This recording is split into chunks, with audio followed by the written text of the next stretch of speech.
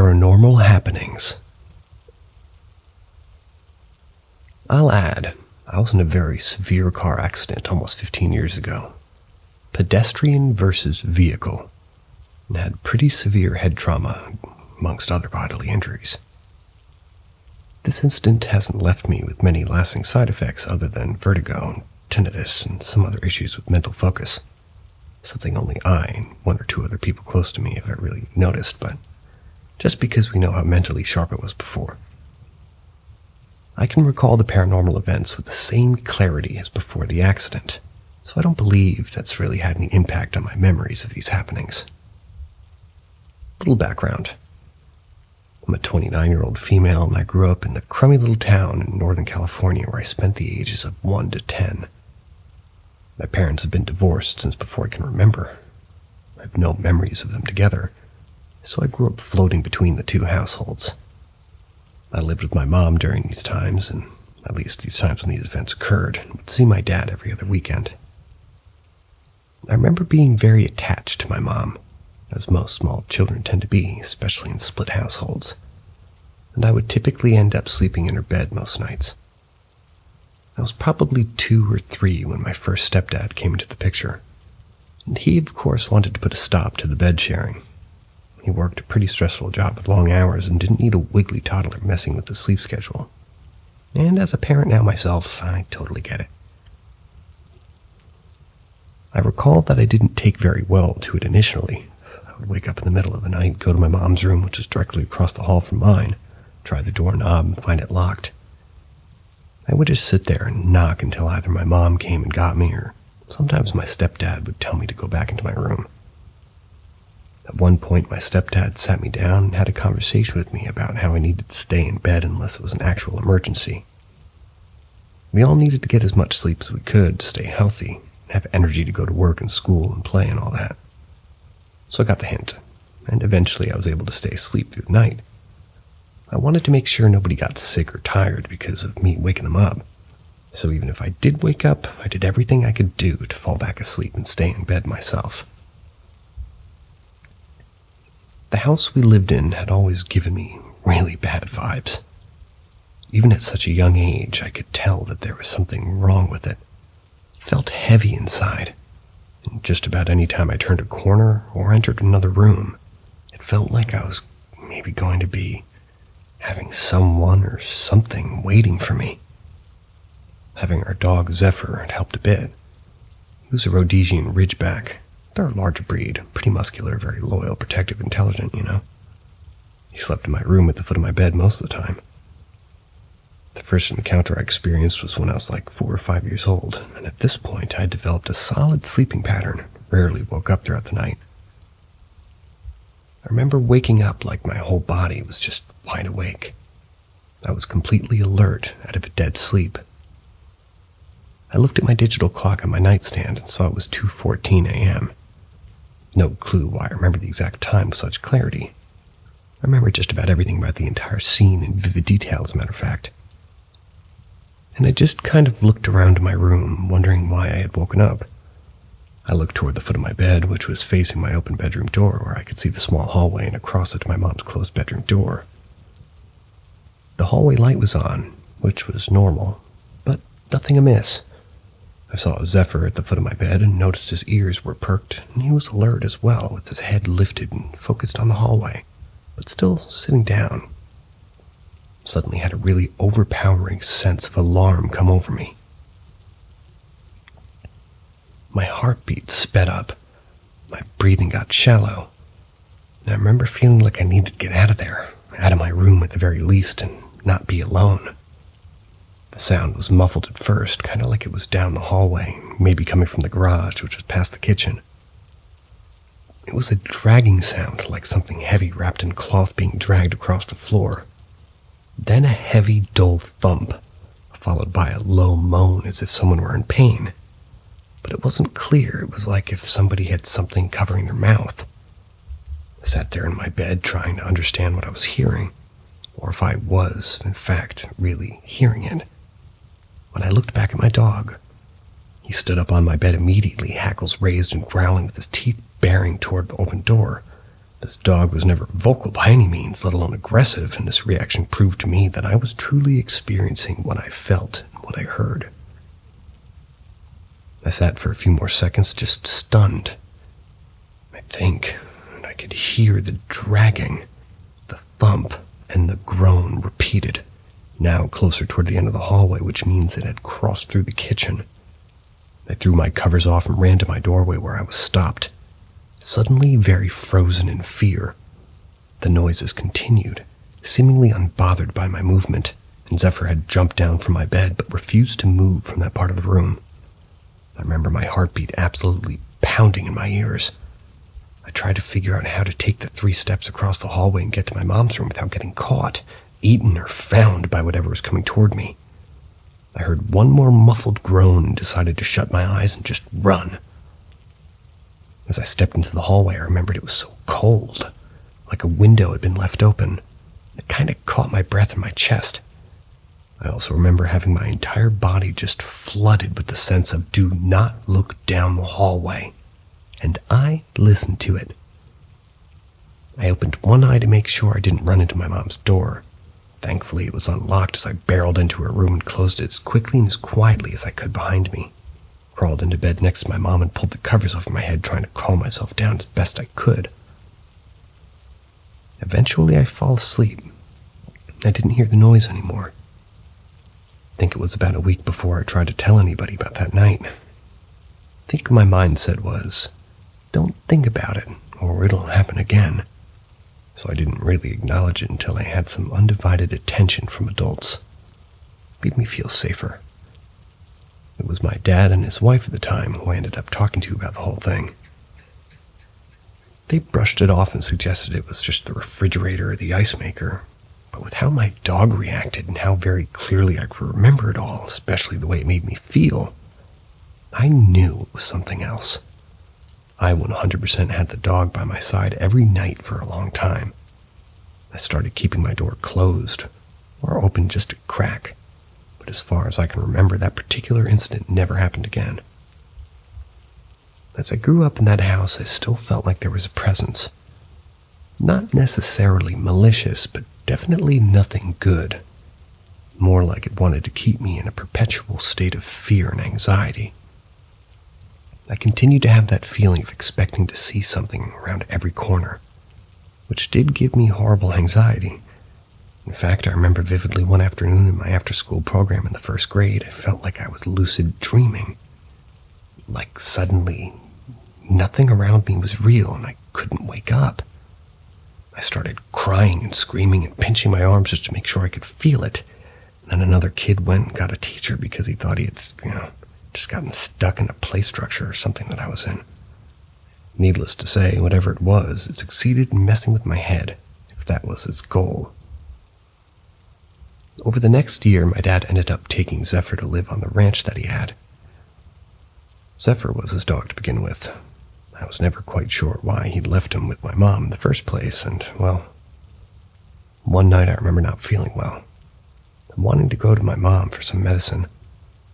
But when I opened her bedroom door, a large, dark dog snout appeared out of the darkness. Then an entire canine muzzle protruded out toward me at an eye level. It was a dark brown color, long and sleek. I could even see the shine from the wetness on the nose. No teeth bared, no noises or anything particularly scary other than the indication that there was suddenly a very large dog in my mom's room. I very quickly closed the door and ran back to bed, hoping that would be the end of it for the night, and it was. My younger sister was born when I was about 6, my brother when I was 8. So there were a lot of distractions over the next few years, and I didn't notice much activity. Things got really chaotic at that house. Unfortunately, it developed into a pretty toxic relationship between my mom, stepdad, and me, so when I was 10 years old, I decided to go live with my dad on his ranch. I continued to feel paranoid and anxious, but I didn't have any more encounters like at my mom's house. Later in my teenage years, I confided in my mom about feeling the heavy presence and very vaguely touching on that one particular encounter. She confessed that she always had felt a presence there as well.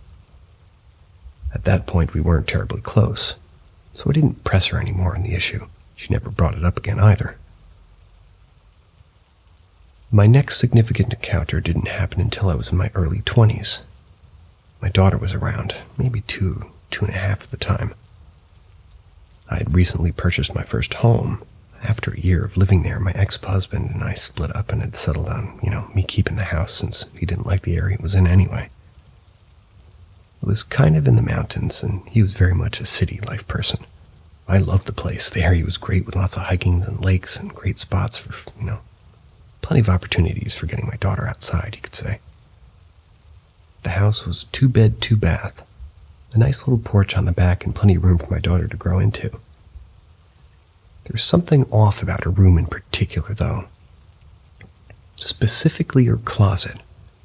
It just made me want to not be in there for too long. Honestly, I would watch it through the video monitor that I had in her room sometimes.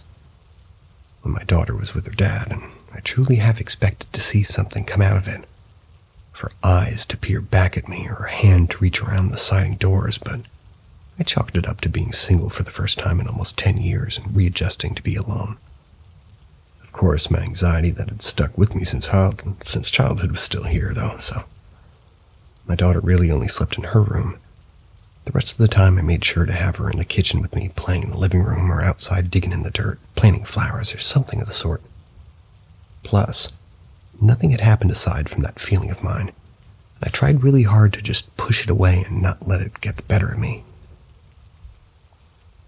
One day I was cleaning up, dusting the vents particularly, when I saw a bunch of colorful things in the vents connected to the wood-burning fireplace. I unscrewed the vents and found a ton of Lego pieces, a spoon, and a few other plastic toy parts. Thought to myself, well, it's safe to say there was definitely a little kid here at some point. As I smiled and imagined a toddler happily pushing their toy into the vent on the wall, having the time of their life, some poor mother wondering where that spoon went.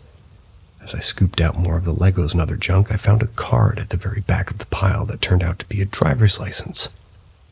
I cleaned it off and saw that the expiration date was still a couple of years away, meaning it must have been renewed fairly recently. Decided to look up the person to see if I could return it to them.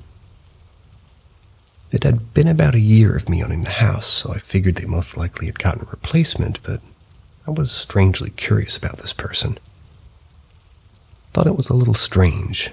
The license belonged to a younger girl according to the birth date on the card.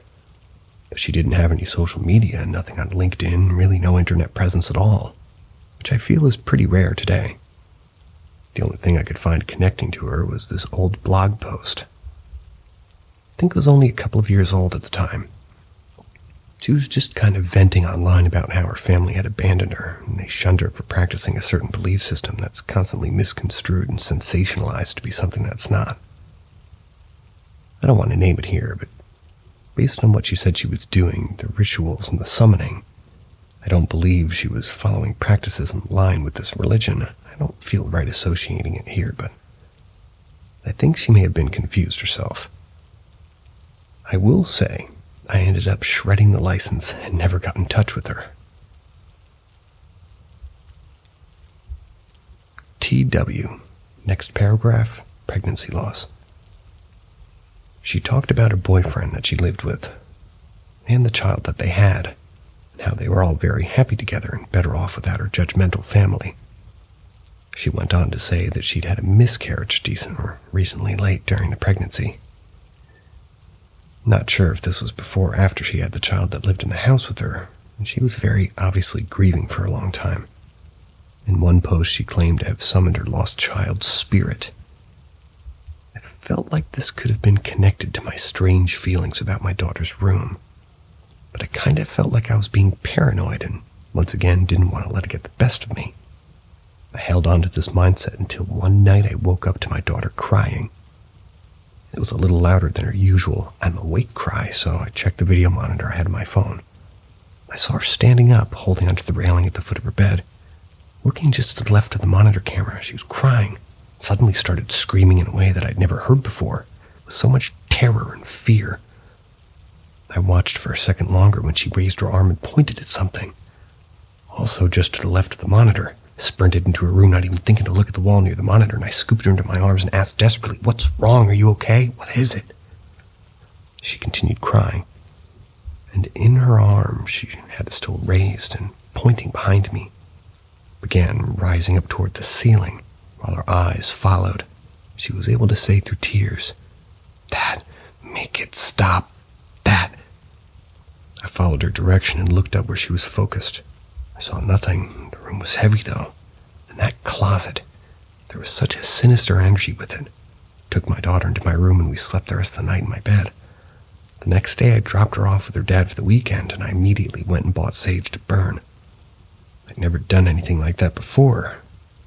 I tried to research as much as I could about how to be successful with it. So I gave it my best shot. Took an abalone shell, burned the sage, and walked through my home speaking and projecting positive energy into my space, releasing any negative energies that may have been stuck. I went into my daughter's room last night, really wanting to take my time in there. My voice shrank a little, my hand shook a little, but I went on very intentionally. I wanted to really focus on that closet. I had to. As I continued speaking and moving closer to the closet, I pulled one of the sliding doors back so I could get the sage inside that space. The words got stuck in my throat, and my breathing stopped involuntarily. On the back of that sliding door were several strange symbols and things that looked like they might be words in a different language, and then what seemed like scribbles of nonsense. I immediately cleaned off the door as best I could and as fast as I could, finished up the rest of the saging in the room. I wish I had taken a picture or something so I could have researched what it was, but it could have also been nothing but nonsense, but I suppose it's for the best either way. After the saging, the house honestly did feel lighter. Nothing ever happened like that night again. My daughter slept much better and my mood in general seemed to improve. I ended up selling the place a couple of years ago and have since moved to a different state. And ever since then, my life's been fairly uneventful in the paranormal area. I did seem to gain this sense of premonition almost. Started when I was around 10 or 12, and to get progressively stronger with age. It's kind of cool, kind of useful, kind of a bummer sometimes. I get very clear thoughts, almost like it's spoken to me, but in my head. Just like a very confidently stated fact. I can get into that in a different post, though. This has gone on for too much longer than I anticipated. But it feels really good to be able to get it out in a community where these kind of events are actually given credibility.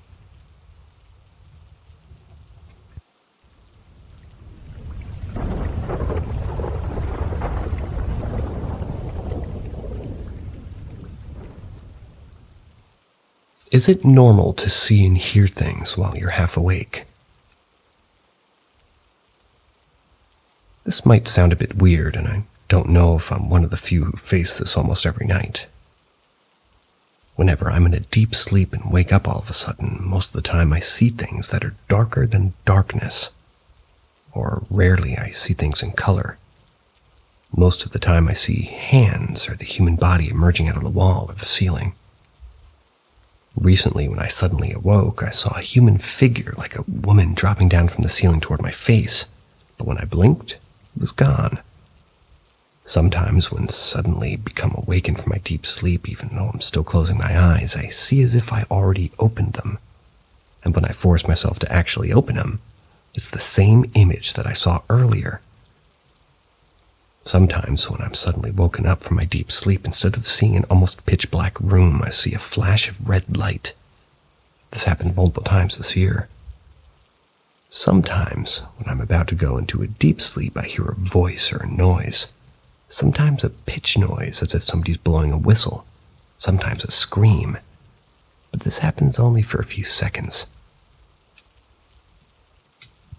Grandpa and his beloved item and his afterlife house. My grandpa passed away in February 2016 during Chinese New Year at the age of 101. I'm quite close to him because we live in the same house. My house is an average size of 400 square meters. My parent and I live on the right side of the house, and my grandpa lives on the left side of the house. But every day after school, I have to go and sit with him. Sometimes we just sit in the same room together without talking for hours because we're busy concentrating on playing marble solitaire. Yeah, most of the time he won. Most of the time when I sit with him, he'll share a story with me. A story of his childhood from the year 1915, the year he was born. His school life from 1920 to 1933. A story of how he enjoys hopping on trains with his friends and traveling from Bangkok up to the north of Thailand to enter the undisturbed jungle from around 33 to 40. He often shared stories about how he used to be a child on the top of a millionaire in the country. He became bankrupt due to the trickery of his relatives, as a reminder for me to have cash in separate savings accounts. He likes to share a lot of ghost and paranormal stories when he lives both in Bangkok and in India. I'll share this next to my post if you're interested. But one of the most repeated stories that he loves to share with me is about his silver Chinese teapot bucket. When my grandpa married my grandma, he moved into her house, and after my aunt, my dad's eldest sister, built a new house, he didn't bring along most of his belongings from that house. And one is his most precious item. It's his silver bucket. He shared with me that back in 1945, he brought one silver bucket along with a Yingjing clay teapot with the price of 3,000 baht, which is equal to about 12,000 baht in 2023 or 342 bucks. Back when he bought both these items, he was already 55 years old. He told me multiple times since I was young that although there are belongings of mine in that house, try to take back the silver bucket. Fast forward to the year 2017, 1 year after Grandpa passed away. I get a chance to enter the house that my grandpa married into once again. I walked through many showcases and cabinets in that house. I saw many antique crystals and Chinese porcelains. Yeah, I know all the stories behind those items, but I never mentioned it to any family members in that house. Then I spotted the only silver bucket in the house, and I knew right away that this belonged to my grandpa. The description is on point. Octagonal bucket, with 8 auspicious pattern borders by 8 nagas. I asked the oldest family member in that house and asked if I could have this belonging of my grandpa back. He replied that I have to consult with a family member. 3 years passed. It's now 2020. I once again asked the same person if I could get it back, and the answer I got was, "How can you know that it belongs to your grandpa? It was here even before you were born. Do you have any proof if other people came into this house and said that these and that belonged to their family, there'd be nothing left in this house?" I took this message to my dad and said that his cousin told me this. I know that deep inside his heart he knew that this belonged to his dad, but he didn't want to trigger any conflict, so he told me, "Keep calm. If the item wants to return to our family, it will surely find its way." I told my dad that I have a dozen pictures of Grandpa taken with this bucket. I could just show them and get it back. Not just the bucket, but I got the picture of Grandpa taken like 99% of the antique in that house, such as an inkwell, a porcelain spittoon, etc. But still, Dad told me just to remain calm and remind me that Grandpa only mentioned the silver bucket. Another 3 years after, the 14th of March 2023 at 10 p.m., I heard the rumor that they need cash and the house will be sold soon along with the items inside. I immediately called the elder of the family, but nobody picked up the phone. So I texted saying, "I will just buy the silver bucket." The text was read, but no reply. On that night, I was thinking, well, seems like I won't be coming back to the family, huh? Right before I go up to bed, I walked past my grandpa's photo taken in 1935, looking young and handsome. So, what the hell?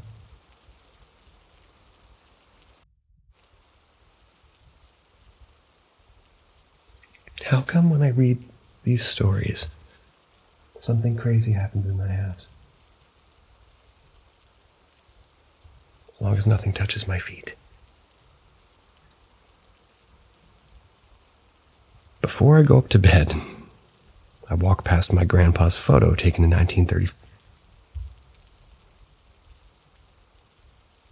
Okay, I'm taking my feet off.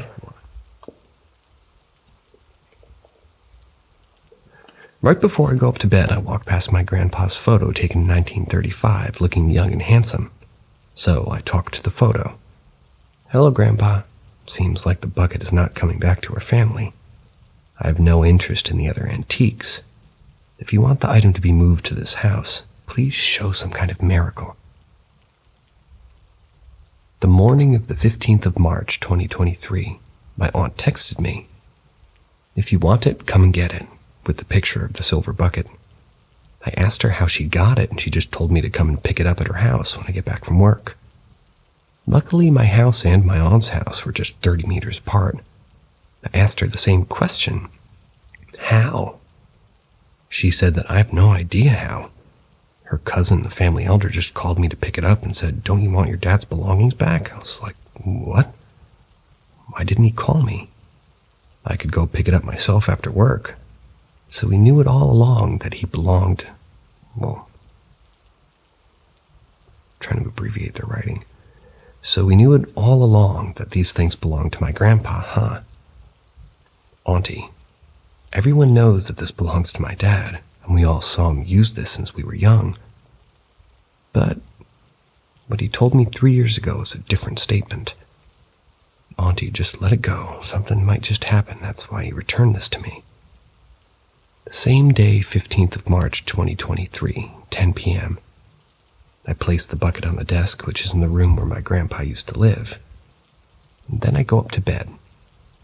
Around 10:30, I forgot something in the kitchen, so I came down. The whole first floor smells of 4711 cologne, the cologne that Grandpa uses daily. He's here, I told myself. So I walked to the living room where Grandpa used to live in. Yeah, I saw him in his usual white round neck button shirt, wearing his usual silvery gray Chinese silk pants, holding his silver bucket in both of his hands, admiring it. I knew that I wasn't imagining things because I saw everything longer than 10 seconds. I don't feel scared at all, but instead, I feel like I've accomplished my task. So I went up to bed. The dream. I often dream of my grandpa many times since he passed away, but in each dream he never spoke to me, except for this one. Right after I put my head onto my pillow, I went into a sleep right away. I dreamed that I was sitting in my grandpa's living room with my grandpa sitting on his navy blue leather reclining chair. In his hand, he was holding a silver bucket. He turned to me and said, "So you get it back, isn't it? Isn't it pretty?" I chatted with him for a while in my dream, and I knew that he already passed away. I asked him, "Grandpa, the only thing that we can't find is the book that belongs to your grandfather. Where is it?" He laughed and asked, "You can't even read. Why do you want it?" So I replied, "I just want to keep everything that belongs to our family in one place." I'll share this in the post about a ghost story my grandpa encountered when he used to live in like 1916. Then all of a sudden he stood up and said, "I have to go, but if you want to see something interesting, I can show you for just a few minutes." He pushed the door, which was supposed to lead to our backyard, but instead, I saw a very, very, very tall red stair turning right and then left. He walked up the stairs and I followed. I was quite far up high, but I didn't feel tired walking up at all. If I'm not mistaken, it was on the 4th floor that he stopped. The whole floor is like a 7-star hotel, many doors along the corridor. I was following my grandpa and was fascinated by what I saw. I have no idea what I trip upon, that I fell to my knees, and when I raised my head, Grandpa was gone. I was like, the fuck? What am I supposed to do now? While I was touring that floor, I had a hunch that each door belonged to a single person or family. I could hear a conversation, laughter from one door. I could hear someone taking a shower from another door. It seemed like each door had its inside activity. Then I spotted a group of 3 people in front of me. They're around my age, in their early 30s. They walk up the small stairways. Not the same stairs that led me to the 4th floor, but on this new floor it's similar, but the door seemed smaller than on the 4th floor. I told myself that I shouldn't be nosy because it definitely wouldn't lead any good, really. So I walked away from them to a balcony. I looked down, but it was full of darkness, deep darkness. Then again, I smelled the 4711 cologne, so I turned around and saw my grandpa. He smiled and said, "Nope, you're too early to be here." Then he pushed me down. Usually when we have this type of dream, it'll feel like we fall from a skyscraper, right? Nope, not this one. I feel like I was hit by a car, like the middle of my chest. It hurt for 3 days. The morning of the 16th of March, 2023. I called my uncle, my dad's eldest brother, and I told him everything about the silver bucket and the visit from Grandpa and the dream. Uncle is a very spiritual person himself, and he studied a lot about after death. He said Dad or Grandpa used to share stories with me, and he also met his dad in his dream. Whenever he's depressed or can't figure out a solution in his life, his dad often brings him to a similar building that you dreamt last night too. It's not a purgatory, but somehow like a resting spot. Each person's room, each different depending on your good deeds, I guess. I don't know because I'm still alive. Before ending the call, he said, "I believe it's your grandpa's doing. That's how the silver bucket returns to our family. Keep it safe. He cherishes it much." I almost forgot. Whenever Dad wants to meet his dad, he'll talk to his picture. Then he appears in his dream. You should try that too, whenever you need help or consult from your grandpa. Well, Uncle, I did that.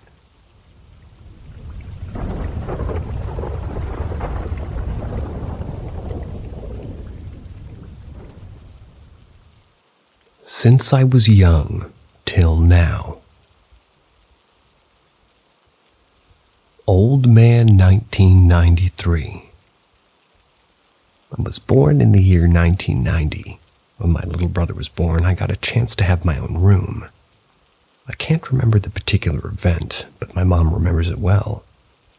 Back then, if you went out onto my balcony beyond our house's wall, you would be in a field of Thai papyrus.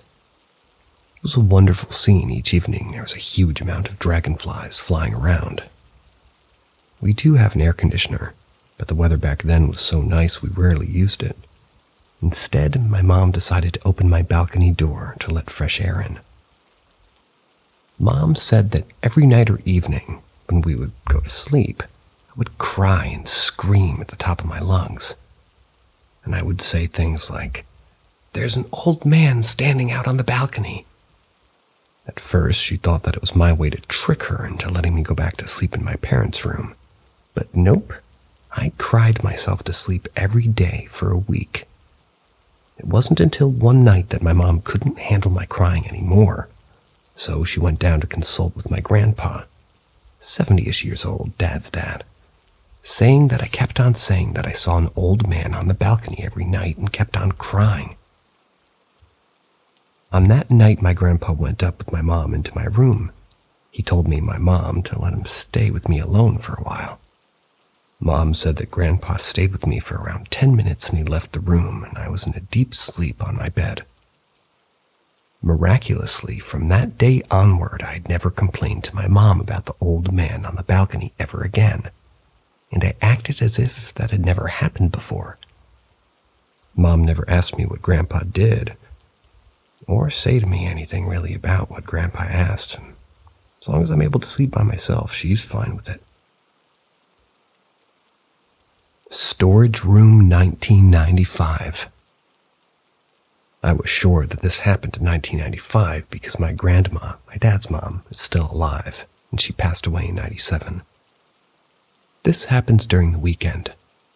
I woke up and prepared to go downstairs to watch a weekend cartoon that aired from 8 a.m. to 11 a.m.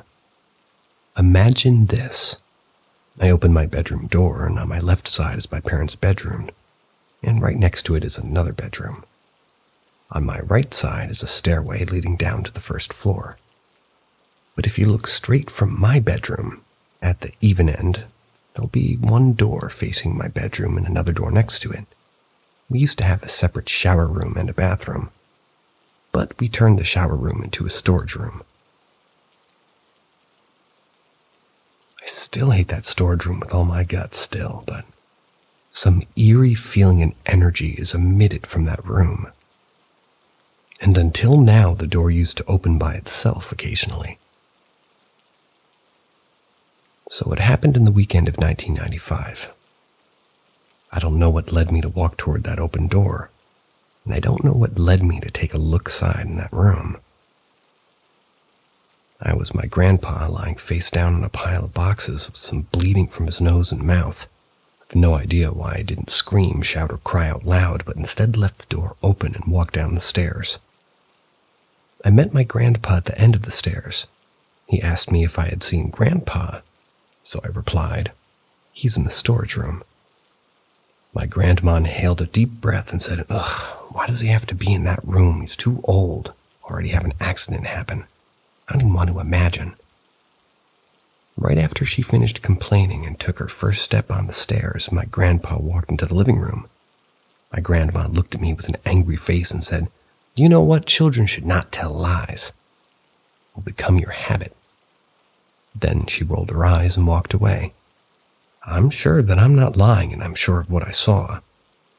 So I walked upstairs, and the storage room was completely shut. Return of the Old Man, 1998 to 2000. Keep in mind that back then I couldn't remember anything about the old man on the balcony. This is the year that my little brother moves to sleep with me in my bedroom. In 1998, I was 8 years old, and my little brother was 5. Almost every night I have to sleep with the light on due to me always kind of seeing the head of an old man take a peek into my room through the window on the balcony. My little brother always complained that he couldn't sleep because of the light. Because of this, I decided to trick my little brother into sleeping at the side facing the balcony window. It wasn't until the end of the year 2000 that my little brother got his room, and when he moved out, he shared with me that since he exchanged the bedside with him, he rarely got good sleep because he kept on seeing a man standing outside the window at the balcony. Luckily, I never met that old man again. Those 2 trees. Surrounding 4 corners of my house consists of 9 huge trees. 6 mango trees, 1 Malay apple tree, 1 water jasmine, and 1 Ataman satinwood. The water jasmine and the Ataman satinwood were planted in the front garden, which is located at the right corner of the house. Since the house was built in 1980, both trees grow up to 5 or 6 meters tall. That's like 16 to 19 feet. These 2 trees got the same eerie feeling as the storage room, especially the water jasmine tree. Whenever I sit at the front terrace and turn my face toward these 2 trees, I always see a dark figure, a shadow figure emerging from the tree. Most of the time, it's the water jasmine tree. But, well, I think that this figure means no harm. It might just be here to observe, I guess. In 2009, the water jasmine tree died, and the shadow figure never appeared again. Might Night Bacon, 2010. This is my favorite situation that ever happened to me, and I remember the year very well. This is the story that all my friends love to hear me tell. They ask over and over again. A few days ago, my dad just went back from the USA on a business trip, and he brought back half a dozen of turkey bacon. Nobody was home that night except for me. It was 3 a.m. I was cooking multiple strips of bacon in the kitchen. I decided to bring it up to eat in my bedroom. I turned off the light in the kitchen, and the whole first floor was almost completely pitch black. There was only a ray of light lurking out from under the bathroom under the stairways, which helped me see the steps up to the second floor. I was holding a bacon plate with my left hand and was getting ready to make a first step onto the stairs. I saw a shadow figure sitting on the third step. I remember the figure very well, sitting on the third step and placing its feet on the second step. Got a very frizzy hair to it. I told myself, nah, it was dark and I'm seeing things. Somebody might have just placed a broomstick here and I'm just imagining things. Whenever I walk up the stairs, I always hold onto the railing. And I did that night too. Put my right hand onto the railing, but instead of grabbing onto the railing, I grab a handful of hairs. I'm sure, without any doubt, the texture in my hand were hairs, not a broomstick. Took a deep breath and ran up the second floor to my room. Thank goodness all the bacon survived the trip. I stood in my room for a few minutes trying to compute what had just happened. I clammed myself by eating all the bacon and decided to go down to the first floor to see if there was anything placed on the third step of the stairs. I turned on all the lights from both floors. Yep, as you can imagine, there's nothing. Mommy Help, 2010. It was a few weeks after I encountered that shadow figure with frizzy hair. It was in December and the weather was quite nice, and I decided not to turn on my AC. It was around 3 a.m., and I was sleeping comfortably on my bed with a cozy blanket on me. I felt that the mattress around my leg area flatten. Normally, when we open our eyes from our sleep, we'll look upward to the ceiling, right? Yeah, but not me. I always looked toward where I felt that the mattress had flattened. I saw a pair of legs standing over both my legs. I looked upward at the legs, and I was sure that it was a man's leg wearing khaki shorts. I continued looking upwards, but the image stops at the waist area. Above that is empty, meaning that there's not only a man's lower half standing on my bed. Closed my eyes completely shut, and I could feel the mattress flattening. It's moving forward onto my left side. The most chilling thing was that I could feel and hear the heavy breathing on my left ear. I automatically pull up the blanket to cover my face and think, shit, how am I going to be able to feel the breath of this thing? Only lower half, shit. This is not sleep paralysis because I can still move. I try to find my phone, which is beside my pillow, and I call my mom, who's sleeping in the room next to me. Mommy, somebody's standing on my bed. Can you come in and take a look? And my mom gently replies, just pray and go to sleep. That was the winter that slept sweating my ass off, basically. No, Mom never came into my room to check me out either. The return of the frizzy hair figure in 2010. This is the last story, and it was the last major paranormal/ghost situation I encountered. Not even a week after I encountered a man's lower half on my bed, and this happened again. Again, I was alone at home that night. It was around 4 a.m. if I'm not mistaken.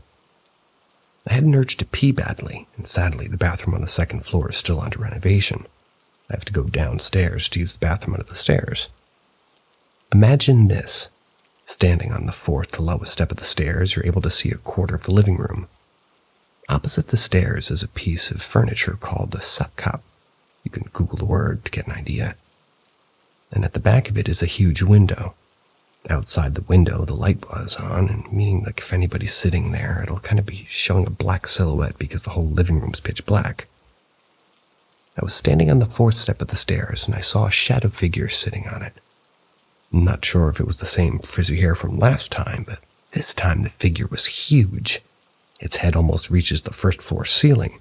If it stands, it would be like 5 or 6 meters tall. Yep, I'm completely stunned and scared, but also very curious at the same time. I decided to walk backwards into the bathroom under the stairs, but still keeping my eye on that huge shadow figure. What shocked me the most was that the head of that huge black silhouette with frizzy hair moved and followed my every step. After I got into the bathroom and finished my business, I asked myself what I should do if I opened the door, and if it was still there. But still, the answer is that I can't remain inside the bathroom till morning. Luckily, after I opened the bathroom door, the living room's empty. Am I still scared? Answer is no, but it made me curious to figure out who exactly that frizzy hair figure was. Does he have ill intention? Or has he resided in my house since the beginning, and I'm just happening to be so lucky to meet him?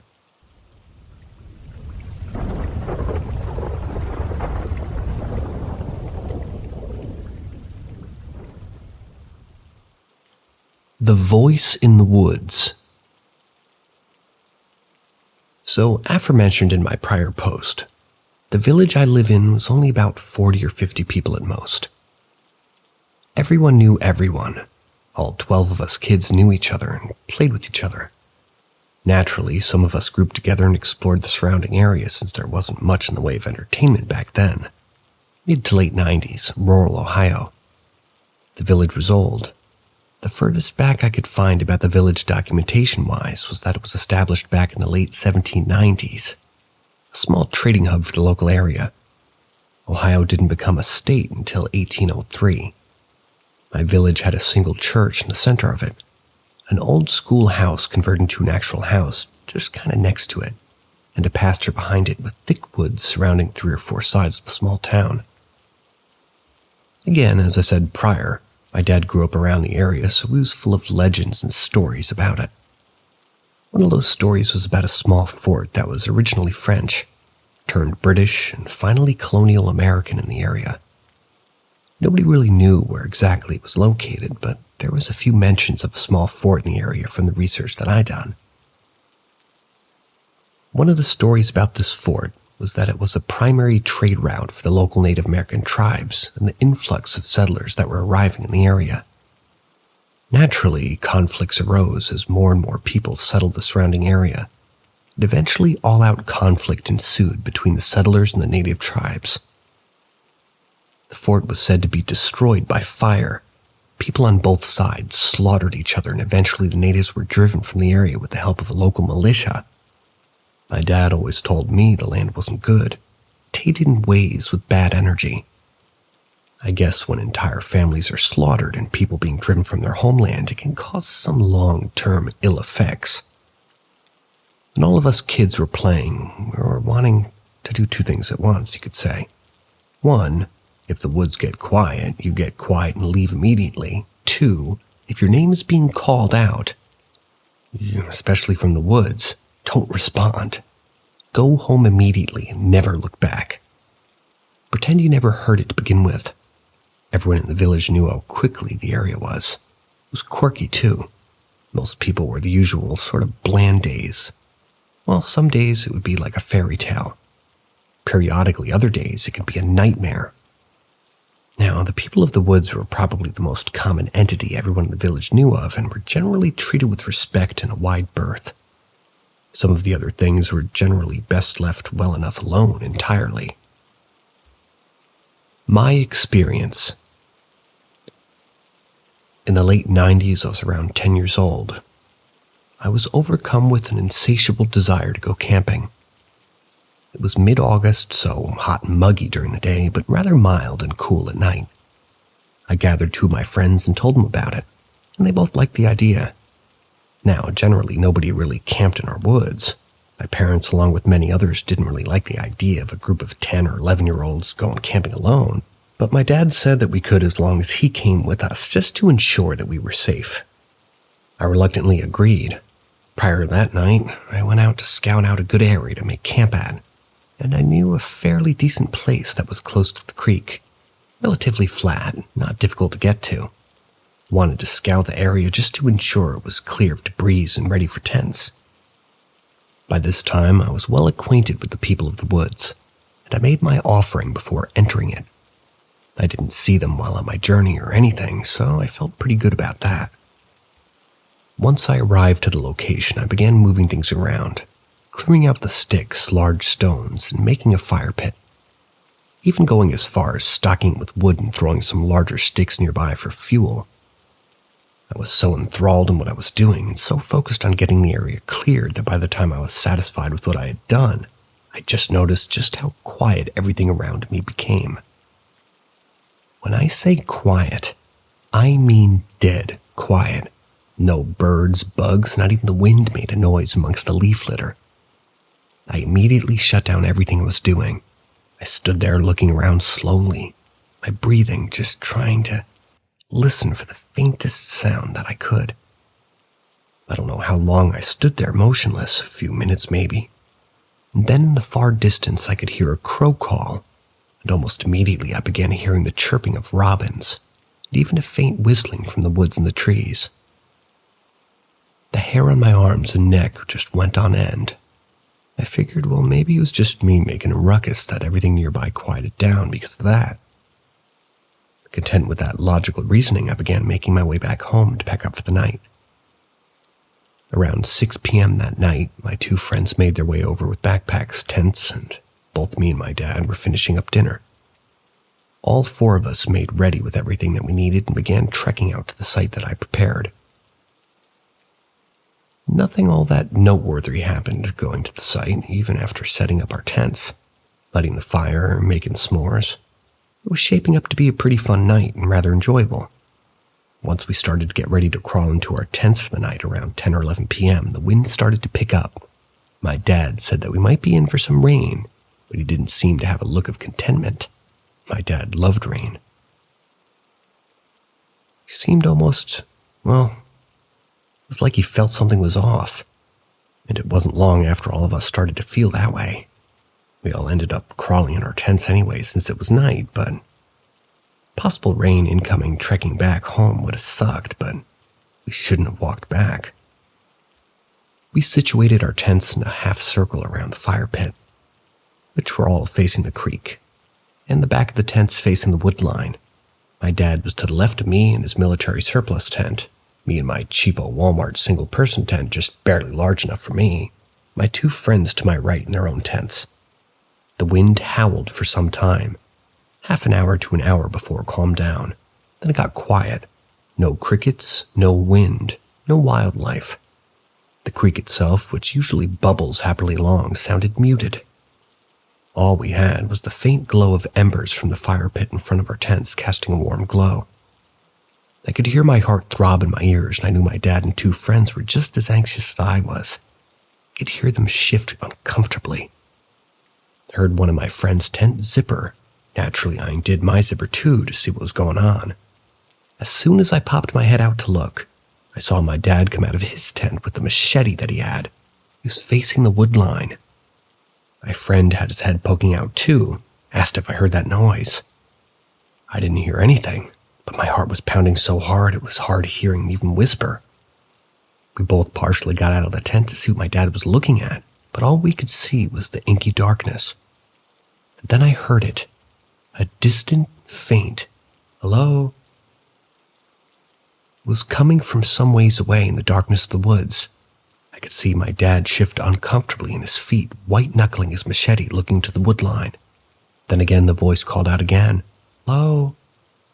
It didn't seem right. It was off-putting, almost as if whoever was speaking was trying to speak in a very feminine voice, faint and fragile. My dad motioned to grab some of the extra wood next to the tent and throw it on the fire, which I reluctantly did. Leaving the perceived safety of my tent didn't really sit well with me.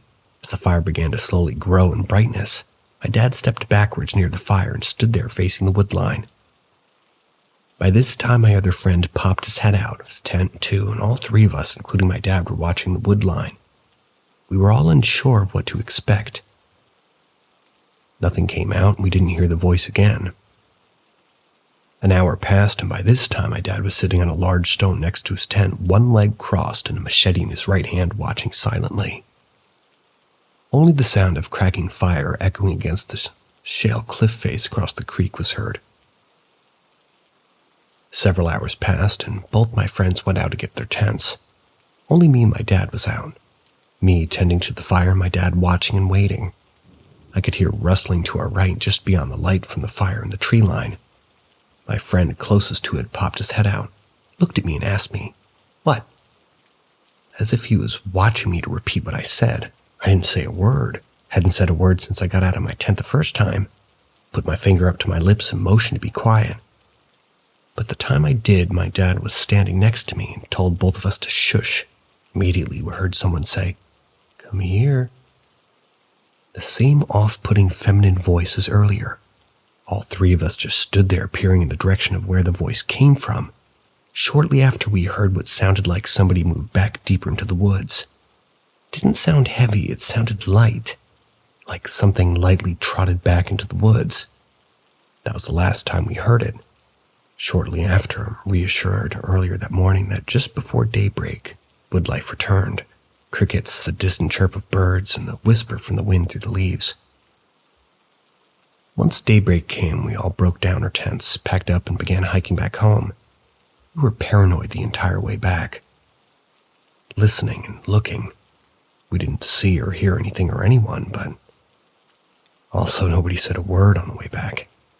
Once we made it to my backyard, my dad broke the silence and told us that what we experienced never happened, and it would do us good not to say a word to anyone about it.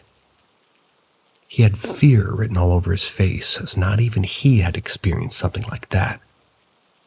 To this day, I don't know what it is or who it was or what. I did end up asking my aunt next door, this was later in life, if she experienced something similar since she grew up in the area.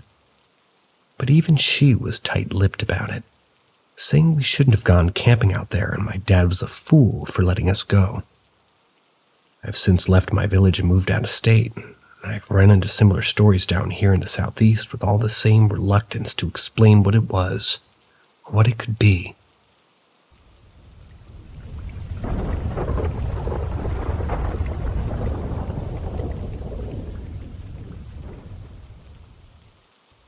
Greetings from the mysterious world of Paranormal M. Prepare to be mesmerized by a series of spine-chilling and thought-provoking tales. They'll leave you questioning the very fabric of reality. Hit that subscribe button, drop an M in the comments, and turn on notifications to keep up with our latest eerie encounters. The Ritual and the In-Law Ghost. Gujarat, Surat, India, 1915. Back in the year 2010, I was 20 years old. I was in my sophomore year in university. I found a bunch of old and antique photos of the family from my grandpa's side, my dad's dad, taken in 1910, 15, 17, 20, and 35. 2 photos caught my attention which were taken in 1915, and each photo got an inscription. This photo taken on March 15th, 1915, of the Dal Chaval, with a stamp saying, Surat. I'm Thai, but the family photo was taken in India. One photo is a group photo consisting of 10 people wearing all white, and all the women wore a huge amount of gold jewelry on them. The second photo consists of 12 people taken in the same area but moved up to the second floor of the house. Grandpa looked at these photos for a few seconds and said, Oh, this Dad's house, my great-grandpa, in Surat, India. The haunted mansion I used to tell you about when you were young. At that time, my grandpa was already 95 years old. He took the photo and told me to move close to him, and we started pointing. The man at the back and on the left is my dad, my great-grandpa, and the man next to him is my half-brother. Dad married my mom when his first wife passed away. In the second row, the lady in the very left is my mom, my great-grandma. As you can see, she looks quite different from the rest because she is Siamese, Thai. At the time this photo was taken, I was inside her tummy. The lady next to her is another in-law, my half-brother's wife. The fourth lady sitting in the middle of the photo is my grandma, Dad's mom, my great-great-grandma. The lady on her left is her younger sister who remains single, and the rest of the people in this photo I couldn't remember. Then he looked at the second photo and said, This is the right corner of the house facing the backyard beside the family cemetery. You can see the balcony on the right side of the photo. That leads to the third floor of the house where 3 water tanks supplies the whole house. It's where we found the in-law's body inside. And you see the infant that my half-brother's holding? He's my older brother and almost died from being sacrificed. He was safe by the in-law. The door behind my half-brother is my dad's bedroom. It's painted crimson red. Grandpa talked with a neutral tone as if what he just said is a normal thing that happens every day. Then my grandpa looked at the first photo again and he pointed at his grandma saying, This person killed. Then he moved his finger to the in-law and she haunts grandma for the rest of her life. My grandpa was born in Bangkok. This is September 18th, 1915. While his older brother was born in Surat, India in 1914. But my grandpa got very ill, and both Thai and Western doctors in Bangkok back then couldn't cure him and didn't expect him to live past 1 year old. So his dad decided to bring him to Surat, and expected that they would be back in Bangkok within a few months. But nope, he stayed in Surat until 1923, while his dad and his half-brother needed to go back and forth between Bangkok and Surat multiple times a year due to their conducting business here in Thailand. The ritual. There is a local belief that happens once in a blue moon on how to obtain wealth in a shortcut kind of way. It's said that a child who is born in the early of the year with a specific body marking is the main key person of the ritual. Once one of the family members receives a sign and information about the auspicious date, they will have to princely dress up the infant and put the infant in front of the specific cave and instruct them. You are allowed to go into the cave and take out the treasure in one go and never look back at the infant ever again. Yeah, I know you readers must be like, what, how, and why? I asked Grandpa the same question. Why? Greed, he said. Greed is the only thing that made you willing to sacrifice others in exchange for treasures. How? Grandpa said that he heard that the entity showed up in each family in different ways. In this case, it appeared to his grandma in her dream, instructing that it wants the youngest infant in the family who was born last year.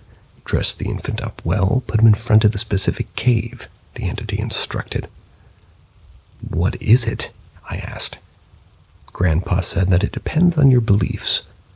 Some said it's a demon, some say it is a deity. But the Gujarati Muslim call it a jinn. I asked my grandpa, why did your grandma want more wealth because we were already super rich at that time? Grandpa simply replies with one word, greed. Back in 1915 when this happened, my great-grandmother was still a few months pregnant with my grandpa. Her husband and her stepson went back to Bangkok to manage the family business.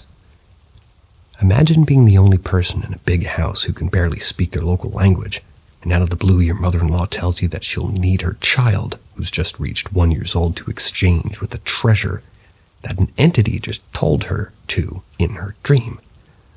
Imagine how much the frustration should be. If we were in our shoes as a foreigner living in a foreign land, we might think that this was all bullshit. But when other members of the family who are local hear this, they all know that this is the real deal and they have to find a way to stop this immediately. The hero of this story is another in-law, one who married my grandpa's half-brother. She's the one who comforted my great-grandma and figured out the date of the sacrifice. As soon as she got the information, she immediately telegrammed my great-grandpa about the situation and told him the specific date that was told in my great-grandmother's dream. Let's say that if this story were crap or just local folklore, my great-grandpa would like it go. Maybe they mean would let it go.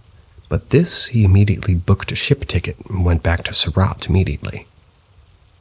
As you can imagine, there is a huge argument between my mother and son. And this is the reason why the great-great-grandma hates this in-law to the core. Don't blame him. I asked my grandpa what would happen to the infant if the ritual went perfectly. Grandpa said that from what he heard from many locals, which also includes his grandma, he said that right after you took out all the treasure and walked past the infant, you would hear a snap. Ask if the neck is broken. But for those who took the treasure and look back at the infant, all the treasure that you have taken will be gone, vanished into thin air. Even if you get your infant back, but they're never the same.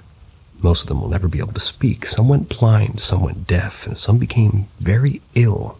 The source of the illness was never found. That's what you get from your action of greed, said Grandpa. Ghost-in-law. Growing up in a mansion in Surat, Grandpa knew that his grandma and the in-law never would see eye to eye. Everybody knows the story behind it, but nobody ever speaks of it. Grandpa said that the in-law is a very lovely person and she loves him and his older brother as if they were her children, because she doesn't have a child of her own. One day the in-law went missing and nobody could see her for almost a week. Then once a day, had one of the housemaid need to check the water level in the water tanks, which is located in the 3rd floor. Everyone heard the scream. The housemaid screams at the top of her lungs and everybody flocks to her. She found the in-law's body in the water tank. Everybody knows that there's no sane person who will climb up and go into the water tank. Plus, she's considered as one of the masters of the house, so it's not her duty to do so. Grandpa said that everybody knows that it's Grandma's doing, but nobody ever speaks of it. Grandpa said that he remembered it well. His grandpa started saying that she saw the ghost of the in-law a few days after her body had been found. She had to be tortured by the in-law's ghost until 1923, the year before Grandpa went back to live permanently in Bangkok. Grandpa said that every day his grandma would trip down the stairs, and she claimed that the in-law did it. Every time that the family gathered at the family member, his grandma would refuse to sit at the table because she claimed that the in-law kept on pulling my legs. That night she claims that she's barely able to sleep because the in-laws keep on standing beside her bed. Once a week, every night, she would have to knock on my grandpa's bedroom doors and ask him to accompany her to the 3rd floor and check the water tanks. She claimed that she heard a loud banging sound from above as if someone was banging on the inside. This happened for 8 years straight. Grandpa said that his grandma died from exhaustion. He remembered that on the very last night, every family gathered in his grandma's bedroom and she confessed that she was the one who killed the in-law. That's why she kept on haunting her. She said that she hated her to the core because he ruined the ritual. After confessing everything, she dies on her bed exhaustingly. But not to be worried. The infant who was meant to be sacrificed passed away in his early 90s. My grandpa passed away at 101, even though doctors said that he wouldn't make it to 1 year old. Grandpa said India is a land of wonders. Everything you could have imagined could be found there. Spectacular magic trick man-made, and all the rituals, paranormal activities, and living folklore could be found there. He really misses the place and all of his childhood there. He thanks me for recovering the photo from storage. Truly brings back memories. Hard to read, but interesting nonetheless.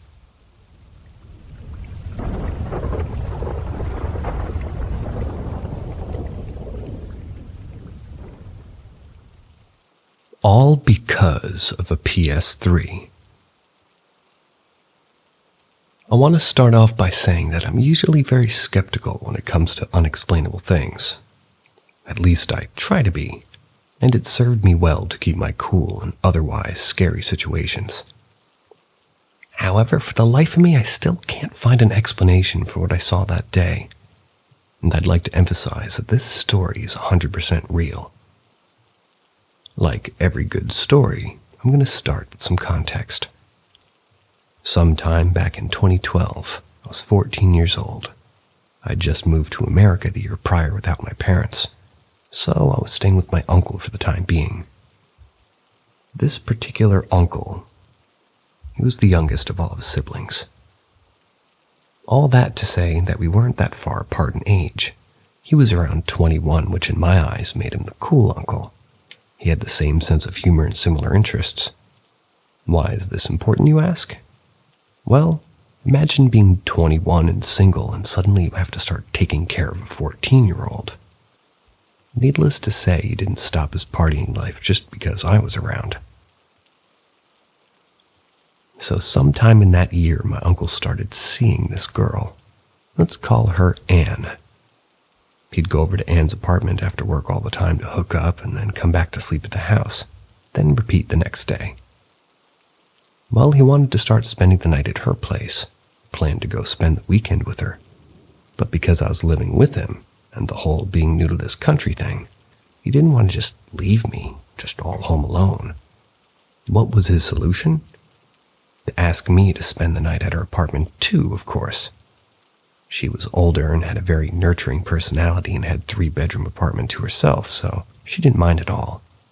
She even encouraged it. Hell, I wouldn't be surprised if it was actually her idea to have him ask me. I wasn't super thrilled about the arrangement, not because of how awkward it could be, but because of how kind of boring the whole thing was going to be for me.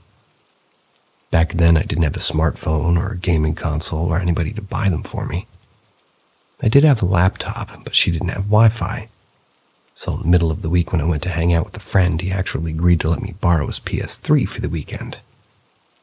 It was actually his older brother's, who wasn't staying with him at the time, and he had an Xbox, so he didn't really care. So long as I brought it back in one piece, of course I could use it. So the weekend comes and we head over to her apartment. They're actually more like townhouses connected together by a wall. Specifically, this is a low-income housing complex, and it has a terrible reputation in our small town for being the easiest spot to get whatever drug you wanted. The reason this matters is because when we got there was actually a couple fighting outside our unit, and upon parking in front of them, they went inside. I found this odd because my uncle told me Anne lives by herself. So as it turned out, both Anne's sister and her boyfriend had just gotten out of jail the day before and were staying with Anne for some time. But because we were staying the night, they were going to spend the night somewhere else. But they hadn't left yet. So we go and meet everybody. The sister and boyfriend look exactly like you'd expect from somebody with heavy drug use and smoking. The boyfriend in particular stood out to me because it's the first time I've ever seen anybody with a face tattoo in real life. Anyway, I let the adults mingle. Meanwhile, I went to go to another room to play the PS3. Pretty much stay on it the whole time. Must have been around 11 p.m. when the other couple finally left. My uncle and Anne went upstairs to their room to, quote-unquote, take care of business. Eventually, I too went upstairs to the room I was staying at. I laid down and took out my laptop. I think I started playing Plants vs. Zombies or some other half-baked flash game I had available offline. I don't quite remember.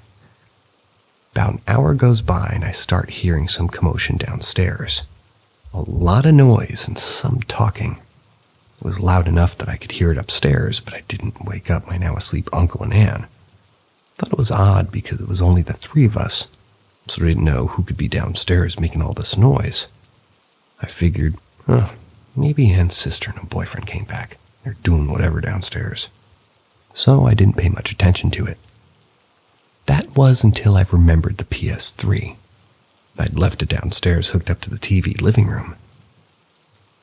Now listen, I'm not one to judge a book by its cover, but I found it a little sketchy that they left and came back when everybody was asleep, so I didn't want to leave it downstairs because I was afraid of it being stolen by whom I thought were sketchy people. Especially when the PS3 wasn't mine, and I knew if it got stolen, I was going to have to pay my friend for it. I debated whether to go downstairs and get it or not. I thought if I went downstairs just to get the PS3 and went back upstairs, it may come off as rude to them. I didn't want them to think that I thought they were going to steal it, even though I did. After thinking on it for a while, I finally decided, screw it. I don't know if it comes off as rude. I'm not about to pay for it if anything happens to it. Meanwhile, the whole time the loud noises can still be heard, but I couldn't really make up any of the voices anymore. I finally make up the courage to head downstairs. And as soon as I open the door from the bedroom, I find it super odd that everything is dark. If there was people downstairs, I figured they'd have the lights on, and you can see the downstairs light reflection on the stairway. I get to the stairway and still everything's dark, but the noise feels louder. I could tell the noise is coming from the kitchen. The way the house is set up is you have to go through the kitchen in order to get to the living room. So I start walking to the kitchen slowly, not sure of what I'm about to find. This is when I'm finally close enough to peek in. What I see? Well, I'm not sure how to properly describe it in a way that'll do it justice. Everything. And I mean everything that was sitting on the kitchen counters and the stove was moving. I'm talking about pans, pots, knives, all kinds of utensils, condiments, sauces, the dish rack, all things on top of the stove, bell, oven mitts, pans hanging from the hooks on the wall. They're all moving and shuffling. They're bouncing up and down as if doing some weird kind of dance. Try holding your phone or keyboard and make it hit the table on both ends back and forth really fast like a seesaw. That's what all these things were doing. Let me reiterate. All of these unanimated objects were bouncing up and down so loudly that I could hear it upstairs as if they had a life of their own. I'm aware of how ridiculous that sounds, and I have no proof of it, but I swear on my life that this is true. This was happening only in the kitchen for some reason. So what did I do upon seeing this possibly supernatural event happening right in front of my eyes? Nothing. Right at the moment anyway, I think to myself, it's kind of weird.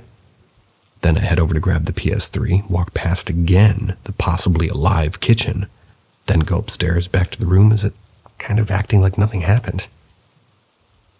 It wasn't until I got back to the room that I thought, holy shit, wait a fucking minute, something ain't right here. I could feel the fear starting to set in. That was always a little slow, but I have no idea why I didn't react right there and then. Maybe it was my brain's way of protecting me, or I just couldn't compute it right away. Immediately I got in bed and got under the blanket, because ghosts can't get under the blanket, right? Started hyperventilating for a while until I calmed down. Eventually I fell asleep. The following morning after waking up, I head downstairs. I don't really want to say anything right away, but as we're about to head out, I told my uncle what happened. He kind of laughs it off at first. It's kind of hard to grasp how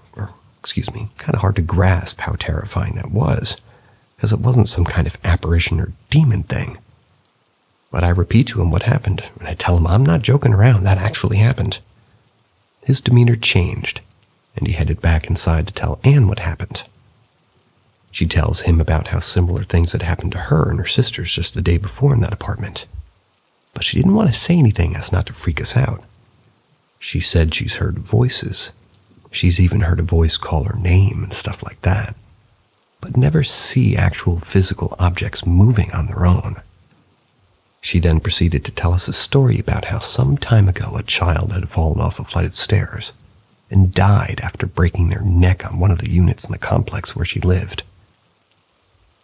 I don't know how true that is, and it's probably just a way to justify the fear, but regardless, that's the story she told us. To this day, I have no idea what happened.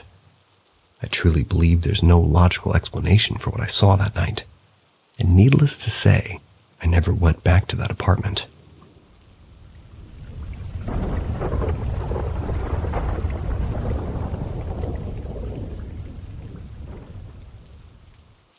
What did I experience?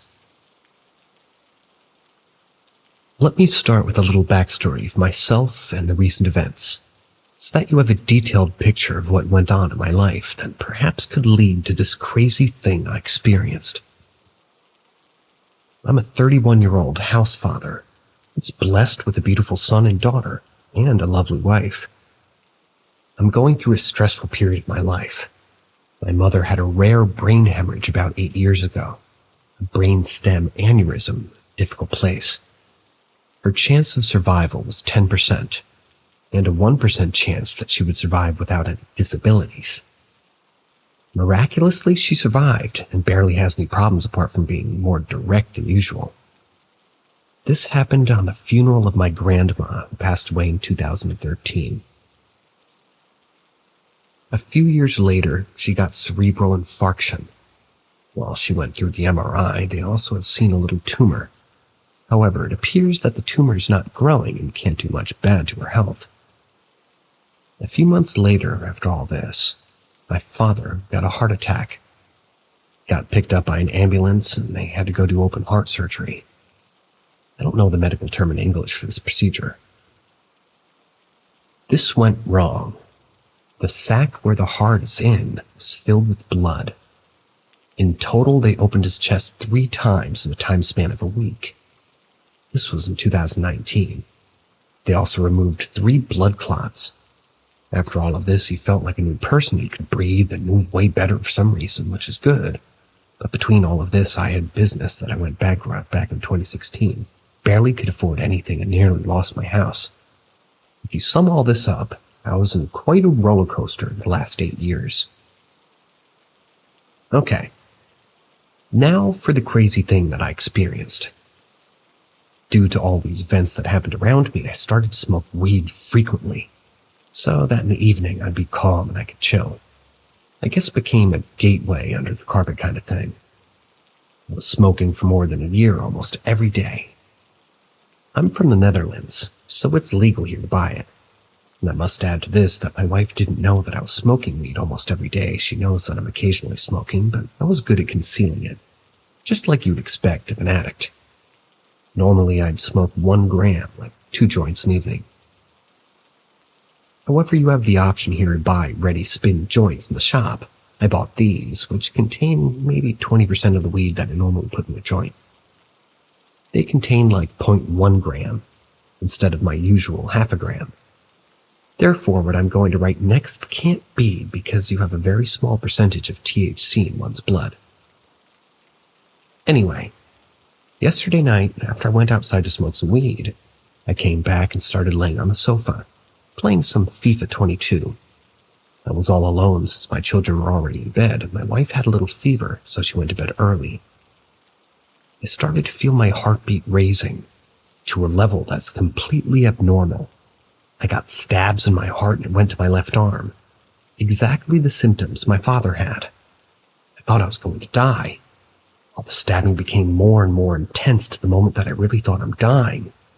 A being or a person or a thing started to communicate with me through my mind, revealing itself, actually communicating that he, she, or it is questioning if I want to die right now or not. I had to promise that I would change my life right then and there. Otherwise, he would let me die right there and now. I begged for my life while crying intensely and promised myself to him or her, it, that I would instantly change myself. I also had to go to my wife straight and tell everything, as well as the secret that I'm smoking more than she knows. After I genuinely begged for my life and agreed that this is the end, the old me's dead and the new me will arise. I felt the pressure fading away through my throat. After it was faded away, I could feel the energy, everything around me.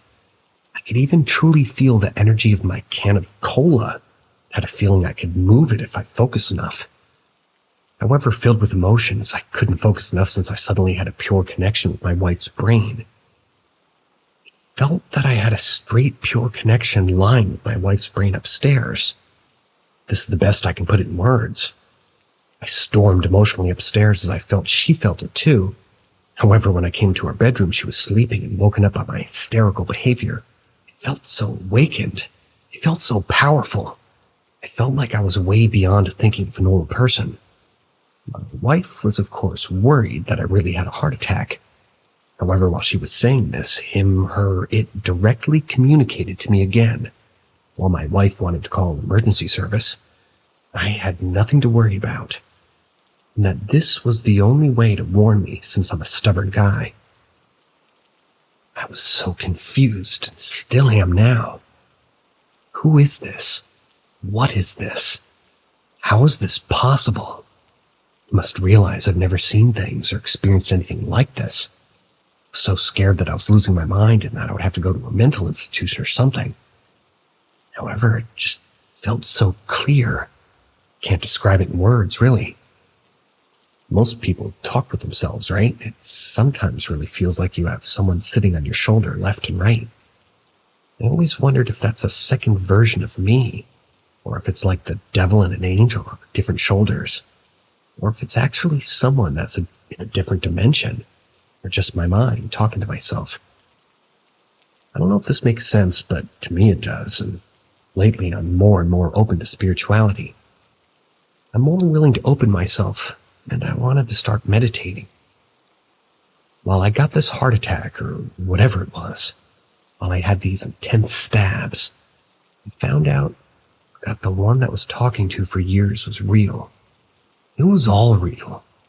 Really scared me, like a demon was all along with me and wanted to kill me. Sounds weird, but that's what went through my mind. That's all I could think about in that moment. It was after this thought that the communication started and I had to make the promise. It didn't feel negative anymore. I guess the unknown can be very scary and you can make it think it's something negative, but when I was explaining everything to my wife, she never doubted me and fully believed what I experienced. While I was in bed with my wife, I tried to focus on who or what it was and where it is that I can get some answers. You must know I'm not religious. I do believe there's something, which kind of got confirmed to me yesterday night. However, I don't believe in God or Jesus or Buddha or Allah and so on and so forth. But I do know now that there's something higher than that. That's all I can say. Don't ask me how or why. I just know now. Anyway, I was trying to find out who or what it was. Some people crossed my mind, including my grandma. As soon as I thought about her, I could feel her energy. I could communicate. How was this possible? What the fuck? But I was so emotional that I couldn't stop crying, especially when I felt my grandma. God, goosebumps all over my body since this happened to me yesterday. By the way, I did go to the doctor's this morning to check if I had to worry about something. However, for some reason, I knew exactly what she would say. It's probably stress, experienced a panic attack. My wife has had a lot of panic attacks in the past, and let me tell you, what I experienced was nothing like a panic attack or anything close to that. Probably I'm forgetting to add stuff here, what I felt, but it feels like it's impossible to explain in words what I experienced last night. My mind still can't comprehend what happened. My wife told me to post my experience in a few subreddits, so, well, here I am.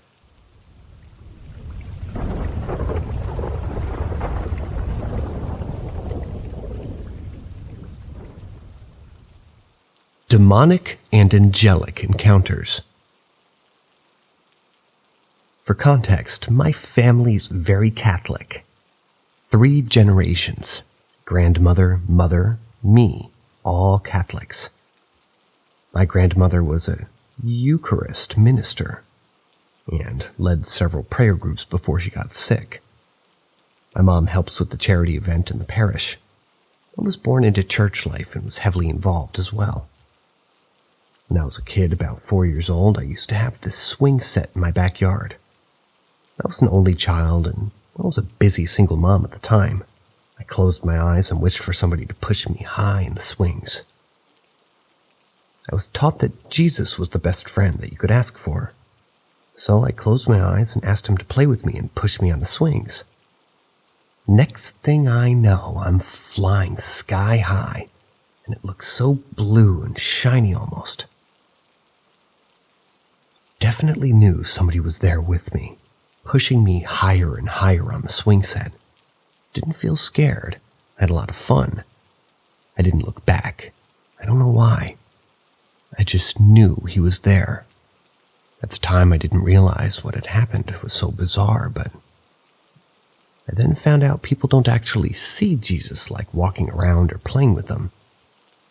They just thought it was cute when I said I played with Jesus. I don't think they realized what I was referring to, though. Sometime after that, I had a horrible nightmare. I screamed and my mom had to pray over me and just convince me that I was safe and to go back to bed. I don't remember the dream, though. I do remember, however, telling my grandma what she replied with. The devil comes in dreams to torment and scare us. I've had similar dreams too. Don't be afraid. They're more afraid of you. My mother just wrote it off as a typical nightmare, but those words that my grandmother told me really stuck to my 5-year-old brain. Fast forward 13 years. I'm getting ready for college, spending my last Holy Week home. I was preparing for a big move. I was nervous. I didn't know if I was doing the right thing. It was the Holy Thursday, and we were in Eucharist and adoration. That was about until midnight. I was in deep prayer, asking for guidance, lost track of time. Suddenly I felt a hand on my shoulder, big and strong and warm. Thought it may be my mom or somebody else showing me their support or joining me. I'm very touchy-feely with people, so it wouldn't surprise me or bother me. When I finally opened my eyes, I look back and nobody has their hand on my shoulder. But I still feel it there. I look to where the person should be, look up and smile. And, well,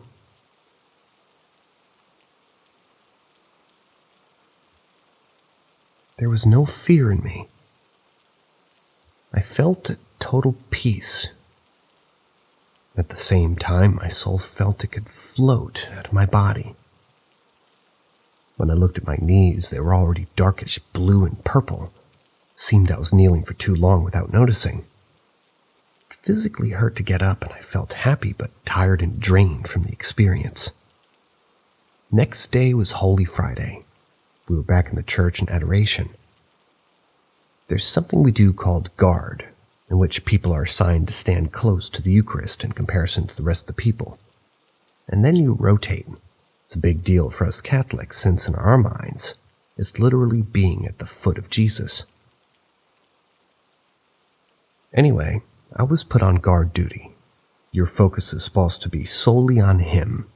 You're not supposed to look back until you're taped on the shoulder. I think they mean tapped on the shoulder, which indicates that you have to switch. I'm doing my guard, and I feel these footsteps behind me. I know it's supposed to be my substitute, so I'm turning slightly around since I know they're close by to reach me. However, standing there behind me is a blond man in a white robe of sorts. Then gone. It was a split second, and it shocked me. I knew it wouldn't hurt me, but actually seeing him and then disappearing, and nobody else noticing, I couldn't shake it out of my system. Half of me thinks I just imagined it. Half knows I did not. After the shock passed, I was euphoric. I could see angels, damn it. I was going to start healing the sick and levitating, all that cool shit. I got cocky. Thought I was spiritually super strong. Since I thought I now had this superpower, I had to use it for good. So I tried to do an exorcism. Yeah, we all make mistakes, but this one was the worst of them all.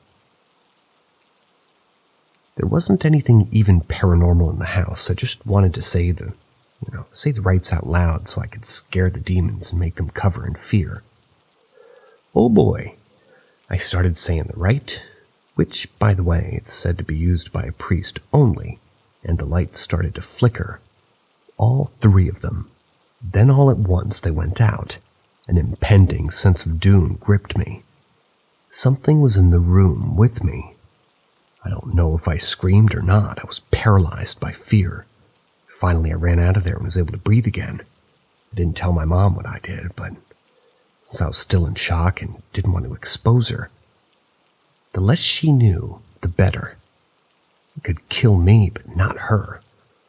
I didn't sleep that night. I just prayed. I asked God to show me what the hell attacked. And coincidentally, an article on Asmodeus popped up. Pretty convinced it was him.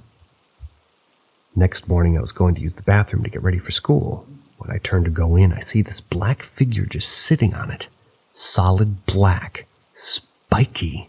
No eyes, no mouth, featureless. Big. Extremely so. And it looked solid, not like a shadow. I ran for my life downstairs. I wanted to scream, but I couldn't get noise out. Didn't eat that day. It was too nauseous. The adrenaline kept pumping through me the whole day. I was in shock. Pretty rattled just writing this. Then fast forward to present day. My grandmother was attacked by a red and black being last Saturday. She was in the guest room praying and preparing for bed. Turned the lights off, and this thing just showed up. All windows and doors were closed. Our house are basically just made of cement, so we don't have too much problems with bats in our homes. And even if it was one, we don't have any that are black and red.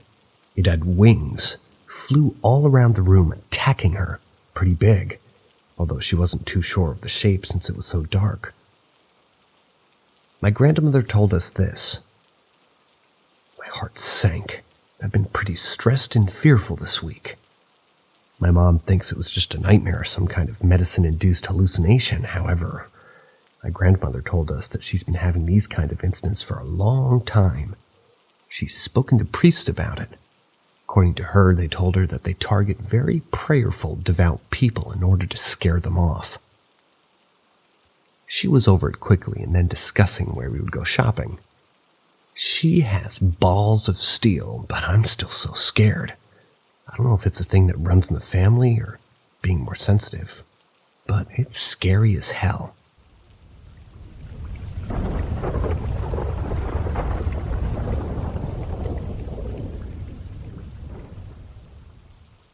A few ghost stories from my family. So I promised this a few weeks ago when I wrote about my uni flat. I have a story of potential hauntings from my mom, dad, and brother. They're all kind of interesting.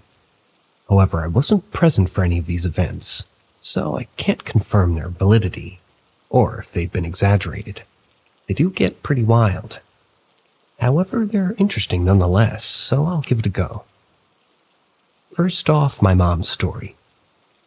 So this occurred before I was born, when my brother was about 7 years old, although he's not really involved in the story. My mom lived in a different town than where I grew up. She had a friend called Pat, I believe, who had a husband called Billy. She had known them for years as she used to work with Pat, and when they were looking for a new house, she advised the one next to her, which was up for rent at the time. It was an attached house with my mom, dad, and brother on one side and Pat and her husband on the other. Apparently, when the first few weeks of living there happened, Billy became incredibly irritable, losing his temper over the most minor of things, and after several months became physically violent. It got to the point where Pat had a secret knock, you could say. She would use this on the wall, as the two rooms were literally through the wall from each other. This would be to signify that Billy was hurting her and for my mom or dad to come around straight away, which would instantly calm Billy down and make Pat feel more secure. While all this was going on, Pat also mentioned that whenever her and Billy went out for the day, they would come home to a completely ransacked house, with the furniture flipped over and the cupboard doors open, and sometimes ripped off. The house was also incredibly cold all the time. One night my mom heard lots of crashing, seemingly coming from the next door. The dog was barking and she heard the TV turn up incredibly loud, which she believed was Billy turning the TV up to tune out the arguing. She said after the TV had turned off, she heard the familiar knock against her bedroom wall, and claimed she could hear extremely loud female crying through the wall. She said the knocking became more frantic, and the crying got louder, and my mom believed that Pat was in serious trouble. So immediately ran out of the house into the next door, where she found the front door of Pat and Billy's house open. The dog was barking in the living room where the door was closed. My mom shouted their names but got no answer, heard no sound. It was as if the house was empty. She had a quick look around and saw Pat and Billy driving up the driveway. My mom freaked out and ran over to say that she heard someone in their house, to which Billy ran in and started looking around. Pat started freaking out, claiming there was a demon on the staircase, but neither my mom nor Billy could see anything. Billy apparently started walking up the stairs, but only got a few steps up before falling backward and down the stairs. He claimed he was pushed. They all freaked out and left the house. Allegedly, they mustered the courage to go back in and found the house completely ransacked as usual. They moved in with Pat's mom the next day after packing and started looking for somewhere else to live. My mom claims that shortly after they left, and while the house was still empty, things would get thrown from the windows at her when she was going to her car. My mom also moved out shortly after. Apparently after Pat and Billy left that house, Billy went back to the gentle giant he was before moving in, and the physical and verbal abuse ceased almost instantaneously. According to Pat at least. I heard the story from all three of them, and it stays the same, so I'm inclined to believe it. Story number 2. My dad. My dad used to work in a coal mine as a health and safety inspector. One day, him and a feller named Gordy were sent to check if any of the gates or gases or something had leaked to a specific part of the mine, which was rarely ever used, too. They checked it out and it was all clear. They started heading back. The miners apparently used to take any opportunity they could if they were out of the way of other miners to have a quick nap. So my dad and Gordy did that. My dad said he woke up to feel someone poking him. He turned to Gordy and told him to stop, but Gordy was understandably confused. They went back to sleep, but the same thing happened again. Although this time, when my dad woke Gordy up, Gordy started panicking as another light was coming down the tunnel toward them. They couldn't see the people, given how dark it was, just the helmet lights. However, they thought it was a supervisor coming to check on them. They worried that they had overslept. My dad said he used one of the phones along the line to ask who'd been sent down to check on them, and that they were coming back now. The manager claimed that nobody else should be in the section of the mine that they were in, and that they needed to tell them to head back to where they should be. My dad and Gordy started shouting to the person, but apparently the light just started moving toward them at a rapid rate. Apparently, a figure zoomed between them. They couldn't make it out, but it was incredibly fast, and the light seemed to be from what looked like a helmet. My dad and Gordy apparently spun around to see this figure disappearing down the mine shaft into the darkness. They understandably did a runner back to the supervisors and got ribbed for it. But Dad swears to this day that he saw something down in that mine shaft.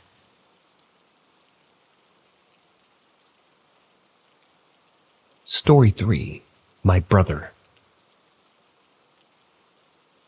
The last story now, and probably the shortest. When I was a kid, I had a friend named Lewis. He was a family friend. My dad was good friends with his dad. He ended up moving to a new house. It's an offshoot from a farm. The guy who owned the farmhouse also had a huge barn. He was moving to Spain and had just filled the barn with a ton of junk that he no longer really wanted. It was absolutely filled to the brim in there. I told my friend's family that they could help themselves to whatever it was that was in the barn. I was about 11 or 12, and my brother was like 21, 22. Me and Lewis had a root around, and I remember finding a Ouija board, which, as a kid, I thought nothing of. Just picked it up, looked at it, I'd heard about them, but just tossed it to the side. My main interest in that barn was the commando figures and the zoo magazines. For anyone unfamiliar, they were like old porn magazines in the UK, before it became easily accessible on the internet. My brother, however, would not go in that barn after his first experience in there. He went in once with Lewis. There were 2 floors. Him and Lewis on the top floor, and Lewis and his dad, and that on the bottom floor. Those 2 were upstairs when apparently a remote-controlled car drove along the floor between the 2 of them. My brother laughed and picked it up and freaked out because it had no batteries in it. Him and Lewis came down explaining what had happened, but Dad he just laughed at him. Freaked me out, though. After that, my brother wouldn't go in that barn. However, 2 or 3 visits later, he claimed he saw a face on the top floor of the barn in the window, staring down at him while he was in the garden. The rest of us didn't see it.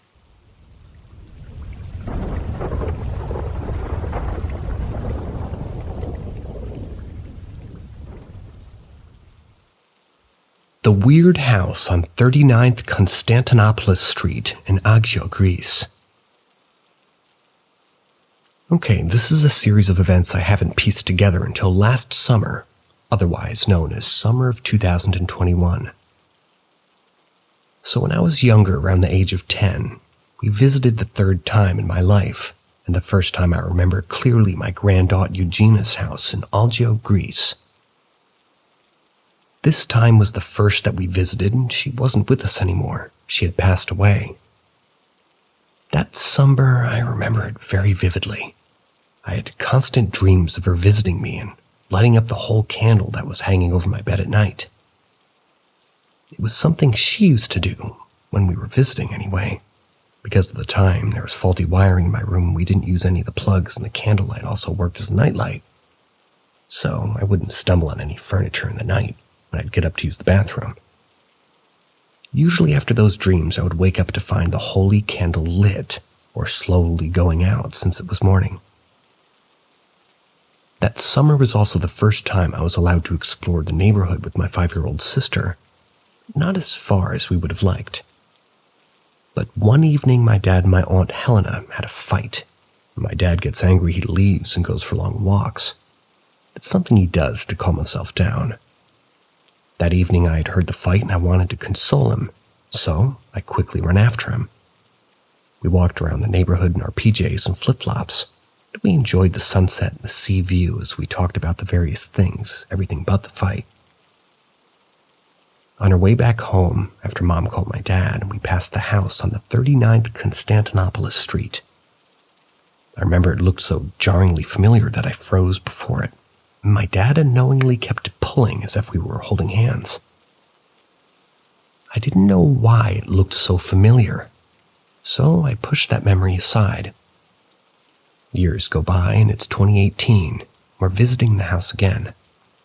This time, I've had an anxiety attack that was so bad that my mom suggested I remove myself from the house, or the thing that caused me anxiety, otherwise known as my phone and social media. And I listened to her. Left my phone, wore my shoes, and I left the house. Just as I was trying to shut the door in my fanatic state, Dad stopped me, saying I shouldn't be alone now, so he would tag along. We walked the same route as all those years ago. My anxiety attack slowly fading away. We sat by a bench enjoying the sunset when I finally calmed down completely. On our way back, I saw the house again, and this time I was sure that it looked familiar, because I had seen it in a dream. Yet I couldn't pinpoint the dream itself. I would visit this house many more times during the summer of 2018 and 2019, trying to make my mind recall this dream. Now it was summer of 2020 when I was talking on the phone.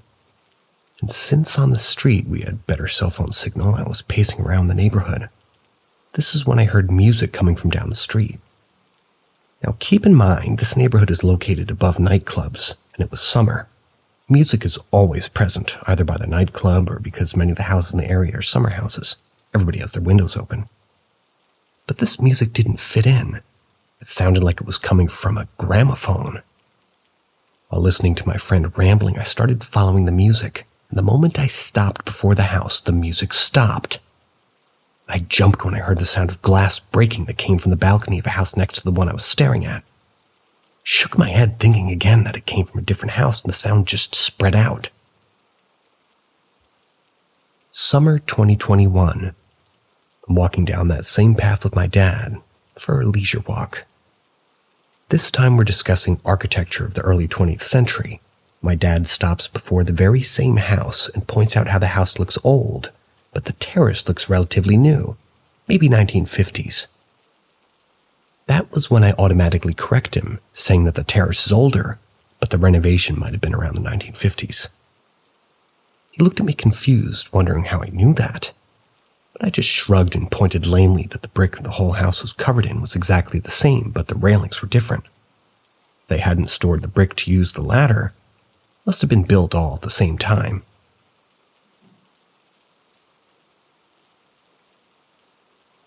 Dad kind of gave up after that. It was night, and I just kept walking.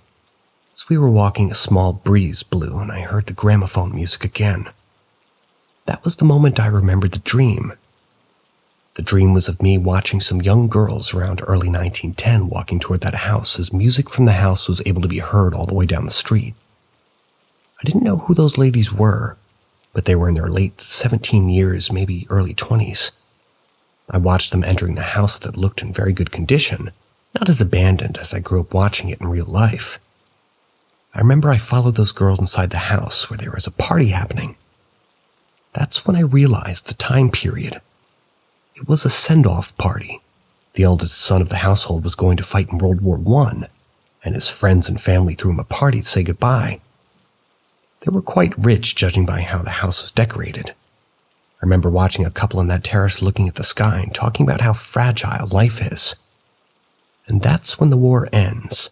The man would marry the girl. And the girl told him not to make promises that he can't keep, because life is unexpected. After that, I felt myself being pulled back, and I found myself watching the house, and this time, I see my grandma and my grand-aunt Eugenia standing outside of it, holding each other's arms. I wanted to yell out to them and say hi, and that I was there. When I realized they couldn't see me, I had no body, and I was just watching everything. Judging by how old my grandma and grand-aunt Eugenia were, I would say it was like the early 1950s. and I could see construction happening around the house.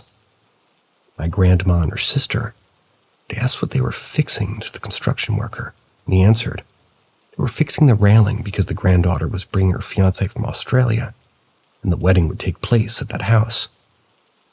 Grandma and her sister commented about how happy they were for the granddaughter to finally be settling down, wished the construction worker good luck before leaving and continuing their stroll. I followed them, but I kept feeling being pulled back, and I was screaming for my grandma to hear me.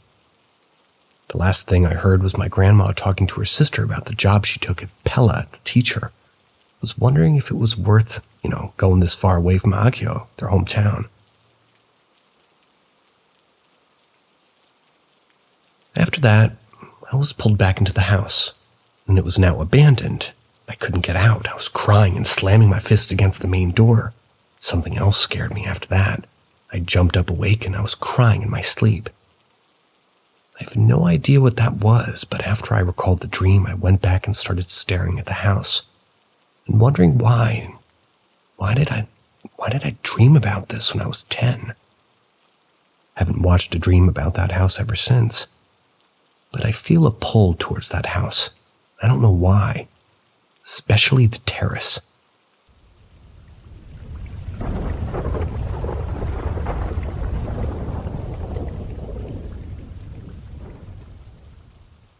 My granddad fought a demon.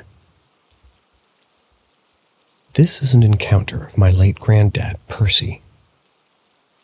My late granddad never told me this story in person, but my uncle, my granddad's dad, firstborn son, narrated this experience, because apparently my uncle's life was at stake.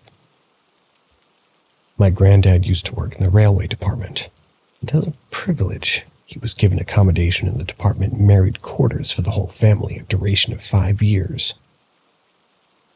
The experience that I'm about to note down occurred during this stay of the family at the departmental married quarters in the 1960s.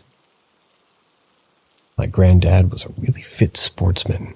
He used to play rugby and then transitioned into bodybuilding and martial arts.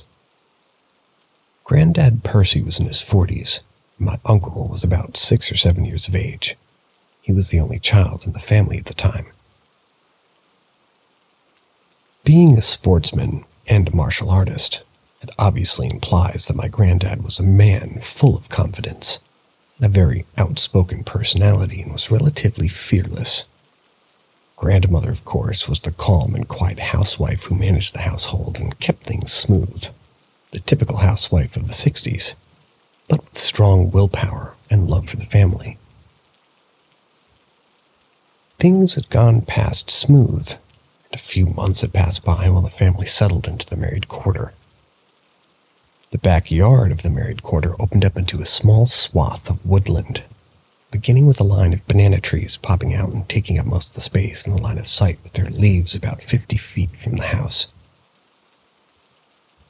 The front of the married quarter opened up onto a carpeted road leading straight to the railway station, and in the 60s, the area was not densely populated with houses placed around 50 meters apart, and during the night when sun sets, people settle into their home and had nothing much to do apart from having dinner, going to sleep.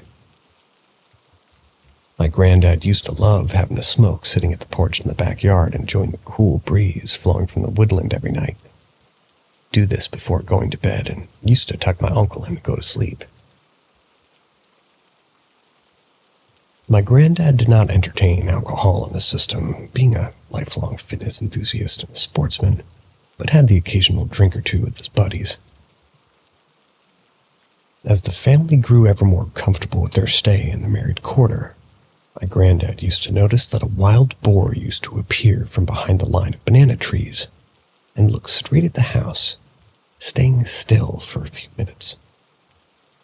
My granddad had not noticed any wild animal roaming around in the woods during the day, and even the railway department to whom the married quarter belonged had not informed my granddad about any potential wildlife that may be a threat to the family. The woods was supposed to be void of wildlife, and a single wild boar habitually appearing at night and just staring at the house was rather odd.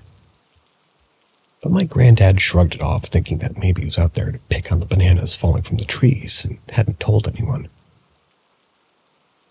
The sighting of the wild boar became a routine appearance for my granddad, even showing it to my uncle and my grandmother as well. But what the wild boar did when it appeared from out of the tree line deeply disturbed my grandmother, since what it did was nothing else but stare at the house. My granddad had even tried to chase it away by throwing rocks at it, but it seemed unfazed. And of course, there were no firearms allowed in the country, so the option of shooting at the boar was out of the question. No matter what my granddad threw at the boar, exactly around the time of sunset when everything becomes engulfed in the darkness of the night sky, the wild boar would not miss its cue to show up and stare at the house. A few weeks had gone by. My granddad noticed a change in the routine of the wild boar. The wild boar would show up and retreat to the woods, and then the banana trees towards which the wild boar retreated would start shaking violently. Everything else stayed still. My granddad would notice a dark silhouette of a tall man and a well-built human behind the banana tree. My granddad used to call out in the dark silhouette and ask if it was somebody there, and then pointing flashlights at the sight would reveal nothing. With the appearance of the silhouette, the entry of the wild boar stopped altogether. During the holidays, my granddad cut out most of the banana trees and cleared the line of sight. But again on that night, my granddad described the encounter between the entity. My granddad had seen the dark silhouette standing right there where the banana trees were. It had gone after it was alone. Because my granddad was late to come to bed, grandmother and my uncle had gone out to the back porch and had witnessed my granddad punching and kicking the air as if he was fighting something unseen, shouting out loud, "You will not take them, it's either you or me." Afraid to the bone and unable to think of what to do next, my grandmother had to run out of the railway station with my uncle to get the help of the security staff. When my grandmother and uncle had returned with the night guard, my granddad was lying flat on his face with the mark of a black palm on the back of his shirt. It was torn, as if he was mangled by a wild dog. My granddad was rushed to the nearby medical center, and when he awoke, he immediately asked for his son, my uncle, and had told him never to go into the backyard alone, even during the day. My granddad, when recovered, handed over the married quarter immediately and left with the whole family. According to him, he had encountered a demonic entity known in Sri Lanka as Mahasona, who was considered a renowned warrior during the age of great kings, who after his glory days got plunged into a life of sin and depravity, which got him killed by one of his fellow warriors who slew Mahasona by decapitating his head and burning it.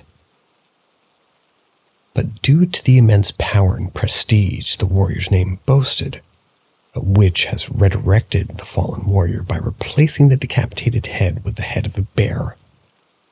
The demon is infamous for riding a wild boar into battle with forces of light and loves bathing in the blood of the innocent.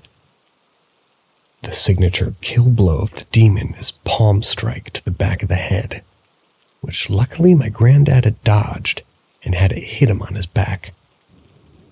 My granddad, who was furious when he saw the black silhouette standing near the place where the banana tree stood, had gone out to see for himself what the silhouette really was. And when he got close, the demonic entity had revealed himself to my granddad and demanded the blood of my uncle, who was a mere child at the time. My granddad had fought bravely against this demonic entity, denying entry to his entity. My granddad had now passed away, but he got himself a tattoo of the demonic entity in his back, just as an old folks' tale described the demon. That was how brave he was.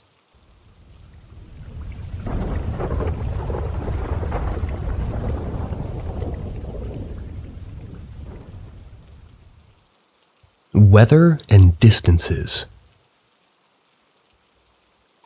I have 3 weird experiences, probably glitches to share, and I don't want to spam the sub, so I'm compiling them here.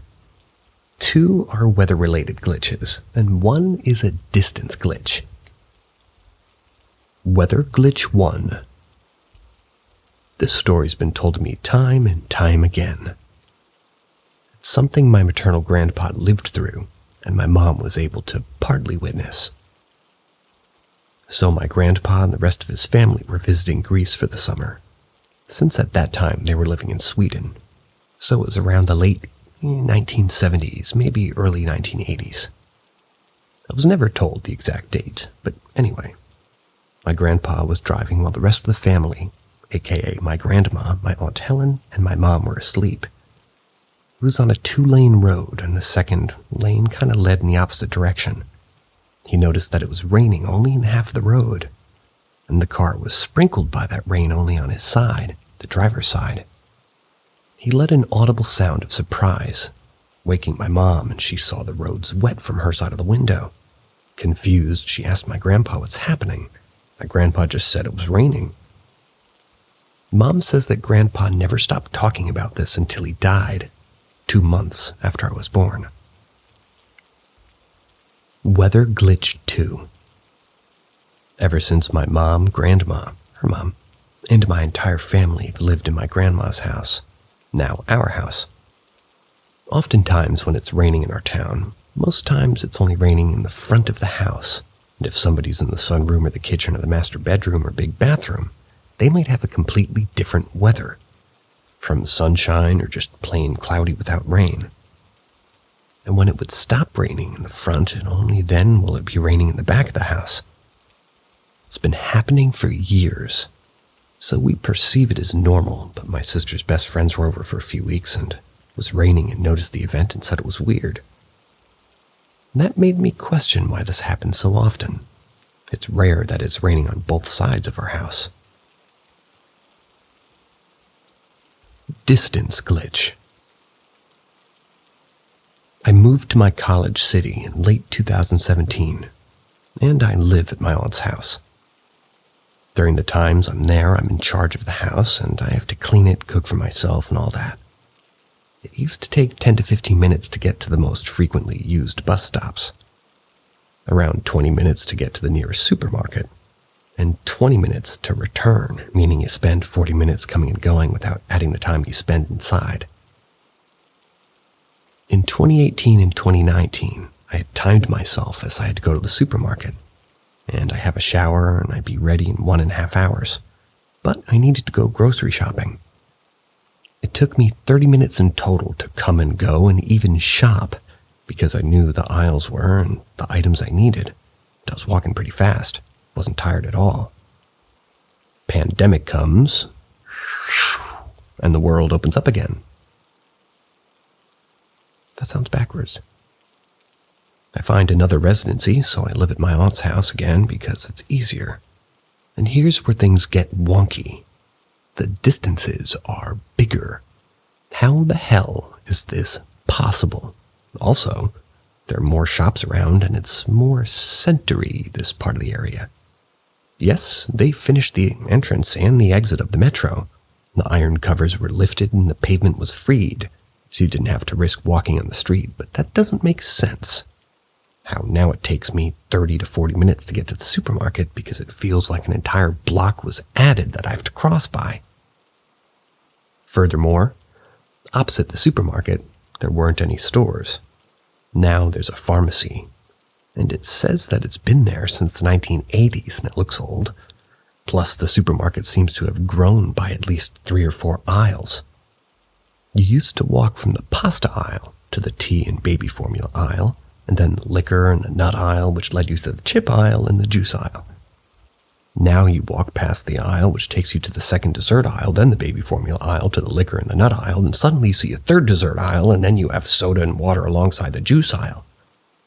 The water and soda aisle was always mixed by the juice aisle. Meaning that the supermarket has grown 3 or 4 aisles, yet is the same length on the outside.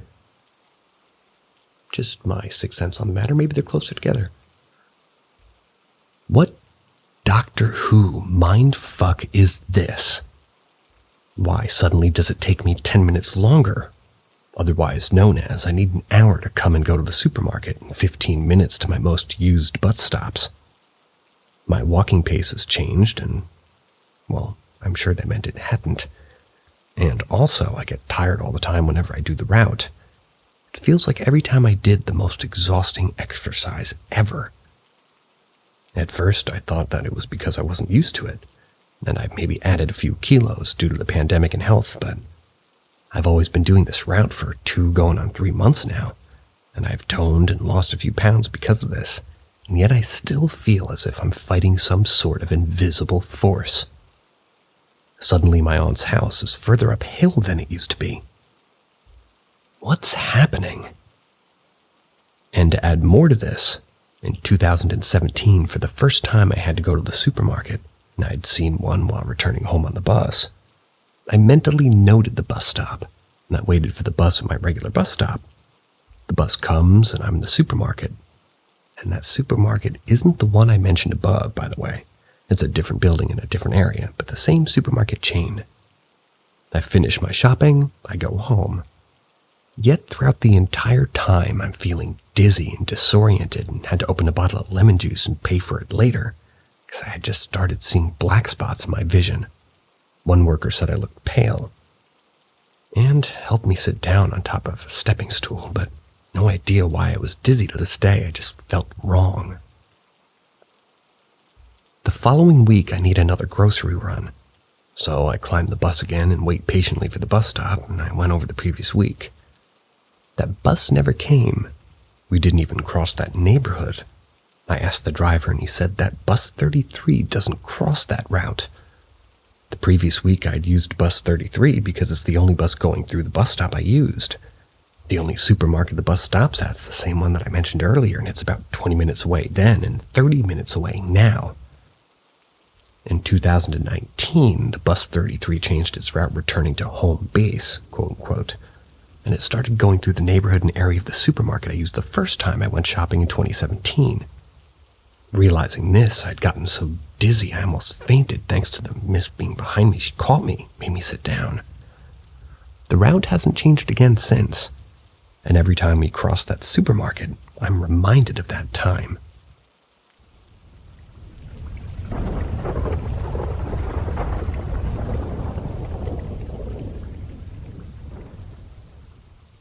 Wrote about orb event for practice, but actually curious to know if anybody else has experienced this.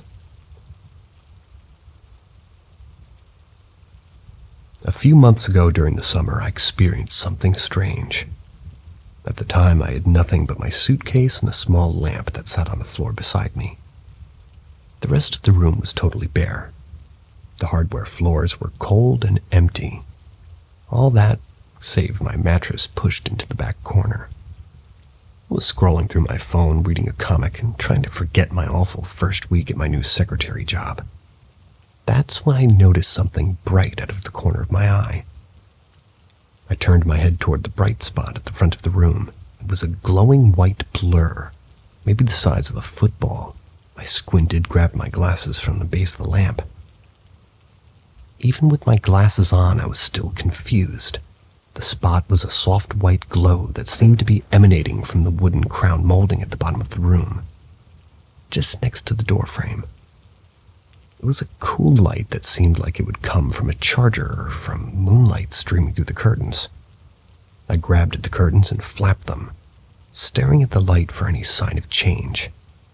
The light remained unchanged.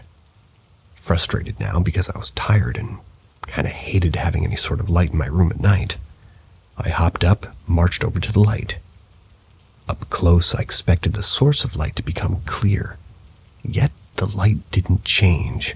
It was still a haze of soft glowing light casting a small space at the bottom of my wall in a cool white.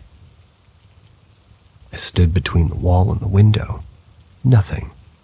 Next, I tried waving my hand around the light, but strangely no shadow presented itself. I stared at it for a moment thinking, now that I had noticed it, I wouldn't be able to ignore it. I rushed around my room and gathered up all my electronics.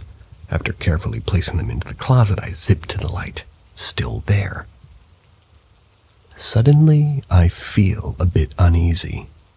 I opened the bedroom door and looked at the other side of the wall.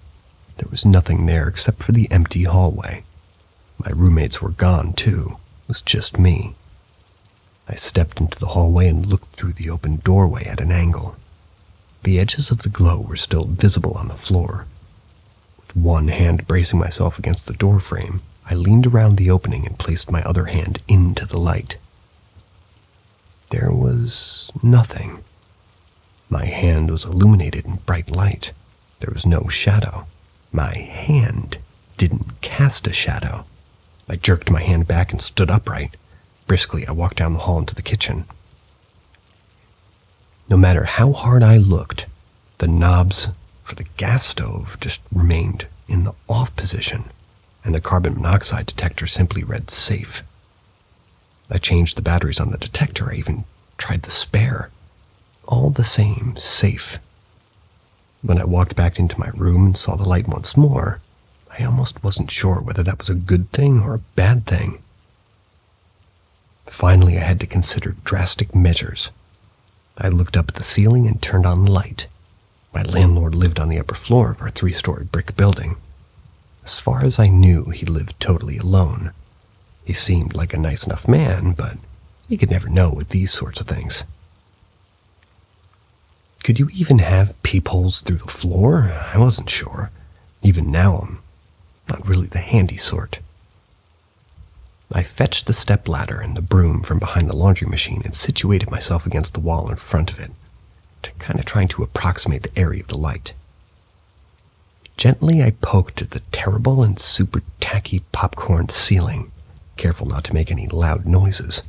I pushed the broom handle into the ceiling, but unfortunately no trap doors or depraved peepholes were forthcoming. Feeling silly now, because I just had stuffed the ladder and the broom back behind a dusty washing machine, I decided I would ignore the light and go to sleep anyway.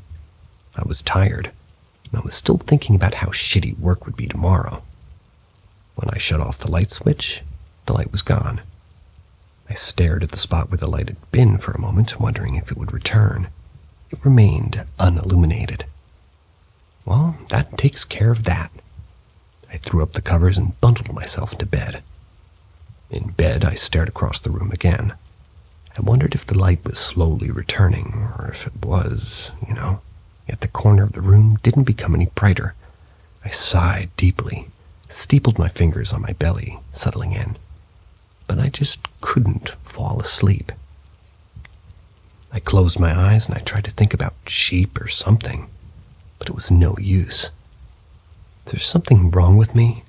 Is this why I can't get it together at work? Maybe I should have just stayed where I was before. These were the sorts of thoughts I was having. And something else too, something was nagging at me. Even though I sensed what I would see when I opened my eyes, somehow I was still surprised. The light shone bright in the corner of my vision. It grew brighter and brighter.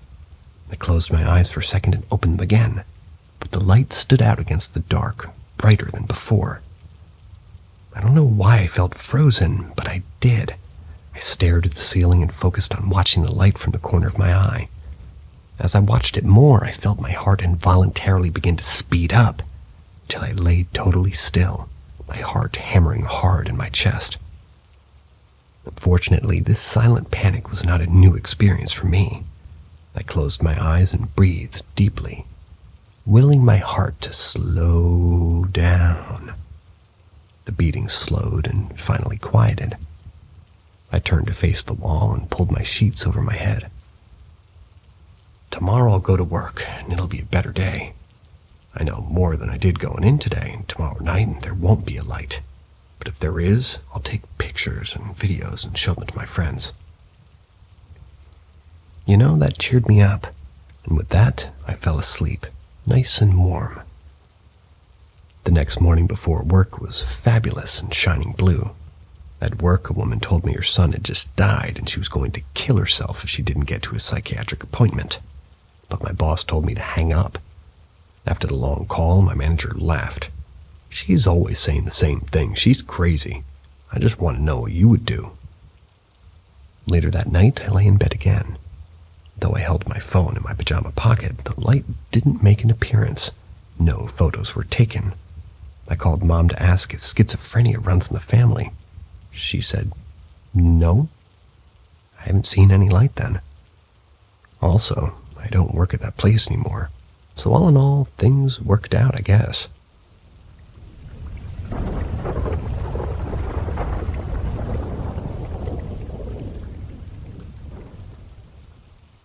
The House in St. Nicholas Road. I've had various experiences through my life that I can't logically explain. But today I'm going to tell you about the house my parents bought when I was in my teens. This isn't about one encounter like most of my other posts, but rather a number of the more memorable things that happened to me in this house. This is in the UK. I don't know how many of the details on how my parents acquired a large Victorian 3-story house in St. Nicholas Road. What I do know is that a builder had bought it and was converting it to apartments, and he ran out of money. So the bank foreclosed, and somehow my parents acquired it for much cheaper. But it was a building site. The builder hadn't done much to the ground floor, but the other 2 floors were pretty much just shells. Structurally, the house was absolutely fine. It dated from around the 1880s. My dad asked me if I'd stay there so that people could see it was occupied, so that people wouldn't break in or squat. I set myself up in the main living area with the camp bed, and all was good. I had electricity and hot water, and despite its condition, the house was sealed from the weather. My first few experiences were hearing doors being opened and closed in other rooms. Of course, when I got there, I wouldn't find anybody or anything untoward, or indeed any reason for the doors to just magically open or close. These were proper old wooden doors, not likely to move in a drought. Not that there were any droughts in any case, but the builder had replaced all the old window frames with good quality UPVC framed double glazing. The sounds of doors opening and closing when I was alone in the house became a common thing in my 3 years of living there. After my parents had put right all the builder's work, decorated, and the rest of the family moved in, my parents, my sisters, and briefly my brother until he got a place with his girlfriend, I ended up having the top floor to myself. The house had 6 bedrooms, 4 bedrooms and the family bathroom on the first floor, and 2 bedrooms and a sort of kitchenette area on the second floor, the top floor, my floor. One room faced the street. It was a bit noisy due to the traffic outside. The other overlooked the back of the house and was much quieter. I set myself up in the back bedroom, but would soon be woken regularly by an animal panting next to my head. Found out after a while that the last occupant was an old man who had a German Shepherd dog. Another thing I often heard in that room was creaking wood and a rustling noise like paper. I figured that someone used to have a creaky wooden chair or a rocking chair and read the newspaper here. I tried moving to the front bedroom, but the noise of the traffic was too much in the summer with the window open. Having it closed made the room unbearably hot and stuffy. So I soon moved back into the back bedroom and talked to the room about the dog waking me up, and to please try to keep him quiet. I was still woken occasionally by panting noises, but it was a lot less frequently. One of the weirder things that started happening I actually wasn't aware of until about 2 years of living there. I had started slowly to build it up over time. It was only when I moved out that I realized what was happening. I started to hear voices, several, like there was a group of people in the room with me. They were having a conversation or a quiet get-together. I don't know why, but to this day, whenever I think about this, I picture them in a 1930s style.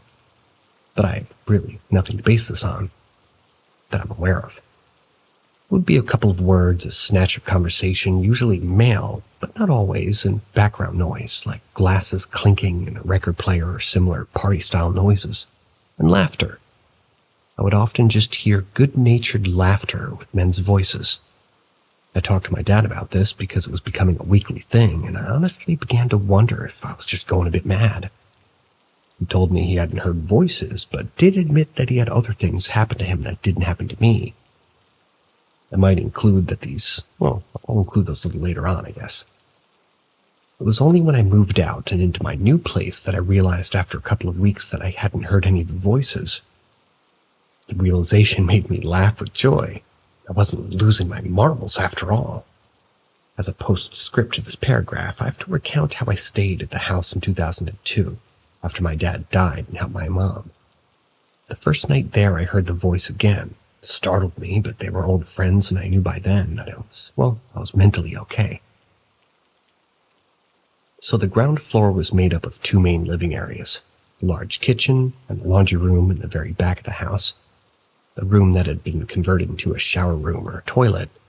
I have no idea what the room was prior to the conversion. I was in the kitchen one day, and I think it was a Saturday, and I clearly heard a young female voice say, "The potatoes from the Crescent aren't as good as they used to be." The Crescent is a local high street in the area, about a 5-minute walk from the house. The voice was clear as crystal, came from the adjoining laundry room. I dashed in there, but of course there's nobody there, and I stick my head in the shower and toilet room, but that's empty too. So I'm just alone in the house. This one is a tale my sister told me. Her and her boyfriend of the time had rolled in from the pub late one Saturday night and were just in the kitchen unpacking takeaways and just grabbed on their way home. When her boyfriend casually says to her, "Oh, I didn't know you had your grandmother staying with you." Sister gave him a weird look and said, "Both my grannies are dead."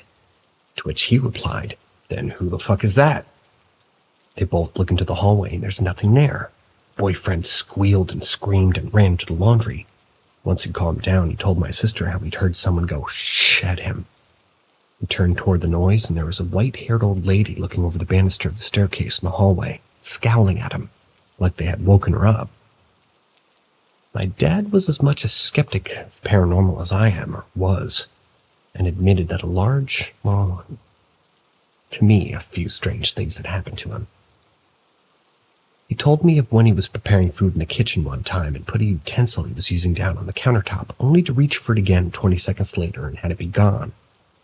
He looked on the floor and started looking elsewhere, trying to figure out where it had gone. He found it in a mug of water in the sink. Knew for a fact that he didn't put it there. Another one he told me was I guess he was just reading or doing paperwork at the dinner table in one of the living areas when the door slammed shut, which startled him out of the conversation. He looked up to see the handle turned down and the door opened fully again, but there was nobody on the other side of the door. These are the most of my more memorable things I remember of the 3 years on St. Nicholas Road. My mom sold the house in 2004 or 05, and she downsized.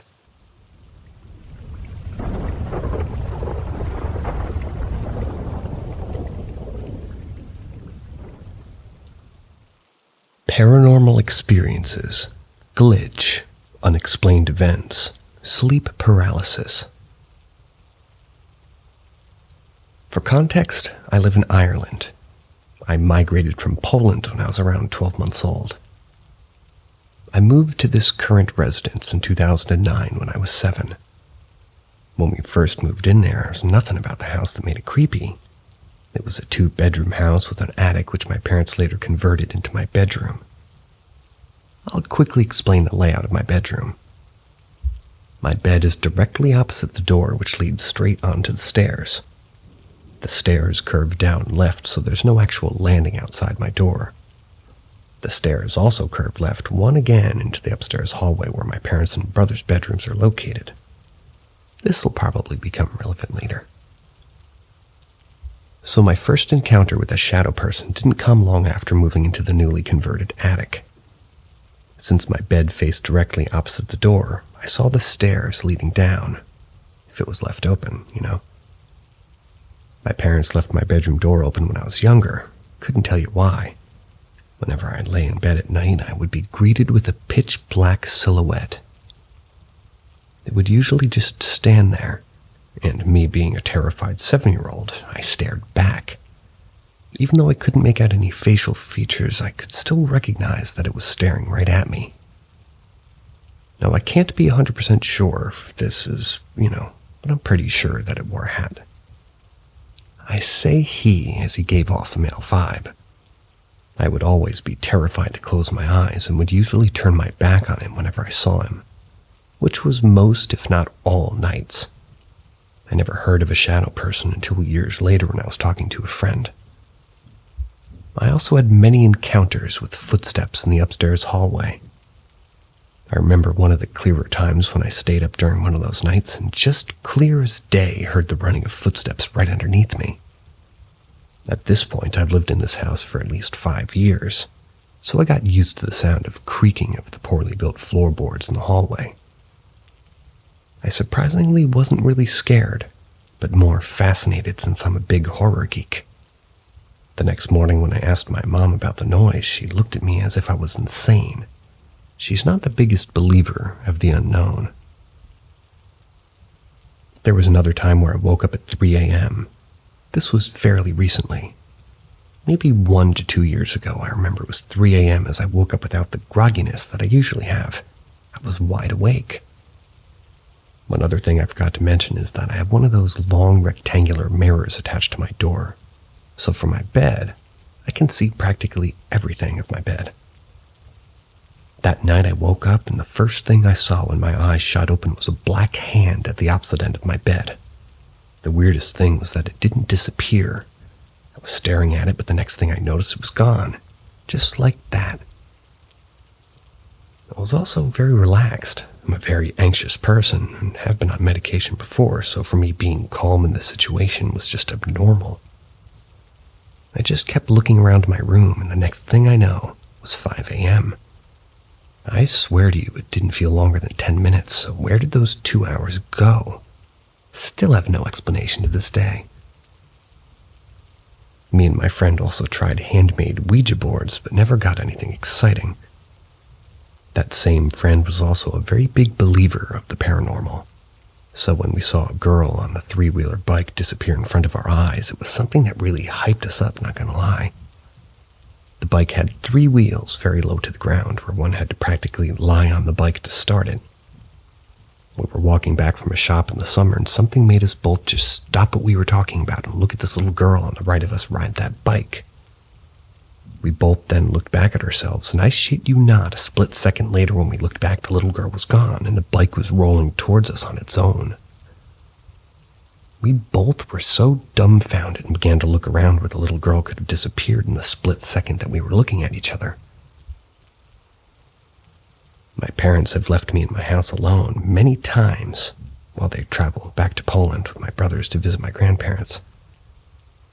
I love staying alone since my house can get very loud at times. However, the footsteps and the closing of doors can get a bit unsettling when you're alone downstairs in the dark.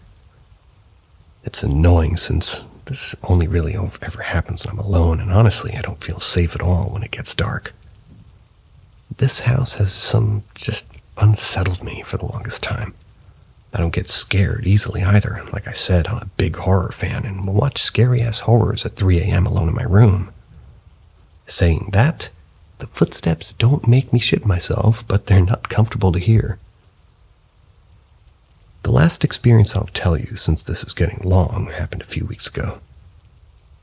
I've always heard people talk about their sleep paralysis, and as much as they interest me, I'm so very terrified of experiencing them. Saying that, when I woke up in the middle of the night, to me not being able to move, I knew exactly what this was. I knew I was dreaming, and I knew that it was sleep paralysis. My body was so stiff and I couldn't move or talk. I was laying on my back with my hands on either side of me and my legs lying straight down. My head was facing the left when I felt someone staring at me. I can't exaggerate this enough when I say flipping my head from staring to the left side of me, having it kind of be straight up was the hardest and most difficult thing I've ever experienced. My neck was so stiff, and I used so much energy just to move it 90 degrees. I looked down, and on the right corner of my bed was a small creature. He was darker than my pitch-black room, and I could make out a tail. Honestly, the best I can compare it to is like a stereotypical image of the devil. Except it was small, maybe a meter in height. It was pitch black and didn't have horns. I was so scared, but I couldn't scream. Then I felt something heavy on my legs. It felt like even smaller versions of the creature slowly crawling up my legs. They were so heavy and I could just feel their hands from above the covers. I then began to scream for my mom, and she came into my room and said nothing, just lied down beside me. This was odd, since she'd never just come and lie beside me, especially since I was screaming. The next thing I know, I wake up. Same position, same dark room. The positions of the pillows and cover become exactly identical. My mom wasn't there. I have no idea if I can ever call that sleep paralysis since I woke up again, but I can tell you that it was real. Too real to be just a dream for sure.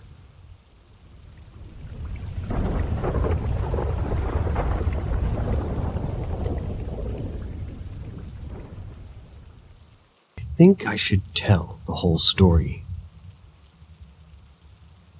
It happened at the end of July of this year, on Friday the 28th. I had to admit my mom to the ER very early in the morning, like around 5, since she was having chest pains and having breathing problems due to her condition, and her being a slim woman. I mean, she had this condition for 17 years since the growth developed. Since we didn't really have any health insurance, we just did the best we could. As they took her in, they gave her a chest x-ray, and later an MRI. And what they found was that she had a wall-to-wall globular enlarged heart, multiple aneurysms of her blood vessels, and one in particular was her thoracic aortic aneurysm. It was literally the size of a grapefruit, and her pulmonary artery aneurysm was huge. But what stunned them was that she had a rare fusiform superior vena cava aneurysm that patients have. However, they took her in, and just later that night, she passed away from cardiac arrest. Stupid me, I had to place my head on her chest to hear her heart beating in agony. This is where I got to hear the final beats of her heart, due to what's called a gonal rhythm, as the poor thing was still giving some weak beats after she passed. I was devastated when it happened, and I blamed myself. But 2 days later, I went back to the hospital. I got a call from the doctor to meet him at the hospital, so I did, and arrived in the morning. I came and waited. I got a call from the nurse to go meet with him. As I entered the hallway, I was met with a sheer cold. Now, I wasn't sure if it was coming from the AC, but hot damn, I was forgetting to bring my sweater. However, I was alone in the hallway, where I began to hear this throbbing or pulsating sound emanating from within the hallway. At first, I thought it was coming from the AC vents, but I didn't see any when I was walking, as this pulsating sound was becoming audible in volume. The more I got close to the room, the more I heard this throbbing pulse. But as I got to the door and opened it, it stopped. It was something that I believe was the weirdest thing ever to hear. Of course, I was tired at that time and didn't even eat breakfast or have any coffee. I met the doctor and we talked about what happened as he laid out the details of the condition that my mom had, presented me with my mom's heart. I was flabbergasted and shocked as I saw the sheer size of this oversized organ. He told me that the pathologist was a big guy, but even holding it with bare hands, he was stunned by its size and weight. I once thought it weighed 706 grams, but it turned out to be over 810. There I saw the globular enlarged heart with its fusiform superior vena cava aneurysm, thoracic aortic aneurysm, which was literally the size of a grapefruit, and the pulmonary artery aneurysm. I mean, at first glance, you wouldn't think it was even a human heart. But sadly, since it was cardiomegaly or cardiomyopathy, I could understand why. Now I held it, as it was heavy, to say the least. Anyhow, as I finished speaking to him, I was met with this nurse in the hallway. She explained that she was with the pathologist when he did his autopsy.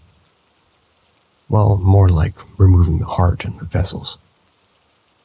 This nurse elaborated that when the pathologist removed the entire thing from my mom's chest, the two of them were stunned to see the size of it, that she couldn't see both of his hands as my mom's heart was that big. However, he couldn't put it on the tray. The Bosnia kidney basin tray wasn't big enough. So she told me to place it on the table with the surgical instruments. Went to get something to drink. She continued on in telling me that when the pathologist left the room, she was doing her report on the computer, but at that moment she heard something banging on the table. And when she looked, it was my mom's enlarged heart that was the cause of this banging. And what shocked her was that the heart was beating by itself. As she got close to it, the heart, she said, it began to beat very hard on the table, shaking the instruments on it. Now, of course, there was some sort of explanation for it. However, she said that she heard the disembodied heartbeat and the heart itself was still pounding hard. But it wasn't just it. The same applied to the aneurysms. The aorta, the SVC, and the pulmonary artery aneurysms were pulsating in synchrony with it. There, she explained, it lasted like a good 20 minutes or more. She was wondering if the heart was possessed by my mom's spirit, or by some other entity, till she felt her own heart pounding hard in her chest. The pathologist arrived, and there, immediately stopped. Now, she was sweating as she finished her story. Of course, I had to take it with a grain of salt, as I wasn't sure if she was pulling my leg or she was tired from the hours she had been working, but there could have been an explanation, or maybe there couldn't have been, for why it was like that. However, when I arrived home, nothing happened. Later that night, I began to hear throbbing, pulsating sounds coming from the inside of my house. It happened around 11 at night. So I checked outside to see if it was the AC that was making that sound, but it wasn't. Then I walked around my house to see where the sound was coming from. Didn't find anything. When I re-entered, that's where I heard the sound of this throbbing pulse. When I found where it was coming from, it was emanating from my mom's room. I continued to hear this sound every night until I began to hear it twice. One around 11 and a second around 3 in the morning. Now, I wasn't sure if this was paranormal or something, but I haven't seen any apparitions, entities, or ghosts. Just the disembodied sound of a beating heart. The more I think about it, the more I think that nurse was actually telling the truth.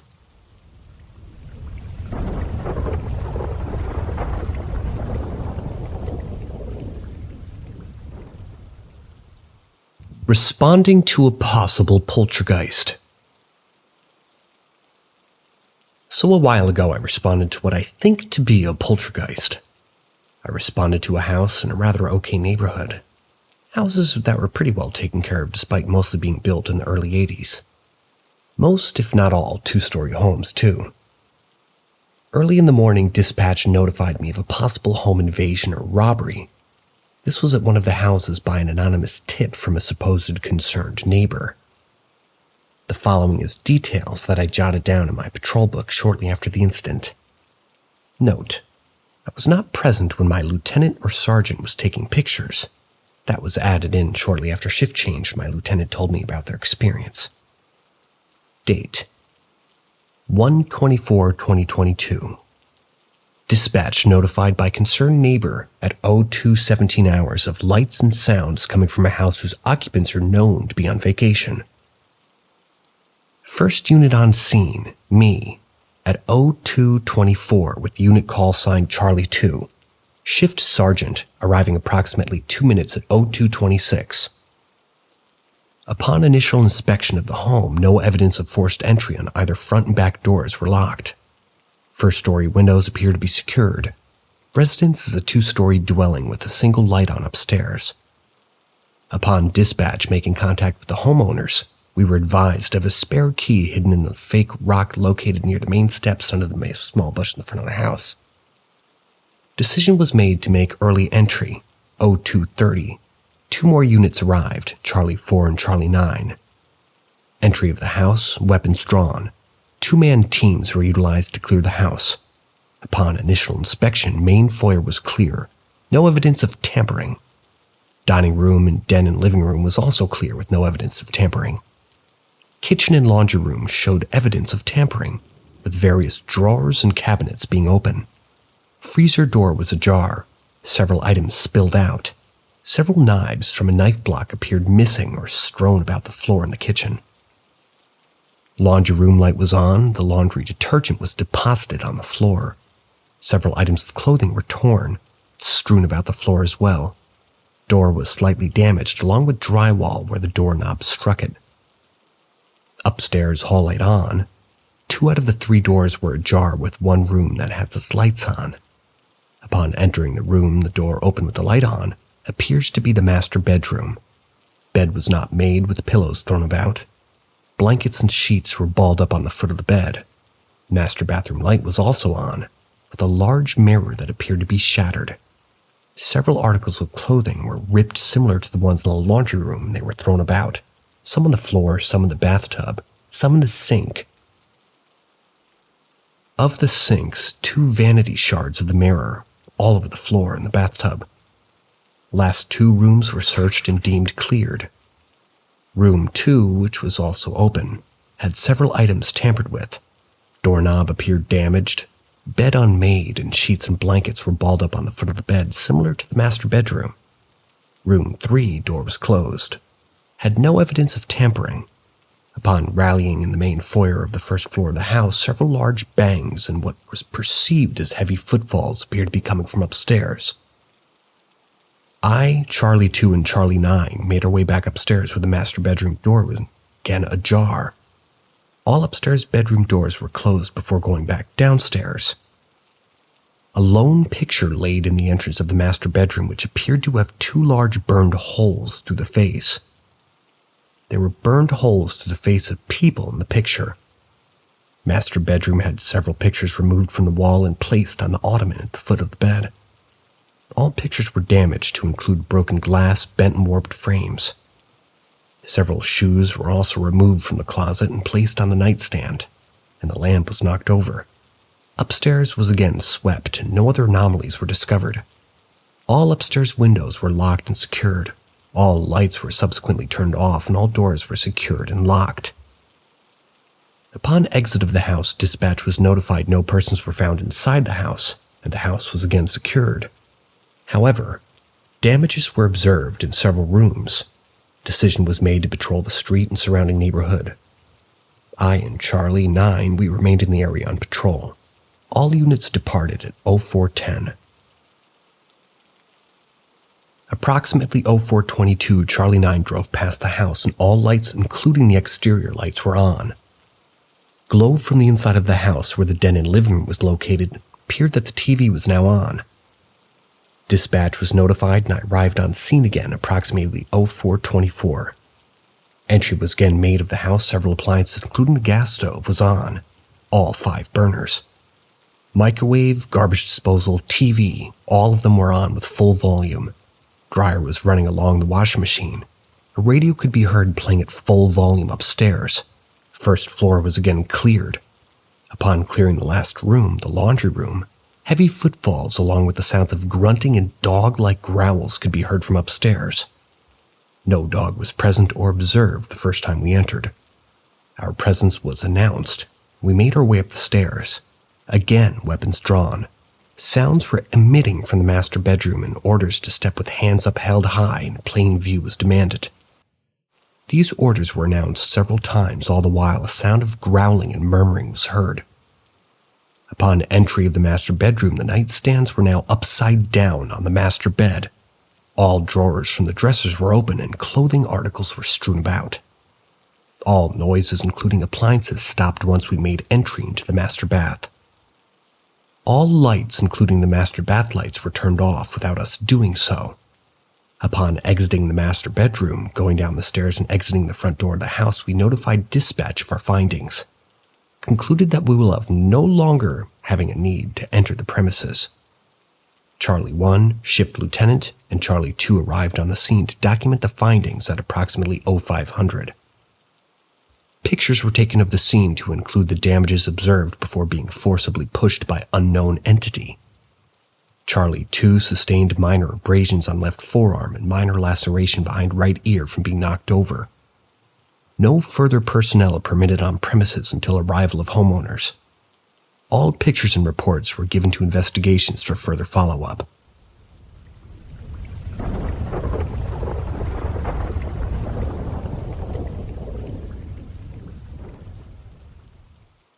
A haunted house and strange events.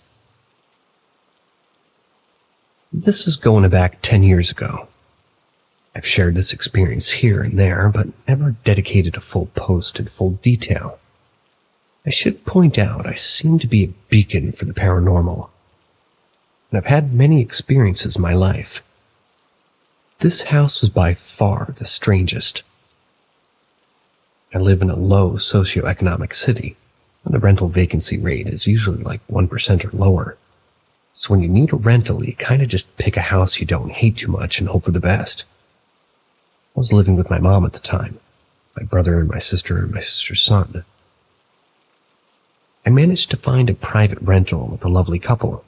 The house was pretty good. It was at a bad street and was probably about 25 years old at the time. It was quite spacious and modern. It was the first house I'd ever rented with, air conditioning, fancy. To give a visual idea of the home, it kind of has two fronts, which are both kind of also backs. One side backs onto the start of a highway and cane fields. The other side just is on a quiet street in a park. The highway side has a fenced yard and a covered patio. The street side has an enclosed but open outdoor space, with another separate enclosed outdoor space that housed the landlord's spa, which we weren't allowed to use. Off this outdoor area was a large kind of fancy garage that could house 2 cars. Inside there was a door to a tool shed, and inside that was a strange little creepy room that always gave me bad vibes. It had old tools in it. I always tried not to go in there because it just felt too weird. Not long after we moved in, I constantly felt like I was being watched by a young girl, who I always felt was around the spa and garage area of the home. I never actually saw her, but it always felt like she was watching me. This was as strange as it got until the poor girl was murdered by my city. It seemed to trigger something in the home, I feel. One night I was in my bedroom, and a statue on my shelf flew across the room at crazy speed and hit the wall. It somehow didn't break despite being quite delicate. Then one morning, my then boyfriend dropped me home around 2 a.m. It had been a hectic night studying at uni, so I got home pretty late. I opened the gate to the outside area. This is the quiet side of the house. As the outdoor area wrapped around the house, I could see all the house lights were on in every room. It wasn't too strange a thing, as my mom and brother were total night owls at the time, and I figured they were both still awake. I put my hand on the doorknob to open it, pushed the door open, and the house was pitch black. When I investigated, my whole family was fast asleep and in their rooms. There was no way they could have magically turned off all the lights in that split second. I was so baffled that after that I made my boyfriend stay with me, and I also went into my house every time he'd drop me back late. The next experience was when I was actually seeing a shadow person in my room. I should add, I've been having dreams about a teenage boy in kind of 80s-looking clothes who kept talking to me about his mom in a rather distressed way. He kept showing me a 70s or 80s style sedan in the dream. The gravestone. It got so weird that I asked an old neighbor if there had ever been a boy killed in a crash. He always pointed toward one particular road near the nearby cane fields. The neighbor said they didn't remember any such crash. I was again baffled. Entered the shadow dude, who I think was the boy. I woke up around 4 a.m. and it was the only slight light. I thought my brother was in my room, and I saw a thin male figure looking around my room as if he was looking for something or curious. I immediately said, "Who are you looking for?" The figure turned around, kind of startled. And I could see it wasn't my brother, but a shadowy mass with no real features. He walked out of the room, but this was so creepy. He peeked his head around the doorframe once before he walked out toward the lounge room, which is the opposite side of my brother's room. Just to be sure, I checked my brother's room, and he was fast asleep. Eventually, the house was sold, and we had to move. This is where all the dots started to connect. I work at a paper, and we have a history book filled with snippets from old news stories. I read one snippet about an 80s murder-suicide in town between a mother and her young son and daughter. It was reported in the same suburb, but details were a bit vague, so I wondered if it was linked and then forgot all about it. Fast forward a while and I'm dating a different guy. One stage, we were driving out near the cane fields in the general area of the house when we both simultaneously said, "Do you feel that? It's like a bad energy." He pulled over a moment and then he said he needed to get out there, and I agreed. No idea why my partner at the time was involved in these experiences. But at one stage he was looking for a share house. He told me that he'd seen one place that had such bad energy he couldn't stand being there. I asked him details, and eventually we found that it was the exact house I'd been living in. I hadn't even told him about my time there, so there's no way he'd have known. So one day I go looking through microfilm at the library, searching for old history news as we often do flashback stories. I came by the story of a murder-suicide. Turns out it was 2 doors down from where I lived. Mothers believed to have killed or drugged the children, loaded them into the car, and headed out toward the cane fields where she carried it out. The car in the photo was the exact one the boy had shown me, and the place it was found was in the direction he pointed. Their house had been in the same direction that I kept feeling the young girl around. I don't know if they visited the house I lived in, but there's every chance that they knew the owners at the time and had spent time there themselves. Or perhaps 2 doors down isn't that far in terms of the spirit world. I did drive past, and I found out who told the 2 kids, and I was sorry for what happened to them, but it also explained why the activity happened at another child that was senselessly murdered. I think it upset them to think that it happened to someone else. Notice the home seems to change hands a lot, so I'm not sure if everybody who gets there gets murdered or if it's just a coincidence.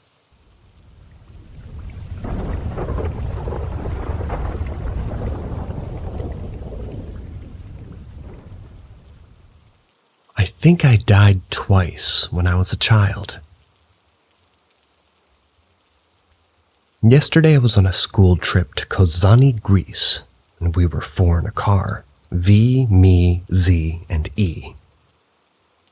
Okay, when people do letters, I like to put names there because it drives me nuts, so we're going to go with Zoe for the Z, because she already said that in the last story, Vicky for the V, because it's too easy, and Evelyn for the E. Continuing onward. When the topic of the conversation went to car crashes, seatbelts, and speed, since my classmates are a bit older than me and remember when seatbelts weren't compulsory when these memories came to the front of my mind, while always being in the back, but always knew that they didn't make sense.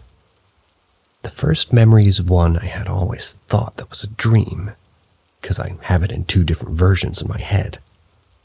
The memory goes as such. I'm little age 4 or 5, and I'm in my parents' car, sitting between my paternal grandma and my paternal aunt. I wasn't wearing a seatbelt because at that time we didn't know the car had a 3rd seatbelt buried in the seats. We figured it out later though. We were driving pretty normally until a police car got in front of us and drove at high speed. We kept our distance till the police car abruptly stopped and we smashed into it. That's where the memory splits in half. In one memory, I'm about to fly into the windshield, but my grandma holds me back and I only hit my ear on the pillow of the front seat. The other memory that I really thought I dreamt of was me going through the windshield, laying on top of the car. Then, from an out-of-body perspective, I saw myself, who had her eyes open, staring up and blood coming out of her ears. I saw the police officers and crashed into. They came out and they rushed to see what they did. and my mom and dad on the side of the road sobbing. I remember thinking that I didn't like hearing my mom cry and wanted to go back. So I floated toward my body, and the next thing I knew, I was blinking because somebody was shaking me. I realized that I'm in my bed, and Dad's waking me up for the trip. I threw a tantrum, refusing to go into the car, and I demanded that my booster seat be in the car instead, not taking it with us. Mom and Dad try to place my booster seat in the middle of the back seat, and that's how they figure out the third seat belt. Seeing the third seatbelt and my booster seat installed, I calmly climb into the car, wipe my tears, and start playing with my stuffed monkey. Throughout the trip, I didn't let go of my grandma's hand or my stuffed monkey, and I stared through the windshield so intensely that Dad found out and asked me why I was being so weird. I told him I had a bad dream of me dying because of the police car. Dad was about to say that there was no police car when the police car appeared. I begged Dad to take a different exit. My begging and crying woke Mom up and asked what happened. I was clued in. Dad, sighing and shaking his head, tells me that the second exit will make our trip longer, so I better hold my pee. Unfortunately, we met the police car at the second stoplight after taking exit 2, and we crashed. I hit my ear in the pillow. My grandma had a semi-firm hold of me, and the belt did its job to a good extent. But I didn't die this time. Now, whenever I recall this event with my family, they all say I didn't hurt my ear much and they just kind of bumped it, and that Grandma held me in place. The third seatbelt was discovered by us and the police on the scene as they were stopped and gave her statements. Dad said that I was on the side of the road staring at the windshield with an angry look and even went up to it and smacked it with my palm, calling it a bad windshield.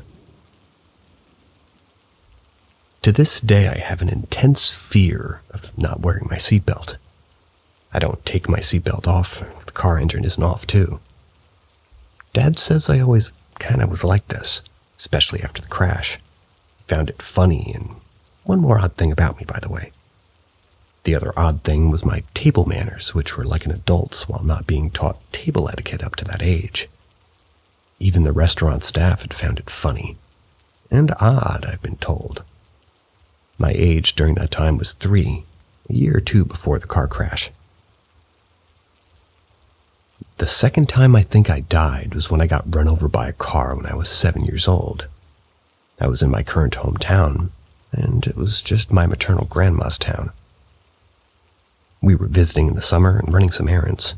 I started having a fight with my mom about me not wanting to go to another shoe store. I was tired of tying and untying my shoes. I feel you.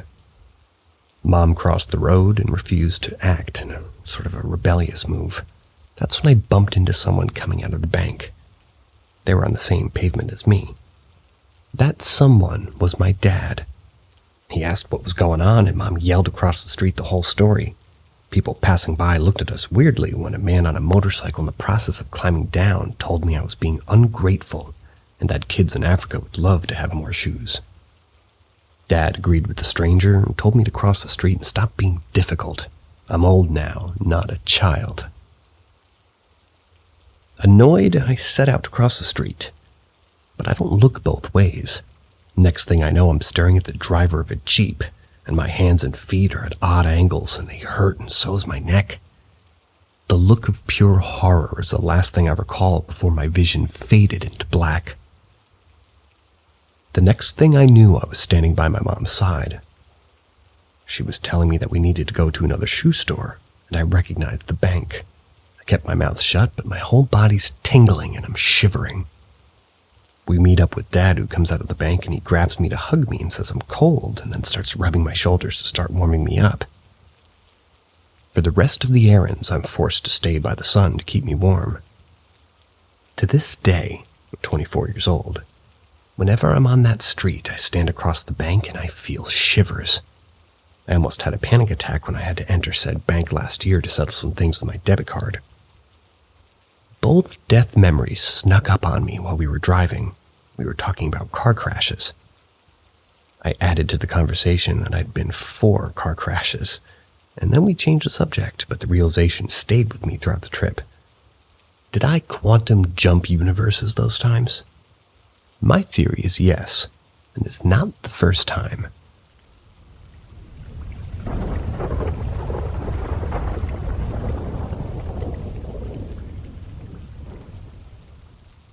High strangeness in a childhood home. My family moved around a lot when I was a child, mainly due to my dad's job. We moved 4 to 5 times before I was 6 years old. My mom wanted some stability for the family, which at this point comprised of her, my dad, myself, and my younger brother. So in 1994, my old man went and bought an old derelict farm that was situated in a rural area in the southwest of the UK. It was about a mile from the nearest village and a quarter mile from our neighbors. He purchased it at the property auction. We had no prior viewing, just the pictures on display at the auction house. This place was really old and comprised of a few large fields and 2 interconnected yards filled with outbuildings in a derelict house. I had been working on a farm in various forms for 500 years or so. Or it, not I. So the house itself was 250 years old. We spent a year living elsewhere whilst the renovations took place, but would often go there at weekends to run around and play. The first day we entered the dusty, half-collapsed 2-story house, we realized that the previous occupants had left loads of their stuff behind. The house had been vacated 25 or 30 years prior. Everything was dusty, moldy, and falling to pieces. Some of the highlights were dressing tables filled with old clothes and makeup. A wall in one room was plastered with rosettes won in equine competitions. Hanging from the banister at the top of the stairs were a row of small string nooses covered in fur. It's a barbaric but not uncommon way for farm folk to get rid of unwanted kittens, apparently. Now, this wasn't paranormal in any way, but Jesus Christ, it was unnerving to see an already creepy-looking house with that in it. I would take too far long to list everything that happened, so I'll list some highlights below before ending with what I consider to be the strangest occurrence. Loud bangs, loud enough to make you think somebody tipped over a wardrobe or something. Footsteps running up and down long wooden hallways. Cold spots and breezy points throughout the house that changed from day to day.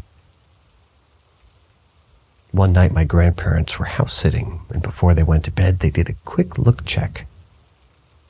One room at the end of the house was filled with thick mist. It was a clear night, all doors and windows were shut, and the mist was exclusive to that room. They noped out of there and stayed in their own place that night. The next day everything was back to normal. After living there for 6 months, my mom actually called the village priest in to bless the place. We weren't a religious family, but she was really at a loss on how to cope with everything. Priest arrived and they proceeded to sprinkle holy water in every room of the house. Once that was done, Mom walked out to his car, and as soon as they got out of the house, he turned to her and said, "There's an incredibly dark presence in this house. I'm never setting foot here again. I don't know what to suggest. I'm really sorry. Good luck." Then he got into his car and sped off. He had apparently been fairly neutral during the blessings, but as soon as he got out of the house, he went pale. His whole demeanor changed instantly. Things got more chill after a medium came around. Told Mom to kind of embrace it, which she did. There was always this nagging feeling that you were never alone. It didn't feel malevolent. It felt observational, and sometimes sad in a wistful way. Still very strange. Anyway, the weirdest thing that happened actually occurred during the renovation phase. Dad and his work crew had removed all the old possessions from the house, made a huge bonfire in the yard. They burned it over the course of a few days until it was just a steaming pile of ash. The following weekend, my mom took me and my bro over to a picnic and run around. We were feral little bastards. We needed it. One point, Mom sat in a chair not far from the bonfire and noticed an envelope on the big mound of ash. Despite being in the center of this pile, the envelope had inexplicably not burned up. Mom could tell there was something heavier than paper in the envelope. When she opened it up, an amethyst crystal dropped out along with a letter. The date of the letter was sometime in the early 60s. It was written by the childhood sweetheart of a girl who'd lived at that house with her parents. It was a letter of condolence to the parents. Turns out the girl had sadly committed suicide in her room when she was around the age of 18. Her ex-boyfriend had heard about it, sent the parents a really sweet letter expressing his love, grief, and condolences. He also sent the amethyst crystal, as that was the girl's favorite stone. My bedroom had been the girl's room, and this was evident from the contents that we first got there. My wardrobe was in the corner by the window looking out over the farm. I could never linger there for too long. That part of the room just felt unpleasant and tense. I've since wondered if that's the spot where the girl took her life. I guess the story of the letter isn't very paranormal, but the fact that the letter survived the bonfire is wild to me. So yeah, we lived there for 6 years or so, then moved again after my parents split up. The house has changed hands at least twice in the last 20 years. I live about 2 hours from this place nowadays, and my girlfriend and I are really tempted to go visit and see how it's doing. I'm sure the owners would love to be regaled with odd anecdotes about the property. Just to clarify, aside from the weird feelings and random bangs and noises, my brother and I were largely unaware of things that happened. We were only told later in life, thank God.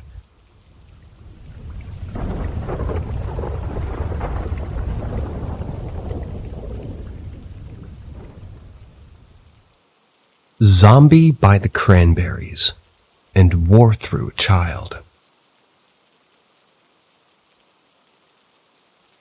Growing up, I was always immersed in music. My family always had the radio playing in the background.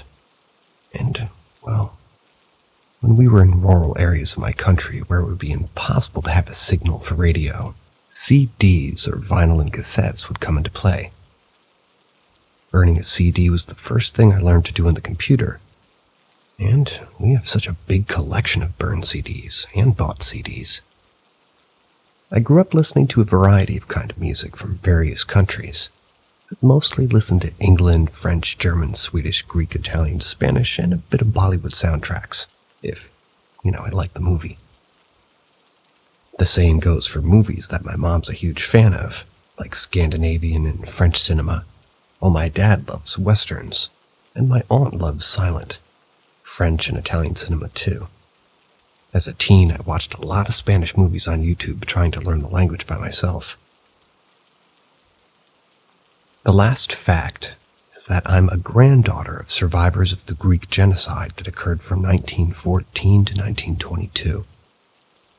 It was in the Anatolia region, also known as the Asia Minor region.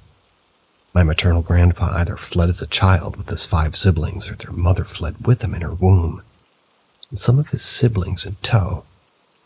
Things are unclear because I learned that 4 years ago, and whoever could give me more information is dead.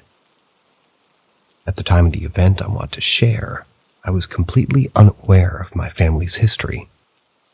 The area my maternal grandpa's family is small. It's a village in Gallipoli.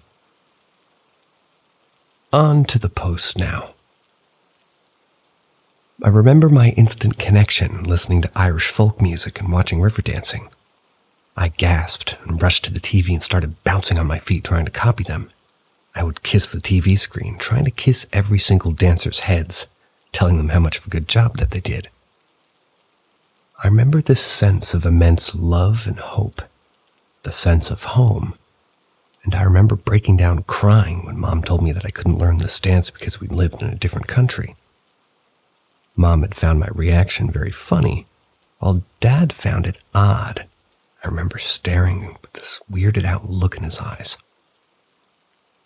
One evening, I must have been around 6 or 7, and I was at home doing some Christmas cards for my now late grandmothers and her family, just as a way to keep me busy while my mom was decorating and cooking lunch, since we waited for my dad to come home from going to get his mom from his hometown for the holidays. The radio, as always, in the background, was just playing. That's when the song Zombie by the Cranberries came on. I declared that this was my favorite song. Mom made a noise of approval, and then, intrigued, asked me if I understood what the song was talking about. I nodded and told her that the song was about war and death. At the time, I had barely started learning English, so I was nowhere near able to understand the song yet. But something was telling me that this was what the song was about. Mom looked surprised. I got curious and asked her if I was wrong, and she told me I wasn't. Then proceeded to ask me to elaborate on my own claim, and without stopping coloring, I told her that the singer sings as if she's like a mom grieving her dead children, while a bad soldier stands over her. She begs to reason with him, then went on to talk to me about how bad the war is and that I shouldn't grow fond of it. I reassured her that I knew very well how bad war is. Went on to tell her about my nightmares of dead bodies and feeling of fear I felt during the bad dreams, and of the news I usually caught Dad watching in the morning before work at the army base. And also how I didn't want Dad to die at war, like people in the TV or my dreams. Then I tell her that I'm a big girl, and if war happens, I'll protect her family with the moves that they taught me. Mom, but mostly Dad, taught me martial arts since I was 4, slowly starting when I was 2. I remember Mom chuckling and saying that war wouldn't happen, and that I should get those heavy thoughts out of my mind and just be a kid. I remember feeling offended. I turned to my baby sister, who was 1 year old, and promised that, I would be very scary so I could scare the bad guys away. A few hours later, Grandma came and I forgot about her conversation. Till it was late at night and woke up to pee and get a glass of water. I heard my parents in the kitchen whispering about me. It was about our song and the conversation. Dad doesn't believe Mom that I know what the song's about, and I was just maybe playing with her. Mom insists so much so, the next day Dad puts the song on from a CD and watches me react. I just tap my free hand on the table while drawing and moving my legs to the rhythm. Dad asked me if I knew what the song was about. I told him what I told Mom. He just nodded, stopped the CD, and opened the TV. Throughout the years, whenever the song would play, my parents would turn up the volume and turn to me and see my reaction, which most of the time was a smile and a thank you to them, while other times they would dedicate it to me. I had a few years to listen to the song on the radio, but in 2018 I woke up from a nightmare of dead bodies. A plane crashing. It was in Athens. My dad's death and the song's melody was playing on repeat in my head. The dream had the song's melody playing in the background. When I woke up, it was the first thing that it played. I truly love this song. It's one of my top 3 favorite songs, but how could a 7-year-old know about the subject of it?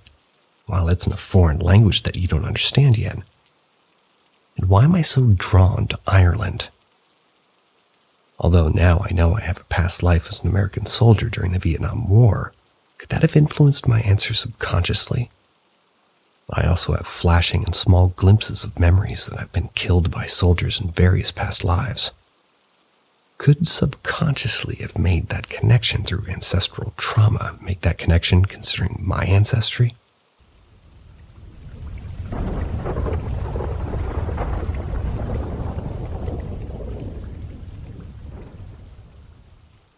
Creaking floor ghosts. Back in 2011, our family moved from my childhood village to a nearby town called Buchberg. We moved into a half-timbered house from about the 16th century, maybe late 15th. It was a listed building. My mother had just taken over a restaurant and was always very stressed at this point. I was 12 years old and had to grow up very early because my mom had to be able to pretty much rely on me for everything when she had to take care of the restaurant. Me and my sister's room were outside my parents' apartment and had real front doors, so to speak. As it was such an old building, the floor consisted almost entirely of wooden floorboards, which in isolated places creaked quite thickly when you stepped on them. One of these places was right at the entrance to my room, maybe 2 or 3 steps away from the door, which was also one of the loudest places you could step on. But these spots only creaked when there was weight on it, so it wasn't enough that if I threw like a shirt there or something, it would creak. After living there for about half a year, I woke up to the first time through the creaking of the floorboards in the middle of the night, which I couldn't really understand at this point since I only woke up. Since I couldn't find an explanation, I dismissed it as a normal sound made by the wood and went back to sleep with a queasy feeling. For weeks, nothing happened until I woke up again to this squeaking. This time, not as sleepy as the last time, I quickly realized that this was not normal. So violent and loud, as if someone were standing on a squeaky spot and his weight was just relicate there. Thought I was going completely crazy and no longer trusted my perception after the floorboards didn't stop creaking after more than a minute. I couldn't take it anymore and ran over to my mother's bedroom and just told her, crying, what was going on. My mother still believes that I dreamed it. And so the squeak happened every now and then, and over time I gradually lost the fear of it. It was about 8, maybe 9 months since the first incident when some new things were gradually added, such as doors that opened and closed themselves, one of the taps that suddenly ran in the middle of the night, and our cats that just started in the air and just hissing and growling. Over the time that we'd lived there, my entire gut feeling became increasingly uncomfortable. More and more often, I had the feeling that I wasn't alone. It almost felt as if I had someone sitting on my shoulder, someone who was there with me no matter where and whenever it was. It was almost overwhelming. And then there was one night after which I couldn't sleep in my room for 3 weeks or so. I was in my bed just before falling asleep in the evening when that stupid squeaking of the floorboards started again. In the meantime, more annoyed than fearful, I pressed my pillow into my ears in the hope that it would soon stop. As always, this time it was different. It didn't stop after 2 or 3 minutes as usual, but went on for almost 15 minutes and slowly got louder and more intense until I just looked, and what I saw gave me a heart attack. I could literally feel a shockwave go through my whole body together with goosebumps. I was so scared that I almost vomited. I saw someone standing at the foot of my bed almost 5 feet away, staring at me. Because of the shock, I was frozen. I stared back for what felt like 5 seconds. In these fractional moments, I could see what was there. It looked like an old woman in a long shirt and curly hair. This expression on her face. It looked disappointed and almost a little angry. But as I saw and realized all these facts, she was gone again. I slept on her couch for the next few weeks. My mother didn't really believe all this. It seemed to me like I was the only one who noticed all these strange things, to be frank. I think it was anywhere from a month to 3 months after the night that I saw this woman. At that point, I just turned 14. I came home from the cinema where I watched the second part of the Hobbit series with buddies. Later that evening, I was lying in my bed thinking about the film and what happened in it, when from one second to the other, the floorboards began to creak again. That was the first time after the incident with the old woman that it squealed again, and a fear rose up in time that I've never felt before. I'd hoped so much that the noises would stop right away, but I thought wrong. It was just like the last time, only this time I didn't dare to look what made me, just didn't dare to look for about a half an hour.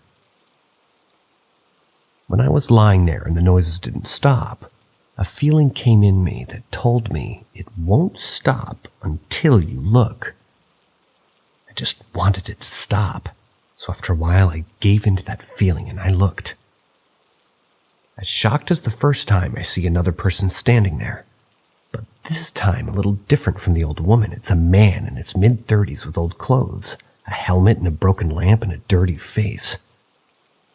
Like the old woman, he just stands there and stares at me for a few seconds with the same look as the woman before he disappears. Fortunately for me, we moved out a few weeks later anyway, which is how all these things ended. Since then, nothing has ever happened to me in, this area or this direction, you could say. I myself never believed in such things and even made fun of people who said something like these, but I don't tell anybody about it. Nobody believes me and everybody thinks I'm crazy if I do it. To this day, I can't categorize it properly, and I'm sure that I have kind of a little bit of a trauma from it. But I'm also very sure of one thing, and that is that ghosts are real, and there are ghosts.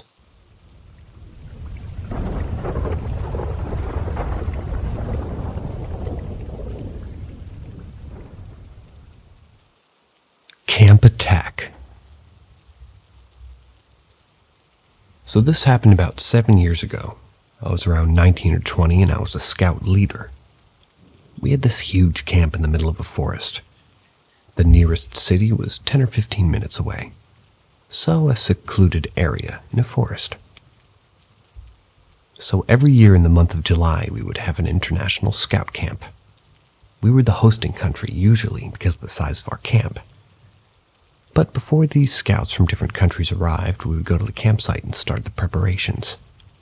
We would go around 2 to 3 weeks in advance and start building the tents and cleaning the sites.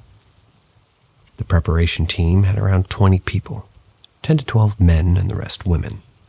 We were all in our late teens or early 20s. I don't know if anybody's been in a scout before, but the first thing every scout does in a camp is that we set up a flag.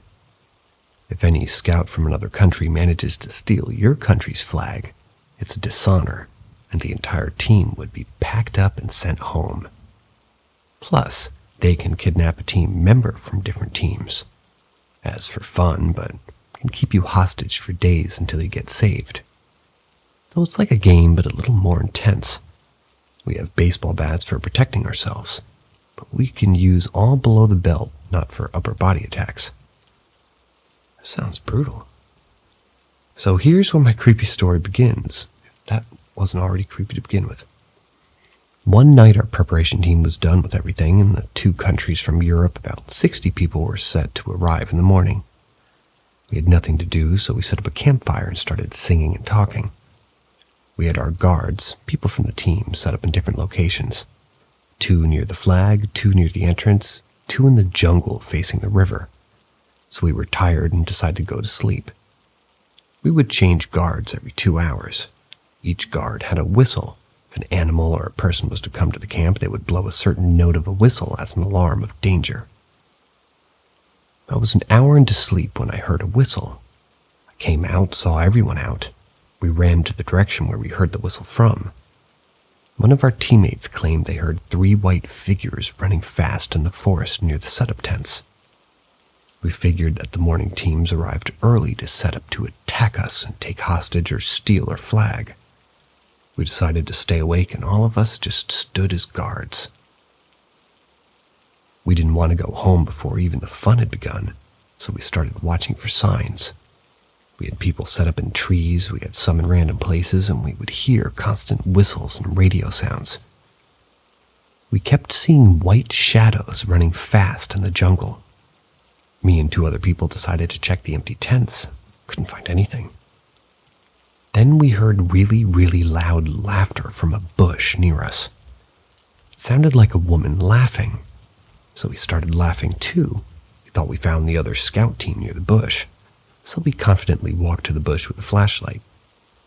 To our horror, there was no one. The next bush, a little bit deeper in the woods, a few feet from us, started shaking in a clear conversation between a few people speaking French in an accent. We could hear them clearly, so we checked there again and nothing. Then we saw a guy in a white t-shirt running fast in front of us. But his speed was weird. He's running so fast as if he was sliding. This is a forest. You can't run without making a noise, but he was making none. He was just sliding. We still looked at this as a joke, and we had adrenaline, but it was more exciting to catch them more than anything else, really. These things continued for 2 hours. Constantly, we would hear our code whistles from deep in the forest, but none of us could figure out who it was or where it came from. We would hear whispers of people speaking French and Armenian, but we couldn't find anyone there. By the way, the arriving teams were from Georgia, not a state, and from Uruguay. We had a few people coming from the US, too, so no French teams there at all, so it was kind of weird. Anyways, after 2 hours of running in the forest in the dark, I got tired. I didn't take this too seriously, so I went back into my tent to sleep. It was me and 2 of my friends, so 3 women. As soon as I laid down, 10 minutes later, I heard a car coming toward us. This area is not designed for regular cars to arrive. None of us or other teams had cars. A bus from the nearby city would drop us there and pick us up after the camp was over. So, no cars. Anyways, I heard a car coming straight towards our tent with high beams on. It was coming so fast, so we were frozen expecting it to hit us. It was seconds, no time to run. Then it had to stop right in front of our tent. We heard the door open, no footsteps. Just closed again, reversed, and left. I was shaking. It hit me that it's not even the other teams. They don't have cars. They were going to fly in and use the bus to get to this location in the morning. We got out. Everybody had seen the car. It was the Jeep, apparently. But no one got out. No one saw who they were. We stayed awake all night. We kept seeing those white-shirted men sliding around us. We could sort of hear laughters and French whispers all around our camp. There wasn't one person, but at least 20 people who were either messing with us or had plans to hurt us. In the late morning, we had the other teams arrive. Everybody came in and we had our leaders meeting in the afternoon. It was a protocol to have the leaders of the teams to let us know if they had planned an attack that failed. All the teams said they arrived in the morning, so they didn't even really, they weren't even in the country at night. Up until this day, I have no idea who those people were. I have no idea what they wanted, and I have no idea why they spoke French or what they were trying to do. They never attacked or kidnapped anyone in the team. It was scary when I think of it. At the end of the day, this was a campsite in a forest, and forests can be places where cults and crazy people gather.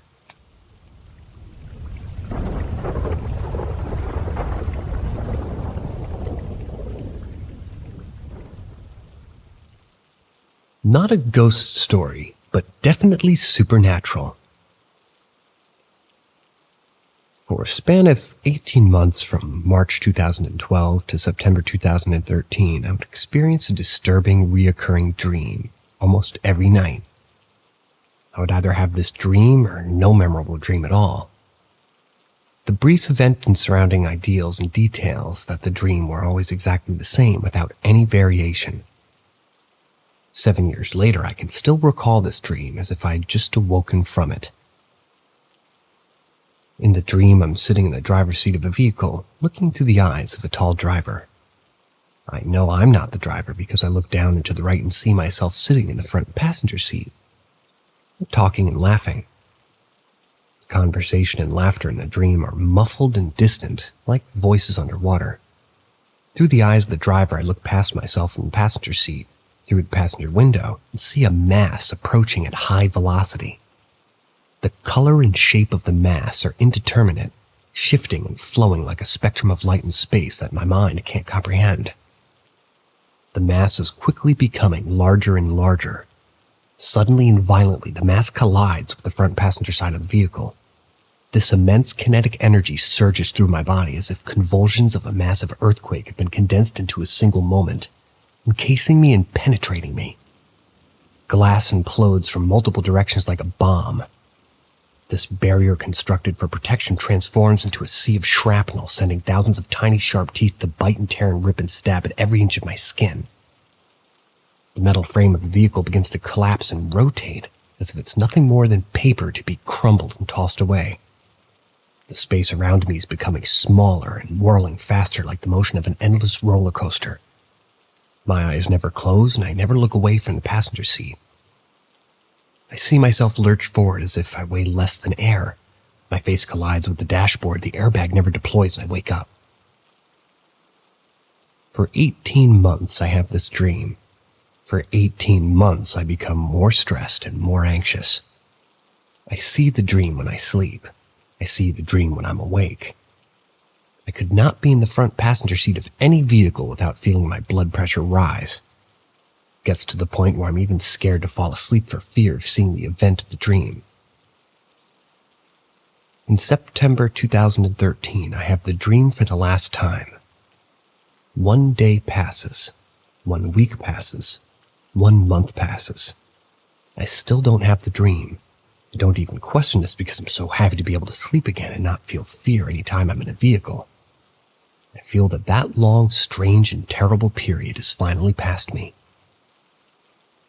2 months later, on a beautiful day in November of 2013, I'm working at a visitor center in the National Wildlife Refuge where I had been employed for a little over 2 years. It's a slow day at work and not many people are coming into the building. The tropical beach is far more interesting than our display murals and informational plaques. I take advantage of the slowness and spend my time reading. Mid-morning arrives and I hear the chime at the front door ring as soft footsteps enter the visitor center. I look up from my book and see a young couple who seem to be in their early and mid-30s. I greet them, but they don't really notice me in the distance. I return my gaze to my book as their attention is drawn to one of our murals and plaques. Some time passes before I hear a soft feminine voice politely say, "Excuse me," from the opposite side of the counter. "Yes?" I respond and look up with a smile to meet the eyes of the young woman. But as soon as I face her, her expression very quickly changes from inquiry to shock. She immediately turns to walk away. Without saying another word, she walks from the counter to the wall about 5 meters away. Her husband, presumably sensing her discomfort, walks up and puts his arm around her shoulders, and they talk in whispers I can't hear. She's visibly upset about something. I think this is very strange at first, but ultimately it's none of my business. I look away from them so that way they don't feel judged or observed. Many minutes pass, and the woman returns to the counter. Her face is a bit puffy and her eyes are a little red. She takes a quick deep breath and proceeds to ask me about the free cave tours available to visitors of the refuge. Without hesitation, I begin to describe the tour. About 2 minutes pass and she breaks down into full tears. She's crying heavily as her husband rushes back to her side. "So sorry, was it something I said?" That's all I could think of to say at that moment. She wipes her face with the tissues I hand her before taking a breath and speaking again, and she apologizes. I reassure her that there's nothing to apologize for. And what she shares with me is something that will stick with me for the rest of my life. She attended university in Australia and lived there for 10 years. In her decade there, her best friend, a woman who became her sister, looked and spoke exactly like me. She was my complete doppelganger. 2 months earlier in September of 2013, her best friend was involved in a major car accident. Another driver had hit her friend's side of the vehicle. The airbag never deployed and she died instantly. The airbag never deployed. My heart begins to race and every ounce of air seems to be empty from my lungs. After some time and comfort from her husband, the woman asks if we can go on the cave tour. "Of course," I respond. We go on our tour and return to the visitor center over an hour later. The woman tells me of their plans for the rest of their trip. After a brief silence, she reaches out and gives me a deep hug. "Goodbye, goodbye, goodbye," she keeps repeating slowly in a soft, forlorn whisper as she holds me in a warm embrace. I'm not the hugging type of person, but I realize that it's not me she's reaching out for, so I let her stay there for as long as she needs, returning her hug. After a while, she lets go. I She doesn't look at my face as she turns away and walks away, and the woman and her husband take each other's hand and walk out the door. Never saw them again.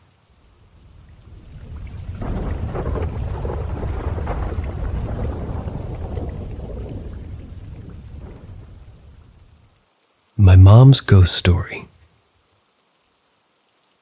My mom is from Singapore, and I have a lot of family there. They always talk about ghosts, especially this female entity named Pontianak. I'm not sure if this entity was involved in this story, but it was creepy nonetheless. I mention this entity because my mom has an experience that she saw right before this.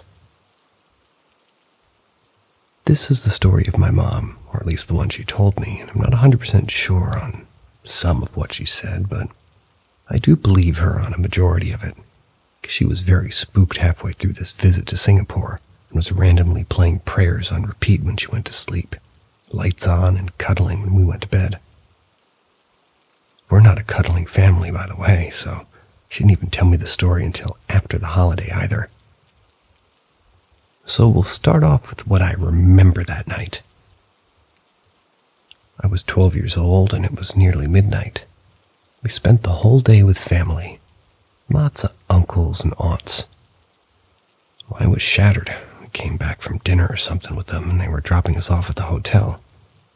We were going to see them off, but my mom wanted to talk to the receptionist first, so she did. Then we went to the lift to go to the basement car park where the family were waiting for us.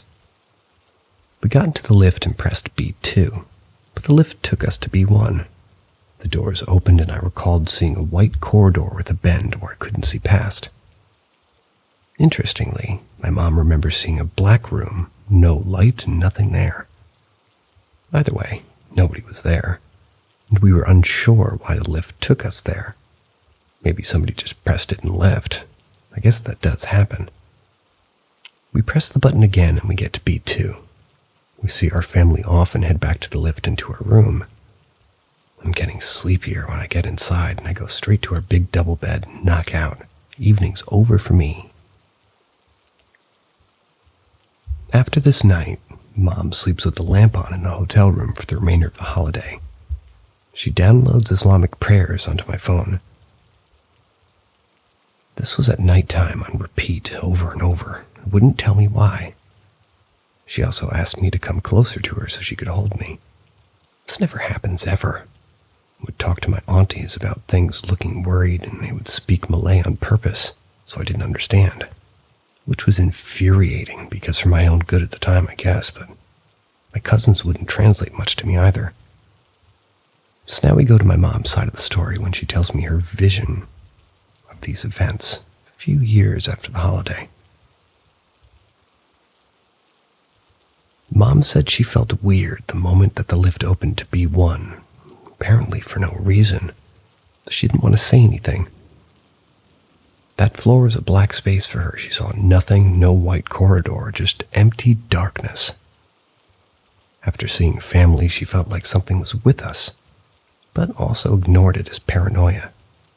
When we got back into the room, she heard two men outside the door. They said something on their radios that she couldn't hear and then walked off. Mom said I was in bed and out. A bomb couldn't wake me up. We shared a big double bed and she was doing her stuff and unwinding and getting ready to sleep. When she was ready, she put a water bottle on her side table, turned the lights off, and joined me in bed ready to sleep. When she closed her eyes, she said she heard footsteps walking into the room. She thought it must have been from the guests next door, so she puts a pillow over her head to block out the noise and sleeps. She said at this moment something punched her in the head with a very strong force. It hurt even with the pillow covering her, and so hard that her bottle of water flew off the bedside table. She frantically gets up and turns the light on and gets ready to beat my ass. Until she realizes I'm all the way on the other side of the bed, fast asleep with my back turned to her. Nobody else was in the room. She becomes terrified. It feels like she can hear laughing from next door. But was it next door, though? She thought the footsteps were the door next to. The next day, she said that she goes to speak to the hotel manager about changing rooms and speaks in Malay in hopes they'll be inclined to tell her more info, if there was any. Also, I don't know how true this part is, as I couldn't tell if this would really happen. They told her they saw something follow us on their CCTV walking back to the room, and sent security to go follow behind in hopes to scare it off. But when we were in our room, there's nothing we can do. In Singapore, it appears common to have ghost sightings, and Mom spoke in Malay to show that she's from Singapore and knows this stuff can happen, so they could share this. They said moving rooms wouldn't do anything. I think the chance was there for her to see the CCTV, but she declined. Didn't want to see it, I guess. Mom asked her sisters and brothers for advice. They sent her some protection prayers to sleep and Bluetoothed them to my phone. They shared some paranormal experiences that they had in the sort of similar areas themselves. Mom told me this, and I do believe something hurt her and scared her because she was so different after that night. She passed away 2 years ago and had some disturbing paranormal experiences in her lifetime. Pray she's in a better place now, far away from these things, protected and reunited with her parents. It seems my brother also has an issue with the female entity. Unsure if it's linked, but it's a story for another time. As for me, I've never seen anything like this or any ghosts, just the odd shadow figure and my own weird experiences. Again, a story for another time.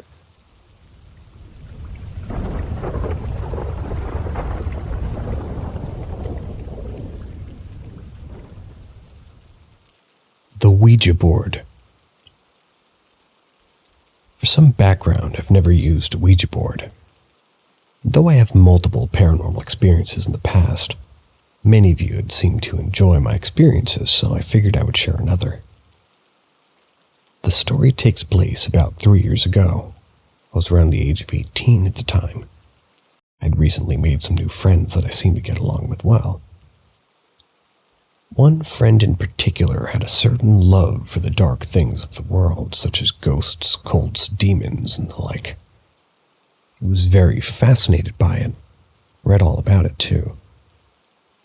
For the sake of privacy, we'll call him Mike. The longer I knew Mike, the closer we grew. He began letting me in on all the paranormal experiences and interests that he had. I didn't think much of it until he pulled out a mint-condition glass Ouija board with a wooden bottom and a wooden planchette. At the time, I didn't really believe in Ouija boards. I had never tried one though, so I didn't know if it actually worked. Thought it was cool and reached out to touch the board when he asked, "You want to try it?" My heart skipped a beat. I wasn't sure if I wanted to, but curiosity got the best of me, and I said yeah. My friend Mike and my other friend, we'll call Sam, sat around the Ouija board and placed her hands on the planchette. We circled it around and began asking questions. Mike had told us that there were 2 beings in his home, and both were friendly. One was younger and one was older. Both were male. When we asked if anybody was there, to our surprise, it was them. While I was a little hesitant, we continued on, asking questions like where they died or maybe what was the other side like. The planchette moved under our hands slowly. And it did answer each question. I didn't believe that it was a spirit moving this planchette, but more so my friend doing the work. Mike insisted that he wasn't doing it, and he was not a liar, especially about things like this. For our final question, I asked the being to draw a star on the Ouija board. Mike told me they didn't do things like that, and I couldn't ask it. Before I could reply, the planchette started moving under our fingers. While I watched it work, I had thought it wasn't drawing a star, as it was doing it in an odd way. The more I watched it, the more I realized it was oddly drawn. But it ended up being a star, just like I asked. Even Mike looked stunned. After we had finished that session, an idea popped into my head. One that I wanted more than anything. My other grandfather had passed away about 2 years before this took place. I missed him dearly, and I wanted to speak to him again. While I knew this wasn't something I should have done, well, emotions got the best of me. We knew it wasn't safe to reach out to somebody that may not reply in his home, so we took the board to a park far away. We sat at a park table at about 2 a.m. and circled the board once again. Sam stayed behind, so it was just me and Mike. I called out my grandfather, asking if he was there. After a few minutes, there was nothing. Then finally, I'd gotten a reply, but not the one I wanted. I started by asking what his name was to confirm. I thought it was my grandfather, though the being responded and had a hard time spelling his name, almost like it wasn't him. With hesitation, I asked if he was my grandfather. Slowly but surely, the planchette made its way to no. My heart rate rose and chills went down my spine. I asked for his name. As this event still makes me uneasy and I wouldn't like to invite that energy back into my life, I will not repeat the name. After we learned its name, I quickly ended the session and walked away. Mike could see how disappointed I was that I didn't get to speak with my grandfather.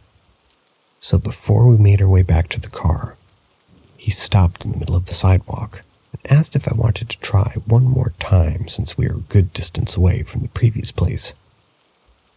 Reluctantly, I said sure.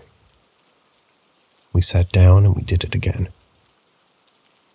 I called out for him and received nothing. Mike suggested talking about memories of him, so I did.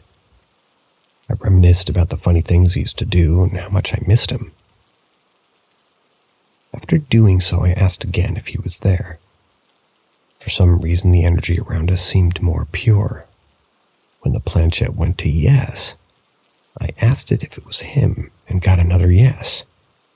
I grew happier as I realized this might be him.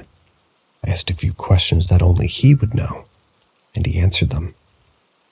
I told him that I missed him, and he told me that he missed me too, and told me not to cry. I was pretty much bawling my eyes out on the sidewalk. I had a good conversation. To be quite honest, it really helped. Once we packed up the board, we headed back to his house, and I vowed never to touch it again. Now, I'm not sure if what I'd experienced was real or not, but I will say one thing. If it really was him just moving the planchette, then I guess I should thank him, because even if it wasn't my grandfather feeling that I was speaking to him, it really helped. But the eerie experience I'd gone through on that park table will sit with me forever. It's been a long time to bring the story forward, as if I buried it deep and didn't ever want to think of it again.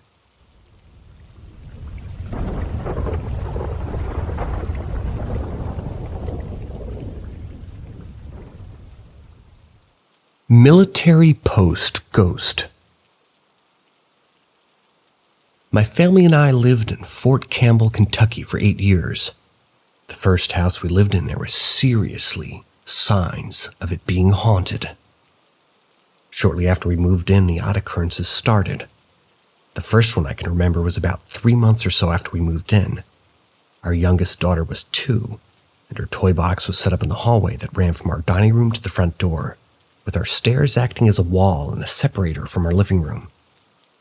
I was playing on my phone, and she was on the other side of the stairs playing with her toys. Suddenly, I hear her come running through the hallway and into the living room. When I look up at her, there's no way to describe her other than being just straight up terrified. Her eyes were wide with fear, and she ran as fast as she could and jumped onto the couch with me. When I asked what was wrong, she pointed to the hallway and said, "That man scared me." My blood ran cold. We were the only two at home. My husband was at work and the older daughter was at school, so there definitely shouldn't have been any man in my house. When I asked what man, she just kept pointing to the hallway and saying, "That man over there." I grabbed a small wooden bat from a toy bin at the end of the couch and crept into the hallway. There was no one there, carefully walked around the entire first floor, searching the storage space under our stairs, our laundry room, and our pantry. No one there. No one could have snuck upstairs without me hearing the old wooden stairs. They're notoriously creaky. And the door leading to our garage was also very loud. There was no way anybody could have got out of the living area without me hearing it. I told my husband about it as soon as the kids went to bed that night. He chalked it up to our daughter's vivid imagination. The second weird occurrence happened a few weeks later. My husband was a soldier in the army, and after physical training in the mornings, he would come home to shower and change into his uniform for the day. He was taking a shower in our bathroom when he thought he saw someone walking through our bedroom. Our shower curtain had a clear panel across the top, and he showered with the door open because of the poor ventilation in the bathroom. From the doorway to the bathroom, you had a clear view of our bedroom. He said out of the corner of his eye he had seen someone walk next to our bed and bend over our nightstand. But when he asked me about it, I told him I'd never come upstairs. He was weirded out, but thought maybe he imagined it. We ended up getting a dog shortly after. Our beautiful bulldog was named Eleanor, and unfortunately, soon after getting her, we learned that her youngest daughter was deathly allergic to her. Because of our daughter's allergies, Eleanor had to stay downstairs, and at night we would kennel her in our dining room. It wasn't long that she began to bark at the hallway. The same hallway my daughter had claimed to see a man that scared her. Eleanor's hair would just raise on the back of her neck and it would stand up. She would bark at something that we couldn't see. At first we thought maybe it could be mice, despite no other signs that we had them. We set traps, never caught anything. We ended up having to rehome our sweet Eleanor due to my daughter's allergies. But for the entire 2 years that we had her, she hated that hallway and refused to walk through it. The most terrifying event that ever happened to me when we lived in that house was the night that I saw him. I was laying in bed playing on my phone. My husband slept beside me. It was around 1 a.m. and I decided I needed to try to get some sleep, since I'd have to get my oldest son up for school the following morning. I had been facing our bathroom and the door to our bedroom. I rolled over to snuggle up to my husband, and standing in the corner of our room was a soldier in full uniform. The room was dark, but because of the street lamp light outside the window, he was illuminated well. I screamed and smacked my husband to wake him up, and as soon as my husband jumped, the soldier took one step forward. This was toward the bed, and he disappeared into thin air. I was hysterical. My husband told me that I just must have been dreaming, but I had never been asleep, and I knew what I saw. He had been so solid I would have sworn he was a real person. This was until he faded away right in front of my eyes. I was terrified, and it took me forever to fall asleep. The next day I talked to a friend of mine who had lived on our street for a few years. At first, I simply asked if she had ever heard of anybody else on, this side of the street complaining about their house being haunted. She said yes, and asked why.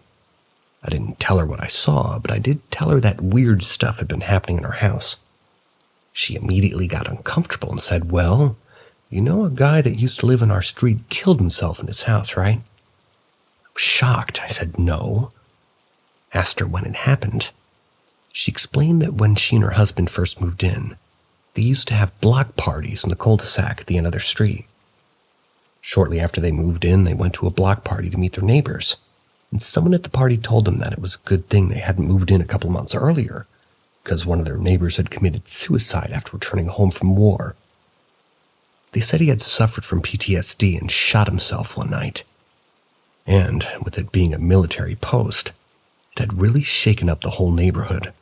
My friend wasn't sure exactly which house it happened in, but judging from what we had all seen and experienced in my house, I was sure it was mine. We had tons of other experiences in that house. We lived there for 6 of the 8 years that we lived in Fort Campbell. There was always something weird or unexplainable happening there.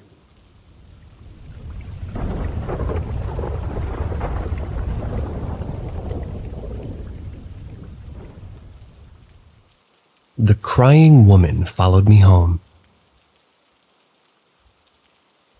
Since I was 11, I used to hang out with my little sister, my childhood best friend, in this abandoned manor. Our parents didn't want us to go there because it said that the place is used for satanic rituals. I didn't believe in the existence of Satan and things like that, so we kept going to that manor. At 12, I started to feel depressed. Long story short, I was severely bullied and my parents were in continuous fights. I hated being home and I started to go at the manor alone and just with Vicky, my female Doberman.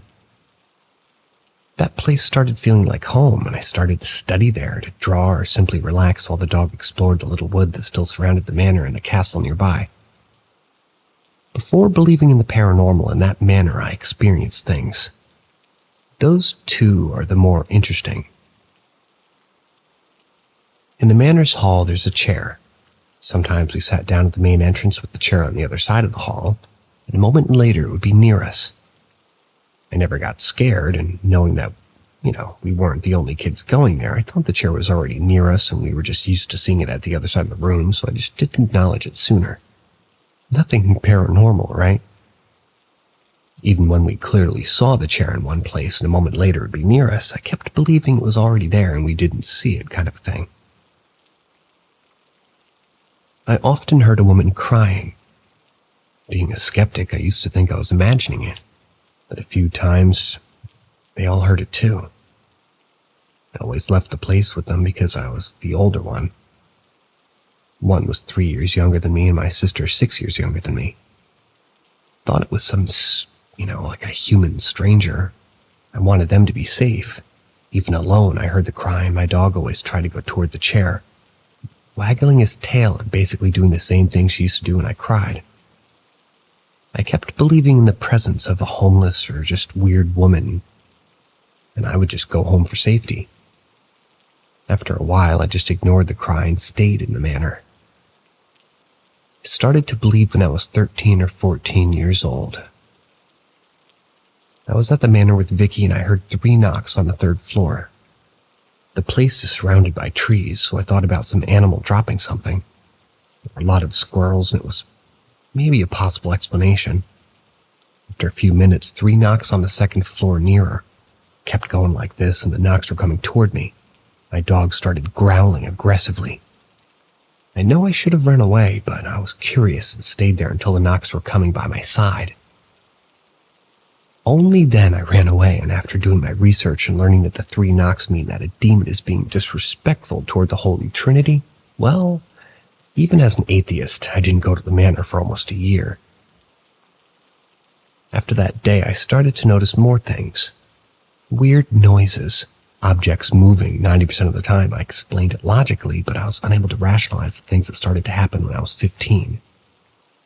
I just restarted going to the manor. Always with someone and never inside the manor now. So me and my 2 friends started to see something weird in my garden. It was like a black human silhouette.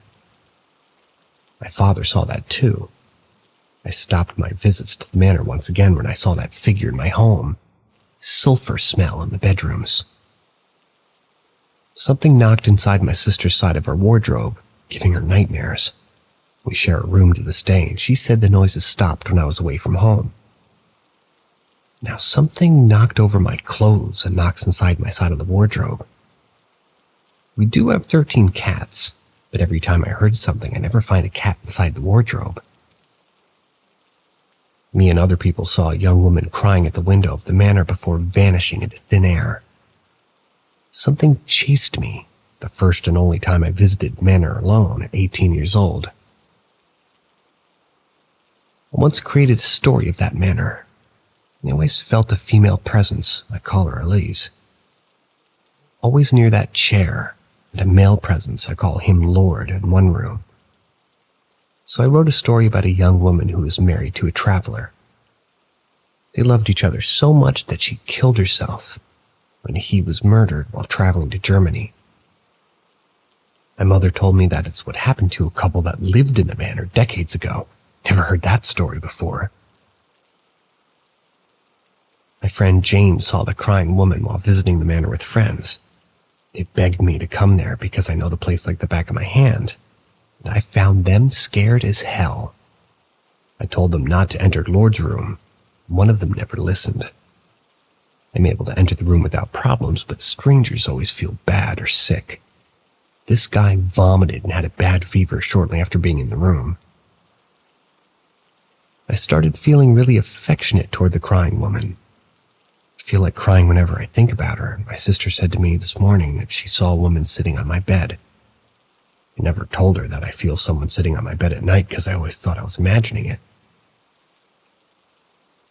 I don't know what to do, people.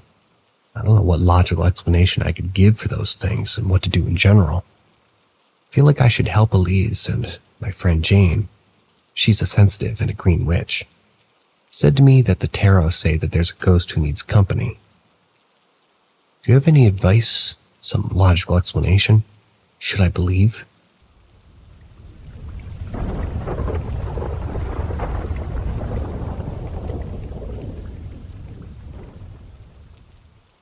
Experiences I had, plus bonus of my aunt. I'm a scientist by education and trade. Have worked in sciences and a teacher in career. So I'm skeptical to the core. That said, I know unexplainable things exist, and I accept them. My first story is really short. I only know this from my mother. This is the only potentially scary one. When I was like 1 or 2, we lived in a house in northwest Florida. Apparently, my mom had a weird feeling at the house, and I would cry and scream every time we pulled into the driveway.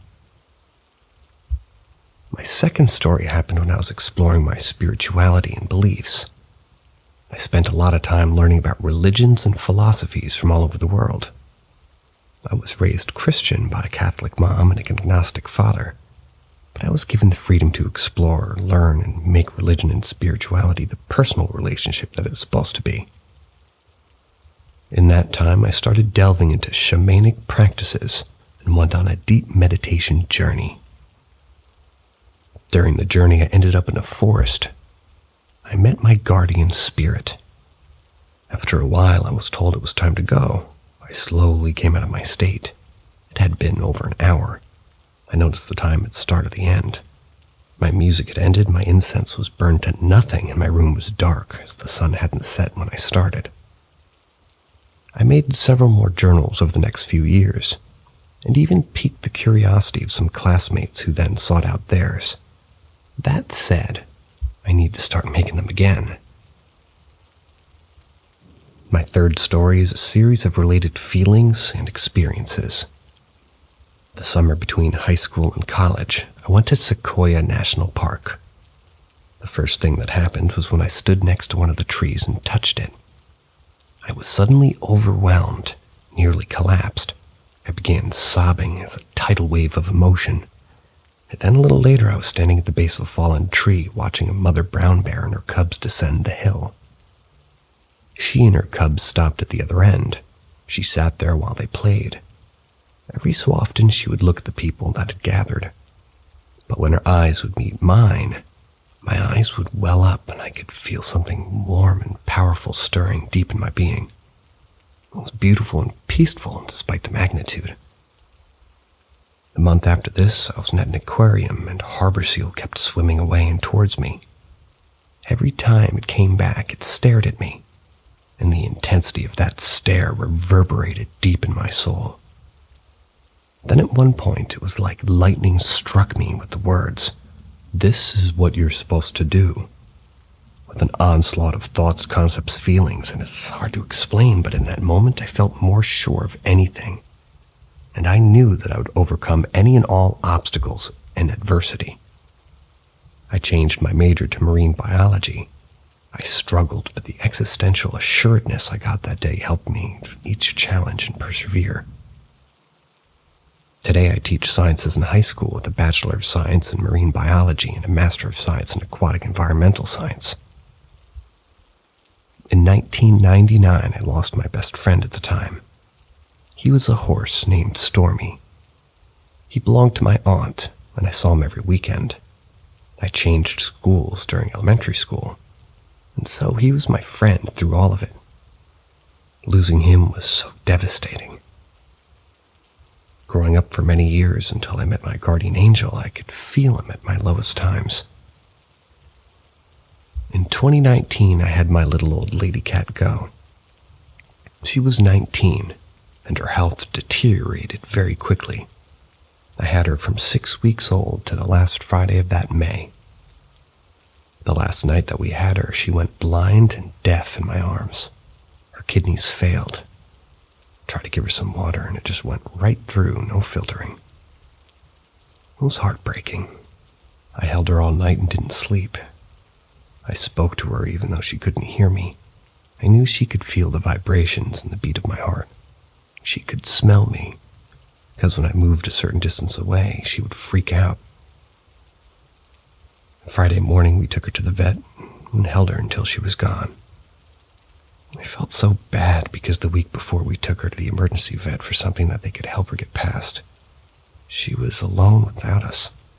It was 2 hours away. That was for 7 days before they released her back to us. She had fluid on her chest and they drained it and wanted to keep her for observation. They were hopeful and positive she would improve, and she did. However, they noticed other things, wanted to extend the observation. They called me to tell me that they had found evidence of severe underlying neurological problems, that she wasn't going to make it. We went and got her, and the events above occurred. So the paranormal part. We said goodbye Friday morning. Friday night, as I lay down to go to sleep, I suddenly feel her soft steps jump into the bed, climb up onto my chest, curl underneath my chin. I could feel the weight of her little 5.5-pound body right there, warm and breathing. She was never a purrer. She slept with me one last time, the way I held her the previous nights before she crossed the Rainbow Bridge.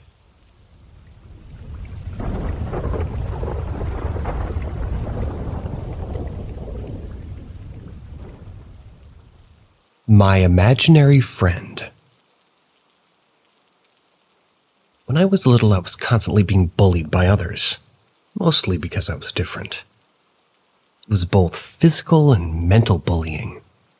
Kids, teachers, adults around me, and my siblings. It got so bad that I tried to kill myself at 8 years old.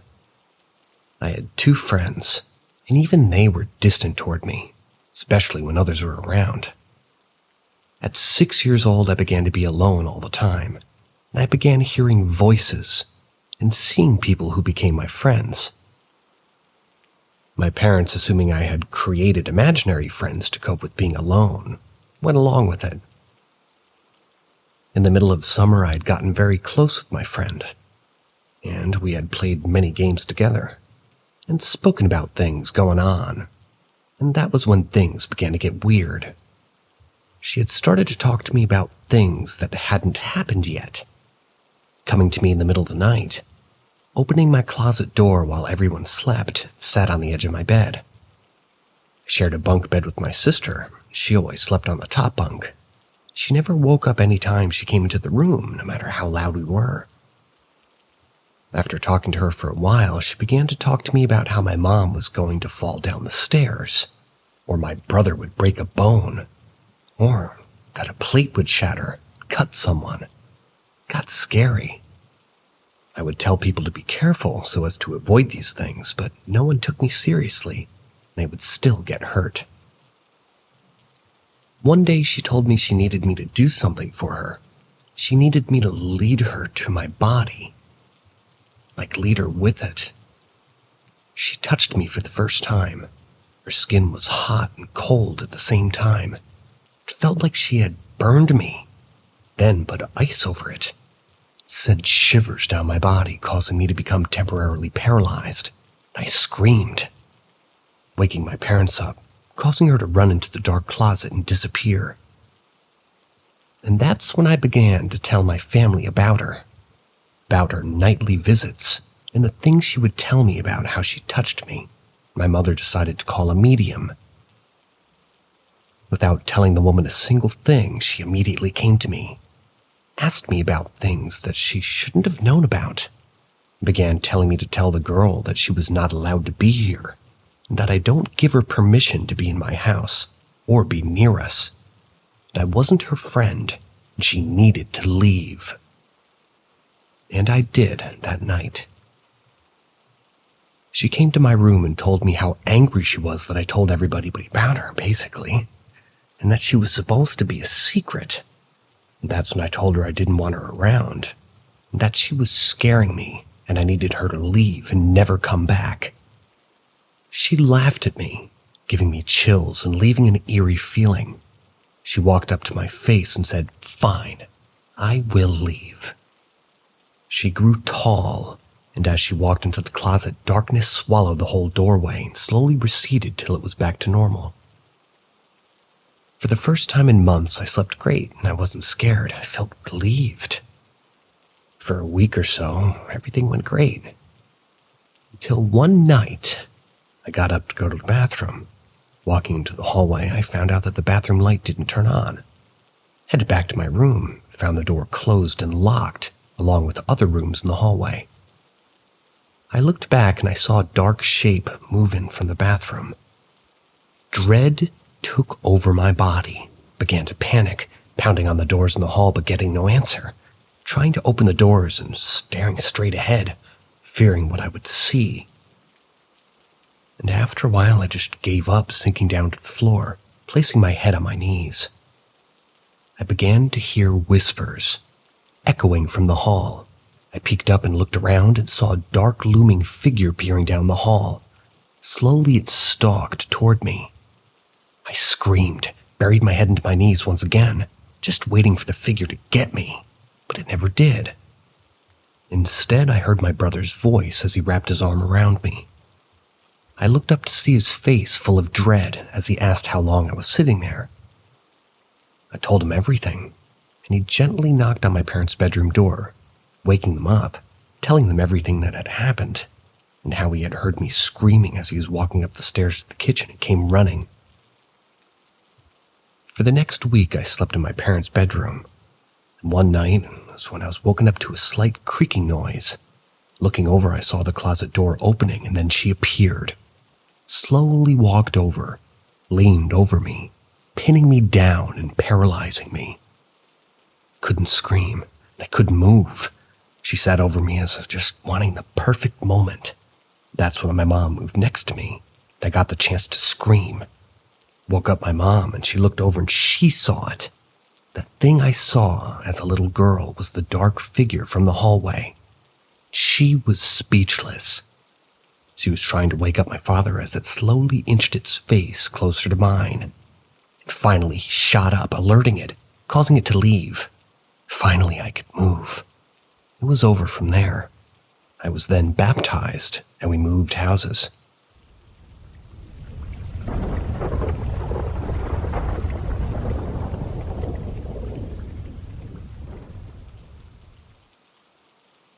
To give some information, I'm a 14-year-old male. I'm Catholic. This helps you know how I felt during the events of this post. 1. Hammy. Hammy was my first hamster, and my only pet for a while because my dog lives at my grandma's house because my mom would constantly jump from house to house. One day I was getting ready for school. I noticed Hammy was looking tired. He was walking and looked very tired and sick. I told my mom, and she said that she would get medicine for him. Later that day I got home and I noticed Hammy wasn't in his cage.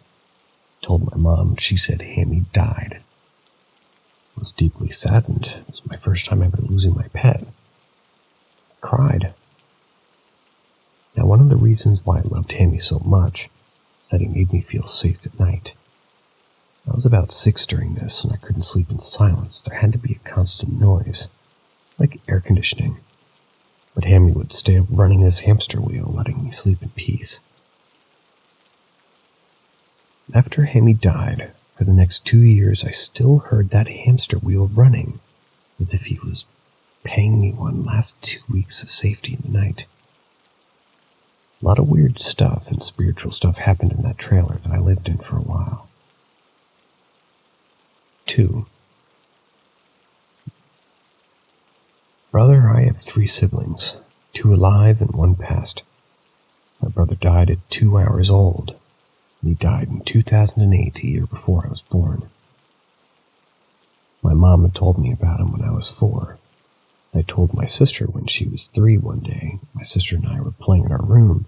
We saw a piece of rolled up paper that was slowly floating above us. Moved all the way to our closet and into one of the containers that we kept the toys in. And it dropped. We told our mom and she didn't believe me. I got kind of mad at me too. She was thinking I was scaring my sister. Me and my sister always refer to this as our brother visiting us. As this event happened only a few days after we took a framed picture of him into our house. And while now being more strong in my faith, I don't know what it was and probably not sure if it was him. This memory always reopens when me and my sister talk about stuff. Weird apparitions and voices.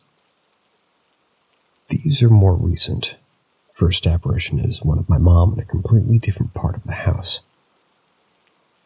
This was after I was riding my bike, so I was like 7 or 8. I saw my mom in the kitchen and heard a voice. Come here. For about 5 seconds before my actual mom called me and I told her about it. She said something like, "They're trying to get you." Now that's the last of the paranormal events that happened in that house, because shortly after my mom's second divorce happened, we moved out. We moved in with my grandmother during COVID. Then my mom was having my second sister, and we moved into a new house in a bigger city where I currently live. That leads us to my last events. Voices and whistles. My mom calls me by whistling or calling my name. At times I'll hear these, and not like faintly, like she's actually calling me, and it's happened even when she isn't home.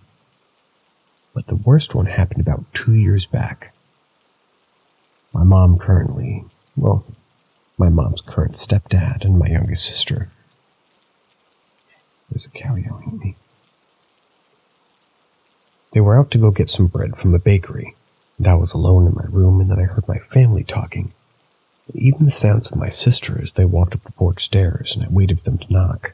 I was right next to the door, so I could open as soon as they knocked. But I waited about 3 minutes, and they never did. I looked out a window, and no one was there, not even our car, and it was very, very vibrant and accurate. Genuinely sounded like they were outside. It scared me. Went into my room, and after a while I heard it again. I could hear my stepdad talking with my mom. They weren't there, and I prayed.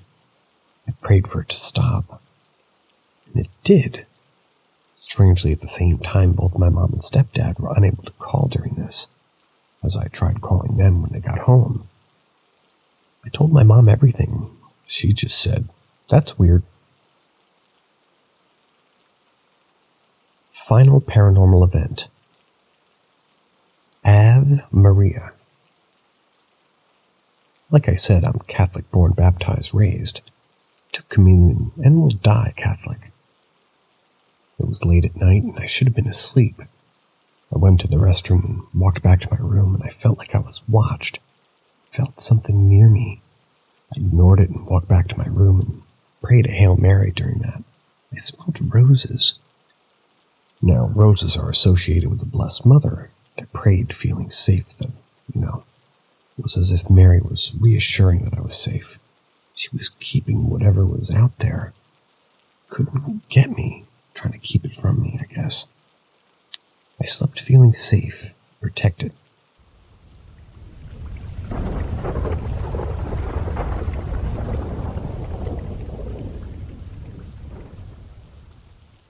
My experience in a basement apartment at what I consider to be a haunted house. My siblings and I spent most of our time with her father, but every other weekend we went to see my mother, who lived with her mother. They moved around a lot and eventually moved to a multi-family home. When we got to the basement apartment, it was around 12 at the time. One of my first things I was told about the house by my grandma was that the house had been around since the Revolutionary War. People unfamiliar with New England may not know how commonplace this is, especially in the area of Connecticut that I'm from. Plenty of houses around me were built in the 1600s and 1700s.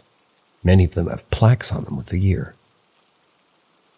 I always felt terrified in that basement, but I didn't even think that was unusual. I never asked myself why I felt so scared all the time. I always felt like I was being watched, or that there was some other presence near me. It's difficult to put into words, but at the time, being a kid, I treated it as if I were in a movie 24/7. It felt like cameras were all over me. There was an audience. They were monitoring my every move, even when I slept.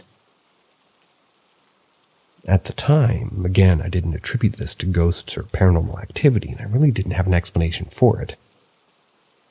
I felt it the most in the bathroom. I would try to spend the least amount of time there possible, running in and running out, always thinking someone was in there. I also always had trouble falling asleep there. My brother and I all slept in the living room, me and my brother in the pull-out couch bed, and one would sleep on the armchair in the corner. My grandma had her own bedroom, and so did my mother. My mother eventually left, though. She sold her car and phone and went off with some man she just met. We lost contact for years. When she left, I took over the bedroom on the nights that we stayed with our grandma. Sleeping in that room was even more terrifying. I always heard scratching in the walls in my mother's old bedroom. They seemed to me to come from inside the middle of the wall between her room and the kitchen. At the time, I figured it was mice, though I had never heard or seen mice being an issue in that apartment. The bedroom door would also open on its own, even though my family confirmed that there was no opening in my door. I remember before I could go to sleep, I would close as probably as I could, and just pushing it real hard, making sure it clicked, making sure it wouldn't pull open without the doorknob twisting. And yet I would wake up with the door slightly open. Again, at the time of my explanation, was that my mother had one of those behind-the-door shoe racks with tons of shoes hanging off. I figured maybe the weight would pull the door open, though I'd never seen it happen with my own eyes, and I couldn't get it to do that. Well, I couldn't make it do that myself.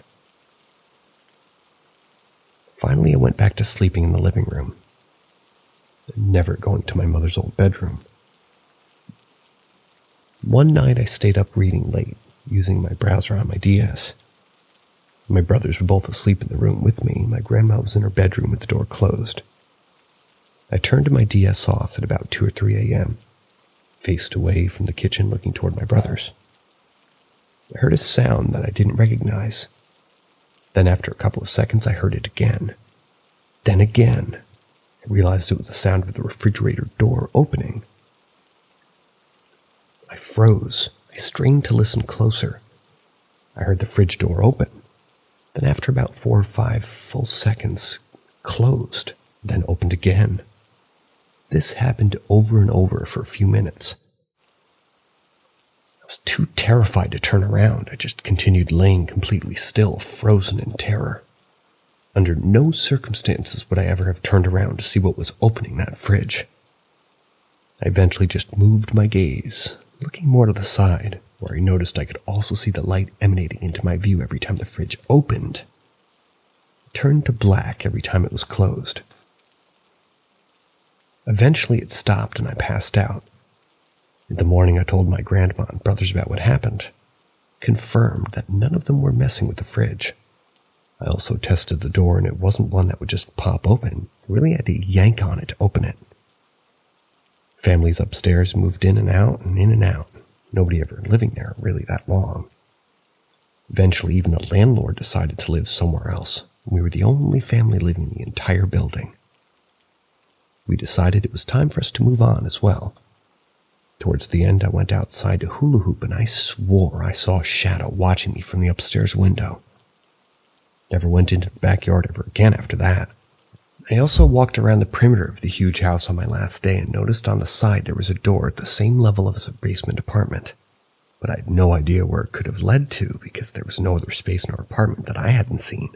No other doors. This door was padlocked, zip-tied, and the handle had rope and bungee cords tying it closed. The sight left me so unnerved that I ran back into our apartment immediately. When we moved out to another apartment, I noticed a different feeling immediately. I felt safe and never felt like I was being watched. This is when I decided that I believed in ghosts.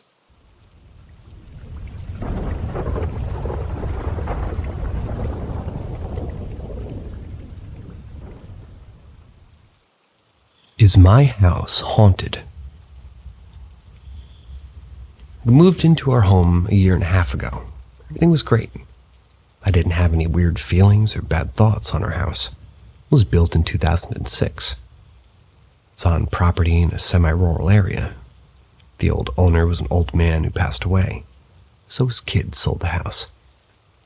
Anyway, a few months pass, and the mobile that my son's room is hanging from is light, and I noticed one day when I went in there, it was spinning on its own like semi-hard.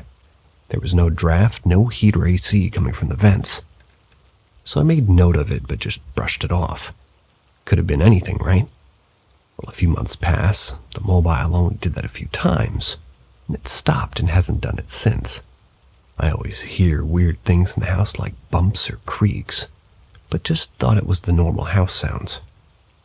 Then these last 2 weeks, weird things have been going on. My son wakes up from a dead sleep. My husband and I were still awake watching a movie in the living room. My son gets up, standing in the corner of his crib, looking at the corner of his room, screaming like he was terrified of something and shaking from being so scared. We grabbed him, did a full search of the room because that's never happened before. He's never done this. The room was clear, nothing out of the ordinary. We rock him back to sleep. Then the next day, my husband's truck started acting weird.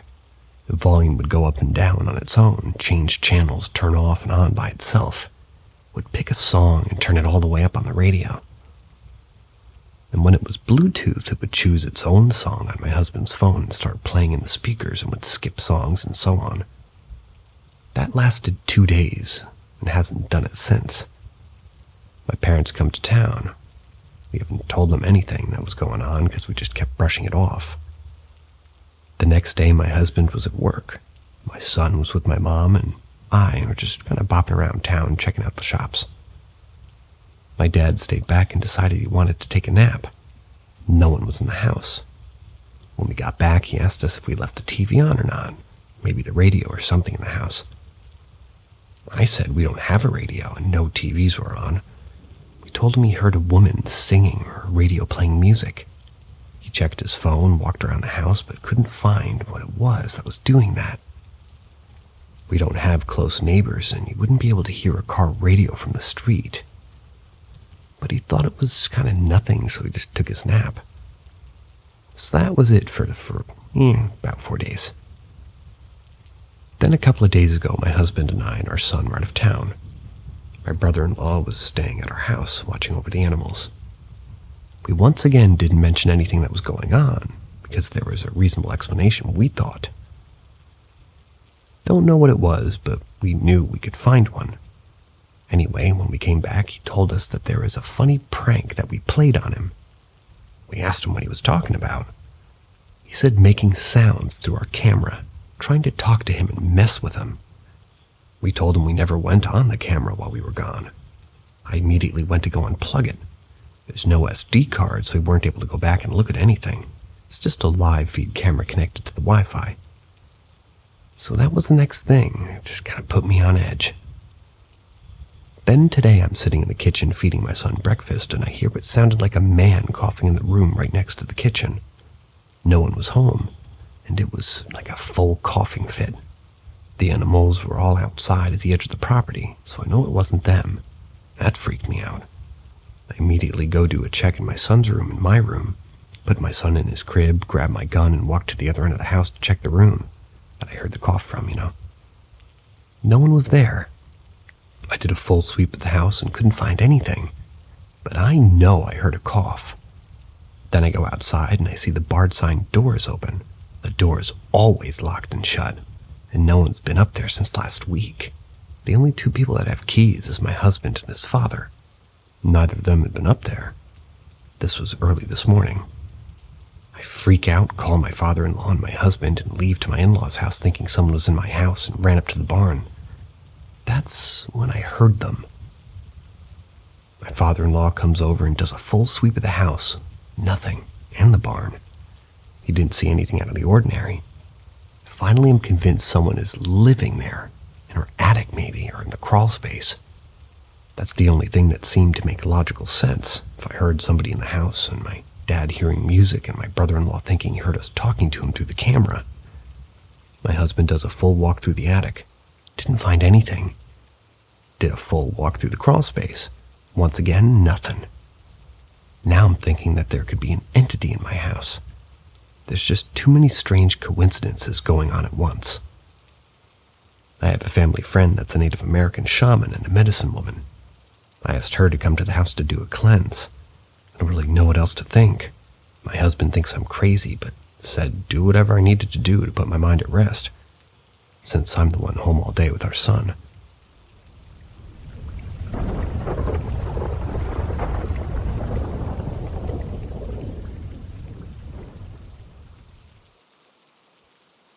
I used to think all pets could see spirits, but I found out last weekend that I was wrong.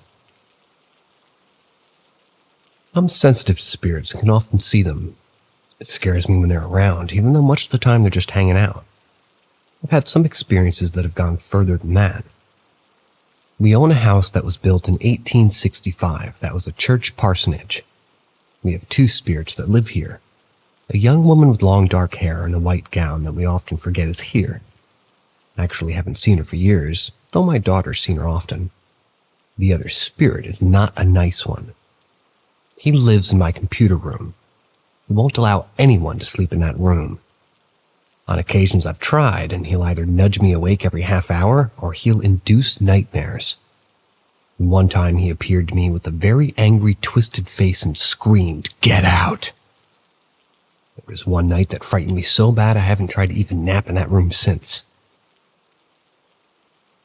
I was sleeping, and the spirit grabbed what I can only assume was my soul, shoved me into the corner of the room. He started applying pressure to every part of my body. I was struggling to breathe or speak. Every time I tried to say something, he'd apply more pressure. It was really starting to hurt. As I struggled against him, he applied more pressure, and I pictured my mother. Wanted to call out to her no matter how much effort it took. I opened my mouth and I managed to squeak out, "Grandma." That wasn't what I wanted to say, but it's what came out. The moment I said the last syllable, I was wide awake on the bed, gasping for breath. My lungs and body hurting. I left the room and didn't go back in there. I believe my grandmother, who died 8 years ago, saved me. I know some may say I was sleeping or having a nightmare or sleep paralysis or whatever, but I know otherwise because of the other experiences that I've had with this spirit. I've seen him several times when I've been wide awake and just working on my computer. Even my children have seen him. This isn't what this thread is about, though. I used to think all pets, especially cats, could see spirits. This past weekend, I learned only of my 5 cats can see them. Only one of them, and his name is Marley. I work night shift, and he's often in the living room with me. Sometimes he'll stop whatever he's doing to stare intently at something. Sometimes it's a bug. I can tell because his eyes will dart all over the place. But when he stares at one spot without moving, I know it's a spirit.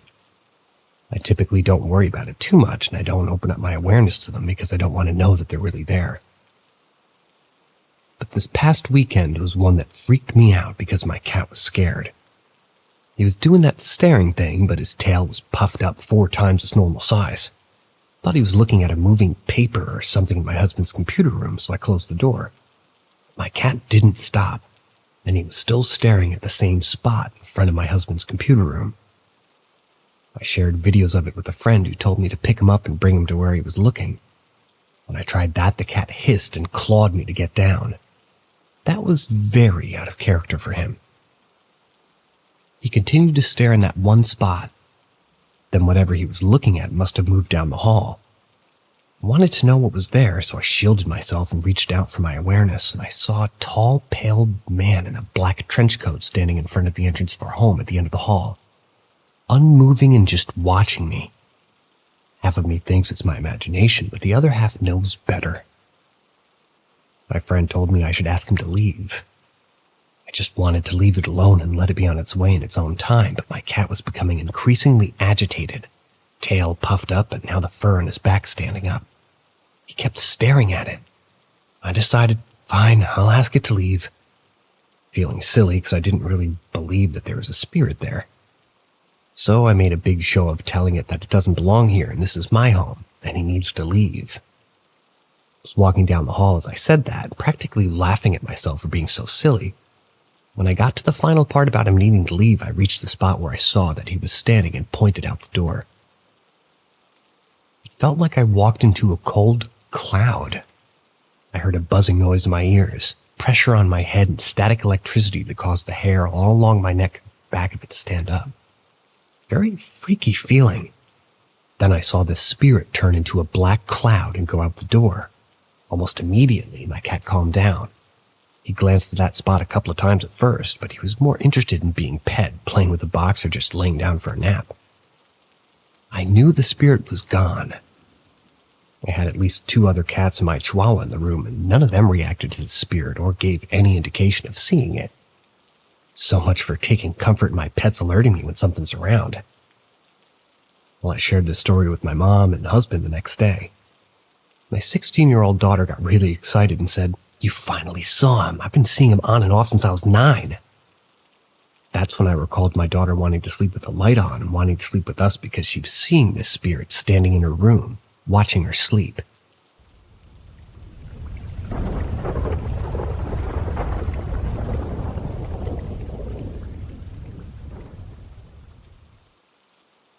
Am I possessed? I don't feel like myself anymore. A while back, I used to serve in the military as an officer in the Navy. Before one of my appointments at a base off in Trincomalee Harbor, I was given cabin number 15 of a 2-storied building. This was housing officers of the fleet. The peculiar thing I noticed on the first day I settled in my cabin was that there was no roommate by myself in the cabin. It was mostly allocated to myself, while all the other cabins accommodated 2 officers each. I was not a senior officer of the fleet at the time. There were much more senior officers accommodated adjacent to the room I was allocated. I had a batchmate of mine in the adjoining room, and when he returned after duties, I asked him why I was singled out while everybody else had a roommate, which was the routine procedure when allocating accommodation. My batchmate told me that there was a superstition surrounding the cabin number 15, and that people believe it to be haunted. I asked around regarding the origin story about the superstition, and I was not able to find any at the time, but I was able to find out why I was given the cabin. While I was in the Navy, I was pretty infamous for debunking ghost encounters among our junior officers. I'd even taken up open challenges to stay the night alone in some post-war encampments where a lot of carnage took place during the Civil War. I've even stayed a whole week in a radar outpost where an officer ran for his life after a supernatural encounter without any incident. We won a few bets even. So the officers who planned the allocation of cabins had decided to give the sole ownership of cabin number 15 to myself, just to test me out of my claims of being a debunker. A few days passed without an incident. But not like in other places I've stayed, I've felt that this cabin has an eerie vibe, especially around 3 a.m. where I found myself to wake up for no reason at all. When I wake up, it's not out of fear or surprise. I just open my eyes for no reason. Whenever I check the time, it's around 3 a.m. or close to it, and I find myself unable to doze off afterwards. I feel tired in the morning. During the day, while I carry on with my routine duties, I investigated about the cabin expecting to find the typical someone died or hung himself in the cabin story. There was none. Even the building was relatively new, but officers who slept in the cabin even for a single day claim that the cabin is haunted. I I asked around what type of experiences the officers who slept in the cabins had. They all sounded exactly like your typical haunting. An apparition appearing beside the bed, shaking you out of bed, or scratching and pulling a leg, but I didn't experience any of that. The only oddity I did experience was the waking up at 3 a.m. A few more days pass by, and now I experience a recurring dream where I find myself staring at what people call a shadow person. They'll be standing beside my bed. I don't jump up scared from my bed, but keep on staring at the entity who doesn't seem to have any facial features, but just the empty and dark shadow. And again, I open my eyes and I see the time is around 3 a.m. I experienced the same dream continuously for about 10 to 15 days.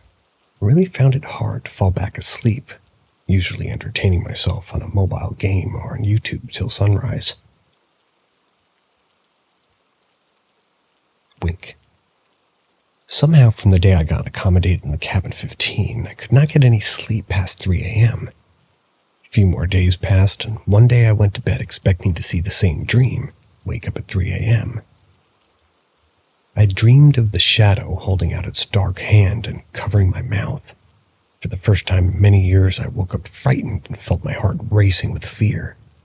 But this time, the clock read 2 a.m.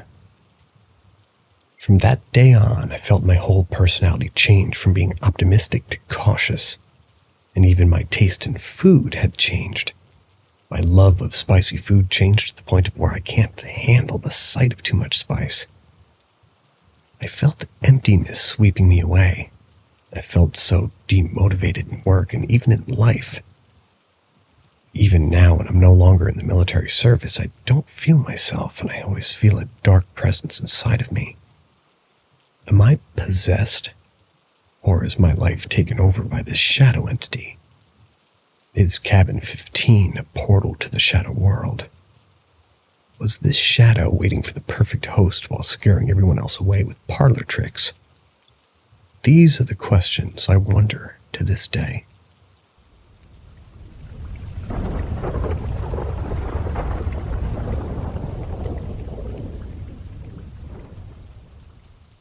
An encounter with human subconscious. We've been out for 4 days at this point with almost no sleep. We were a 4-man squad, operating completely independently, securing battalion-level safe data traffic. We got an order to relocate about 100 kilometers south of the coast. The day turned out to be quite long, and a long story short, we were at combat readiness in the new location at around 3 a.m. As the squad leader and I decided to take first watch and let the guys get some well-deserved rest, so I grabbed my gear and started walking toward our guard position down the road from our camp. Guard position in this context meant a concealed position in a ditch with a good view down the road. I got to the spot so it was just over 200 meters from our equipment. There was a bit of snow on the ground. The sky was clear and it was absolutely dead silent in the woods.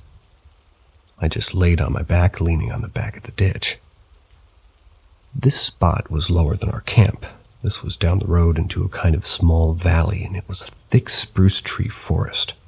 So all sounds that there would have been in our camp on higher ground and almost on the shore, you could kind of hear the sea from our camp, just died down.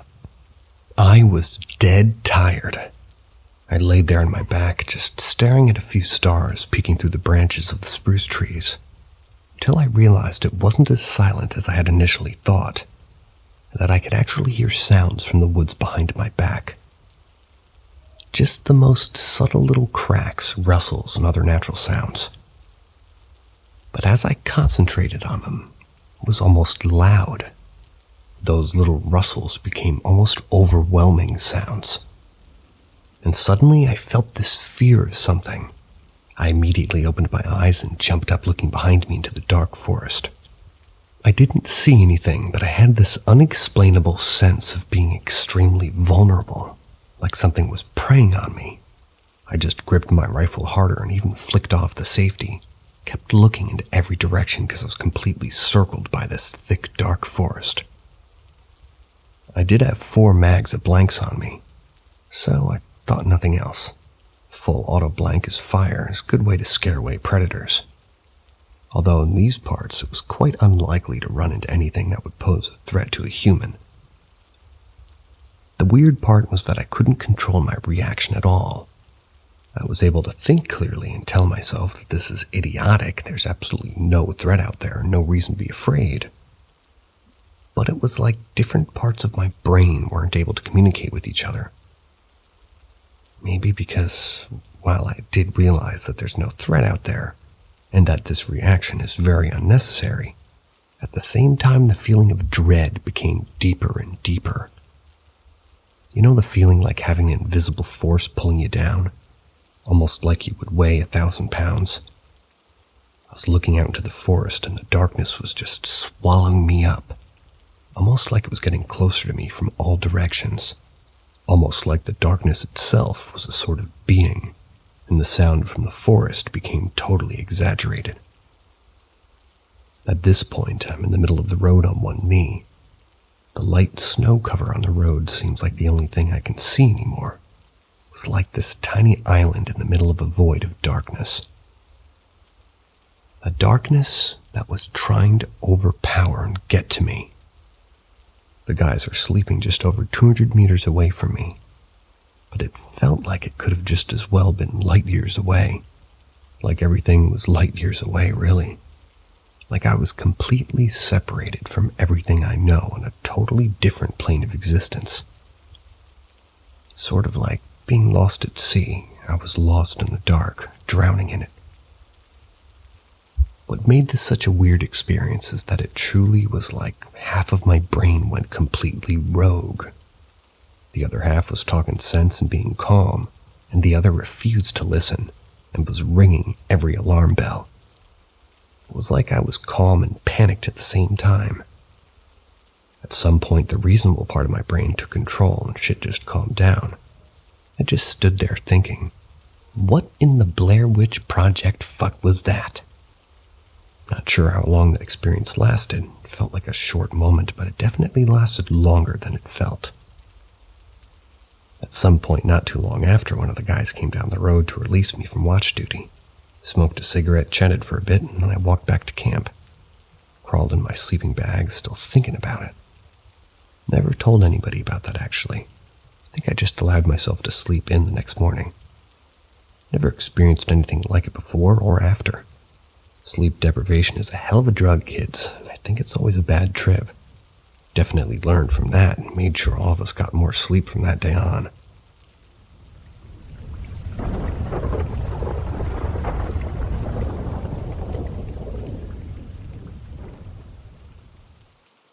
The hangar at Throckmorton Airfield. For the last 20 years or so, my career has been motor vehicle related. I've held various fleet management and coordination roles in a number of large international companies. One such employer was a government department. Around 2005, the UK government decided to set up a dedicated force to patrol England's motorways, to keep them hazard-free. They were called Highways Agency Traffic Officers, known internally as HATO. Though a quick Google shows that they're now called Highways England Traffic Officers. And if you have a look at the Wikipedia entry for them, you'll see a photo I took of one of the Land Rovers that we used. Totally unsuitable vehicle for the job for several reasons, but they wouldn't tell me or listen. Besides, this point isn't about my time and frustrations with HATO. We used several sites around the country to train the new traffic officers' defensive driving skills, as well as how to deal with various situations that they'd expect to encounter in their new roles. These sites were almost exclusively disused World War II airfields, as we could paint mock motorways on the old runways for the training, and use a hangar to securely store the vehicles in between training sessions. At Throckmorton Airfield, we used Hangar 1. It's a big hangar. We usually had a total of 15 Land Rovers and Nissan Pathfinders located at the site. And even with them all spaced out in the hangar, I'd reckon we'd only occupied like a third of its floor space. I turned up early one morning between training sessions to do an inventory of the vehicles and their contents. Brushes, traffic cones, spill kits. It was barely 6 a.m. on a cold March morning.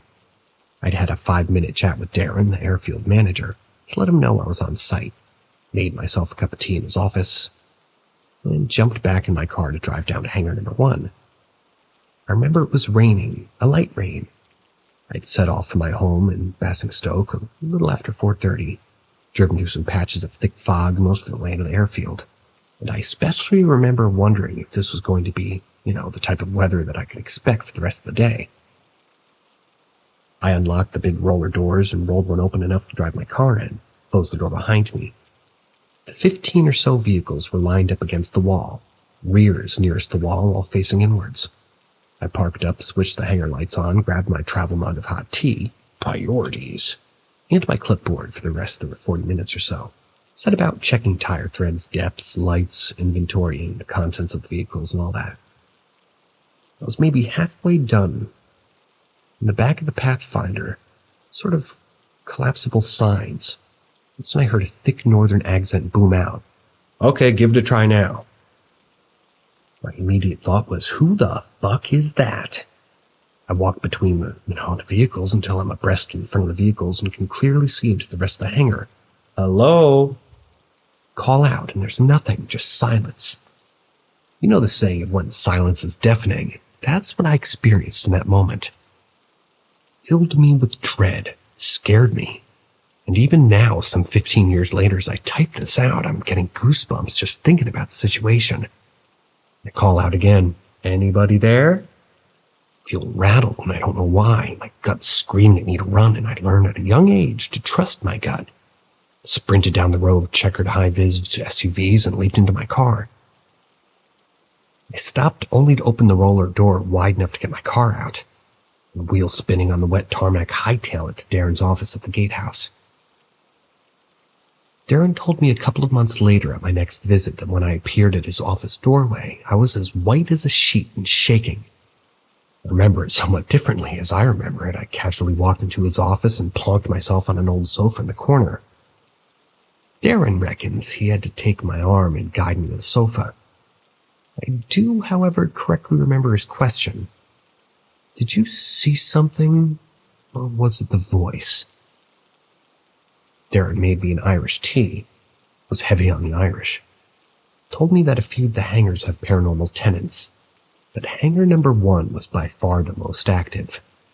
He explained that from what he'd been told during the war, a couple of mechanics were working on an engine of a Wellington bomber. One was on the wing, and the other was underneath on the ground. The one on the wing said to his mate, "Okay, try it now." And when the other one tried to spin the prop, the engine caught immediately, which he wasn't expecting. He overbalanced and fell into the now fast-spinning blades, which made very short work of him. Darren couldn't explain the malevolence the hangar has. But I wasn't the first to be terrified in hangar number 1. I'm sure there'll be more after me. Unfortunately, I still had a job to do, so after a while, once my nerves had calmed down, I had to drive back and finish my inventory. But you can bet I kept that roller door open and the engine of my car idling.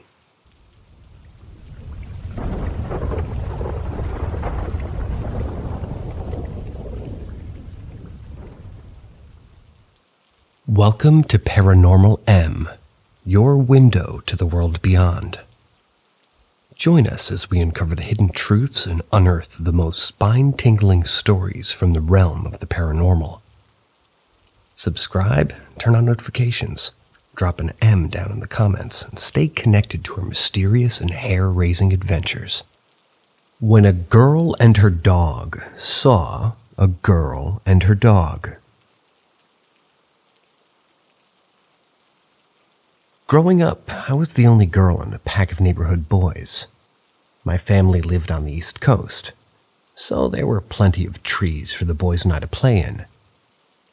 We made forts, played hide and seek, had miles upon miles of woods to explore. My parents got me a puppy when I was 7, and by the time I was 9, the family dog was 65 pounds, and enough of a deterrent that strangers wouldn't approach me. My parents made sure Taz was ridiculously well trained. He healed, had an excellent recall, barked and stopped barking on command. And he had a very terrifying growl that scared people from getting too close. He'd stay with me off-leash, only bolting if I gave him permission to chase a deer or squirrel, or occasionally have him chase one of my friends. I had to take Taz with me every time I went out. There was a grove of trees behind one of my best friend's house that was very long and maybe like a quarter-mile thick.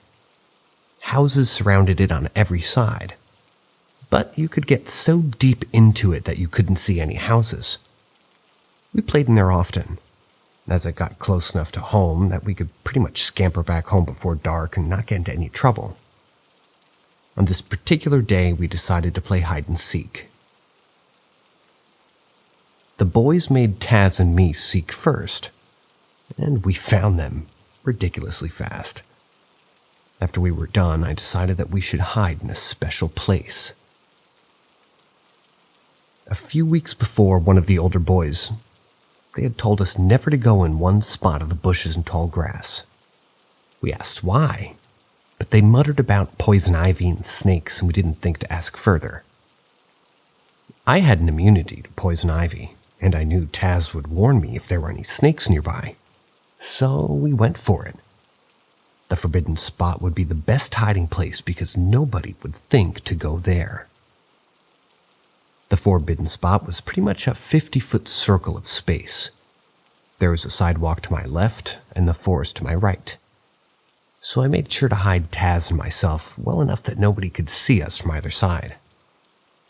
I put Taz in a down and stayed and waited for my friend to admit that he couldn't find us in this best of hiding spots. 2 minutes in, Taz starts growling. Thinking he sees a stranger, I peek toward the sidewalk and quietly order him to hush. Nobody's at the sidewalk. I start to look right, thinking somebody might be sneaking up behind us. Nope. Right in front of us on the other side of the bush is another girl and another dog. I peek through the branches and see that she looks like pretty much every girl from every horror movie. Long black hair, but with bangs, so I can see her glowing red eyes. I can't focus on her face because of those eyes.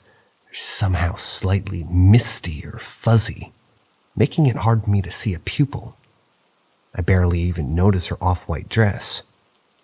Her dog is gigantic, at least the size of a wolf, long and skinny with the same glowing red eyes as her.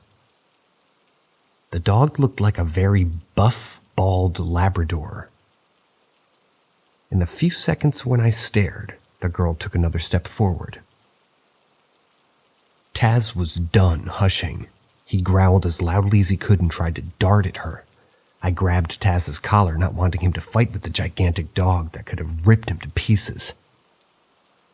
Neither the girl nor the dog seemed frightened by Taz. They turned around and walked nonchalantly back toward the sidewalk. Taz ripped free of her slip-on collar and chased after them, breaking free of the tree line. I followed Taz and looked all around, but nobody was there. It had only been a second since they'd left. We were in a neighborhood, so the way they went only led to sidewalks, townhomes, and manicured grass. Taz had stopped growling and had his nose to the ground, running in a wide circle to try to pick up on their scent again. Taz couldn't seem to find anything because he returned to my side. I looked everywhere, but couldn't see the red-eyed girl or her dog. We went back into the trees and ran promptly into one of the boys. "Found you first."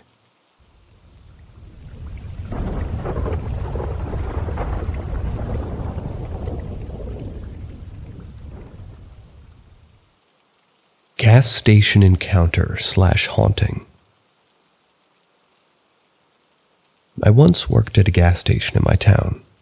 It was nothing like you see today, where they have entire delis, row after row of snacks or anything like that. This place was old as dirt, and if we had 5 customers inside at once, it was packed wall to wall. I always had to work the overnight shift there, which meant watching whatever channels the antenna could pick up at late night. We had a tiny box TV in the corner and we'd smoke cigarettes behind the counter. Yeah, we could actually do that back then. My boss had an ancient desktop computer set up in the back room for a truck rental business that we ran off the property, and I liked to sneak back there and check my MySpace and a few other sites. I could always hear the bell when a customer came in, and I had a direct line of sight at the front of the store from the desk, so it wasn't an issue. I was even allowed to take my dog with me once in a while, a little corgi. I would often hear noises in the back, but always chalked it up to my imagination because it was late at night, and I was sure that I was overtired. Well, that changed when I began to bring my dog with me. I would bring him right in the back while I surfed the web, and he would always lay down facing away from me. I didn't take him more than a few minutes each night to begin perking his ears and ruffling under his breath long before I would ever hear anything. Once there were noises I could make out, and he would be standing at attention by that point, gazing fixed onto whatever seemed to be in the thin air. The problem with taking my dog with me was that I would have to walk him, and since I didn't feel comfortable going out of the store, especially that late at night, I only took him a few times. One of the many times he wasn't with me, I was sitting on the computer and I heard the bell on the front door jingle. When I looked up, I saw what looked like a guy walk in, and I immediately got up to ask him and help him. I stepped into the booth and saw that he was over the counter, the very end of my counter. My view was obstructed by the small TV in the corner and a rather large scratch-off ticket display. So while I could see the arm and the shoulder of his black jacket, I couldn't see anything more than that. I broke out into my friendly smile and said, "Hello, can I help you find anything?" This was in part because I'm genuinely a friendly person, and in part because many of our customers tried to steal the Slim Jims. And also they tried to steal the 5-hour energy bottles that were kept over there. I'd been asking the owner for months to move him, but never bothered with it. As soon as I got done speaking, the man turned to me and my heart dropped. On his right temple, the one that was furthest away from me, was a bullet hole and blood coming out of it, running down his face in a thick, almost black line. I remember gripping the corner, my eyes filling with horror because there was no way this man should have still been standing with something like that going on. I remember his eyes were just filled with sadness and exhaustion. As I was stuttering and reaching for the phone to call 911, he just left. He literally disappeared in front of me. One minute he was there, the next he was gone. I tried for the longest time to tell myself that I must have fallen asleep somehow and dreamed it, or that it was just an imagination from my overly tired mind, but I couldn't do it. I know what I saw, and it was all in perfect clarity. After a few weeks, I eventually mentioned it vaguely to my coworker. They relieved me each morning. I didn't want to sound insane, so I asked if she had noticed anything strange in the store.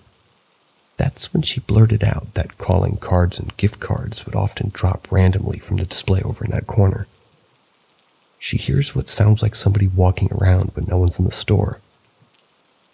I finally broke down and told her what I saw, and she laughed and said, "Makes sense." Then went on to tell me about a murder that had happened a few decades prior. Apparently, a man pulled up to get gas.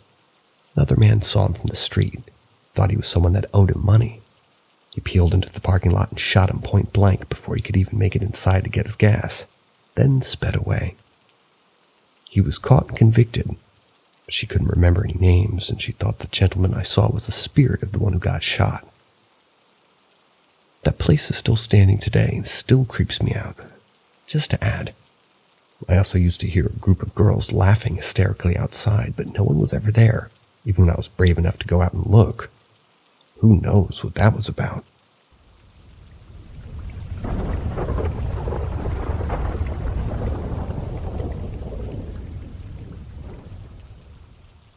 Old Lady and the Cheese Can. I've only had 2 encounters with the paranormal in my life, and this one is the first one that I had. I was around 8 or 9 when it happened. I was raised in a fairly large populated city in Mexico. and I was in a Pentecostal family. Every so often, my mom would help a couple who had just started their own church. On this particular night, they weren't going to a velada, which is basically a service where they just keep worshiping until very late hours into the night. Usually, children don't attend these events, and we slept across the church from the couple's home. The couple had 3 children. One kid, 3 or 4 years older than me, a sister, and a younger brother who's probably 2 years younger than me. They set up a makeshift bed in the living room where us 3 boys slept. Obviously, we didn't go to sleep, and we just played until the older brother fell asleep. His younger brother and I were still awake. This home was small and still under construction. On our immediate right of the makeshift bed, there was the kitchen, and toward our left side, it led to rooms. Half of the living room was full with boxes. I believe they were still moving in. Anyhow, we started hearing noises in the kitchen as somebody was moving them. At first, it was very subtle, and truthfully, I didn't even notice until the little brother mentioned it. He sounded scared. I remember telling him that it was probably a ghost feeding his kids in an attempt to calm him down. It worked because he laughed. He kept adding to the story. The noises did increase, but I just remember us making the stories more absurd by the minute. We were just laughing big time. At one point, the little brother was sitting up in bed with his back against the wall. I was underneath the covers completely over my head, and all of a sudden he goes, "Mira, look!" As he's pointing, and I obviously looked, there was this old lady walking really slow from the kitchen. She had long hair and had a red hair tie. Her bottom dress also had lots of different colors running vertically. But the biggest thing was we could also see through her. The only light that was illuminating the room was coming from the street through the window in front of our makeshift bed. I distinctly remember the corner where the living room meets the kitchen being illuminated by the street light. As she walked in from that area, we could still see that same light hitting the corner instead of her casting a shadow. The only thing she was doing was that it looked like she was holding with her left hand a large can, one of those larger Nido milk powder cans if you grew up in Mexico. And that was not see-through, but on her right hand it looked like she was crumbling something on top of the can. She walked past in front of us and simply kept walking toward the room to our left. I told the little brother to cover himself, but still in a funny manner, which he complied. Then we simply fell asleep. I didn't feel any fear at the moment, but I was really amazed at the fact that she was transparent, and that particular where the light was hitting. The following morning, we told our parents the entire experience, but of course, they didn't believe us.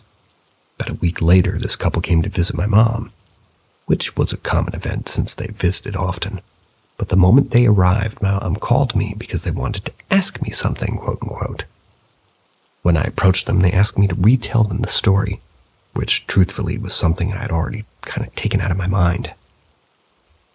I proceeded to repeat the entire experience in detail, and they simply listened tentatively.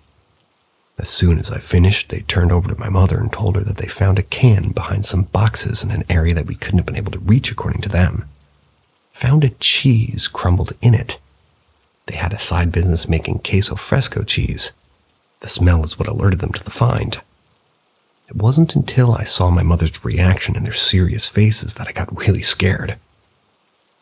The couple ended up splitting after a year or so due to the husband cheating. The wife was from another state in Mexico, and she moved with her 3 kids, and that's how we no longer kept contact with them. About a couple of years ago, the sister found me through Facebook, and we reconnected. Her little brother was also on Facebook, so I also ended up reconnecting with him as well, I guess, but I just needed to hear some sort of confirmation that it all really had happened. And on our very first conversation, I asked him if he remembered the old lady that we saw. He said yeah, without wanting to elaborate more. See ya.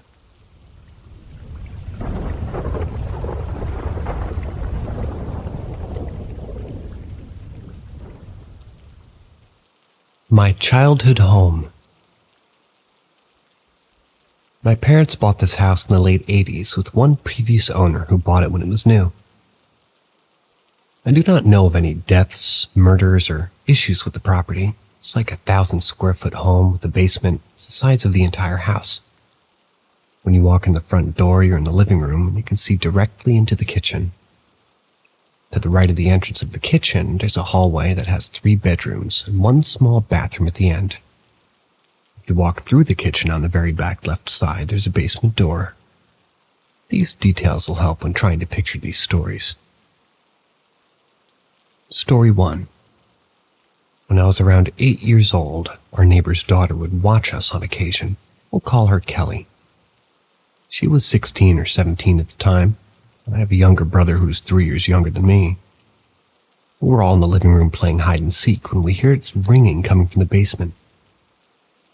The ringing sounded like a phone. It was like one of those old phones that make a ton of noise and had a rotary dial. I asked my mom and she said later that we didn't own one. There's definitely not a phone in the basement, so I hear this ringing and Kelly decides to go check and see what it is. She goes back, opens the basement door, and it stops completely. She brushes it off and comes back. About 30 minutes later, we hear the ringing again. We listened to it for 5 minutes or so to make sure we weren't nuts. She went to the basement door, again, bless her, and it stopped as soon as she opened the door. She started to panic a little but tried to play it off to not scare us. It started ringing again after like 20 minutes and lasted for about 10 because she didn't go back to the door to see what it was. Story 2. I was in my bedroom playing games late at night when I was like 14. I was the kid that stayed up all night during the summer and slept all day. It was probably 4 a.m. or so. I decided I was thirsty, went into the kitchen for some water. It was pitch black because I didn't want to wake my family. Our bedrooms are all grouped together.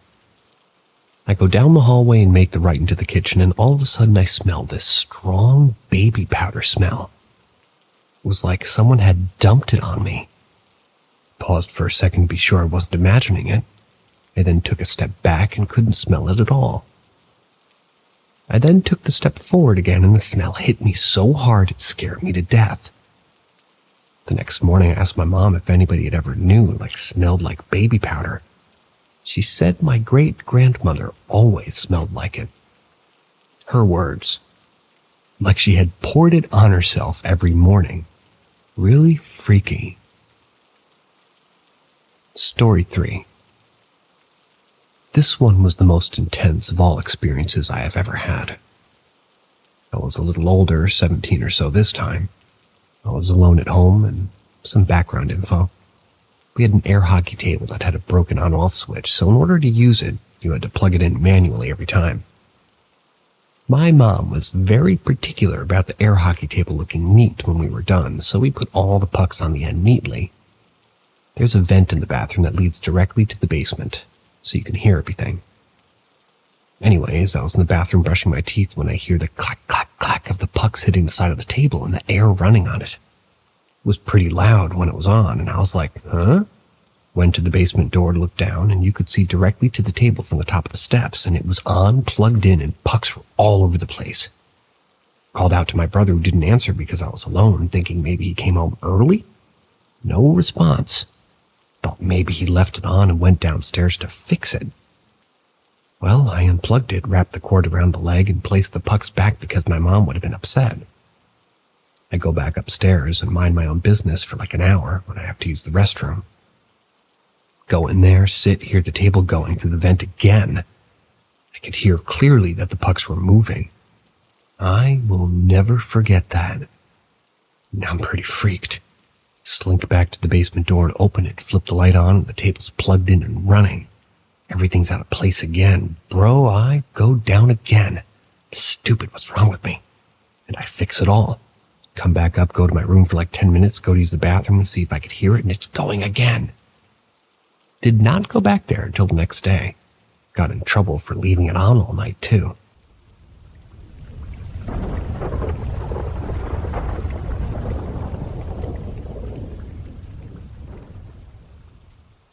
Co-worker visited me in my dream exactly 1 year after her passing, with a frightening twist. I work at a fine dining restaurant. And I have for years at this point.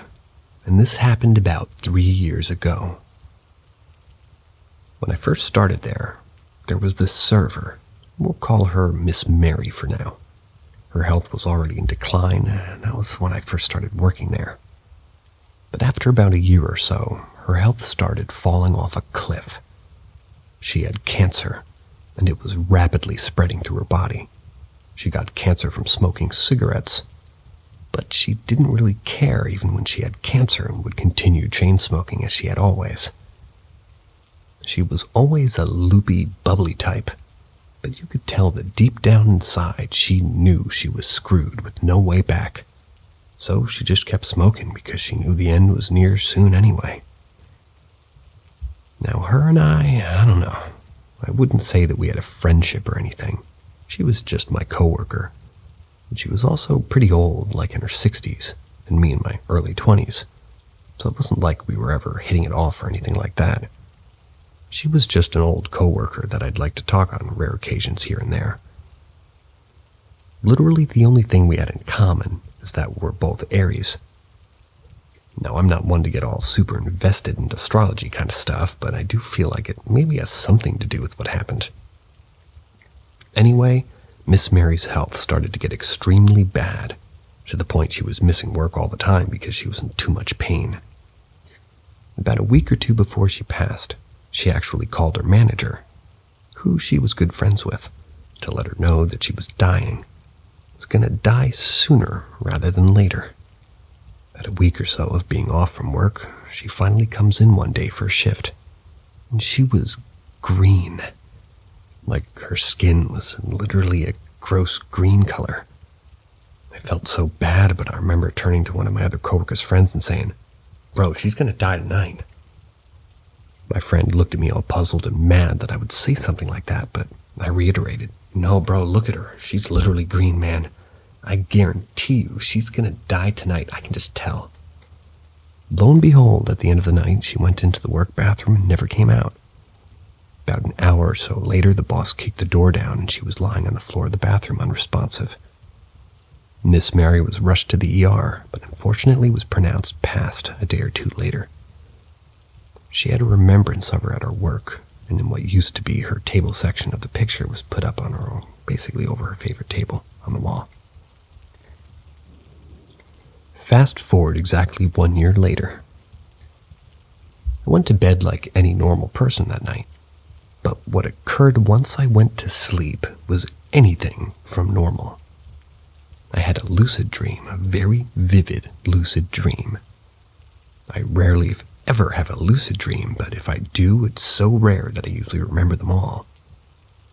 Anyway, in this dream, I was working at my job. I hate those work dreams, ugh. I remember it was just like any normal day at the job, and mind you, in my dream, it took place the current day, meaning that in my dream, Miss Mary was already dead, and her picture was on the wall. Well, where it gets extremely weird is when I went over to that table, table 13, the table with her picture on the wall. It's a booth table against the wall, and in my dream I went over to the booth table to check on the guests. As I do, I noticed that one of the guests' plate is empty. So I go pick it up with my hand, when all of a sudden out of nowhere I hear Miss Mary come in and say, "No, don't worry, sweetie, I got it." I froze in my dream because in the dream she's dead. And when I look up, she still is dead, but back from the dead. She's all rotten and disgusting, looking with maggots, and I remember screaming because I realized this is my dream, and everybody else in the restaurant also starts screaming and freaking out as well. Guests start getting up and storming out of the restaurant. I remember hearing one guest saying, "You're supposed to be dead." Around this time is when I wake up. Honestly, felt extremely shocked about the whole thing because nothing like that had ever happened to me. I don't know how or why it did.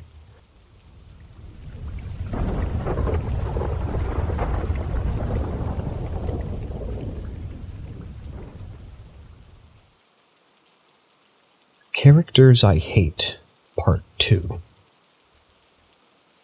I'm back. By the way, this is obviously over-exaggeration. Some of these characters I'm somewhat neutral about, but I have fun reading the insult a bunch of characters anyway. Smiley face. Already covered Eleanor, Larry, Joan, Mike, Bonnie, Arvo, and the Heifer from the comics. David. Honestly, his ass is a mess. Firstly enough, David really hating on Javi for no reason. Like, bitch, he raised your kids for you while you were doing the apocalypse equivalent of buying milk. And you want to get rid of him? Then he got the nerve to take AJ from Clemmy. Like, you've got a whole-ass drug addict running up and down your limited supply, and you want to trash Clementine for actually having a good reason to use a bit of medicine to save AJ? And there's when he tries to kill Xavier because Kate's got a crush on him. Like, you can have Xavier show no romantic interest in Kate, and Dave still tries to kill him. Like, if you don't sit the fuck down before I lock up your ass and pull the trigger. Kate. This is a damn 2 for 2, because I don't like her or David, depending on the route. Mainly for the fact that Xavier could show no interest in her, and she want to act like she was leading her on. Like, she can dead-ass slap him for rejecting her, like, bitch, what? Then there's the fact that just before David and Xavier fight, she pulls a, I can't believe I loved either of you. Like Heifer and Javi didn't even pull the moves on your ass for the entire game. What the fuck you mean loved me, ho? I didn't even make advances on your ass. Get the fuck out of my face, you goddamn semen demon. I think we all have to yell at my producers for putting this in the collection of things to read. I have no idea what's happening. But, I press forward nonetheless. I apologize. This is not my choice. Blame them. Badger. This egg-headed bitch is nasty as fuck. Like it's a good thing his shiny as head's getting splattered on the floor, because the way he was acting, it's dead-ass felt like this human cigarette would have sex with a walker. Guess it'll make sense, because he's about appetizing a shit stain on a hooker's thong, so no one besides a walker would be willing to get anywhere close to him. Honestly, it's like if room temperature milk was a person.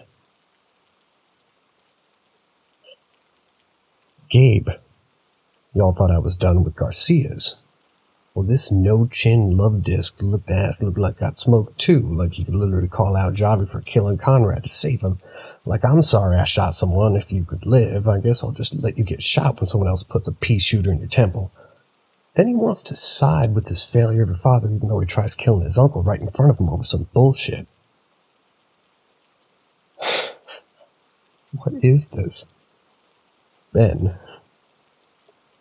Honestly, I'm gonna have to legally change his name to Bitch, because the amount of deaths this dude causes is unreal. Like he had Katja, Duck, Carly, Doug, and Chuck killed and almost got Clementine killed. I don't know if he's a kid, he's still grown enough to pick up a weapon and whack a couple of heads. Or at least, or at the very least, remain useful. But he does none of that. Then he blows up at Kenny wanting him to stop wishing he was dead, and I'm like, you got his kid and wife killed and you expect him to be calm and collected after finding out what you did? Sorry, ain't gonna cut it with the loss of a child and a lover. Honestly, he's bad luck personified. Sam.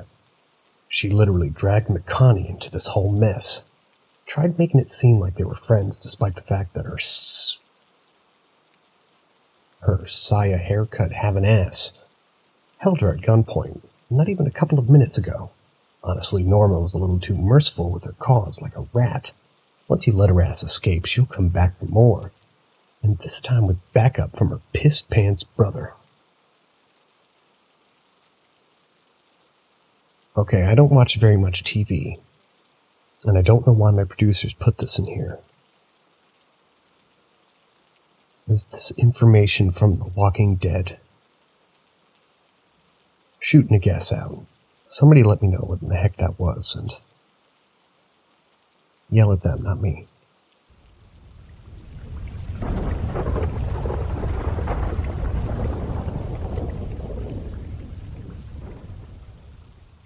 Two Strange Experiences in One Night, circa 2009. Back in 2009, when I was in my early 20s, I'd often go on late-night walks with a friend. We lived in a seaside town in the UK, and our walks would take us around the outskirts of the town and past a big estuary. We only drank on weekends, and these particular events took place midweek while we were stone cold sober, for what it's worth. We set off from my mom's house around 9 p.m., and after walking for 30 minutes or so, we stopped to pet a cat. We were beside a building that had a big glass front. I was stroking the cat, and when my friend said, "Fucking hell, that's creepy, look in that window," I glanced up, and there was an old man sat bolt upright in a chair at the back of the room in complete darkness. He was just staring outside. We watched him for a short while, and he went completely still. My friend even pondered whether the guy was dead. We eventually moved on, and after that, our night got even stranger. We made our way past the town's dump, out through a close, and around the town's boat, toward the estuary. It would have been nearly 10:30 at this point. We wandered past some really lavish houses that, overlooked the estuary, and then arrived at the narrow wooded lane that goes right down to the estuary. Normally on this walk, we'd just ignore the lane and keep going past the houses. We would go to the top and then back into town. But on this night, we decided to wander down to the water's edge. As soon as we set foot in the lane, it immediately got darker due to the tree coverage on each side. The only source of light was at the end of the lane. We were completely silent, just trudging down the lane. And the feeling was fucking horrible. Cold and apprehension out of nowhere. As we got to within 20 yards of the water, we both stopped at exactly the same time with no communication. I was staring at a shape that I could make out down at the bottom of the lane. At first I thought it was a signpost, but as my eyes focused, it seemed to look more like a broad figure with a big head that stood about 7 or 8 feet in height. I was trying to rationalize in my head when my friend broke the silence and said, "Do you see that thing down there?" I replied with "yeah." And without any further communication, we both turned and dashed back up the lane. It was only 20 seconds or so until we got to the street, but the whole time the back of my neck was cold and I felt like I was being chased. Once back on the street, we began walking, thankfully for the streetlights lining the pavement. At this point, we started talking again, too. Both not only saw the same thing, but we also felt the cold and the sensation of being chased. We remarked on how, without communicating, we both instinctively turned tail, got out of there as fast as possible. We both described seeing the same eerie shape of what appeared to be something bipedal. And it was absolutely massive, shrouded in darkness like a shadow. Yet there were no shadows down there because of the tree coverage. It was almost blacker than the shadow, if that makes sense. There was like a density to that dark shape, like a void. We went back to my place and watched South Park to wind down. My mate then left, and I insisted on him texting me when he got home, which as 2 young men is something we never did, male privilege and all that. Now, I had an appointment at a mobile retinal scanning clinic the next day, and this happened to be taking place in a car park next to the house that we saw the old man in. I went to this appointment and met up with another friend who lived nearby. As we rounded the corner, I glanced at the house, and it was completely empty. No furniture or anything. I mentioned to my friend about what I'd seen that night before, and she said, "Well, that's weird because my mom used to clean for the old couple that lived there. Died a few years ago. It's been empty ever since."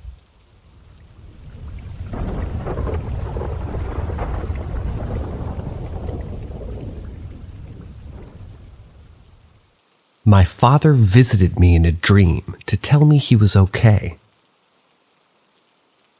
Since this was September, I'd already been purchasing Christmas gifts. The one I had for my dad was a pocket knife, specifically one designed with a bone handle grip and a silver blade. Not very big, just enough for, him to use as he needed it. He had carried a pocket knife at all times my entire life. I mention this because it's important in my story. He never saw this knife, by the way. A few weeks after he passed, I had a dream that my mom called and said, "Hey, your dad just got out of the hospital from having a minor heart attack," and said we were going to our church to have some lunch. So I said I would meet them there with my wife and son to get some food. When I got there, I remember just sitting down and talking with my parents and enjoying our time. At which point my dad started messing with the hospital band that he had in his wrist. I said, "Dad, I'll get that off you, just hang on." And as I reached to get my knife, he put his hand on mine and said, "Hang on, son. Why don't you use this knife instead?" Then he pulled out the pocket knife I'd bought him for Christmas that year. He then put his hand on my shoulder and told me that he was okay, not to worry. Then he felt better than ever. Then he began to glow very bright just before I woke up. So after my dad passed away, I inherited some of his belongings. Of these included his pocket knife I'd bought for him in my previous post, his cowboy boots, a photo he and I have together, and cowboy bolos, his pocket watch, and a handkerchief. I put all of these, I put them into a shadow box, which I used to have in my home office. I have a briefcase that has a 3-digit turn dial code lock mechanism. After using the briefcase one day, I scrambled the number and set it on the floor beside my bookshelf that has my shadow box on display. Almost a week later, I went to go get into my briefcase again and noticed that all the numbers were set to 0. I asked my wife and her mom if they had touched it since I'd never had it so scrambled up. Or rather, not. So I got a bit curious and decided to test this again. Put my code, just got what I needed, then scrambled again. A few days later, I checked back, once again all set to 0. So I called my mom, asked her if my dad used to carry a briefcase when he was younger. She said, well, yes, he did. Okay, did he use one with a turn dial code lock? Yeah, he did. Did he keep his numbers on 0? She said, yeah, that's how he would know if somebody else touched it. She told me he was very particular about his belongings, and he knows how to keep things, especially, well, nobody's allowed to touch his briefcase. Hence, like she said, he always made sure his numbers were at 0.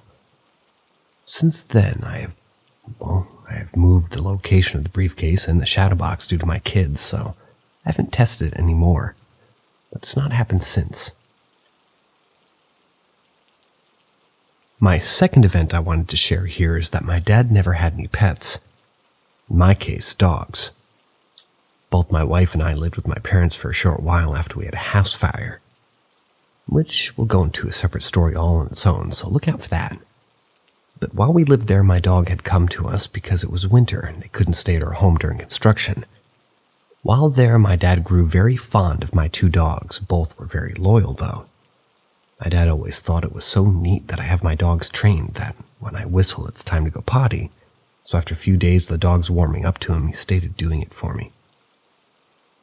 He was growing so fond of my dogs. Now flash, maybe about 4 months after he had passed, I'm in the kitchen making some dinner. I'm just talking to myself and I say something along the lines of needing to let the dogs out. Once I look up about to whistle to get the dogs and let them out, there's a very loud and distinct whistle. My dogs come running out to the sliding porch and I stand there in weird amazement trying to figure out what just happened and what I just heard. My dogs heard it too. And they did what they were supposed to do, so I yell at my wife and say, "Hey, did you just whistle?" "No, I thought you did." So I thought to myself, was this my dad whistling to help me out? To this day, I haven't heard that again, but with how my dogs acted, my wife hearing a distinct whistle, I'm thoroughly convinced it was my dad.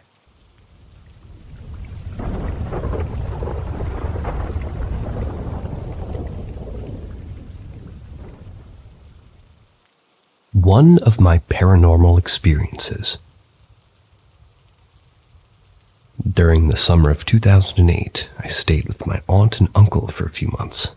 because I wasn't getting along with my parents. Another story for another day.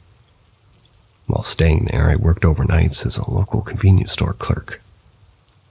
During the day, I was mostly alone while my aunt and uncle worked.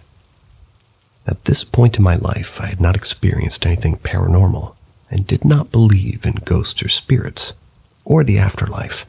I was 19 and knew everything. However, as soon as I moved in, I was faced with experiences that changed my perspective forever. The first one, I was alone. It was about 9 a.m. and I just finished my shift, and I was preparing to wind down and get ready for bed. I was alone as usual. Both my aunt and uncle were working, so I had the house to myself. I was sitting in the downstairs living room eating. Out of seemingly nowhere, I heard what sounded like an adult running through the kitchen, which paralleled the living room and was completely out of view to me. A bang, and the footsteps went into the den that connected to the kitchen. I bolted up and went to the kitchen to investigate the sound.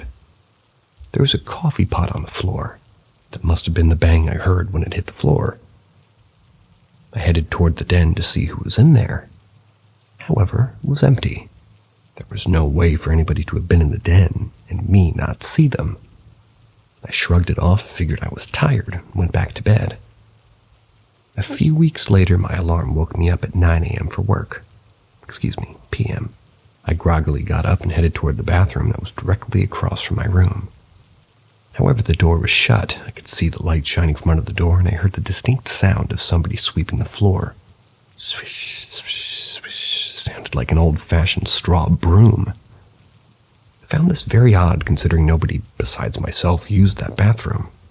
I couldn't think of really why anybody would be sweeping at 9 p.m. at night. But I patiently waited some time for whoever was in there to finish up. After a few minutes, I couldn't wait any longer because I had to start getting ready for work. I approached the bathroom door. I could still hear the sweeping, by the way. I gently knocked and asked if they were almost done. But to my surprise, the sound abruptly stopped. I opened the door and no one was in there. I brushed this experience off as well and pushed it to the back of my mind.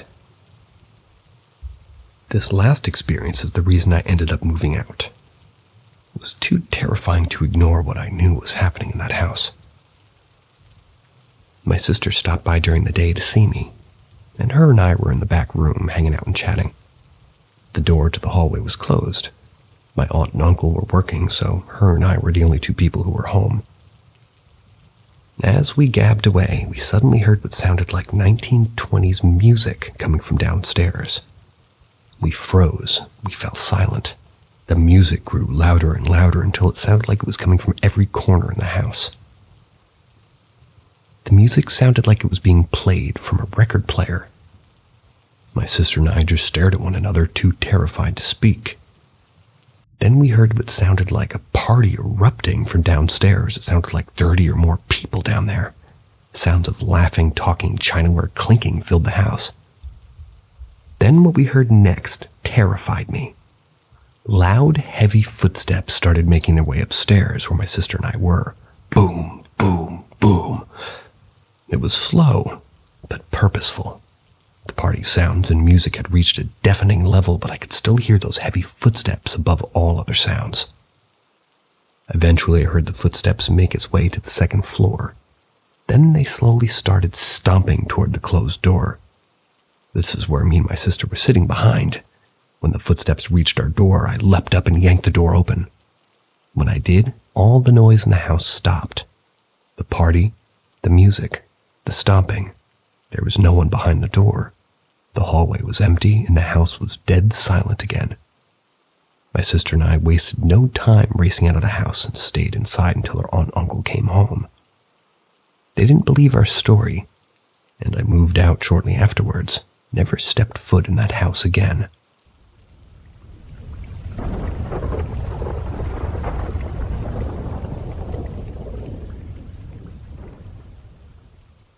Four experiences from my youth. 1. Pranked. I was completely home alone one evening. I turned off the TV in my bedroom and it was like a 90s style box TV. You know the ones. Anyway, I go shower. When I got out of the shower, the TV wouldn't turn back on. Did the power go off? Nope, all the lights are on. So the power isn't out. Maybe the TV's power cord got loose. Checked behind the TV, it wasn't just the power cord. It was also the cord to my VCR and cable box. All 3 cables had been disconnected. All 3. Did someone come home and try to play a prank on me? Nope. A quick tour of the house confirmed I was home alone. And how would they have known I was watching TV before I showered? Oh my goodness. Had somebody broken in and tried to steal my TV? Well, I don't think so. I hadn't noticed anything just moments ago. Plus, why would they want my ratty old TV when there's nicer stuff in the home, including a nicer TV in the living room? Another quick tour of the house this time, looking under the beds and in the closets. I even went into my parents' bathroom and peeked in the shower. Nothing. No one. Back in my room, I plugged all the cables back in with as much courage and calmness as I could muster. I said something like, "Okay, you got me." It didn't think that was funny. "Please don't do that again," I said. Went about my evening until my parents and sibling came back home. Disembodied voices. It was about 2 a.m. and I hung up the phone with my girlfriend. I heard what I thought was muffled voices over white noise. Maybe a TV was on. My sibling, a room over, was scared of the dark and would usually put the TV on to go, just to sleep with on a sleep setting. Thought maybe they forgot to do that. When I opened the bedroom door, the voices sounded lower, but the white noise sounded louder, and as if it were coming from the direction of my sibling's bedroom. I made my way to the bedroom, but when I put my ear up to the door, the noise now sounded like it was coming from the living room, the front of the house. Maybe this was some sort of nighttime Doppler effect thing. I made my way to the living room down to a T-shaped hallway, and the noise gets louder. But as soon as I come to the front of the house that opens up to the living room, nothing. Silence. Room is completely gone.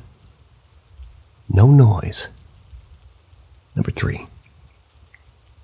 Did the dark just play a trick on me? I felt hands gently shake me awake right at my shoulder and chest. When I opened my eyes, I saw a figure in the shape of a man, but darker than the dark of my bedroom, kneeling at my bedside. The second I saw it, I knew it wasn't a man, but I don't know how I knew that, and that it didn't want to harm me just to wake me up. A second later, it stood up and took a step back and completely vanished. I sat up and looked around. Number 4. What the fucking hell? Something startled me awake, and when it did, I was wide awake and I was afraid. Suddenly I heard what sounded like a plastic bag being ruffled at the doorway to my bedroom. I couldn't explain why that noise was so scary, but I was basically terrified when the noise moved from the door to the center of my bedroom, to the front of my bed, to right next to my bed. I was panicking. What the fucking hell is going on? But I was so scared I was frozen. The only thing I could move were my eyes. Suddenly the noise was gone, but I felt something straddle me. Like literally there was this pressure on my hips and on my chest. That's when I squeezed my eyes shut and tried to make myself sit up, but failed. I couldn't move. I then felt this odd wispy-like presence hover right above my mouth, almost like a feathered kiss to my lips. Then it was gone. To date, these have been the only paranormal experiences I've ever encountered. Experience number 1 was the first one. Number 2 followed. I don't remember which came next, whether it be number 3 or 4. These all happened while I was in high school, too. Sometime between 1998 and 2002. Over the 20 years ago now, knock on wood.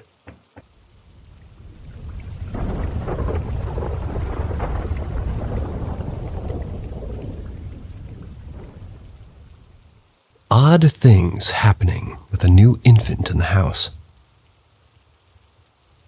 My wife and I had been living in a townhome for a little over a year. There have been a few strange things here and there that I've brushed off as just normal things. Items falling from the pantry, dishes shifting in the sink, strange sounds. The kind where my wife says, "What was that?" And I have no idea, but brush it off as nothing. Fast forward to the present. We have a newborn, and I installed motion sensor LED lights under the bed so it's easy to see where we're going when we get up in here in the middle of the night, I've noticed these go on randomly, or I'll walk upstairs and they're on with no one in the room.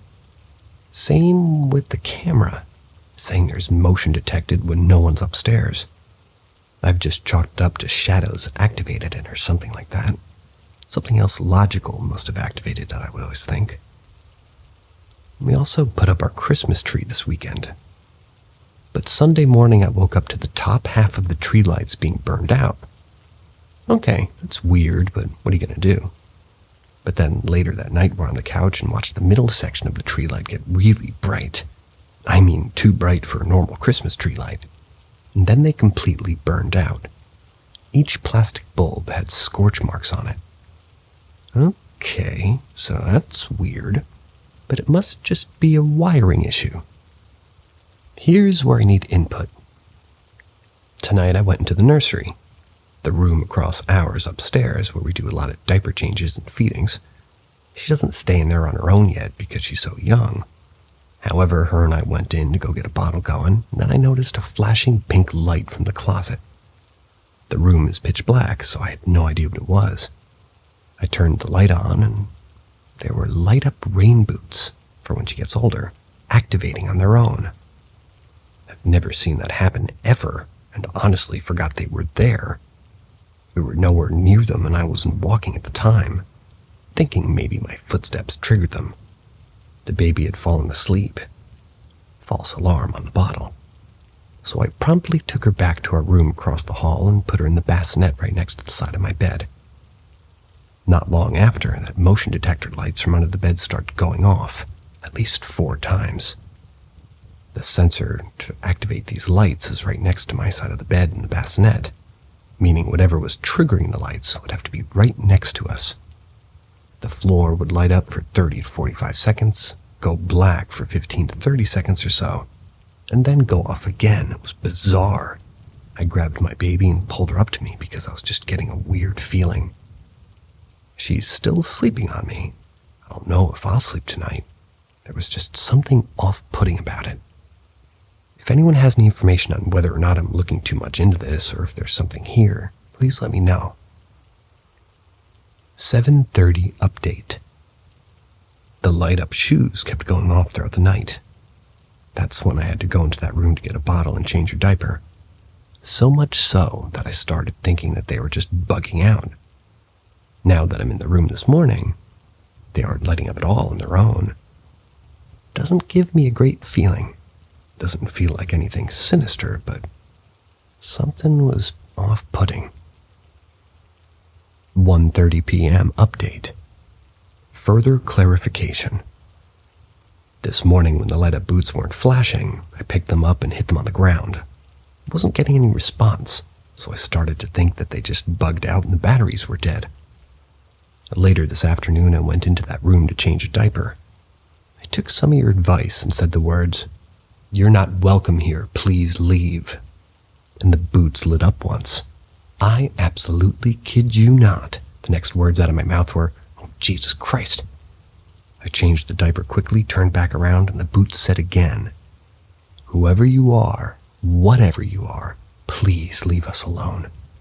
Whether you mean us well or not, please leave. You are not welcome." And again, I kid you not, the boots lit up. I don't know if it was an acknowledgement or a fuck you. Time will tell. Any other thoughts are welcome.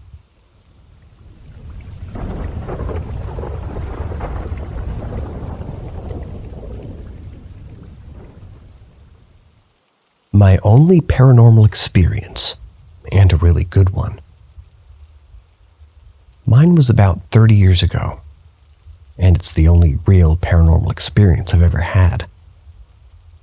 I, along with 2 friends, moved into an old Californian-style bungalow house in 1910. It was a 3-bedroom house.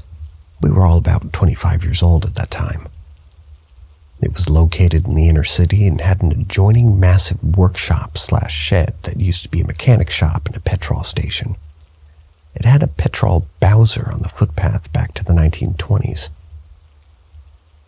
The monthly rental was quite cheap for the area and the size of the block, although the workshop was only used for storage now, and the owner had a fair bit of junk in it too.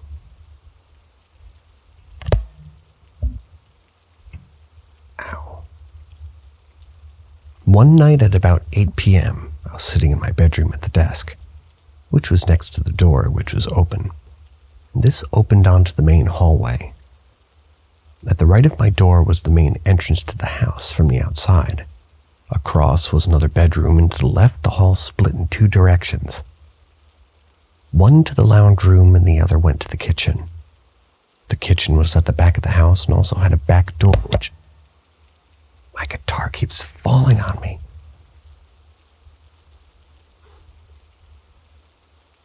The kitchen was at the back of the house and also had a back door, which led to the backyard, and across the yard was a massive old mechanic shed. Because we lived in the inner city, our security was OTT. The back door had 3 deadbolts and a chain latch. It was always locked, as it was winter and the backyard was wet and muddy. Both my housemates were out that night. I was playing a game on my PC when I saw a guy walk down the hall about 5 feet in front of me. I said, "Hey." He stopped briefly, turning his head ever so slightly. He was wearing blue jeans and a red plaid patterned shirt. He was about 20 years old, had a lovely blonde shoulder-length hair. As I was playing a game, I didn't fully engage with him, but when I noticed he stopped, I then said, "How's it going?" Then I returned to viewing the monitor with the game I was playing. Thought it was a friend of one of my housemates and expected to see one of them walk past shortly after, but no one did. This guy may have looked at me, but since I returned my gaze back to the screen, I'm not 100% sure. Then he just slowly walked down the hall and into the kitchen. I then realized that I never heard the front door open, and all of a sudden every hair on my body sharply rose up. I said, "Hello?" Still got no response. Then I walked into the kitchen to see who this guy was. No one there. He couldn't have come back out without me seeing him, and the back door had 3 locked deadbolts on it. I was so shocked but curious too. I spent the next half of an hour watching around the house. I went out to the backyard, the shed, and saw no one. A week later, I went across the road from our house to the barber shop to get a haircut. The barber had been in business for generations. His father and his father before him ran the business. I told him the story, and he called his father in from out of the back of the shop. His father told me that back in the 1940s, when the mechanic shop was in full operation, a young man was working under a car which was on a hoist. It malfunctioned, and the young man was killed. Quite a few previous residents had seen this young man in the house. They got scared and moved out, hence the cheap rent. We stayed for another 2 years, but I never saw him again. I was so disappointed. I would have loved to have seen him again and even tried to communicate with him. I've never seen anything paranormal since. As far as ghosts go, this was so believable. He had a solid form. He acknowledged me when I spoke to him by stopping and turning his head. I just wish I kept looking at him more, and I wish I had more encounters like that. 1 per lifetime is way too few. Not fair. I've been ripped off.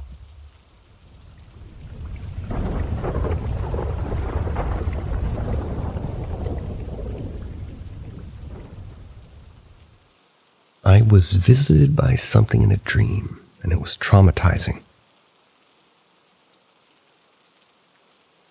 I finally decided to tell this dream or nightmare I had something like 5 years ago. A little bit of context. Keep in mind that my grandma was already deceased by the time that I dreamt the following story. And also my dad used to be very, way too much probably, invested in the paranormal at some point of his life. I guess because he wanted to contact his father that had passed away. My story must have happened somewhere around 2015. My grandma used to live with my aunt, which was a nurse who took care of her. It was only the 2 of them all the time. They used to live in a big house in the city center near Bordeaux in France. The house always felt kind of creepy. It had a 2nd floor. My Sorry, my English isn't so good. There was ground zero and a story, so I'll say second floor. Sorry if I'm mistaken. It had marble stairs. When you got on the top of the stairs, just on your right was my grandma's bedroom. Now, please keep in mind that if there was one place in the whole world that my siblings and I were not allowed to go in when we were young, it was our grandma's bedroom. Anyways, let the dream begin. I'll describe how it happened through my very own perspective. I'm on the second floor, and I just kind of got out of my aunt's bedroom, which is on the opposite side of my grandma's room. In the dream, I'm aware that my grandma's deceased, and also that I'm currently alone in the house with my aunt, but I can hear her laugh. I don't understand why, and I see her exiting my grandma's bedroom. I ask her, "Who are you talking to?"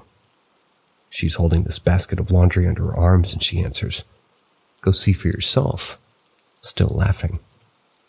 I advance, get to the entrance of the room, take one step inside, and I notice a presence on the right. I look right and I see my grandpa.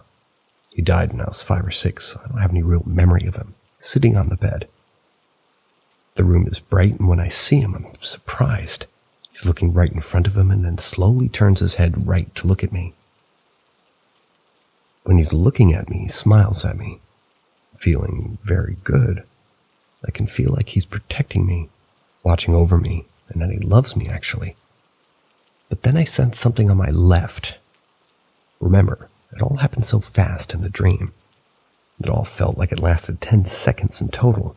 So I turn my head on the left, and there's this big closet carved inside the wall. And inside this closet, there's my grandma standing, looking in front of her in a very blind way, I would say.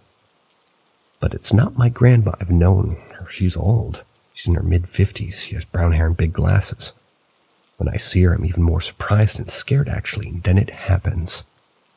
She turns her head, looks at me extremely quickly.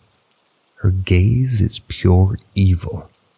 I can feel that she hates me. She loves me when she was alive. It's only a dream, right? But wait for it. It wants to hurt me. The very same exact moment, there's a lot of creepy noises in the dream, like violins untuned, just like in horror movies. At this particular moment, I am overwhelmed completely and utterly terrified and also completely paralyzed. I can't move an inch. I'm petrified, and then I wake up. But what did wake me up? That's the problem. I remember perfectly what woke me up. I felt 2 gentle knocks or a stroke on the back of my head.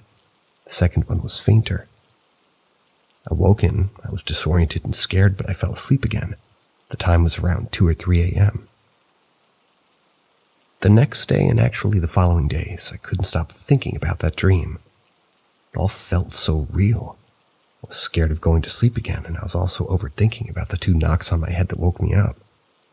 I know I felt them. I told my dad everything, even though he spoke of the paranormal to us before, because he wanted to protect us in some way. He concluded that I'd received a visit.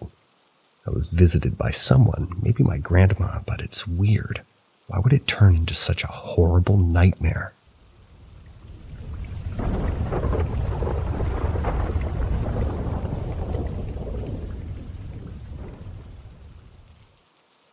Hello.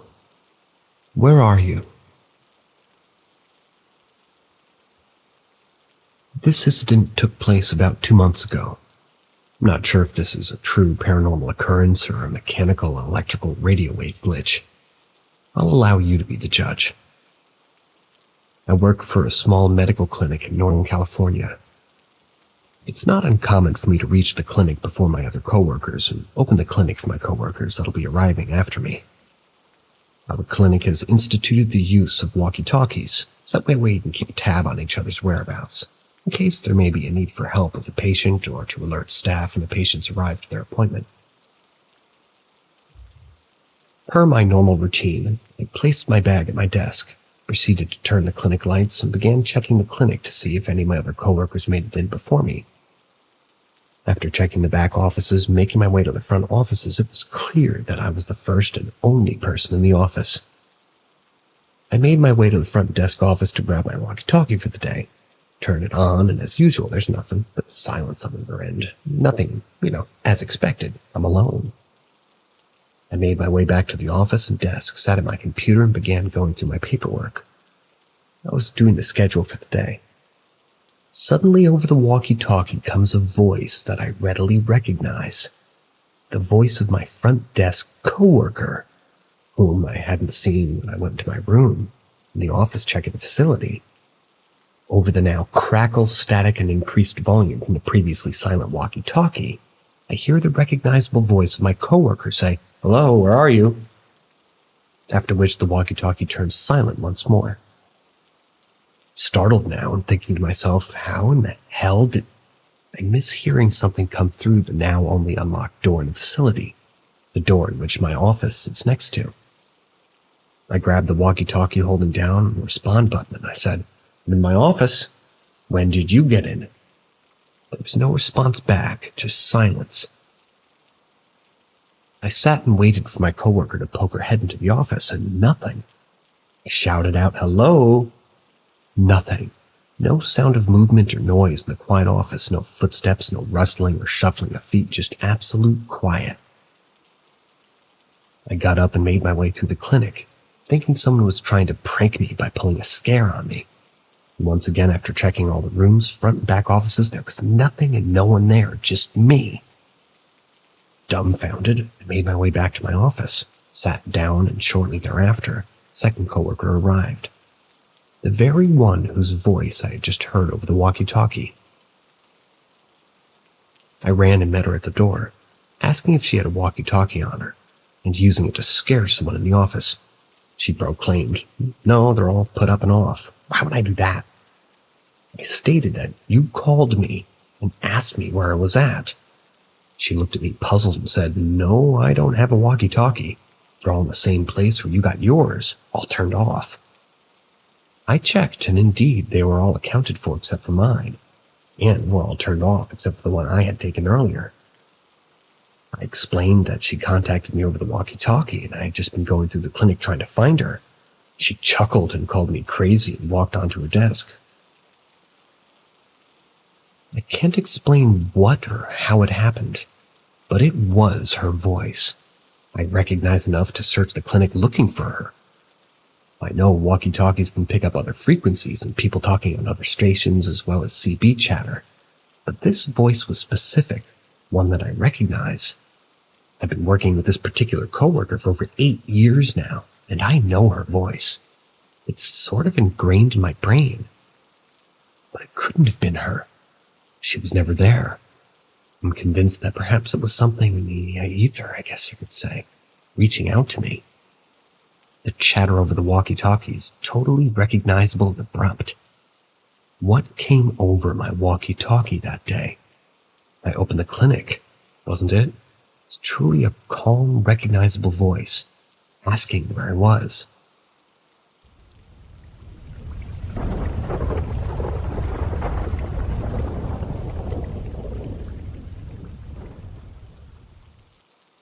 Menace. It all began in Northgate 404 when I lived with my mother. I would recall hearing strange noises radiating from the radiator. No pun intended. The noises would haunt me significantly to the point where I would stay awake for literal hours. I was sleep-deprived when I arrived at school. My teacher seemed genuinely concerned for me every time I came looking like a zombie, until one day, I returned home on the bus, exhausted as always. I noticed the basement door had been left wide open. I yelled up the stairs to my mom, asking if she had left the basement door open. She yelled, "No!" back down to me, so I closed the door without a second thought. Every time I lay in bed, I felt like my eyes were watching me. My friends always stated that they felt pressure every time they came over to visit. It was strange, but nothing short of a possible coincidence. 6 years later, I no longer live in those apartments with my mother due to her having trouble supporting my siblings and me, but my mother still currently resides in the apartment. My mother and my little sister Marissa come over frequently to visit for lunch, and always come over and relay the real and strange experiences in these complex apartments. One day on our way home from church in the car, I was talking about my favorite horror games. Then my mother was talking about a strange handprint on the wall in the basement that just happened to appear. I'm super skeptical and love horror, but this story intrigued me. I asked my mother if she had been home or if Marissa had been home. My mother works at Walmart pretty intensely as a team lead, and my little sister attends school pretty much every day. And that handprint is not children-sized, as I've learned. My mother explained that this wasn't the only strange event at the apartment. Objects move independently as if misplaced or lost, not where they originally were. For example, a figurine of a church seemed to move from the kitchen into the living room. A lamp seemingly fell over, and finally, my mother's boyfriend at the time had been locked in the bathroom upstairs while my mother was downstairs cleaning the dishes. My mother's boyfriend began to harass my sister Marissa and demand answers as to why she had locked him in the bathroom. These small things were bizarre, so I decided to investigate further. I returned to my mother's apartment where I used to live, and it felt as strange yet familiar as it did before. I took my flashlight and my EMF downstairs. Yep, I brought my EMF. And I began to search for the so-called handprint. Then I found it on the wall in a messy and cold basement for some reason. All the hairs were standing on my arms and neck, and I felt like I was freezing. Then I got a headache after staring at this handprint for about 5-ish minutes. I was uncomfortable, and the vibes radiating from that basement were horrifying. My mother's moved from 404 to 453 and still experiences strange occurrences. 404 to 453 experiences strange events.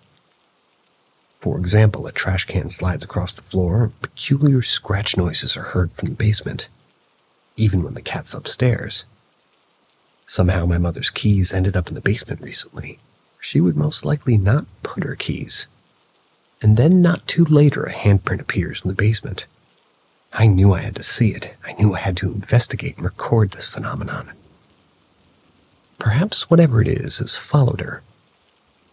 But the day I went to my mother's new apartment in 453, I photographed the unique handprint on the basement wall and photographed it. A month later, a strange handprint appeared on the wall above my computer, very close to the ceiling, and consistently the lights flickered in my house. My hair stood up at random times throughout the day. I've also photographed this.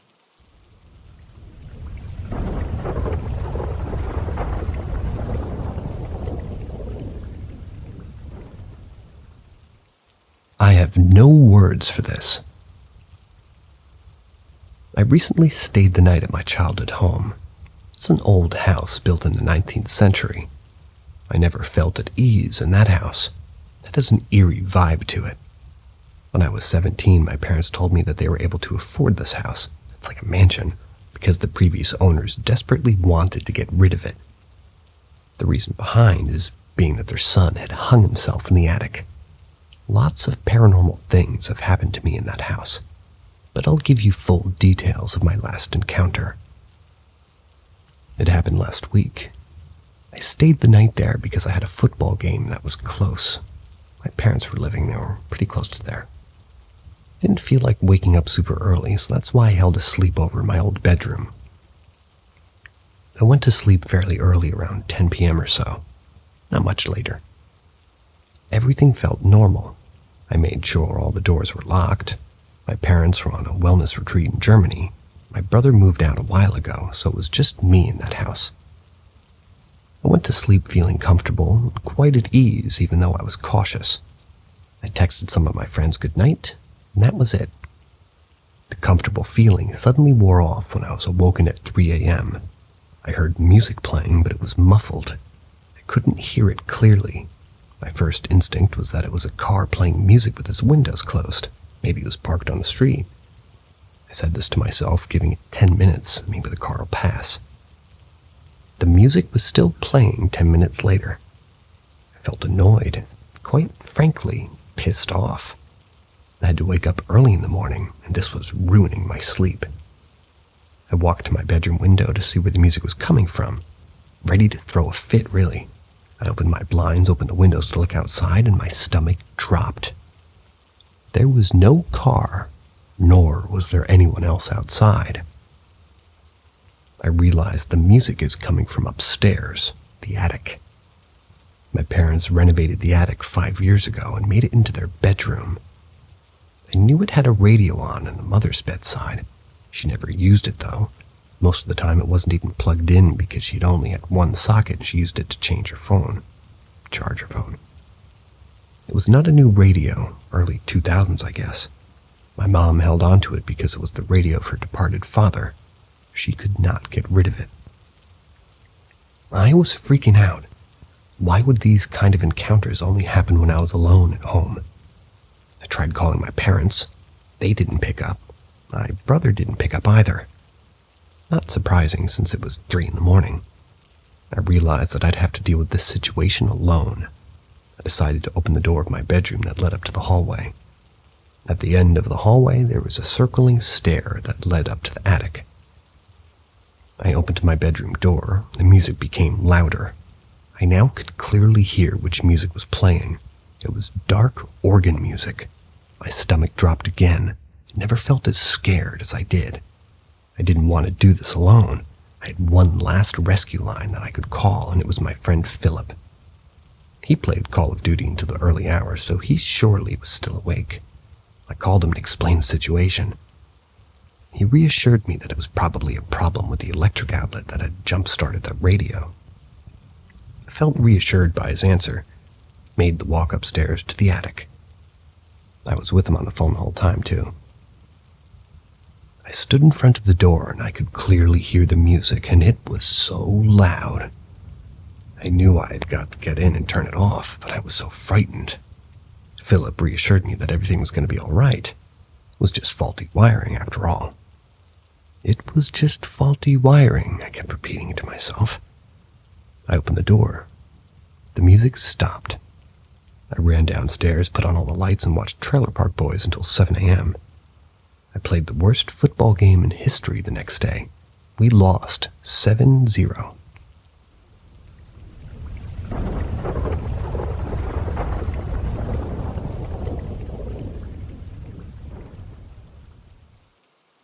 White faceless figure by the window in my dorm. Happened 3 years ago, when I was 13 years old, grade 8. I joined an English camp that summer, where students from different schools stayed at learning institutions for 2 weeks, learn more about English. I share my dorm room with 3 of the roommates. On the last day of the camp, my group, students were mixed and separated into different groups and had to go to classes together. They decided to meet up early in the morning so we would see the sunrise before our time together ends. So me and my friend woke up at around 4 a.m, brushed our teeth, and met up with others. We went to a nearby cliff to watch the sunrise. It was beautiful, although mosquito bites were everywhere. We didn't head back into our dorms immediately. We walked around the area outside our dorms, passing the basketball court and kind of creepy feeling church. Although I believe nothing was wrong with the church. My friend stood at the basketball court to chat, where we could see our dorm room windows directly, as the court is just outside of the dormitory. But that's when I noticed something very weird. It was a pale white figure which resembled a woman standing by the window looking at us. I immediately called my friends to make sure I wasn't going insane. They confirmed it was indeed there. As I looked closer and counted the windows, I realized the windows belonged to my room in the girls' dorm. The white figure, which didn't move an inch, was completely faceless. Yet I could feel it staring right at us. I was certain it wasn't any of my roommates. That thing was way too white to be someone pretending to be a ghost. Plus, my other sleeping roommate, whom I know quite well, will never do this sort of prank. Knowing the white figure in my room, I naturally got scared, hesitant to go back. But I had to go back, since we had to pack our stuff and get ready to leave. When I pushed open the door slowly in fright with my friend, we couldn't see any abnormalities. The curtains by the window were closed, completely blocking the window view, which didn't match up as we saw curtains which curled up. Then the white figure showed up by the window. If the curtains weren't opened, then how did the white figure show up? We frantically shook our asleep roommate awake and questioned her if she knew anything, or if somebody entered a room. She was a light sleeper and would have woken up if she heard the door opening. She said the only time she heard the door open was when my friend and I left the room. She was very certain that nobody else had entered the room the whole time that we were out.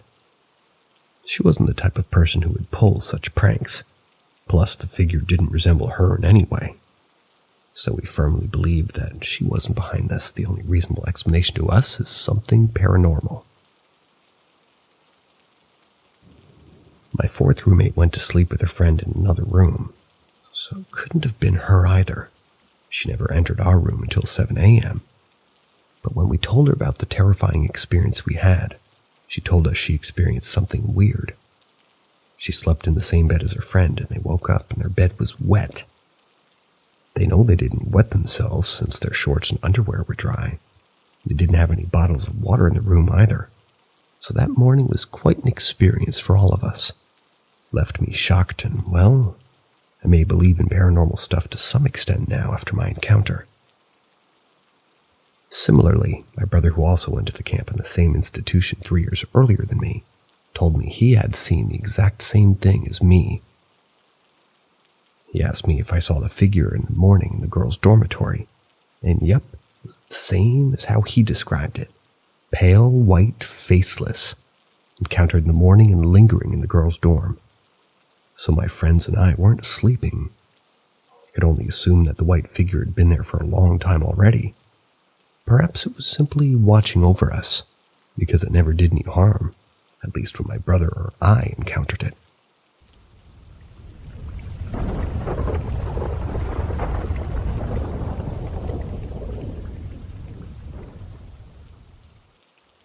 My experiences living in the old area of Jerusalem. So around 6 years ago, I lived near Old Town Jerusalem. Most parts of it that are built are kind of a few hundred years old at most, but the foundations date back thousands of years. I used to hang out around there quite a bit during the evening and night. It's very beautiful and quiet while tourists leave, and plus, a good friend of mine lived there with her family. Most of the time there was nothing out of the ordinary, just tiny old alleys and streets. But I did experience some things that made me doubt my skepticism of the paranormal over the year living there. First, one evening as I was going to visit my friend, I suddenly felt really cold. This was around mid-August, which in Israel means over 30 Celsius. It was a pretty sudden shift. I had this strong feeling of being watched, and the streetlight near me was flickering. I kept walking toward her house, and a minute or so later I heard footsteps behind me. It freaked me out as the street seemed pretty empty, and the footsteps sounded close. They came out of nowhere. I had to turn right a few steps later, and as I turned, I looked around and saw nobody was there. That creepy being watched feeling just kept on going until I got to my friend's house. I did tell her what happened. She said I'm not the first to experience such things on that street. The second thing that comes to mind is that I was walking around the Russian area when I heard a strong bang coming from what looked like a public building. When I looked toward it, I saw the front door was wide open, which was odd, as no one was around. I looked for a little longer and saw what seemed to be a figure of a man looking at me from the front window. It was dark. I couldn't make much more of it. A second later it seemed to disappear, and the front door slammed shut in my face. I noped the fuck out of there. Yes. I later found out that it was a Russian hospital. You can all look that one up. Apparently it's counted as one of the most haunted buildings in Jerusalem. So much so that some guards refused to patrol that area in the previous decades. The last one happened when my friend was with me. I joined her for an evening prayer at the synagogue. Not religious or Jewish for that matter, but I do enjoy the tradition occasionally. We left early since she was feeling bad. We were both heading to the backyard when we heard the gate open and close. We weren't in line of sight to it yet, but if somebody would go out, we would have likely seen them as there is only one path back. However, as we approached it, we didn't see anybody going in either. That for itself was odd, but as we walked toward it, it started slowly opening by what seemed to be like as if it was by itself. We both looked at each other, turned around, and walked toward the front gate, deciding silently that a freaky moving by itself gate isn't something that we'd like to deal with.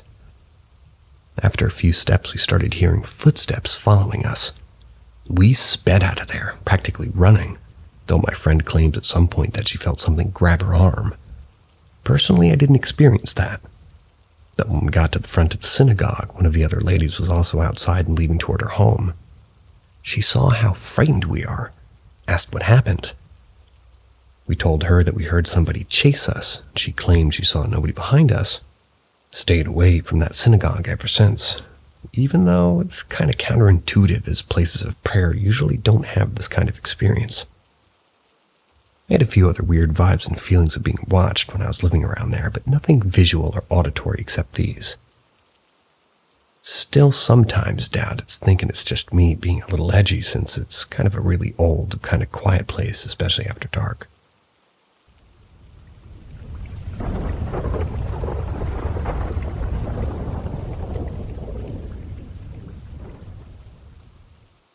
Whispers in the Shadows.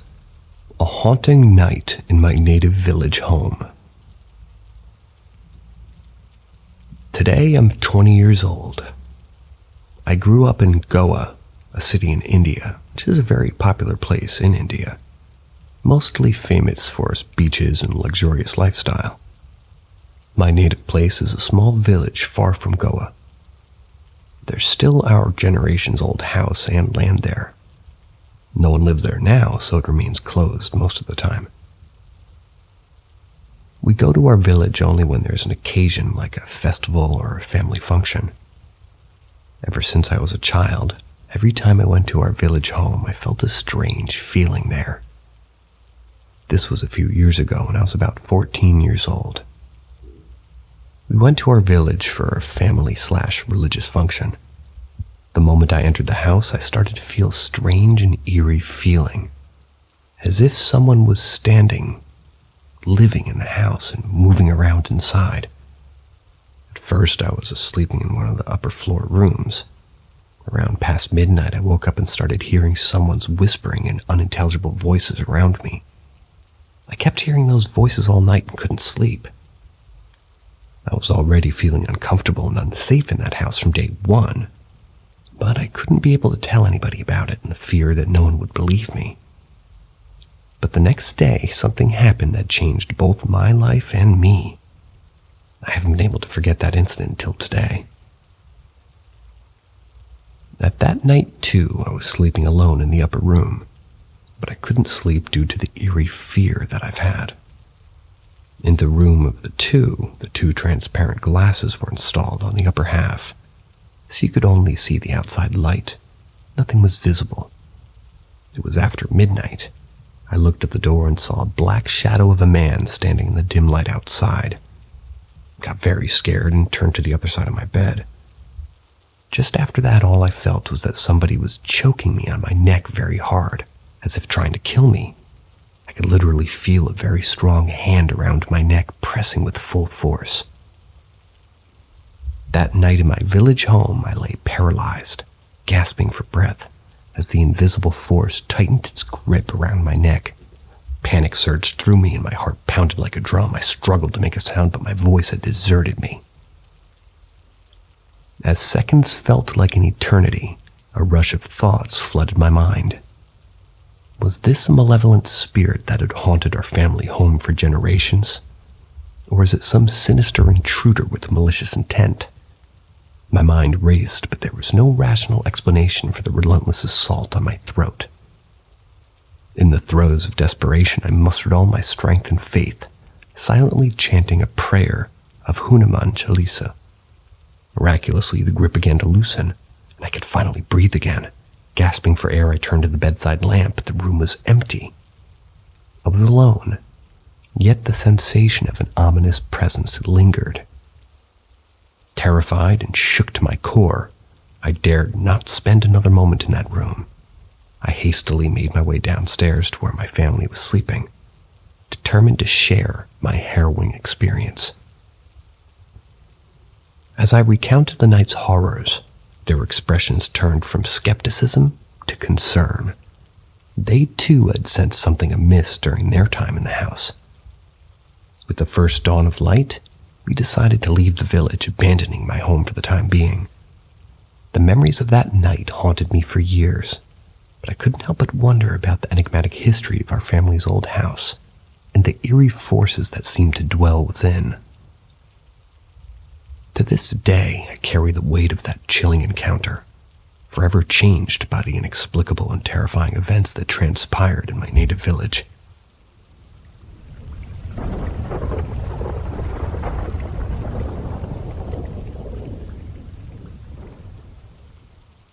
Terrifying paranormal experience with vibrator.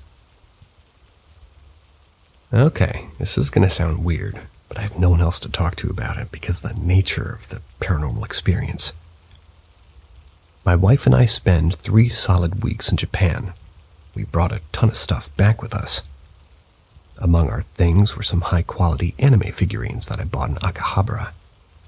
It was like 24 hours of travel when we got home, and I was exhausted and sleep-deprived. We left our stuff unpacked, and I went to sleep.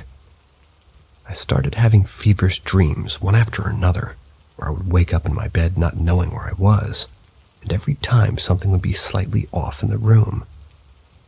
It was one of those looping situations where I wake up in a dream, and as soon as I realize something's off, I wake up again in another dream. I wish I could remember details of the freaky dreams I had, but I was finally jolted awake. I just literally thought someone was drilling through the wall. I was so disoriented. It was 3 a.m. I've only been asleep for about an hour. This drilling sound filled the room and was loud. I sat there for 15 seconds in terror in the pitch black, trying to figure out if it was actually me being awake. I was. The sound I heard was like something hard violently vibrating against wood. Imagine a phone vibrating on a wood counter, but 100 times louder. I got up in a daze and turned on the lamp to investigate. It was coming from our dresser. I narrowed down the sound to my wife's dresser drawer, but it was under a whole bunch of stuff, so I started digging. Eventually, I found a closed drawstring bag and opened it. Turned out to be my wife's vibrating wand. It was turned on and set to the pulse setting. At this point, my wife woke up because the light was on and all the racket I was making. I was basically standing there at the foot of the bed, side between her and the dresser, and I was only in my boxers holding up her vibrator running at full blast. She asks me what the fuck I was doing. I asked her how to turn it off. She told me hold the power button, and then she passed out asleep again. She was running on like 30 hours of no sleep as well, so she refused to even care. I turned the vibrator off, but I was standing there stupefied and oddly terrified. Like, what just happened here? Never in my whole time of being in this house has anything paranormal happened before. This wand was in a case, buried deep down, and it was never used, but somehow it had randomly decided to turn on. I experimented with the vibrator the next day, in a scientific way. When you turn on the vibrator, no matter what setting it was, it would just no matter what setting it was turned off, it always turned on with that static vibrating function. The pulsing function, my home word last night, was 4 settings down. You would have had to hold the power button for 3 seconds, then hit the mode button 4 times to get the setting that it was randomly on when I first found it. This realization terrified me because there is absolutely no logical explanation for it. I have experience with the paranormal before, and when paranormal crap just starts happening randomly, it means a haunted object was brought into the house. my thoughts instantly shifted over to the 1/7" azure lane figure I bought, because it's the only thing that I bought in Japan that was very lewd in nature. I read before that succubi can attach themselves to dolls and cause weird crap to happen. The azure lane figure was new and never opened, though. I did also buy an Artorias saber figurine that was used in an open box. Can somebody help me figure out how I can tell if something we brought back with us is haunted? Or theorize what kind of paranormal entity could do something like this? I don't know what to do at this point.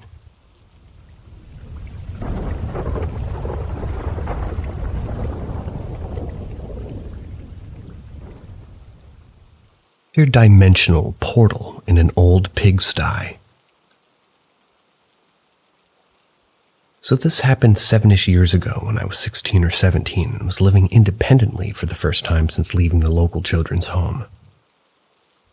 The building I lived in was a very old stone cottage that was once used as a pigsty before being converted. It was converted on a caravan site that used to be a farm.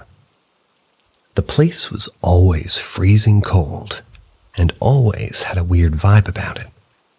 A bunch of odd things happened there. But this was the main thing that stuck with me by far. At some point whilst living there, probably around the 6-month mark, I lost my keys. It doesn't matter to me much because it was just out in the sticks in rural Wales. But I felt I could confidently leave it unlocked with no bother. I was able to easily get spare keys for the other ones, that were on the ring at least. Whilst not being too worried or thinking that finding them was very urgent, I did search the place top to bottom for them multiple times over the next 7 or 8 months, but never found them. Nor did I come across them when I had organized cupboards and drawers or moved furniture around. They were just completely gone. One morning I woke up around 10 or 11 a.m. and came straight through into the kitchen. The place was a long rectangle with 4 rooms in a row, from right to left: bedroom, kitchen, bathroom, tiny hallway with front door and living room. I was doing that to make coffee for myself as usual. And there, right in the middle of the kitchen counter in front of the coffee pot and kettle, as if I had just left them there the night before, were my keys. As you can imagine, I was floored by the perceived nonchalance that these inanimate objects were sitting there with. Instantly, my thoughts turned to sleepwalking, downright forgetfulness. But I still knew in the back of my mind that none of this explained it. I went to go grab them and instantly dropped them because of the searing pain in my hand, like they were hot, like metal baking trays straight out of the oven hot. Hot like they had been sitting under the sun on a corrugated metal roof all day in a summer hot heat. I made myself coffee, making sure not to touch them, left them there all day, then eventually picked them up and hung them on the hook next to the door. Didn't lose them again. Some other things that happened. Hearing a woman crying outside my window during winter when there were no guests staying in the caravan or camping section of the park, which was in a different field, by the way. Repeatedly walking up to find a suited man sitting at the end of my bed in the middle of the night.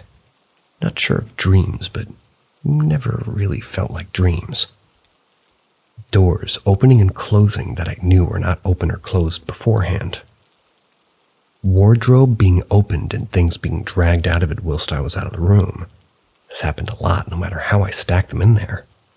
The door on it was one of those that you have to push inwards for it to release the catch and open outwards, if you get what I mean. TV turning on and off by itself, lights flickering and bulbs breaking way more often than it's normal. Could have been faulty wiring, of course. Extra cold and warm spots throughout the building, which I often walked through and felt forming and dissipating next to me.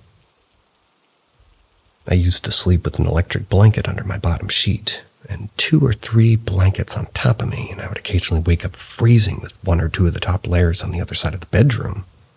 No way I could have kicked them that far in my sleep.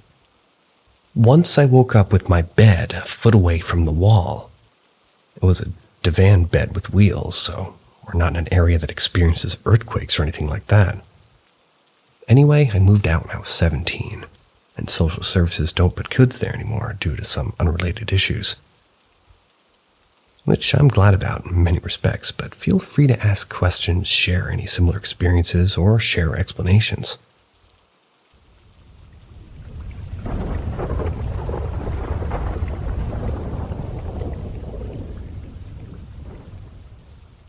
Late night encounter with a girl in a white dress. So this happened 2 years ago. I just came back from my vacation trip outside the city. My bus dropped me at the station at approximately 1:30 a.m. I got into the main road and started looking for a cab to go home. There was no cab or any person on site, standing for 5 to 8 minutes looking at both sides of the road to find a cab. On my left, I saw a girl in a white sari, a traditional dress for women in my country, standing like 50 feet away from me under the lamppost. My heart immediately started pounding. I looked the other way and started praying. A few moments later, I heard her saying, "Hey sir, can you do me a favor?" I was shaking. I turned to her and she was like 4 feet away from me. I immediately took 2 steps back. She smiled and said, "Are you afraid of me?" I said, "It's almost 2 a.m. and there's a girl in a white sari standing in front of me at a lone place like this. Yeah, I'm a bit afraid." She chuckled and said, "Don't be. I'm the one afraid, actually. It's really late and I'm alone here. I need to go home. But I want someone to accompany me. Would you please come with me? My home's not far from here." Just to let everybody know, in my country, it's not safe for any woman to be out alone at night. I was scared shitless, but I didn't want to leave a young girl alone there. So I agreed to give her company, but asked her to keep distance. She chuckled and said, "Okay." I really didn't want to talk or make eye contact with her, so I didn't even ask her why she was alone there at this time of the night. I didn't know where we were going. I just followed her. I walked beside her keeping distance. She also didn't say a word the whole time, which was also really eerie to me. After walking for like 15 minutes, she stopped in front of a steel gate which was on her right.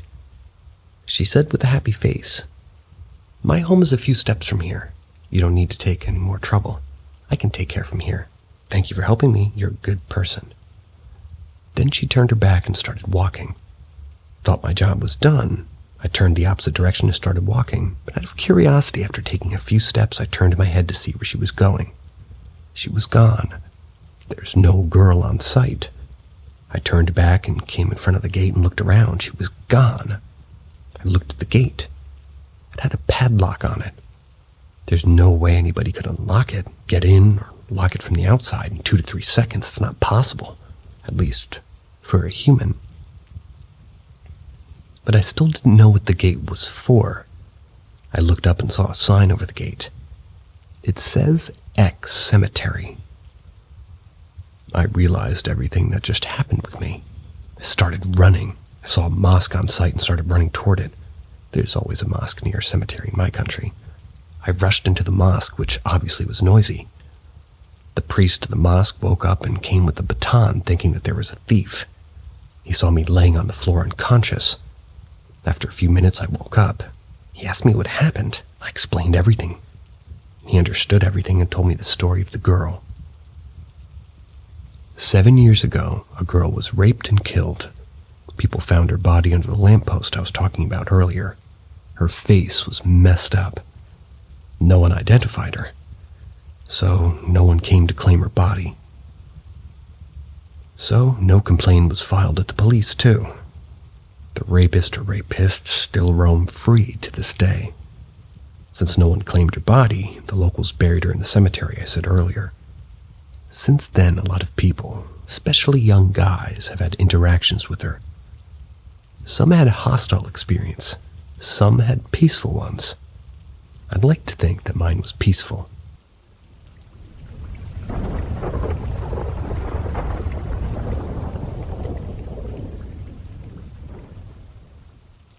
Shocked, tased feeling.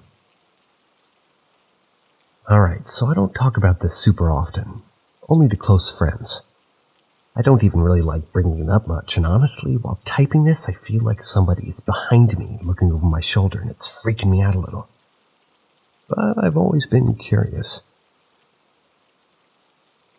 So when I was a kid, probably like 9 or 10, my aunt moved into a small trailer that my grandma's cousin and her husband owned. They had a good bit of land and were avid hunters, so they put this trailer on their land and put their hunters' friends to stay whenever they'd visit. Only people that ever stayed there were random hunters and my aunt. One night, me and my mom and my siblings stayed the night with my aunt. I remember that night pretty clearly. My aunt decided to rent the movie Shallow Hal, and I was stoked to watch it. I enjoyed the evening with my family, and about halfway through the movie, I get this eerie feeling like someone's watching me. I look to my left, out the window. I see the face and upper body of a tall, lanky, semi-transparent old man staring in at me. Dude did not look happy at all. I instantly felt my blood run cold and my heart beat the fastest and hardest it's ever beaten in my entire life. I was so shocked all I could do was look back to the TV as quickly as I could and try to pretend like nothing happened. I couldn't even find the courage to speak and tell everybody what I'd just seen. Later that night, everybody's getting ready for bed. And I'm definitely not looking forward to it. My younger siblings sleep in the next room, my mom and aunt in my aunt's room, and I sleep in the living room couch alone. My aunt had a dog that stayed outside, and she barked all night long. Honestly, this was a little out of character for her because she was always a pretty chill dog, never really barking unless a car pulled up. Fair.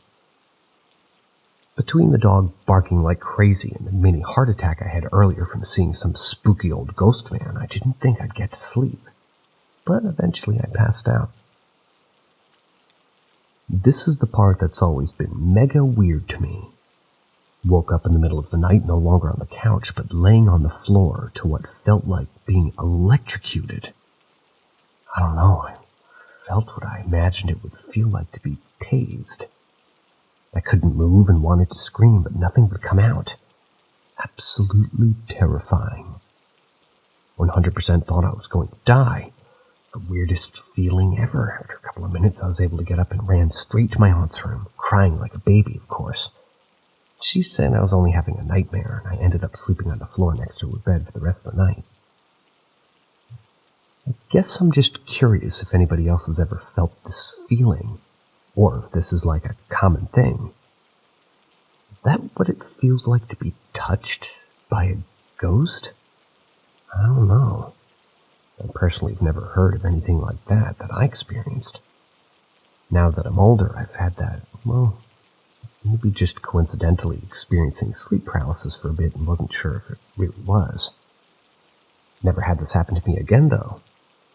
Surely freaked me out and took me years to build up the courage, but eventually told my mom about all this when I was like 15.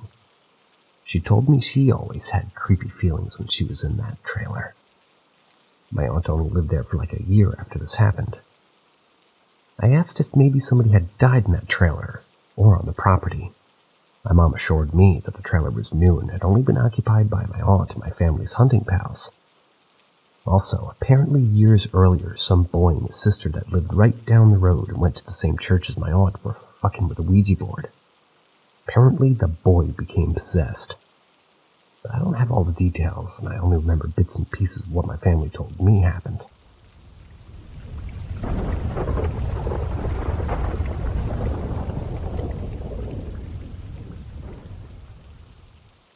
An angel fixed my flat. The year was 2011. I had just graduated from high school the previous year.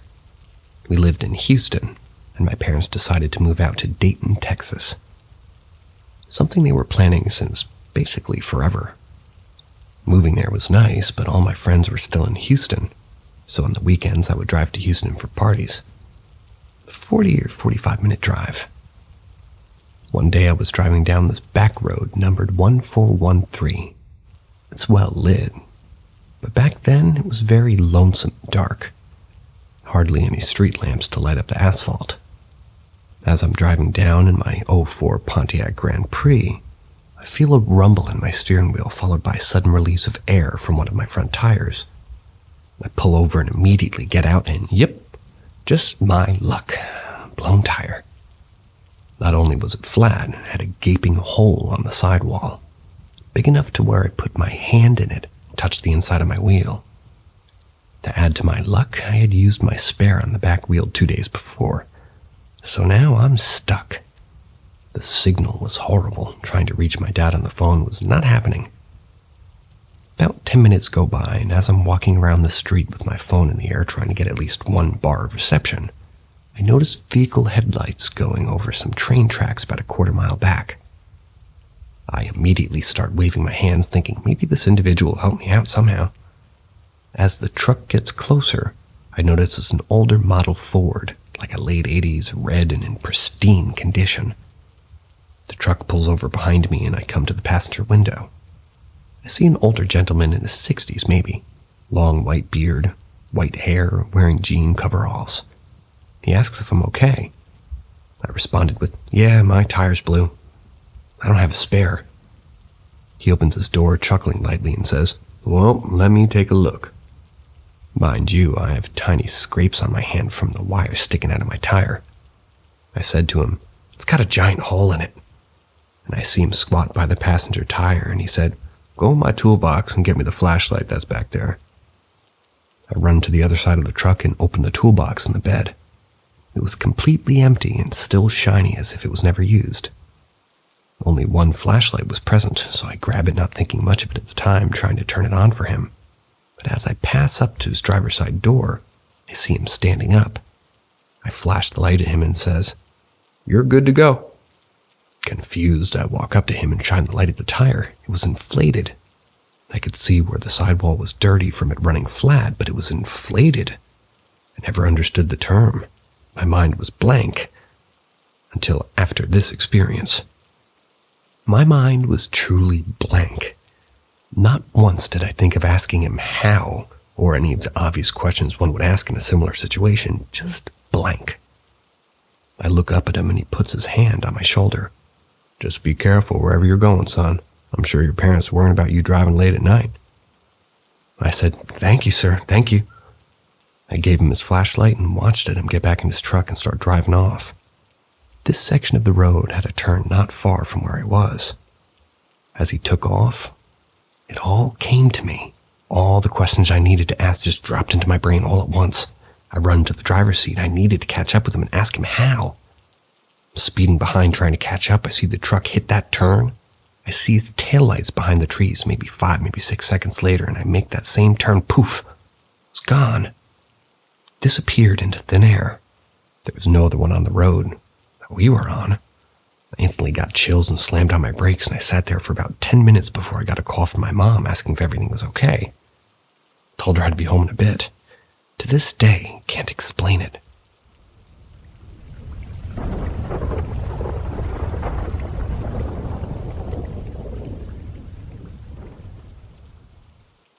Granny never left. My granny's been fighting cancer on top of other illnesses since I was 15.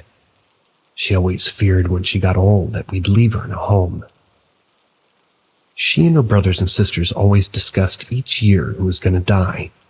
They were always right, and she had been saying for almost 3 years it was her time to go. We always used to tell her to stop saying that because she was still young. She was going to live for ages. But it almost felt like she knew it was her time to go. She was diagnosed with bone cancer shortly after, and the treatments began. IVs, blood transfusions, chemo. We lived in a desert town, smack in the middle of California, so everything's hours away. We used to have to travel hours to sit at the doctor's, maybe 30 minutes and drive back. You can imagine how tiring it is. To be someone in such a position. She decided to move a few cities over closer to better hospitals, and we were all happy for her. She eventually moved, and months later broke the news that she was going to have a heart valve surgery and deal with cancer. After her surgery, she came out strong. We were all happy to see she pulled through. I remember her calling my name when she got out over the phone. "Bubba, tell him I love him." Weeks pass, months even. Things start to happen. Seizures, bleeding, random illnesses she would have. Constant seizures, but always seemed to recover from them. One day it was different. This time she had a seizure and a stroke. Was found by my cousin on the floor, barely moving, black and blue, rushed to the hospital later, finding she's suffering from pneumonia. She was in a coma. However you spell it, I apologize, I cried thinking about this shit. When she finally opened her eyes, she looked at my cousin and started screaming, "Bubba, where is he?" I heard her and thought that there was hope. Eventually she told the nurses she wanted to die at home. She was moved to her home, and not even says later we all planned to see her. Bad luck ensues. The car broke down. Our money drained. Her family members left without us. We had to watch her suffer from dementia, asking who we are. Growing weaker and paler by the day, she eventually passed. But she could say goodbye to me. Later that night I went to sleep and appeared in a field of yellow, beautiful flowers with this circle in the middle of it. I assumed it was another vivid dream. I went to the middle of the field, feeling every step, and sat in the middle of this gigantic field. And suddenly a woman appeared. This big hazel eye, big hair, shoulders very petite in a white shirt and jeans. Someone I've never seen in my life. I looked over and saw what I thought were my mom, my uncle, and my cousin. This lady looked directly at me with a smile and said, "Tell your mom and everyone I never held anything against you. I love you all." For someone I've never seen, I remember in my dream I was confused, staring at her before saying, "I love you too. Glad to see you happy." And seconds later she gave me a smile and disappeared. A face full of tears in my dreams. Awakened with a face full of tears, knowing who it was. I told my cousin and she sent a photo. It was of my granny in her high school years. It was her coming back to say goodbye. My granny always knew things a living being shouldn't. She would have severe migraines before a family member passed. It would always be on the dot. I've always had multiple dreams like these and always thought I was crazy. It brings me happiness knowing I can still talk to her.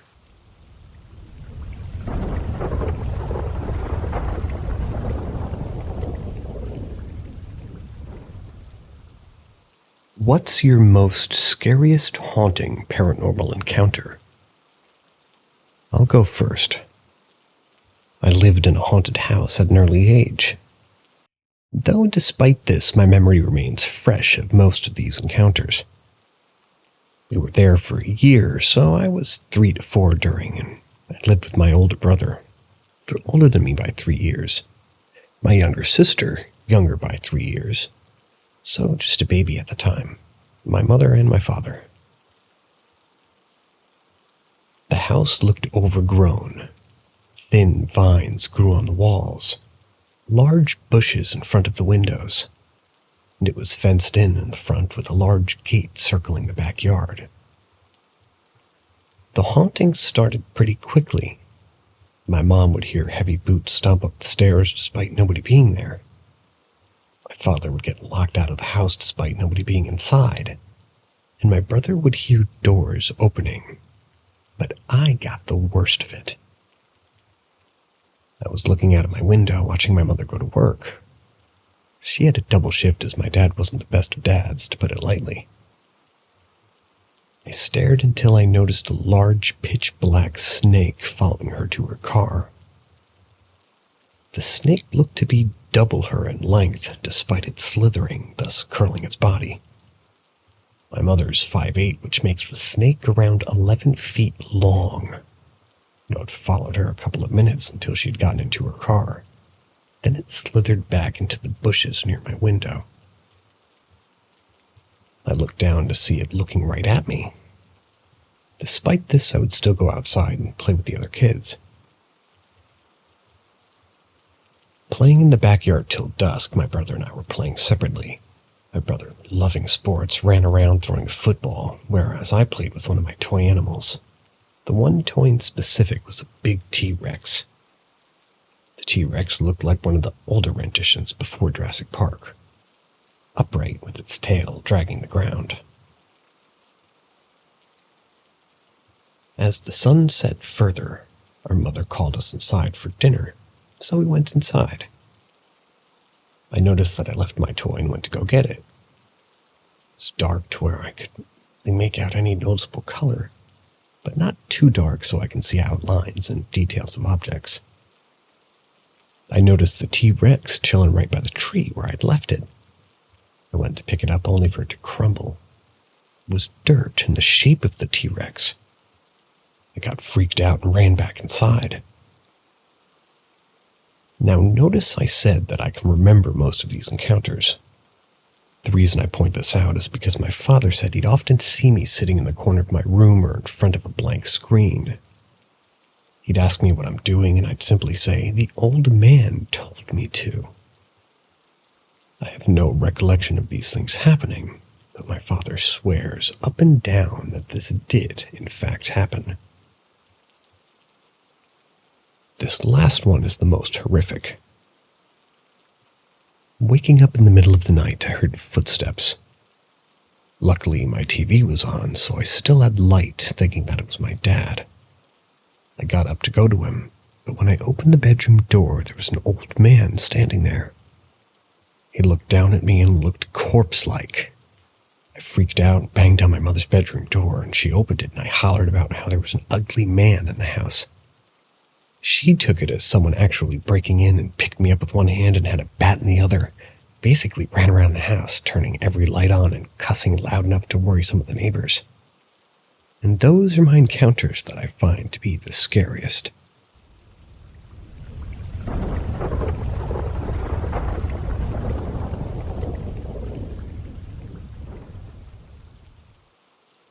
The man in my home. To give a little background before I share this encounter, the ghost encounter happened about 2 years ago, a little after my grandfather passed away in 2021. He lived in a different state and suffering with dementia, heart problems, and things like that. He and I weren't close at all. He didn't like children, and didn't care to know me as I was growing up. After he passed, my family had to take a trip out to his place and clean his house and clear out to be sold. As I went through his things, I got to know him a little more, felt him. I shared a lot of similar qualities. With this being said, he was very possessive of his things and liked to keep them in pristine condition. He owned a Mercedes, a Prowler, and an SSR. He loved cars. And kept them in mint condition, like I said. When he passed, my mother took the Mercedes and SSR and stored them in her RV garage about 30 feet behind the guest house. I also took a few of his artworks. I liked them, and they fit very well with my home. My mother had wanted to build a guest house to rent out for a few years. After he passed, she used the money from selling his home to do so. I moved into it a few months after he passed. Yes, I do pay her monthly rent. One day or so after moving into the guest house, things got weird. The first night I was there, I was hand-washing dishes I bought earlier that day. It was around 10 p.m. that night when I'd heard loud footsteps coming from the small hall leading to my bedroom. I live alone. I turned to see what it was, and I saw a pair of black, shiny men's dress shoes standing a few feet away from me in the shadows. A few seconds later, they were gone. I froze in place, not sure about what I just saw, and I tried to let it go. The following week after this event was full of anomalies. While being in this house that week, I felt I wasn't alone. I always felt that I was being watched. Things would happen at night and sometimes during the day. Books would fall off my shelf, things would fall off the wall, and creaks could be heard through the house. Some may say this is just because it's a new construction, but I know the difference of new construction sounds and abnormal sounds. That night especially, I would hear a few footsteps throughout my house while I was trying to sleep. The last paranormal experience I encountered pushed me to do something about it. I was standing in my kitchen and my cat was standing right next to me when suddenly one of the cat's toys rolled across the floor, came to a sudden stop. I know it wasn't the AC, and it wasn't a gust of wind. It was pushed. After this happened, I purchased some sage and cleansed the house. To my surprise, everything I had experienced came to a halt, and I never heard or saw anything again. The house felt empty for the first time in weeks. Shortly after I cleansed my house, my parents had told me that the cameras in the RV garage were picking up weird movements. They showed me the footage, saved pretty much all the data there, but nobody was there. However, you could see multiple orbs flying around. There were a few bugs and there was some dust, but there was a distinct difference between these. Whether you believe it was just my imagination or maybe it was truly a haunting, I'll leave it up to you. I fully believe there was somebody in my house, whether they're trying to hurt me or speak to me, I'm not sure.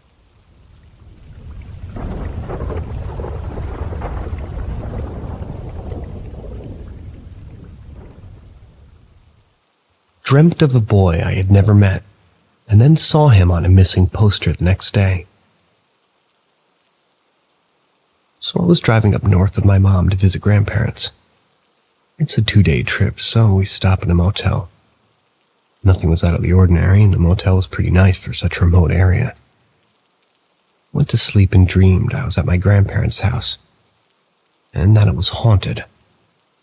Before this, I had recurring dreams where one specific room of their house was haunted. I had never dreamt of an entity in particular. I just saw things move on their own and had blankets ripped off me and heard unintelligible whispering until I woke up. This dream was different. It was the same room and it started off just as terrifying as the others.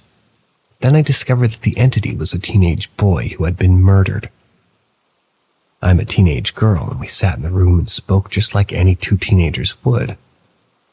At one point in the dream, I went down to get a drink, and when I came back in the room, the door slammed behind me. I jumped and screamed a little, but he was standing in front of the door laughing. I told him to cut it out. It was just so normal, like I was talking to a friend from school or something. But I had never seen this kid before in my life. By the end of the dream, we were quite familiar with each other, and he confided how lonely he had been since he had died, how he missed his friends and worried about them. Now he couldn't tell them what happened to him, or what death was like. I did my best to comfort him and asked if he could show me where he died. I said okay. He touched my head and I saw him laying in a pile of trash or recycling, blood on his face and blood accumulating around his head.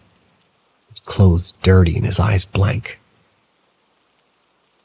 It only lasted a couple of seconds, so when I came to, I just looked at him and didn't say anything. Took his hand in mine and we just sat there on the bed looking at ourselves in the old vanity mirror. Then I woke up. I get a lot of weird and vivid dreams, so I wasn't on edge when I woke up. I just didn't even mention it to my mom. We got back on the road and I started playing video games again. Then we pulled into a rest stop in the middle of the forest.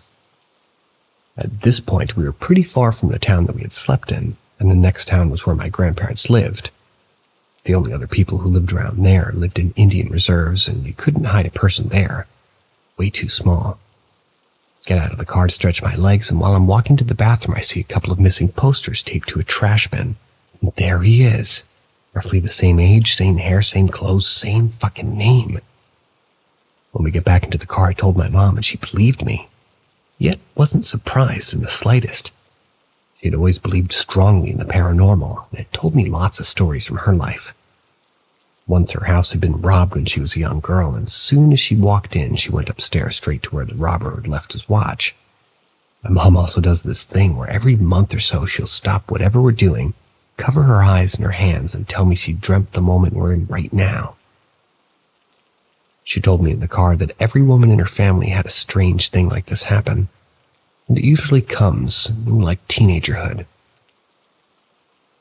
I don't know if I really believe her. I mean, I believe what's happened to her and my grandma and all my aunts, but I don't know. I don't think it would actually happen to me. I've recently asked her about a dream I had when I was around 3 or 4, and she told me it wasn't a dream, that it actually happened. Then I asked my sister separately, and she told me the same thing. Sitting on my sister's bed, and she was holding a stack of Go Fish cards face down, and I was guessing what they were, and every time I got it right before she flipped them over. My mom was sitting in a chair watching us. She was very calm, and that's why I thought it was a dream.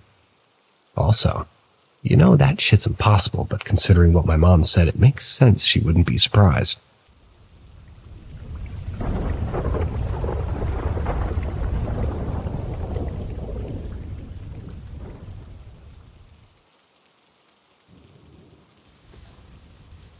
The man I was talking to on the bus disappeared. I was on the bus during the late hours of the evening. It was only me sitting on the bus. This happened very recently, so the story is still clear in my mind. Nothing was special or had stuck out to me about the trip until a few stops. This man gets on the bus and decides to sit next to me. I felt quite confused, as there were many seats around me that could have been chosen elsewhere to sit. I was also sitting near the back, so he seemed to have examined the entire bus and still chose to sit right by me. Just wonderful. I ignored it and kept to myself until he turned to face me and asked if I could keep a secret. This petrified me, as I thought he was about to confess something awful to me, as if I were a priest. He did stand out a little, so I assumed he was unwell or maybe even homeless. I stared at him for a few moments before ignoring him, not knowing how to respond. I'm not a rude person, but I am neurodivergent. It doesn't affect me much aside from my social skills, so sometimes I freeze and I'm unable to respond if a person seems even slightly threatening. He kept pestering me and asked me again if I could keep a secret. I stared at him and tried hard to convey fear with my eyes to try to imply that I was uncomfortable and maybe not the best person to share whatever he had to say to. I don't suffer from anxiety, so that's not the case. I simply don't communicate well. So after he asked me a few more times, I just said yes. He smiled and pulled out something from his jacket. My first thought was that it was shiny and square. Then he held it close to his lap, sort of secretly, even though there's nobody around. They were laminated photographs of machines and paperwork. I kind of laughed awkwardly and said, "That's nice."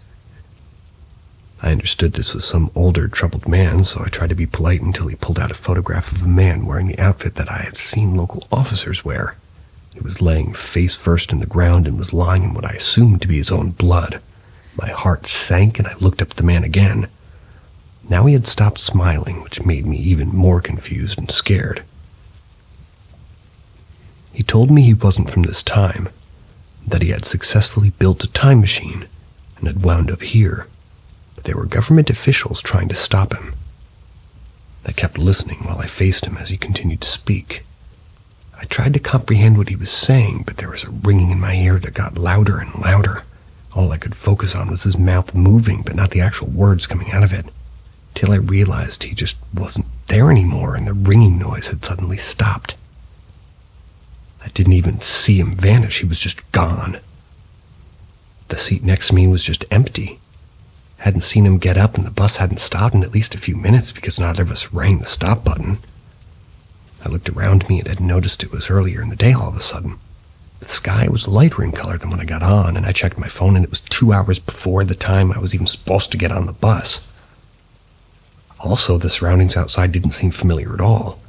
I've taken this bus route 100 times and I've practically memorized every tree, building, and road at this point. I checked Google Maps. I was several hours away from my home. My typical bus ride's no longer than 40 minutes. Pressed the stop button and tried to explain to the bus driver that I think I took the wrong bus, and he explained that I've taken the same bus back and forth. 2 buses if I wish to go back to the place where I'd even got to the bus originally. That made no sense.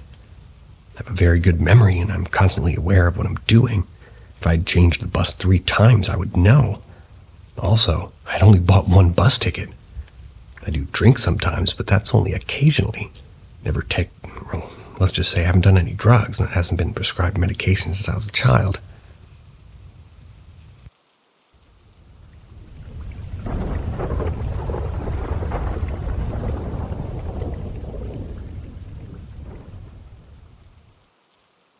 The night the gnomes came for me.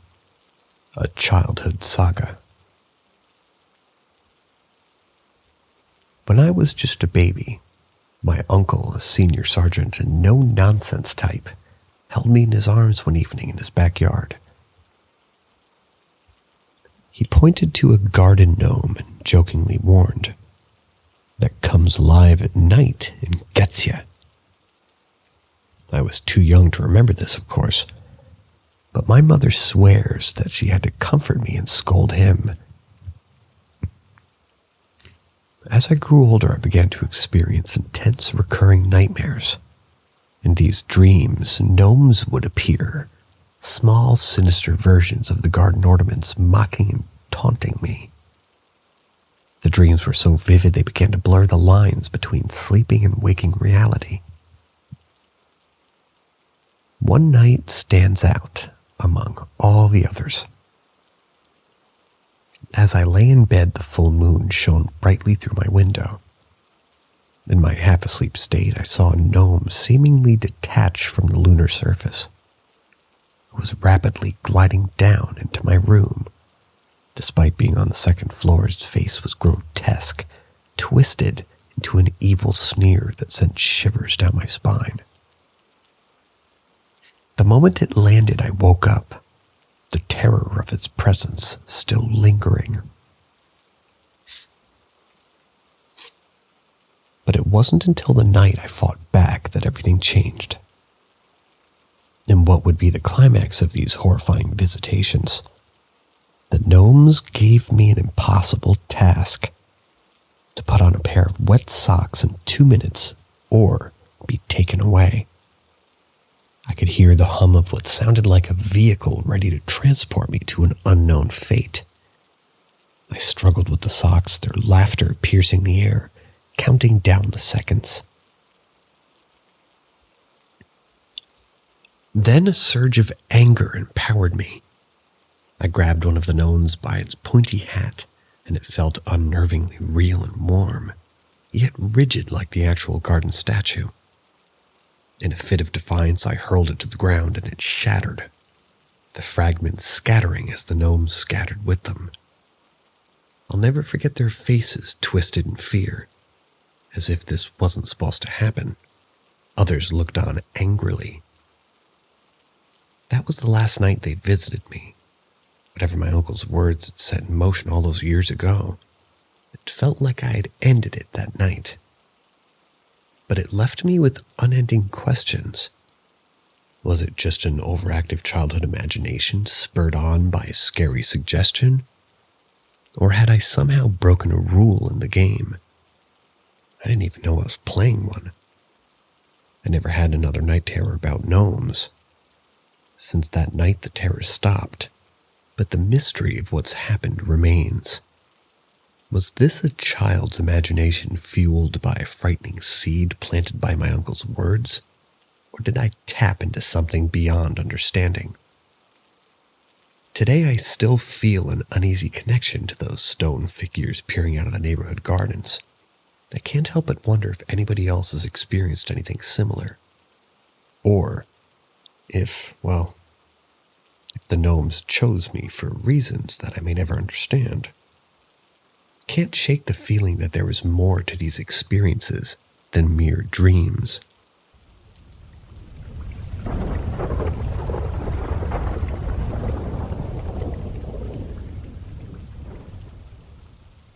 Amsterdam and Athens. I'm going to a night and evening school in a small town in central Macedonia. One of my classmates, Zoe, has 2 kids, a son and a daughter. The son lives in Shanghai, and the daughter lives in Amsterdam. This Christmas, Zoe orchestrated a surprise visit with her son to Amsterdam to go see her daughter. After the surprise, they decided to do tourist stuff, and they went on an Anne Frank tour. Sorry if that's not the right way to say it. I'm not trying to be disrespectful. Seems fine to me. When Zoe noticed a familiar person, me, or at least someone who looked like me, I'm talking identically looking like me. She wore the same outfit I would wear on the first day. The first day back to class after holidays, anyway. White fleece shirt, white fleece leggings, black trainers, my black cardigan and gray puffy long jacket along with my purple beanie, my pink Oxford-themed scarf and emerald green gloves.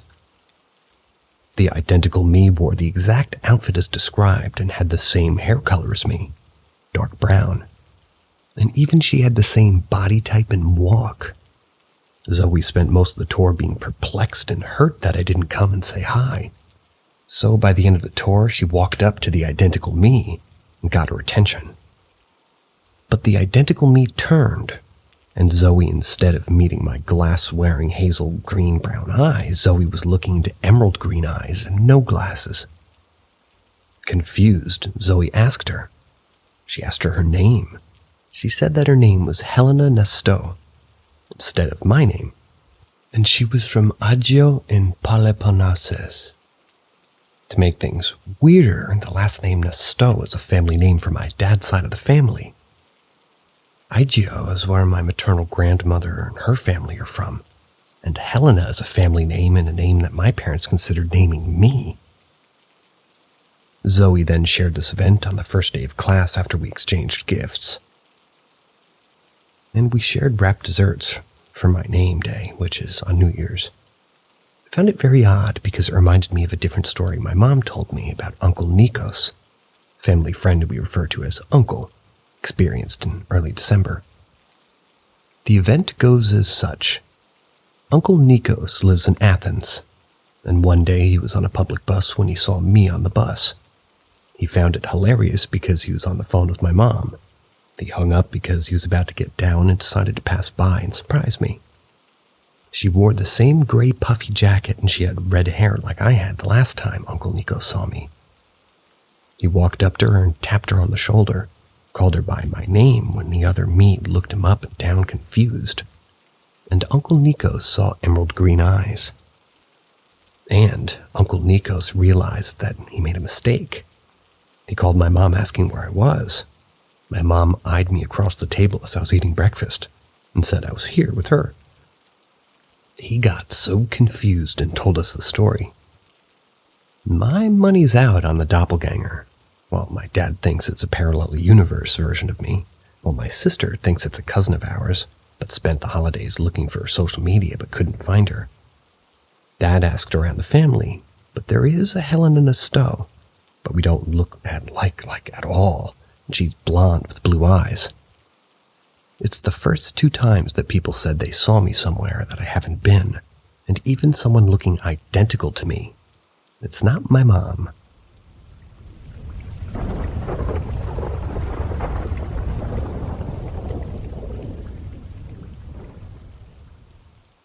The Haunted Saxony House and the Green-Faced Lady.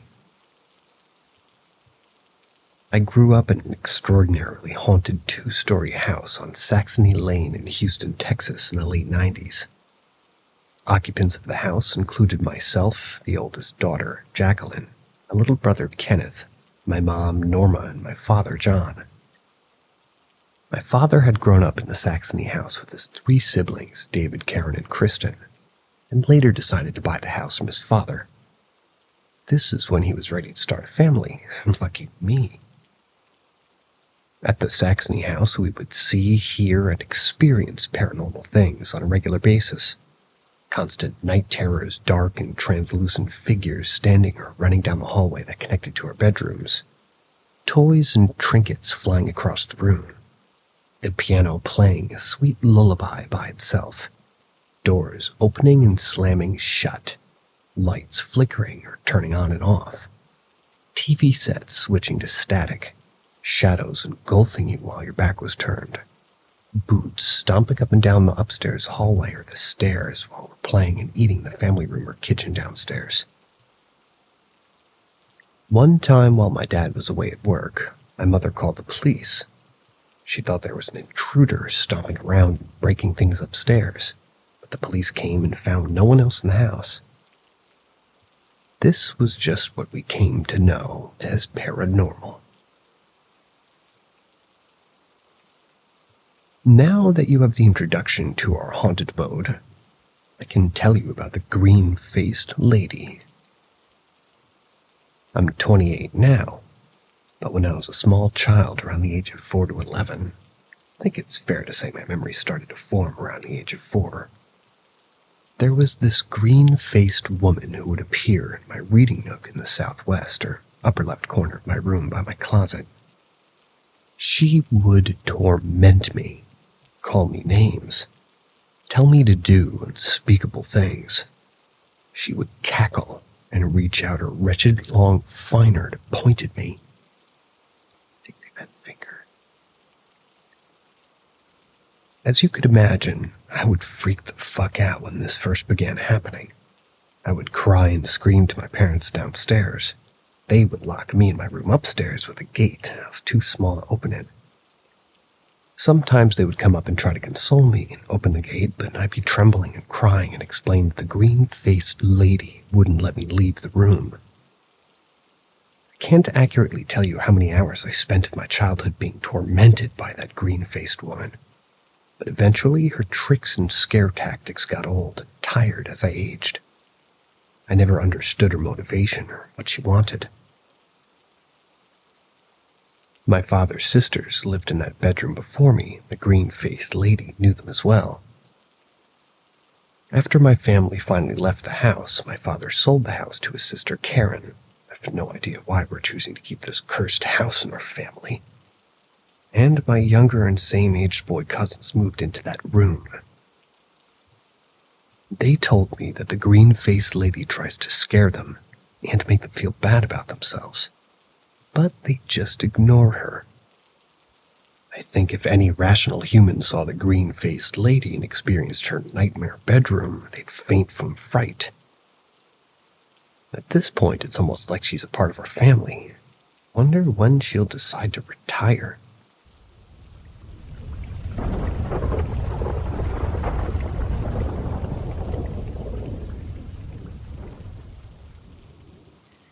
Weird things keep happening around our house.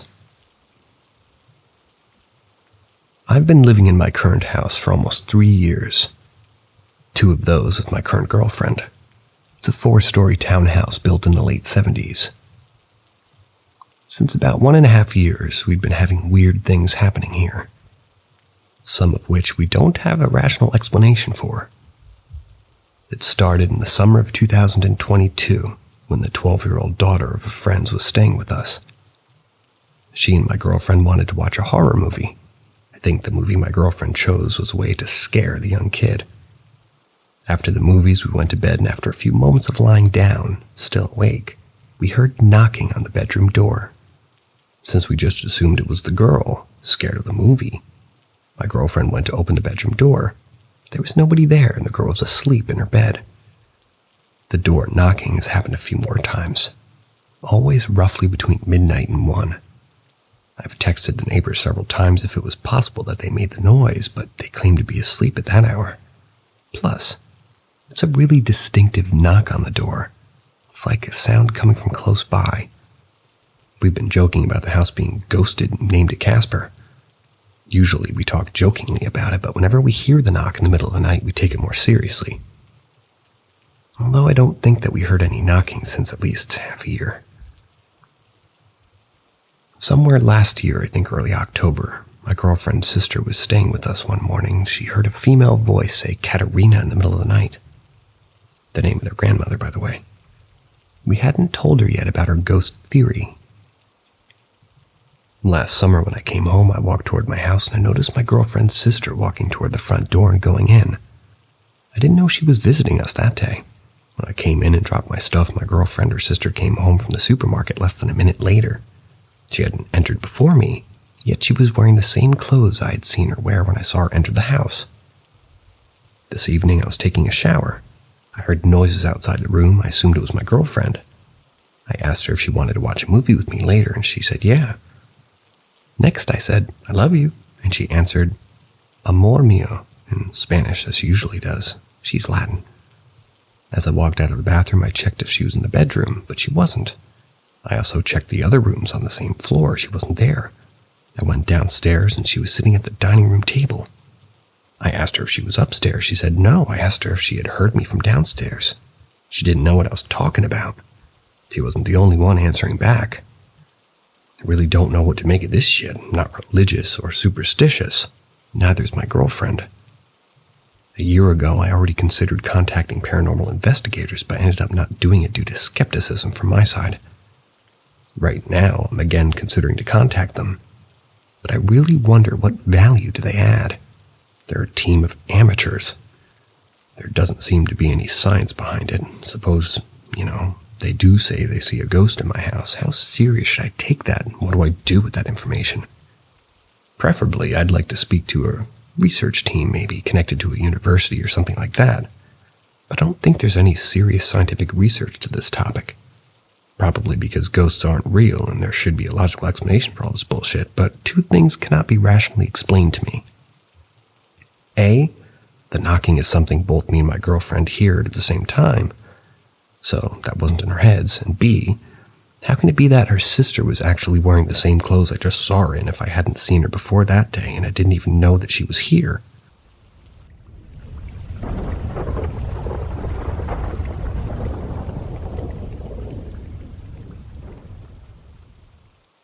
My encounter. So back when I was in high school, the theater students would put on haunted house and hay rides at an old plantation house, ran as a museum during the day. The first couple of years, the haunted house was in the barn, but then we got permission to do it in the actual plantation house. And, of course, growing up with high schoolers, everybody always said that it was haunted, but there was no actual stories of history of why it was supposedly haunted, though. Over the course of our first Halloween season in the house, two really weird incidents happened, and I still haven't quite figured out a reasonable explanation for them. So the first one was in one of the upstairs bedrooms. The glass on all the windows had multiple panes of glass in them. You could actually see the different panes of glass, and they were pretty thick. The middle inside pane broke outward toward the outside balcony, but the two outside panes were perfectly fine. The glass that broke was a jagged circle, so it wasn't the whole pane itself. It reminded me very much of if somebody threw a baseball through a window and it had that little circle, but it didn't shatter the whole window. There were only 3 actors in that room sitting on the bed talking because it was during a break. Most everybody else was downstairs or in their own rooms.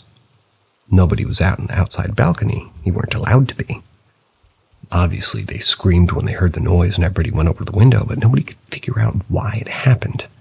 And the people that ran the place were like, oh, maybe it's the house settling.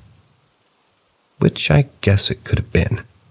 I don't really know how that stuff works, so I've never had an explanation for why it even happened. The second one directly involved me, and I really don't have an explanation for this one. So this happened during another one of our breaks. Think of the downstairs of like the house in a giant square.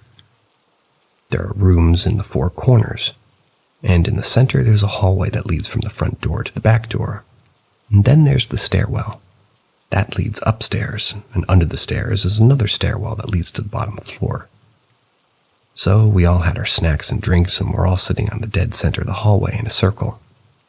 We're talking when all of a sudden the front door slams open, like all the way open, hitting the door frame of one of the side rooms. Our first response was to slightly freak out because we're all out of character sitting on the floor, eating Oreos and drinking Gatorade. Someone rushed up to close the door.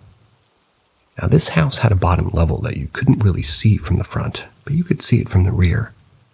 We were all technically on the second floor, but because of the way the house sat, it had a huge stairwell to the front porch and kind of an even longer one down the back. Nobody was on the front porch since the only people that were allowed to be up here were actors, and when they were waiting to take in a group. The door itself was on those heavy, tall doors. The back door was not opened, and the basement door was left open at the time. Mostly because people were going down there because that's where we kept snacks and costumes and all that kind of stuff. I've tried to think of some crossbreeds that maybe that may have done it, or some sort of explanation, but I can't. It wasn't windy. There's no way the door wasn't fully shut because it's so heavy it kind of had to slam it to close it. Either way, my take on all this was that there was some kind of ghost, But it wasn't malicious, but more like a plain prank on all these little kids that were trying to scare other people, since nothing about these incidents felt malicious. But if you happen to maybe have an explanation as to why those things happened, I'm open to hearing it.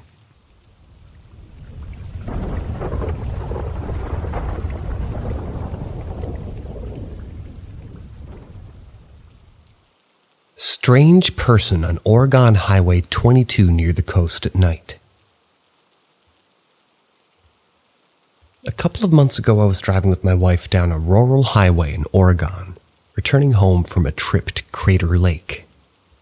We live on the coast, and the highway we were taking to get back is very curvy, and as it winds through the Cascade Mountain Range.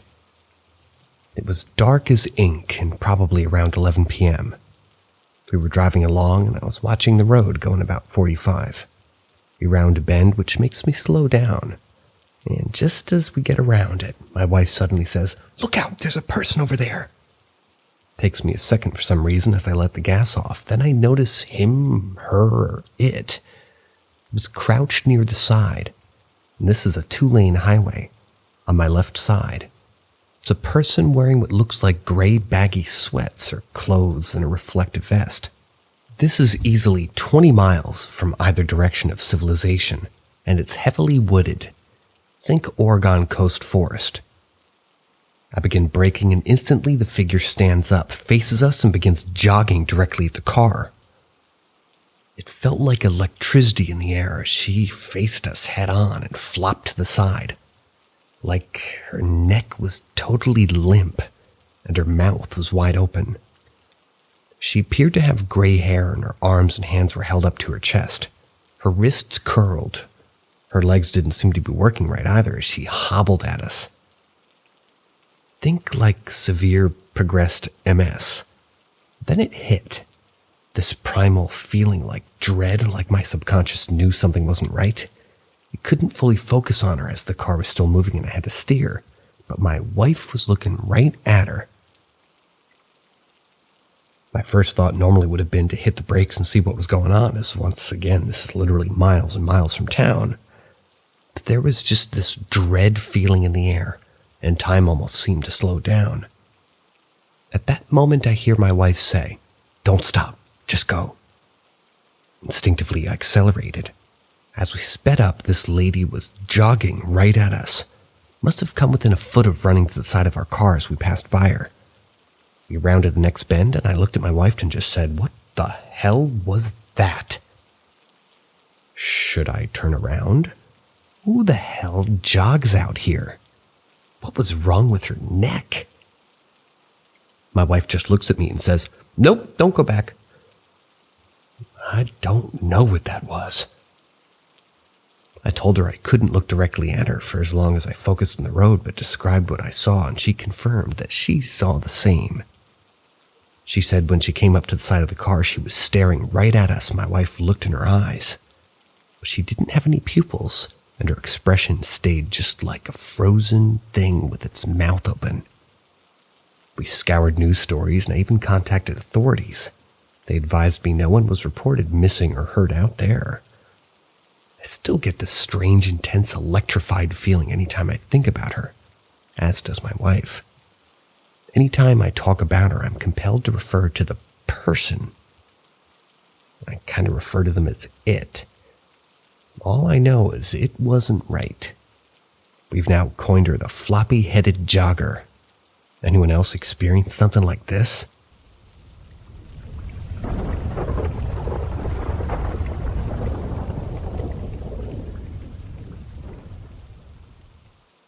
Need help identifying what I saw last night.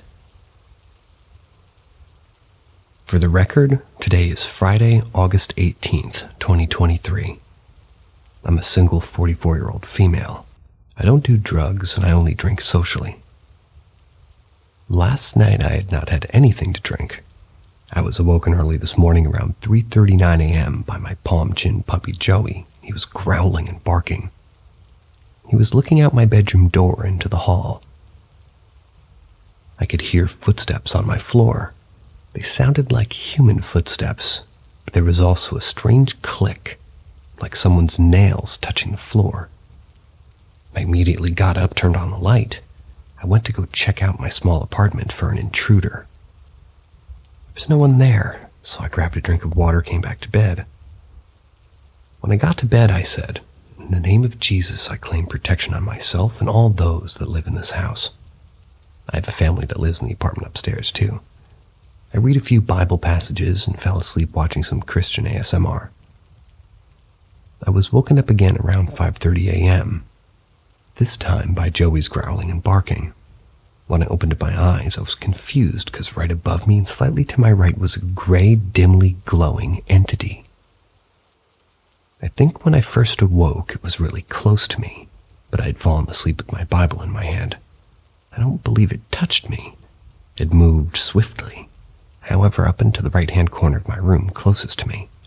There it crouched, almost like a cat before pouncing. It glowed enough to dimly light the room.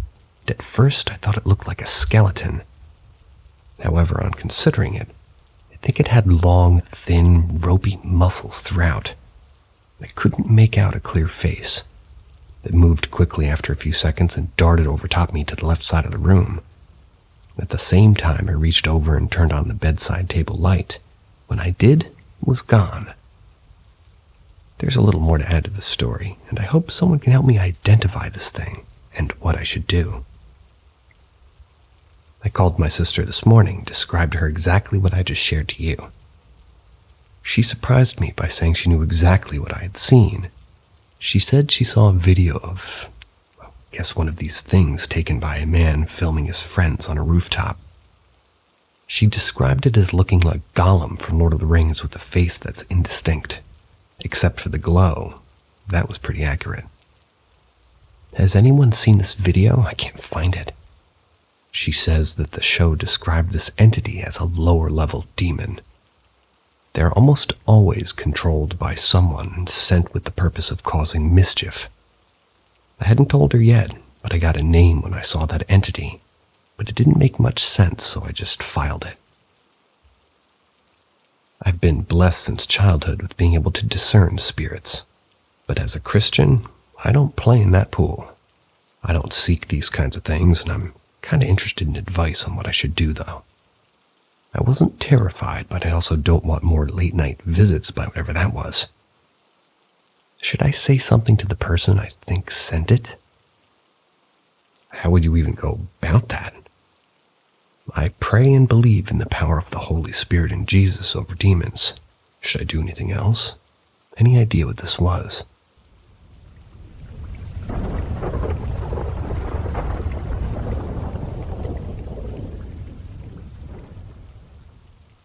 Bad smell in house.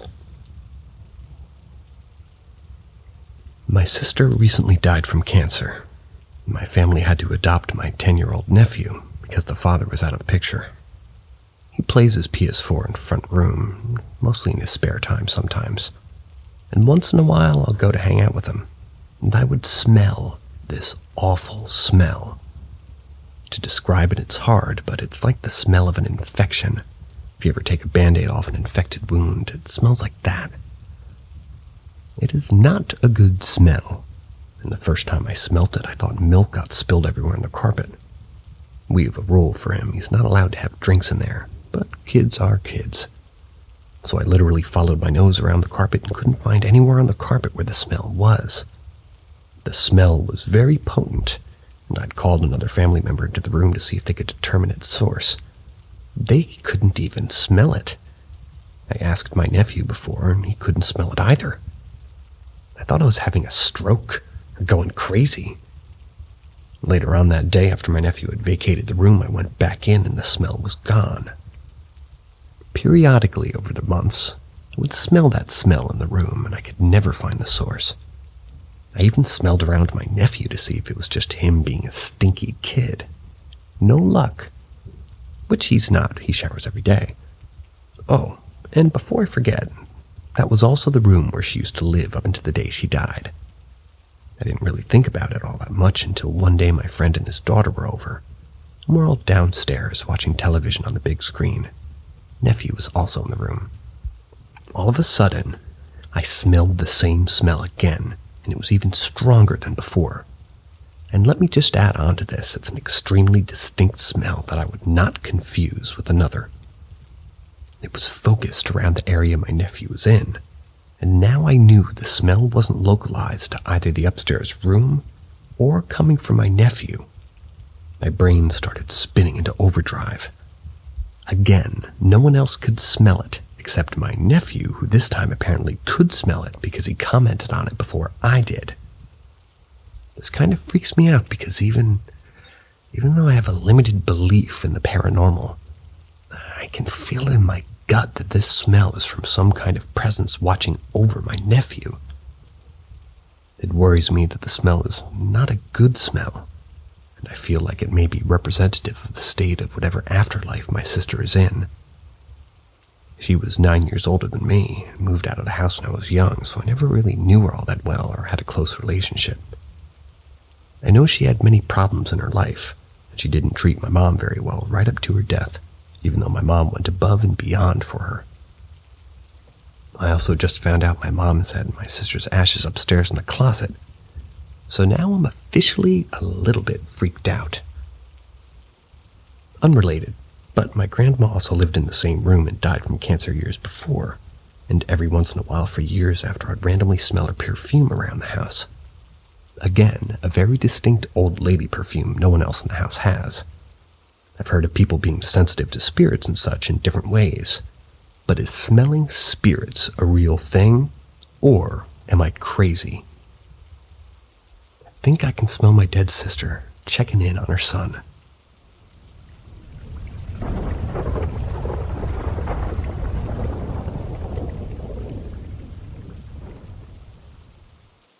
I've lived in my 1901 townhouse for almost 2 years, not without anything weird until recently. So I've always said that I'm open or would love to see a ghost or something. My husband and I bought this townhouse built in 1901 that used to be occupied by a block of Lithuanian immigrants and all the townhomes in our row. The last two owners sold the townhome just before 2 years exactly, which, though odd, made sense with the profitable housing market. I've always joked that we mustn't have bought one of the haunted ones, since we've never seen anything. Our contractor got weird vibes when he was here alone, and our dog hates the basement, but otherwise nothing unusual, no quirks that I could tell. I've never had a supernatural experience before, aside from some sleep paralysis and visiting a retired Sanitarium. Never heard that word. Sanitarium. In Austria for a study abroad. Like I said, I've always said that I was open, though. It's taken a few weeks to even talk about what happened because it honestly scared me that badly. Recently, my husband was out of town for work, leaving the dog and I by ourselves. It wasn't his first trip without us by any means, but the first instant. I was sleeping on my side, facing the door to the hallway, when I heard a noise. This isn't unusual since our townhouse backs up to an alley with businesses, and we occasionally hear neighbors or people in the alley, but our bedroom is facing the main street on the other side of the hallway. I looked over and saw that our dog had already gotten up to investigate, but oddly wasn't barking. I slowly opened my eyes, and as I blinked, I saw a figure that only became more clear as my vision focused.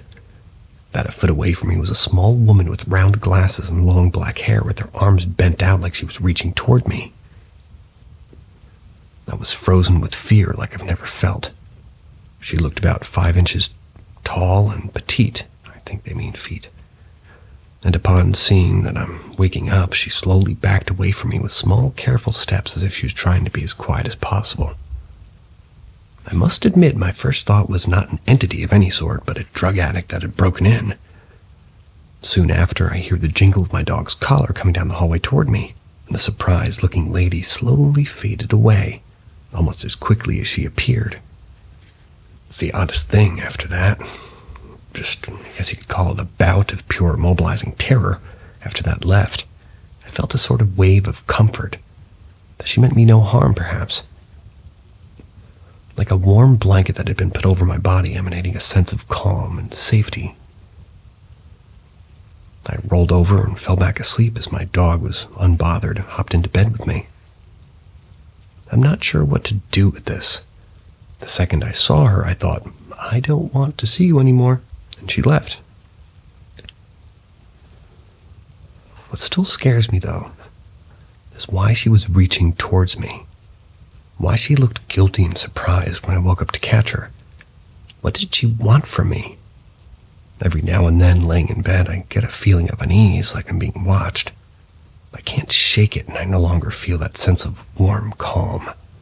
Any advice is appreciated. None of my friends are taking me seriously.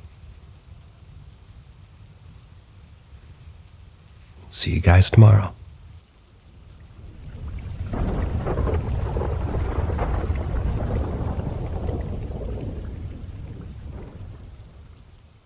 Odd flickering.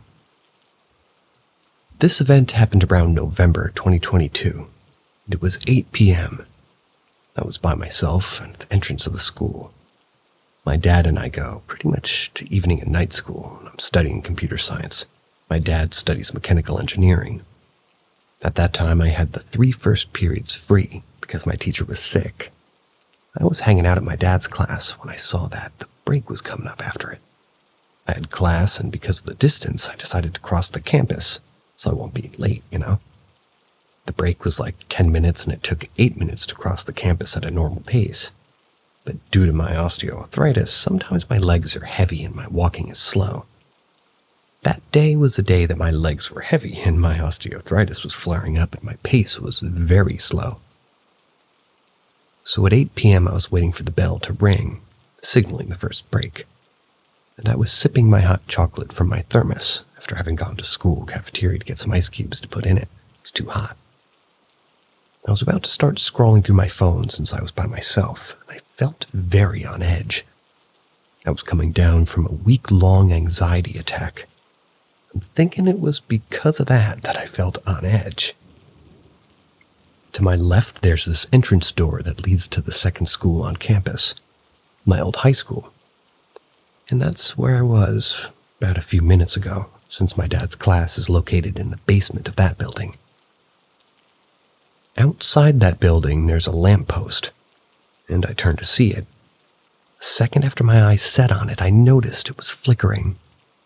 I thought nothing of it, thinking that it must be bugs flying around it, or because of what's happening with the energy crisis in our town.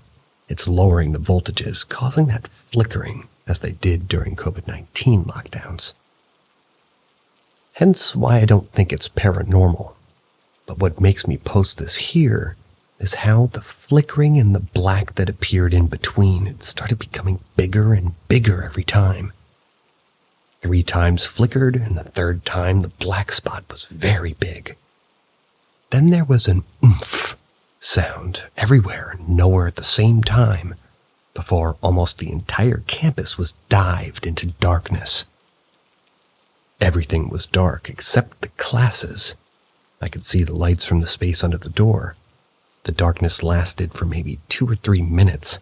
I jumped up and walked as fast as my legs would allow the cafeteria. They wrote that wrong. I'm going to fix it. I jumped up and walked as fast as my legs would take me. I was allowed to the cafeteria to ask the lady behind the counter, and the cleaner that was with her chatted if they were okay. To get them from where I was, it would take me a minute tops. But when I entered the cafeteria, the lights came back on. And when I asked, they said there was no power outage. Confused, I walked back to the bench. Everything was normal. The bell went off, and a break ensued. But in the minutes of darkness, it was completely silent, and I felt dread and on edge, even a bit of fear. I'm used to power outages from living on an island growing up. I'd many times run out of power throughout the winter, so I always carry a flashlight with me, and I make sure my phones always have flashlights too.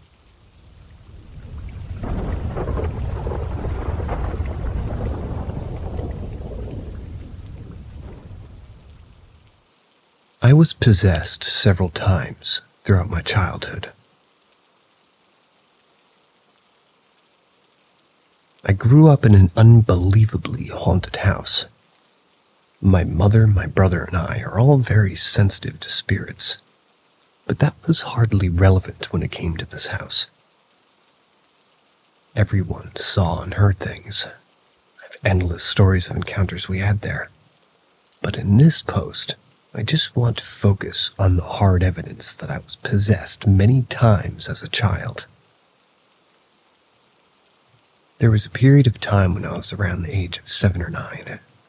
I would fall asleep in my bed in my room, which is on the second floor of the house, and then I would wake up on the couch in the living room on the first floor. The first time it happened, I thought my parents had moved me down there for some unknown reason, but they were just as confused as I was. You'd think sleepwalking might explain this occurrence away. There's a problem with that theory. I was a small, hyper, and curious child, as most children are, and because of this, my parents installed French doors at the top of the stairs, and further installed a sliding bolt latch at the top of the doors to keep me from falling down the stairs at night. The latch was so high up that I would have to retrieve a stool and climb onto the stool, then stand on my tippy toes to reach the door latch. Then, to finally open the doors, I'd have to move the stool out of the way. A small child sleepwalker could never do this, and even if I could, my parents had found that the doors were still closed each time they found me downstairs on the couch. Closing those French doors while on the other side of the steps would have been a challenge for me, even if I'd been awake. To this day, we have no explanation for how I kept ending up downstairs. What made it even more unsettling is that when this occurred, I'd often wake up on the living room couch with white goo all over me. The closest thing I can compare it to is like baby throw up. There would be a trail of it leading to where I was on the couch. Many years later, after we had long left that house, I was going through some old drawings I made when I was a kid. Around the same time I was having the sleepwalking issue as well. I was very into video games, comics, animation, so that's what I would usually draw. Within those drawings, I found some very disturbing drawings of old buildings and what looked like portals. Many objects I couldn't recognize. They were very well drawn, and I've never been able to draw buildings well. They were better than anything I could draw even today. I'm a decent artist now. There was only one word amongst the drawings, and it was at the top of a drawing of an old torn-apart building with what looked like a portal next to it. The portal had something coming out of it that was beaming downward. It was not my handwriting or that of anyone I know. The title of the drawing simply said, Monster.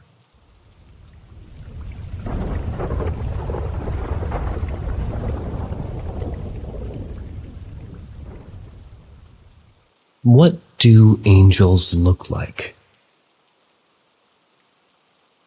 This story transpired many years ago, when my now 18-year-old daughter was 5 years old. It was never uncommon that after giving my daughter a bath before putting her to bed for the evening, that my wife, myself, and my daughter would end up in our bedroom, get her toweled off in her pajamas and ready for bed for that evening. This night we were all laying in the bed as usual, laughing and talking and catching up as we normally did. Through all the fun and laughter, my daughter stopped and took a serious tone with us. We both asked my daughter, "What's the matter?" And she's now laying on her back and looking toward the corner ceiling in our bedroom, asked matter of fact and in a hushed tone, "What do angels look like?" Neither my wife nor I are very religious. We've grown up with religion in our lives as children and young adults. My wife grew up with a Buddhist teaching and me Catholic and Baptist. So we both had knowledge of what the scriptures and texts describe as far as what angels typically look like. Thinking that this was a prime teaching moment and both me and my wife jump on it, we run down to look at what a classic angel looks like. And from what we know growing up, being taught that pretty much explicitly that they look like beautiful glowing wings dressed in white and flowing white clothes. They're kind and loving, and they're sent to watch over us, to protect us in our times of need. My daughter's eyes never strayed from the corner of the room as we both got our best description of what we thought an angel looked like and their purpose in our lives. If we're fortunate enough to, see one for ourselves. We both noticed her gaze after our best attempt to provide her with the best information we could muster up, and we were concerned. It was an important question. She points to the corner of the room and ceiling that her eyes have been affixed to and says, "They look like that, right?" Dumbfounded and a little frightened, my wife and I quickly look to where she's pointing and see nothing. We ask, "Sweetie, what do you see?" She states to both of us, "I see an angel right there on the wall. Don't you see it? She's pretty." Utterly shaken, a little frightened and disappointed that me and my wife couldn't share in the experience. We couldn't see what it was that she was clearly seeing, and I know I struggled my hardest to try. Well, I had to explain to my little one that the older that we got, sometimes these special things don't allow us to see them because we may not understand. And if she sees it, then it is perhaps her guardian angel letting her know that they're there, watching over her and protecting her. And that's truly a great thing. After what seemed like ages, but I'm sure it took no more than a few seconds, my daughter stated the angel was gone and she was ready for bed. In that moment, as I carried her to bed, I was both grateful and sad. Grateful that she may have seen something many of us never get to see. Sad that my eyes couldn't see this being, that my sight had been blinded and shut off from sharing this moment with my daughter. So maybe it's age, maybe it's life, maybe it's experiences. To this day, I still wish both myself and my wife could have truly seen and experienced that moment with my daughter.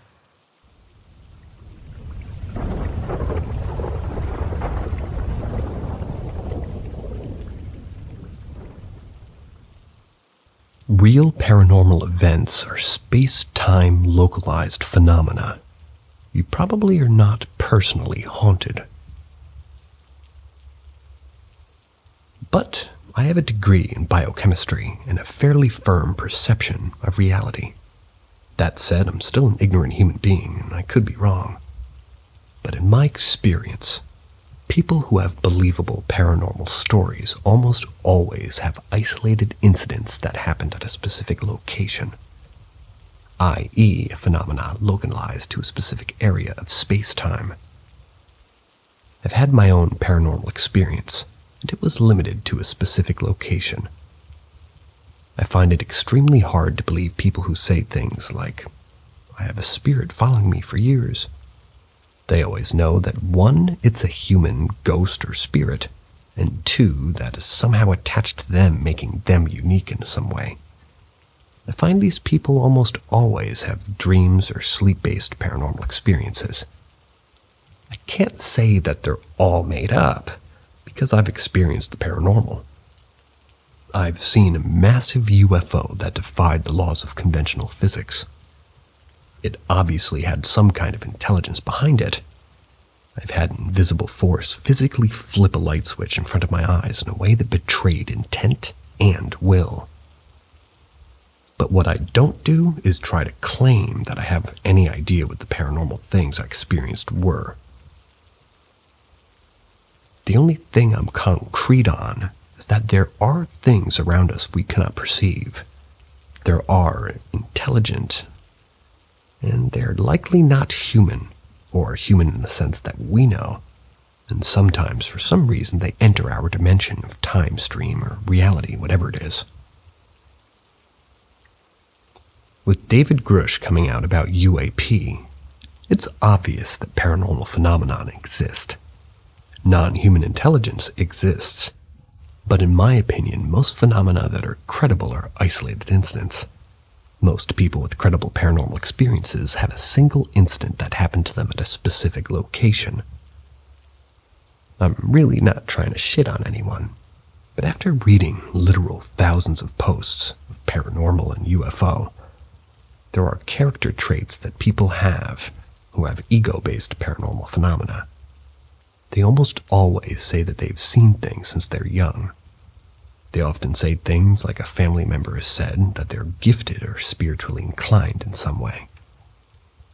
People with credible paranormal experiences don't have those same telltale signs. They often just explain the isolated event that they experienced without making claims as to the origin of what they saw. Anyways, I'm just ranting, but I'm sure some other paranormal junkies could weigh in. Since my two experiences happened, I've been searching for answers non-stop. And it's awesome to see that the US government is finally being held accountable about its knowledge of UFOs. In my opinion, well, no government entity knows the origin or intention of these paranormal intelligences.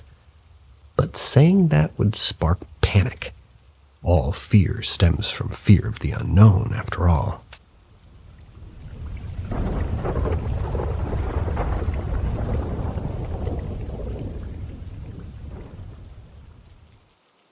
She was left to die. I live in the UK and come from a town that was first settled by Romans. For context, it's a very historical area. When I was a child, I lived in a house built in the early 1800s. The whole street was built to the house of fishermen of the time. Before that, I understand it was farmland. It was from 4 years of age I would start getting these dreams of someone in a wheelchair, deformed and tormenting me. It was a nightly occurrence and made me cry and shriek for my brother. It soon ended after a couple of years. However, this is when I started to see things while I was awake. One of them really did make me freeze every time without fail. It started when I was lying in my bottom bunk bed and I'd turn over and look to see the other side of the room. Two cat heads fighting to get past each other near a bookshelf. This happened often and I'd shrug it off eventually. But one night I'll never forget the first time I saw the lady lying on my bedroom floor right next to the same bookshelf, absolutely motionless. No movement, nothing. I was too scared to move the first few times I encountered her. I eventually plucked the courage to stand up and properly look. She looked weathered, wearing a drab and beaten-looking dress and a robe and hair wild and untamed. I could make out much of the face, but it looked just empty. I would turn on the light and she would be gone. The moment I turned it back off, I would see her lying on the floor there right next to the bookshelf again. The most frightening night was when I awoke to see her lying there in an unusual spot, accompanied by some unnatural noises and a fatigued breathing sound I will never forget. It was as if she was trying to breathe with liquid iron in her lungs. I never screamed so hard and cried at the same time in my life. My mother said I was being ridiculous the entire time, but my brother saw the sincerity in my eyes. So fast forward when I'm older and we're moving house. My mom gets a local surveyor to come to the property. Anyway, he came up to my room while I was boxing up and started chatting. I then joked about how I would see that lady and sometimes the cat near the bookshelf. He then joked, "Oh, you do realize there's a fireplace built in the wall where your bookcase is, right?" I said, "Okay, and?" He looked at me a bit dumbfounded for a bit and changed the subject. I then asked why he mentioned the fireplace and he stopped. He told me not to be alarmed and not to take it to heart, and even said he doesn't believe in ghosts or anything, but continued that in the late 1800s someone in the house on the street had locked up a relative. Very vague on this part because I can't quite remember the conversation due to the sheer fright and fear going through me at that time, but in their room, this is what happened. Left them to starve after they went mad. Allegedly, the woman lit the fire and died from smoke inhalation. Apparently, someone in a wheelchair had died in the house prior to us moving in as well. I have no clue if any of that was true. I could only find a few references in local papers from archives about obituaries in the area, but nothing about causes of death. But it's just always been in my head, and coming on this thread really brought it back up.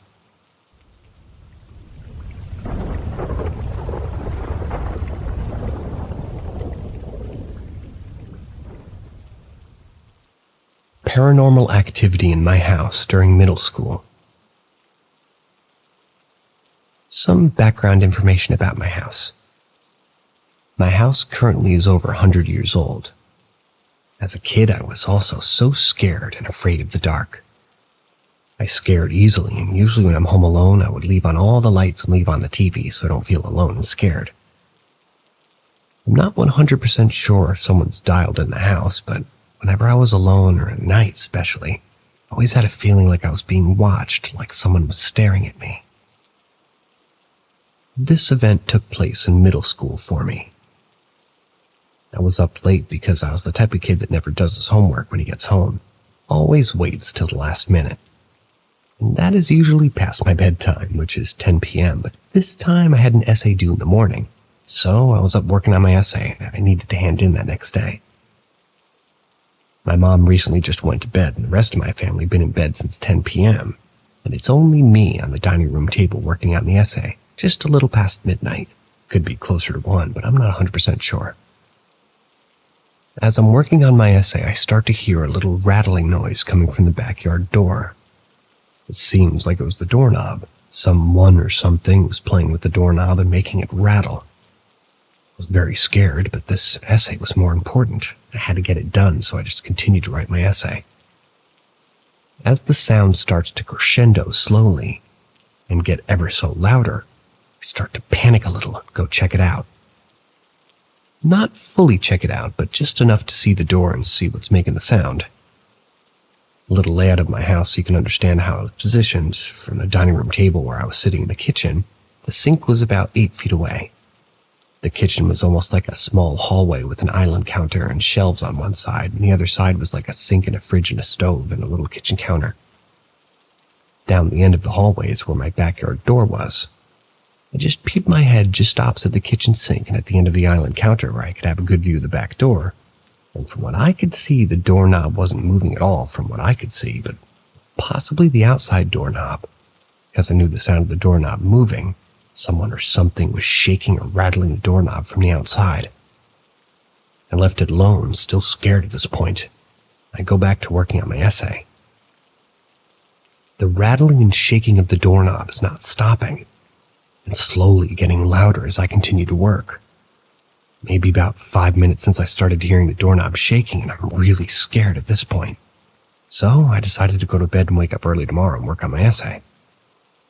So I turned off the lights, went straight to bed. A mere 5 minutes has probably passed since I turned the lights and went to bed, and I'm laying in bed thinking about what just happened, and I need to write the next essay. I realized I didn't hear the doorknob rattling anymore. It suddenly stopped. So I decided to get back up, because I had to finish this essay and I'm wide awake still. So I turned on the light and continued to work on my essay, and not even a minute's passed since I turned the light on that the doorknob's shaking very intensely and violently all of a sudden. The loudest I'd ever heard it. That was this night. I was even more scared and turned off the lights and went straight to bed.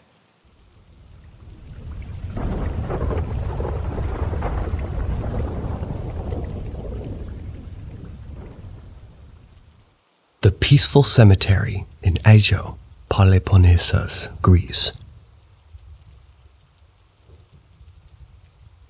During the summer, I lost my grandaunt Helena, and she was my maternal grandmother's sister. My grandma came from Ajo. It's a region in the Peloponnesus in Greece. So we visited the family tombstone and paid our respects to the last departing grandparent. And God, that cemetery was so beautiful and well taken care of. And it had that peacefulness all around. The cemetery was public owned, which surprised me, because in Greece, cemeteries aren't that well taken care of, or at least those I've visited. It was a shock. It was so big it stretched over a small hill, and it was at least 3 miles long if you walked around it. The earliest grave is from 1816, which shocked me. I felt so calm, like when I entered libraries. It was super hot the entire day and in the cemetery. There was this perfectly cool breeze, though, and yet I felt so warm and perfect. I felt at peace. When I visited my paternal grandmother's grave, I feel this unrest and coldness in the place. That cemetery was cold and angry. The cemetery my maternal grandma and grandpa are buried.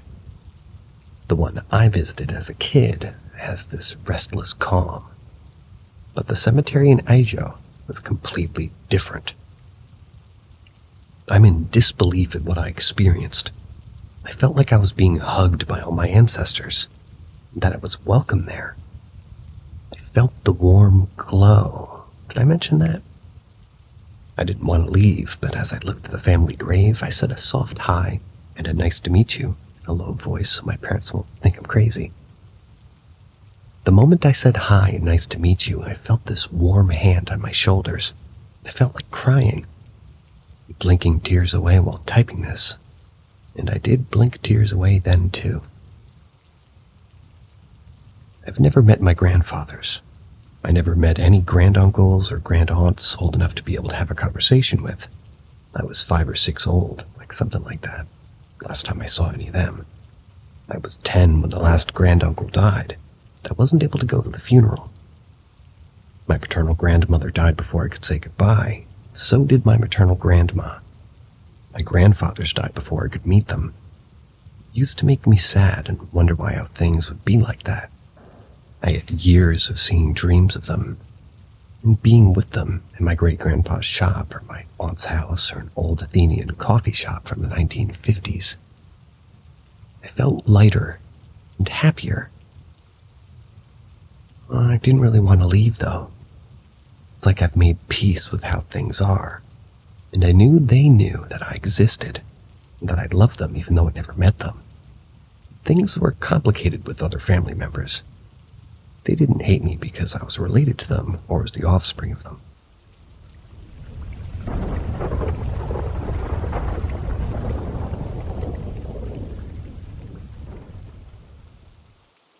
My grandmother Ida had sight. To preface, my grandmother was 14 when she and her 5 younger siblings became orphans. I'm not sure if that maybe led to her, I hesitate to say, abilities. I wanted to be a skeptic, but I finally believe. Compiled below are just a few stories of her encounters. Not sure if these fit with this sub, but let me know. Checking in to say hello. One night Ida was sitting up in bed reading. The only light is overhead. She looked up to see someone in the doorway, thinking it was one of her 5 kids. Those Catholics waste no time. She said, "Get back in bed." They didn't move. She goes back to reading, thinking maybe her kid was just half asleep and they'd find their way back anyways. 60s parenting was just to ignore all the children. She looks up again to see 2 figures this time. She got frustrated that now 2 kids escaped their room and got out of bed, walking toward the doorway. But she realizes there's a taller figure with broad shoulders and a shorter one. She could make out that one was a man and the other was a woman. She walked toward them and they dissipate.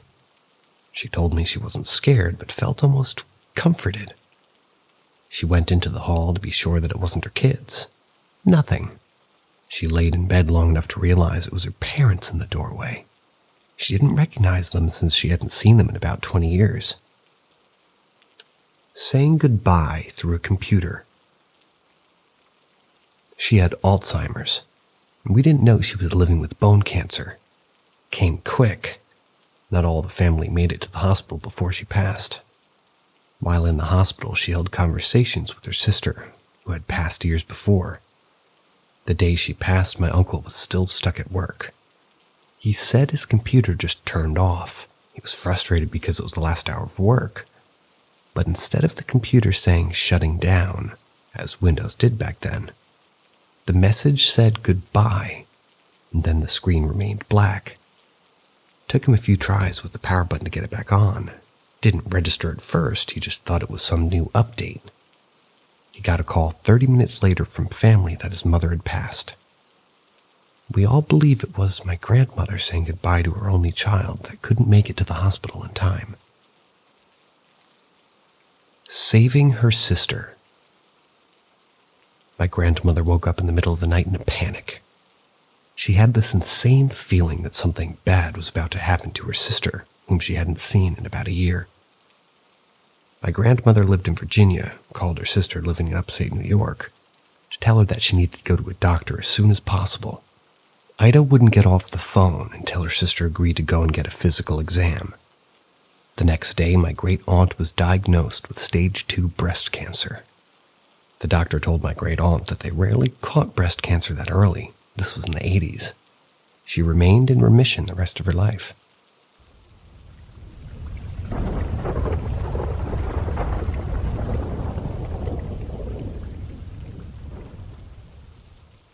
Not sure if sleep paralysis or possession attempt. Looking back, there was paranormal activity before this. I don't know why my mind is thinking about possession today. Probably because my dad recently woke up from a bad nightmare. It had me thinking about my bad sleep paralysis experience. And then the things that led up to it beforehand that I never really thought about properly till now. So this was all 2 or 3 years ago. I moved into a house share, and I remember my housemate sharing the house mentioned the basement was creepy, and that when people go down there, something weird happens to them after. One example was a girl who said that when she went down there, she felt scratching on her legs. I avoided going down there because that was enough for me. I guess I was in a bad place, just leaving a toxic narcissist guy before I moved in. I wouldn't say I was super depressed, but I wasn't great either. Just for context on my mental state. I also wasn't eating properly and smoking weed on and off a lot. Anyway, I remember weird things happening in my room, like electronics randomly being turned off at the same time. This happened a couple of times, but the one that stood out to me was when my TV, music, laptop, and phone all went off for no reason. I didn't freak out. Instead, I just turned it all back on. Second weird thing was when I was doing my hair in the mirror and I heard a loud bang against my chest of drawers. This was behind me. Turned around, everything was rattling. My necklaces, perfume, and all that on top. This spooked me quite a bit. So I went and sat in my friend's room for a while. I'd wake up a lot around 3 a.m. every other night. One night I woke up and felt like I should have a smoke before going back to bed. I was in between sleep and wakefulness for about an hour, then slipped into a creepy lucid dream. When I woke up from that dream, I couldn't move or open my eyes. I was having closed-eye hallucinations of a black squiggle getting larger and larger. And then when it got too big for my vision or eyelids, I'd suddenly get flashes of demonic faces. I was shaking like a seizure. Then it would start again to a black squiggle. This was an awful loop that went on and on until my alarm woke me up from it. If it wasn't for these strange visions, I would have passed off the head vibrations and humming and intense fear and seizure-like shaking to the vibrational stage of astral projection. But the visuals I had, as well as weird experiences leading up to this all makes me think otherwise. Was this a possession attempt? Usually I read possession as gradual, which I've had a more relatable experience of. But that wasn't that long ago. But I'm wondering about this incident being a spiritual attack, or even a hardcore possession attempt.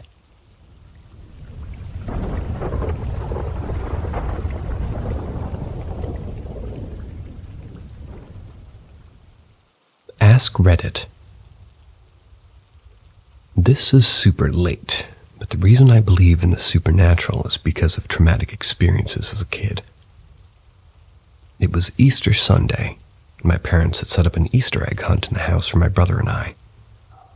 The eggs were all over the house, and my parents had just put $1 coins in each of them, even in their bedroom and our bedrooms, bathrooms, etc. My parents put us out on a timer and said anything that we don't get after 30 minutes they would take back. My brother and I decided that when the timer started, we would go book it back to their bedroom because it was the furthest room from us, and we would work our way back. So my parents started the timer. We ran up to their bedroom and into the bathroom. We scoured the shower under the sink and shut the door, because there's a shelf that's hidden behind it that's probably open. There was an egg there. We grabbed it, but the door locked behind us. My brother and I immediately panicked and tried to open the door and bang on it and started yelling that our parents were cheating. Maybe they had done it on purpose. We were just playing around and it was all giggles and fun. Then the room started shaking. I immediately got freaked out. I was only like 8 or 9 at the time. My brother was 5 or 6. He was just kind of confused on why it was shaking. The blinds in the bathroom were shaking, and the windows started flashing with really, really bright lights outside. I thought we were going to die. Started screaming and crying immediately and banging on the door for real now, and finally, after about 10 seconds, my thoughts turned to keeping my brother safe. I opened up the cabinet door and started trying to shove him in there, because I remembered my teacher telling us about getting something to protect our heads if we really had an earthquake. There was a really loud noise outside, like a lot of wind, and this really deep noise like something was coming towards us. My brother was too big to get fully in the cabinet, but I sat down beside it trying to hold the door shut, covered my head and closed my eyes and thought we were going to die. Then the bathroom door opened, and all of it stopped. My mom was looking super confused at me when I opened my eyes. I immediately jumped on her and hugged her and cried, yelling that it was an earthquake because it's the only explanation I had. My brother was stuck in the cabinet. She immediately freaked out and yelled for my dad, and he ran upstairs. My mom sat me on my bed and got my brother out. He was crying and scared too. I told her what happened. She probably would have thought I was nuts, but my brother confirmed the lights, the shaking, and the scary-ass noise. She and my dad had absolutely no explanation on this, and she said that they didn't hear us or any noise. They only came upstairs because there was like 5 minutes left on the timer and thought something was wrong if we were still upstairs looking for eggs. Or they'd be nice and give us a hint and go downstairs. About a week later, I told my neighbor about it. He was one of my favorite people because he was super funny and let us ride our bikes up his big driveway. When I told him about it, he immediately looked freaked out. He said that a long time ago, like 10 years ago, there was a bad plane crash in the neighborhood. I rode my bike back home and told my mom. She freaked out too, looked it up, and it was true. Since then, I've believed in that shit.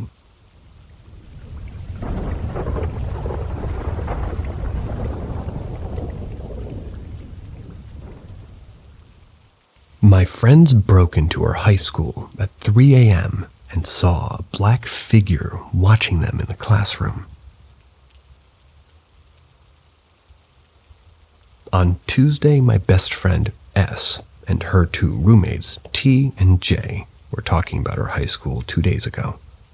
Our school was buried on top of the burial ground, and several students who've gone to school there have passed away tragically, unrelated to the school. Well, they decided to break in at 3 a.m. to explore what the school was like now. We're 20, so we graduated only 2 years ago. Jay was scared, didn't want to go inside, so she stayed in my friend's car in the driver's seat in case they all needed to leave. So S and her other roommate T decided to jump the gate and explore. They thought the energy seemed kind of scary, but they were curious and kept walking. They reached this one classroom in the back, and that's when my friend looked inside. She said the lights in all the hallways were red. I think it's just a feature they added. When she looked into the classroom, she saw a black silhouette of a person in the classroom closing the door. She even said that, though she couldn't make out a face, she felt that it was watching them. She grabbed T and told her calmly that they needed to leave because somebody was there. They sprinted back to the car and they all left. They then went to our old middle school to see what that looked like now. They couldn't get in because the gates were locked. So Jay asks S if she wants to go back into the driver's seat because it's her car, and S declines. So Jay pulls out and leaves. It's about 3:30, 3:45 at this point. As she pulls out and starts driving back to their apartment, they see 2 white blinding lights coming toward them. They couldn't tell if it was a car since the lights were so bright. 2 seconds later, they realized it was a wrong-way driver coming at them at around 80 miles an hour. Jay was able to swerve around at the last second as the car just zoomed straight past him without realizing. Luckily, they saw cops pulled over on the side of the road ahead. They told the cops that they immediately dispatched somebody to follow that car. They were silent for the rest of the night because of how terrifying the experience was. The scary part is that last week a girl who just graduated from her high school was driving up to Maryland for Thanksgiving to her parents to visit her brother, who happened to be in our grade. They swerved into the southbound lane and died in a head-on collision. S was telling her roommate about it right before they left the middle school, and they almost died. She's 100% sure that she saw a person at that school, but isn't sure if it was a real person or something else. Our school doesn't have late security or cleaners, and I'm not sure why, but when she told me the story, I felt a strong gut feeling that it was something else. The night just felt too perfectly lined up. I believe that humans are scarier than anything paranormal, but my gut just tells me she encountered something else.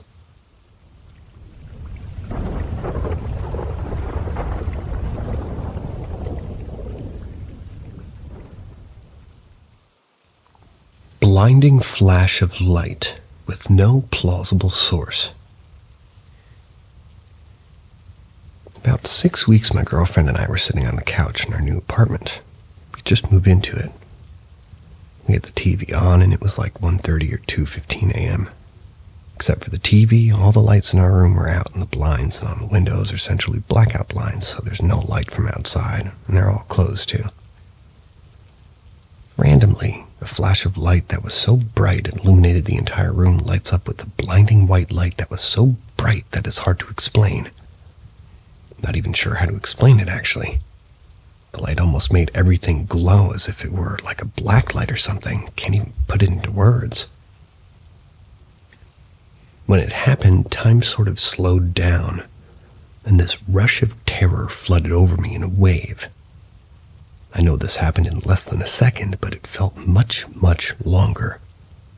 I remember that it moved from the source almost like a wave, like way across the room, not how light should operate. I remember for whatever reason my first instinct was to look directly at our wall clock to make sure that there wasn't any missing time. Right in the middle of the experience, that was my instinct. That was to say, in that millisecond, my only thought was to make sure time wasn't missing, like you hear during alien abduction stories. The only thing that compares to this brightness is one of those strobe lights that go off in a fire alarm. But this was like 100 times brighter, and our apartment and the entire apartment building as a whole doesn't have such strobe lights. Again, in the room, there's absolutely no light source that could make sort of this kind of light. So my girlfriend, though, had a very different vantage point. She was on the couch facing a different angle as me. She faces the light source. She described it as looking at one of those comic book characters through bubbles in the middle of the room. But the kind of thought bubbles that have like those jagged edges, not the smooth ones, if that makes sense. To this day, she refuses to even talk about it because it's messed up her fundamental worldview. I totally understand where she's coming from, though.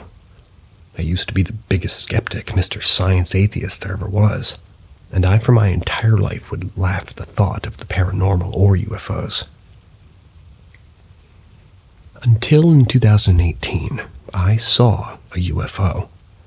And not just a flicker in the sky. I saw and watched this UFO do things that are not even really talked about when it comes to UFOs.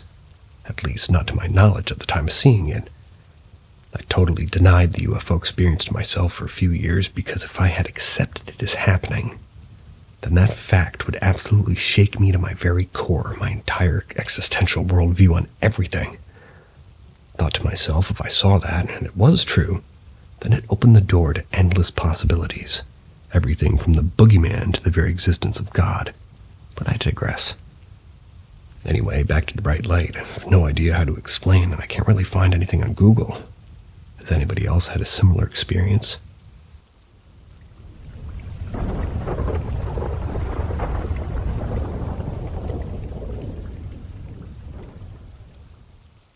The cats are hissing and growling at our possible entity in our home. So my previous post a while ago had some spooky things going on in her home.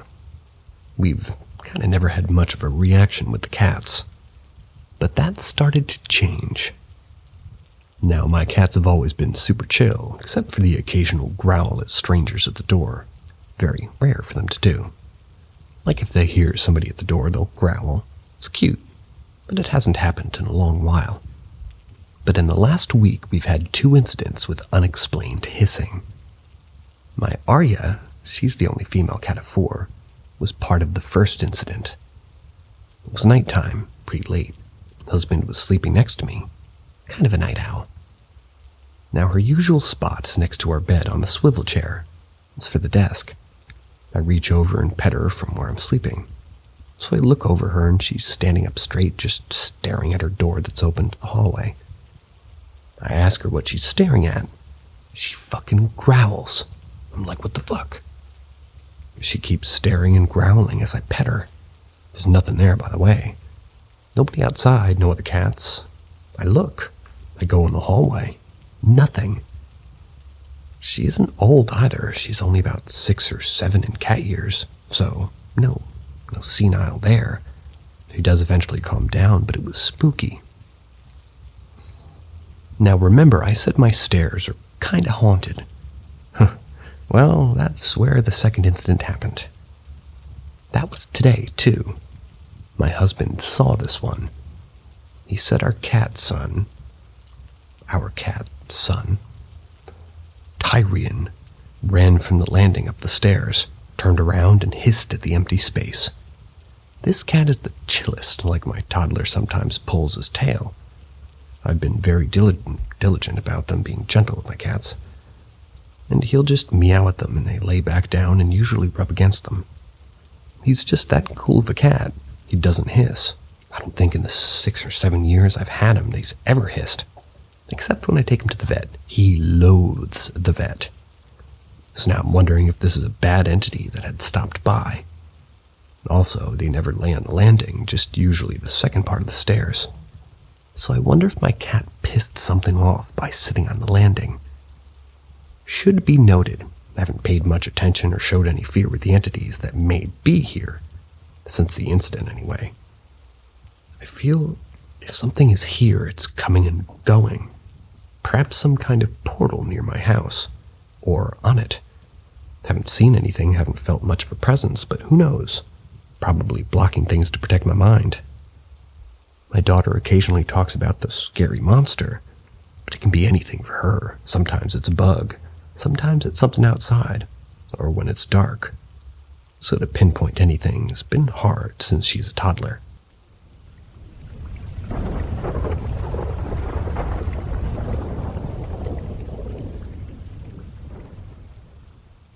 I saw him again after 13 years.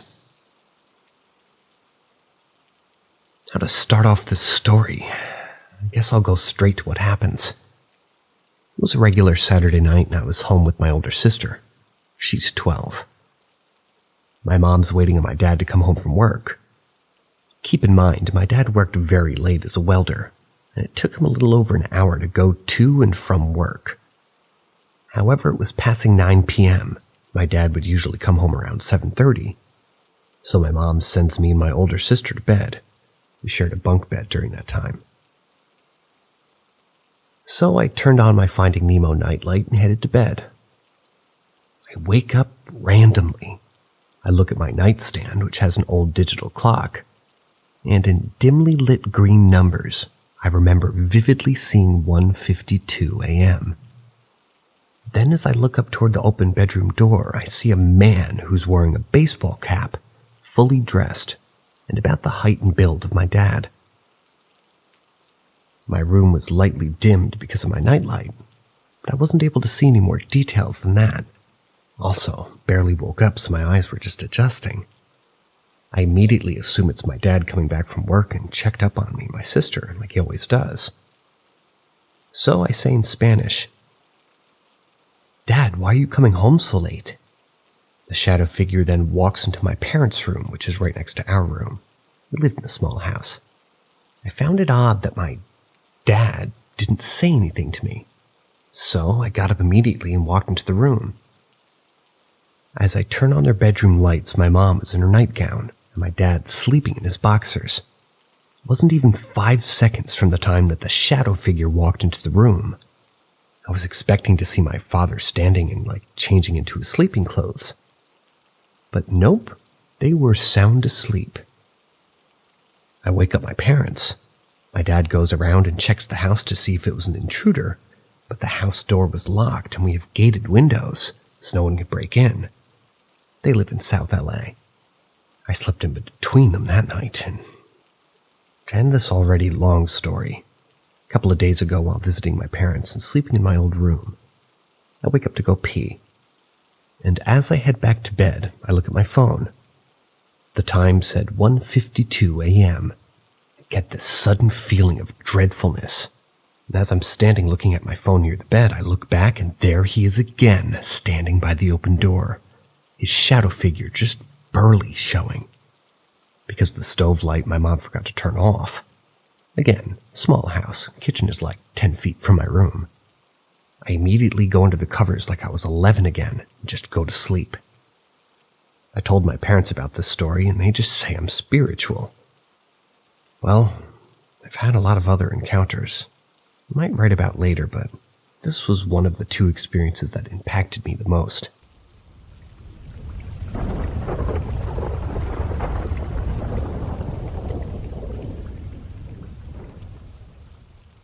Secret societies exist, and somehow are connected to the paranormal.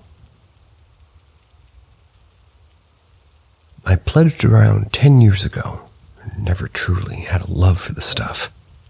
It seemed cool, had perks, and my friends were in it, so why not? Only reason I stayed committed is because my friends' reputations were on the line. Anyway, during the hazing process, I always wondered why we did some of the things that we did. Chanting with candles, repeating lines over and over, burning certain thoughts into our head while getting beaten. I specifically remember us looking at a burning candle, stating that certain people were the light of the world, and me thinking to myself, this shit is demonic as fuck. Then one day it got confirmed. This day we were just naked for a majority of the day, chanting and reciting, till they finally gave us potato sacks to wear. They tied strings around our genitals and made us jump into fake glass. They did this while asking for trust. We also sacrificed a living animal. And all I could think of while doing this shit was, I'm selling my soul? Why do we do this? I got a generic answer stating that because our ancestors did it. I was truly pissed and cried a lot that following day because we had to sleep in a small room that night and I didn't want to show weakness. The next morning, all I could ask myself is what other fraternity did they learn these rituals from? Or how or why were these things taught? I was searching for answers. Anyway, the paranormal happened the same day. While driving my car, I particularly remembered that the sun was shining extremely bright on me. My brain kept thinking the world is yours if you want it. Everything felt extremely positive for some reason. Then I stopped to get some gas, and before I could even get near the pump, an older gentleman with a devious grin, not frightening but proud. He walked up to me and said he wanted to shake my hand. I didn't know this man from a can of paint, and I know he didn't know me. We were complete opposites, not even the same race.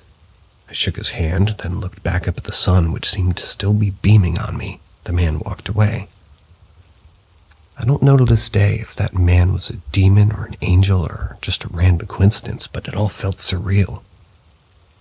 Needless to say, I know people are off to the Illuminati train these days, but I'm just here to say that my fraternity is at the bottom of the totem pole, and the things that we went through were extreme and really embarrassing to talk about. And I always wonder, what do people at the top of the totem pole have to go through? And how deep does the rabbit hole go?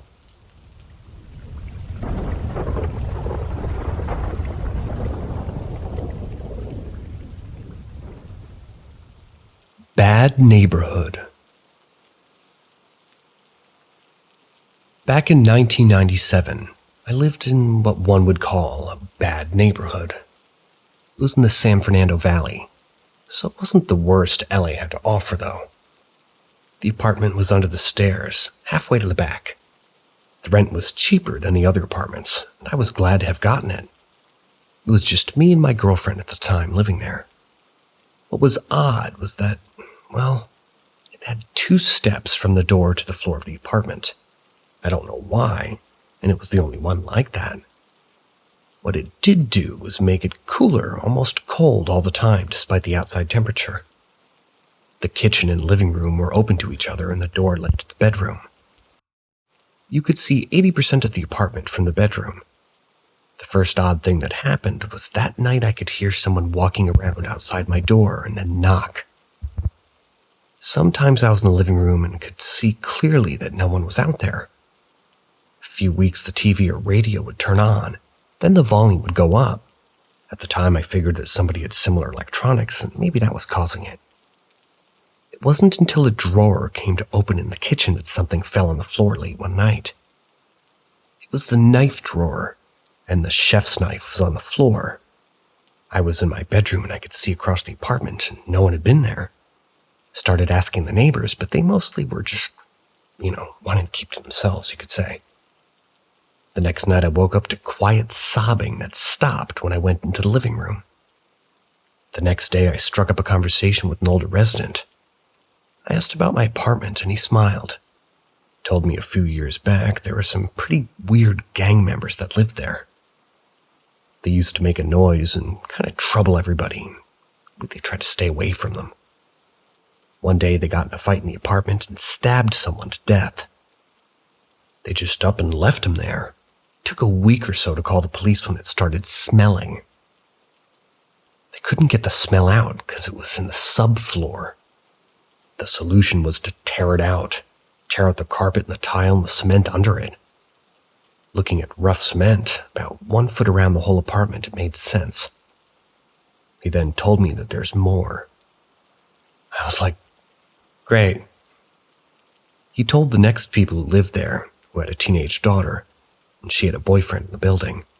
They broke up later and he would watch her come and go and put hate in his eyes. Lucky for him, he didn't hurt her physically, but what he did do was hang himself on the stairs just outside her door looking at it. He knew she left for work early, and of course she found him. Later I talked to the lady that lived in the apartment where the dead boyfriend lived. She said she could hear someone opening her door and then walk down the hallway toward the apartment. I did not renew my lease after a year of ghosts and the actual dangerous gang member that lived in these apartments.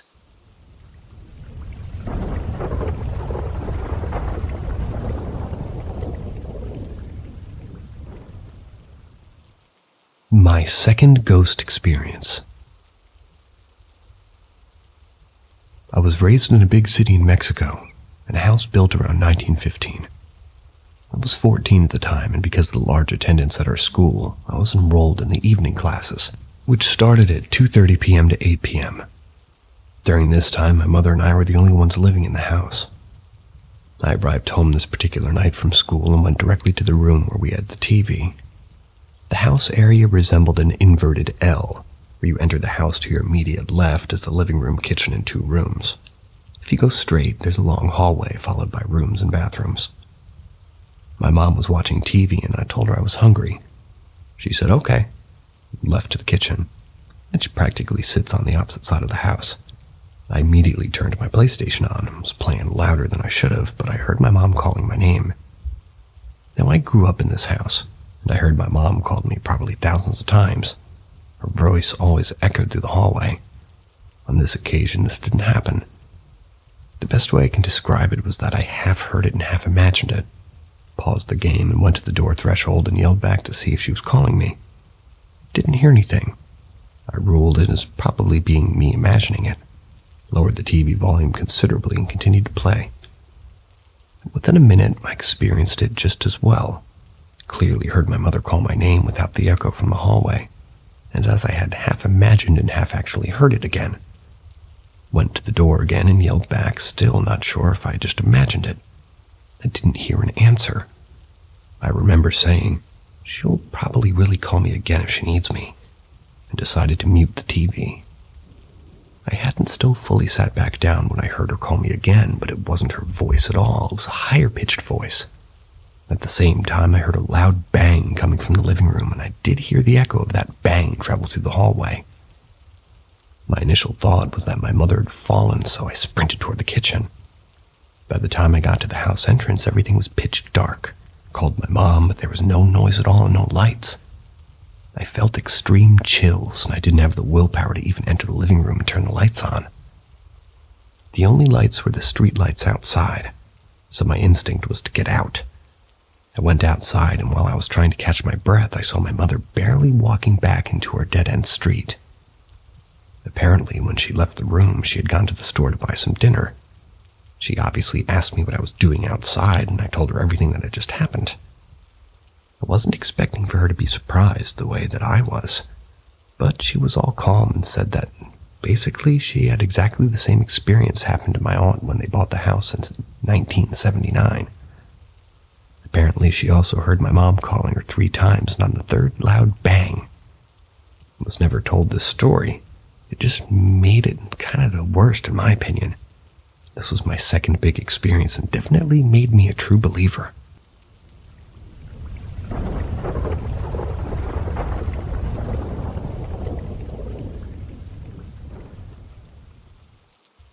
My real-life stories. Story 1, to cut it short, was around 2007 or 2008. Sunday around 10, 11 in the morning. 3 of us. Students in a small living room in a rented apartment, watching a TV show about paranormal activities. We should have known better. The documentary ends when a packet of tobacco jumped out of the vase, 20 or 30 centimeters high, which was on top of a 2-meter-high large TV stand, with cabinet, closet, everything across the whole wall, fell onto the coffee table, approximately in the middle of it. After a few seconds, the same package fell to the floor all by itself. We surely didn't touch it. The table was a meter from us, and the TV an additional meter from the coffee table. The 3 of us sitting next to each other, pale as flour, just looked at each other. They ran away from the apartment after a minute. I stayed for the next 6 hours until my roommate came from home. Given the situation, I called the owner of the apartment and asked him if he had any complaints from the former tenants. It turned out that we were the first to rent the apartment. We entered the apartment in April. His mother was seriously ill and died in that room at the beginning of January, same year, just a couple of months before the event. Story 2. When taking our son to sleep when he was 2 or 3 years old, a story was always read before going to sleep. Suddenly every evening the chandelier would sway gently while reading, both to me and my wife. One evening my wife calls me into the room. They're in bed. The little one is sitting next to her, looking at the chandelier and saying, "Grandpa, Grandpa." I pulled out a picture of my grandfather somewhere, and the little one points to it and repeats, "Grandpa." The little one was born a good 10 or 15 years after my grandfather died, in the same house. To this day, and after the renovation, all the doors and windows are closed.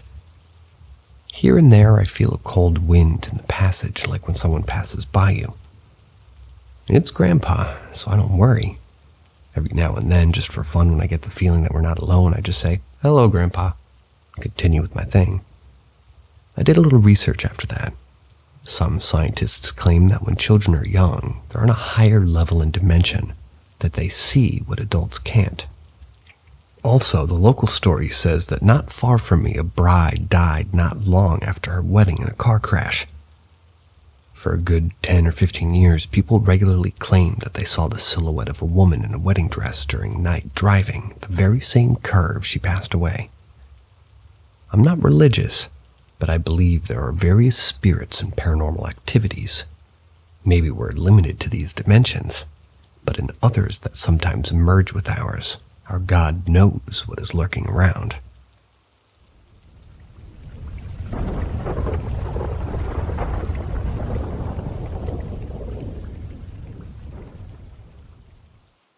don't believe ghost box voice apps are legit, but did have an interesting experience recently. One of two. Went on vacation with my 54-year-old female sister B, female 48 and niece S, a female 28, and our hometown. Okay. Wanted to put flowers on our grandmother's grave. The cemetery's quite old. The first in town, and both sides of my family have plots, which is nice because we can visit everybody in one trip. My niece and I love the paranormal. My sister is less enthused, but tries her best. We downloaded the VoiceBox app for fun and went to visit at dusk. When we get to Graham's headstone at the top of the hill, which backs to the woods, my app says Ellen. My grandmother's name is Eleanor. My niece starts asking a bunch of questions, but nothing interesting happens. We hear rustling in the woods. I was thinking squirrel or chipmunk scrounging in the leaves. B gets freaked out and dashes to the car a few feet away as I was telling S that I think the app is fake, and it needs to say something super relevant without sound cues from us. I noticed my sister bailing, walking to the car. My app says, "Don't go." B gets into the driver's seat and I hop into the passenger side. My app clearly said, "Are you running?" Then the oddest laugh came out and gave me shivers. Fake or not, I was totally entertained because that was pretty relevant. My sister? Well, she wasn't. 2 of 2.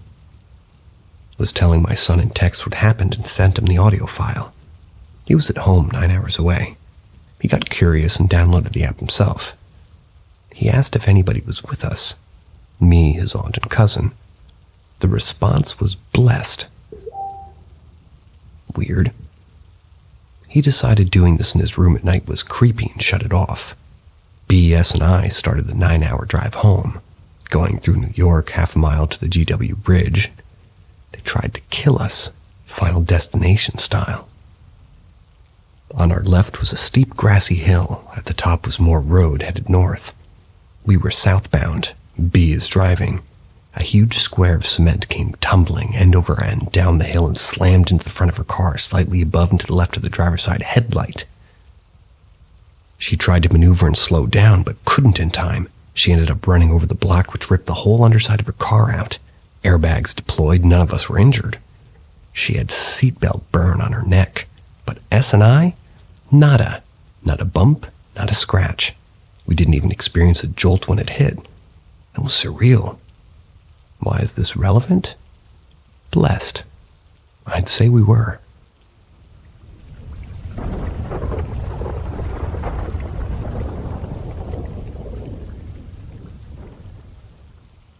Are there any explanations from psychology or paranormal studies that could shed light on my experiences with a hand touching me while asleep and loud ringing noises? Ghost? I often recall these experiences after they occur.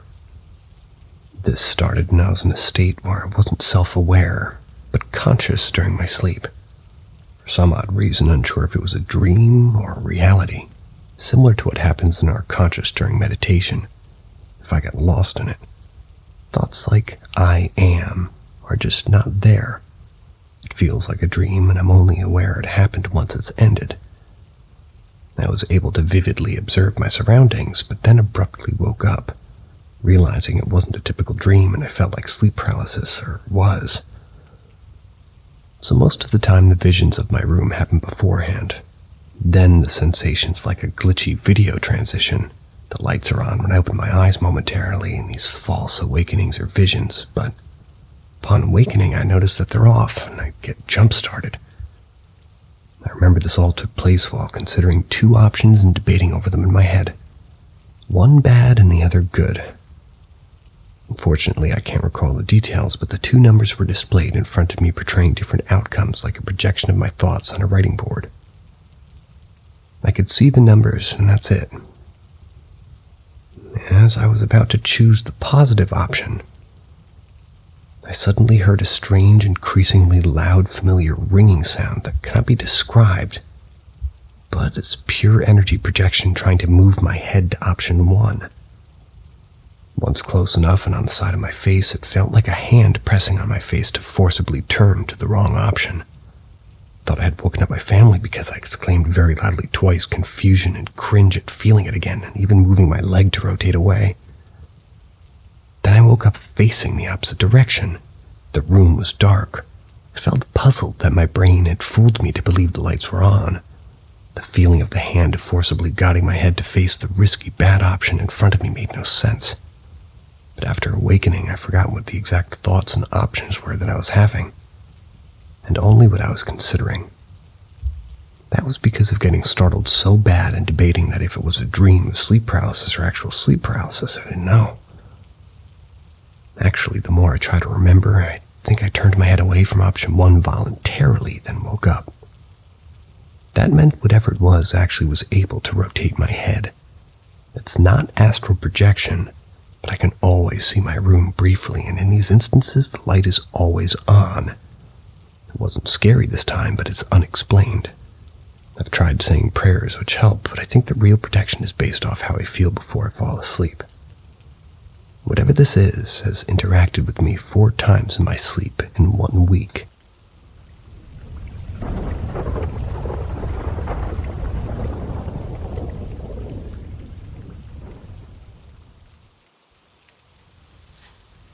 Garden haunt. So a few years back, 2011-ish, I had been asked by my ex-wife if I could do some planting, maybe some general maintenance for my ex-brother-in-law's mom. She had just lost her husband.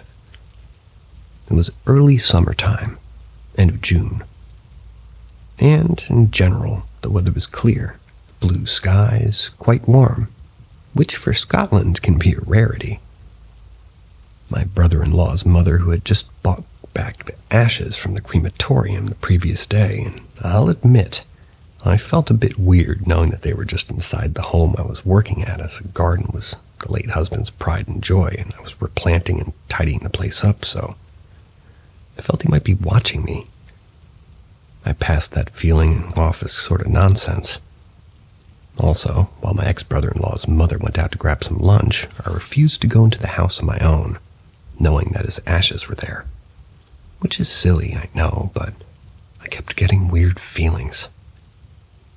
I finally got, stuck into planting. It must have been about 1 p.m. I was on my hands and knees about halfway into an acre of garden with small trees, heathers and various other flowers and plants. I had my headphones on playing Mr. Bungle, and it was just totally oblivious to everything apart from the music and the planting. It suddenly went from scorching hot to freezing cold. The hair stood up on the back of my neck, and I could feel it in both my arms. I slowly started to look up, and now to this day I can still clearly remember what my ex-brother-in-law's dad was wearing. Brown hush-puppy type shoes, light gray slacks, blue and white checkered short-sleeved shirt. But what really got me was the tattoos on his arm. Seeing that I knew it was him, never looked up past the neck of his shirt. I didn't know how I would deal with looking at a spirit or ghost or whatever in the face. That's 12 years ago, and I've experienced other things as well. It's not that I don't believe. I despise the word skeptic. In honesty, I don't know if what I saw was a hallucination or what. I don't like how religion has constructed words for the settings for what comes after, when it could actually be something that has a scientific reasoning. By that, I mean a reason for this energy inside the body retaining self and memories and emotions. Because I do think that's possible, but using archaic terminology for it is not for me. Anyway, I hope some of you will give me your thoughts and opinions on this. That's the end of today's stories. Hope to see you guys tomorrow. Good afternoon, good evening, or good night. See ya.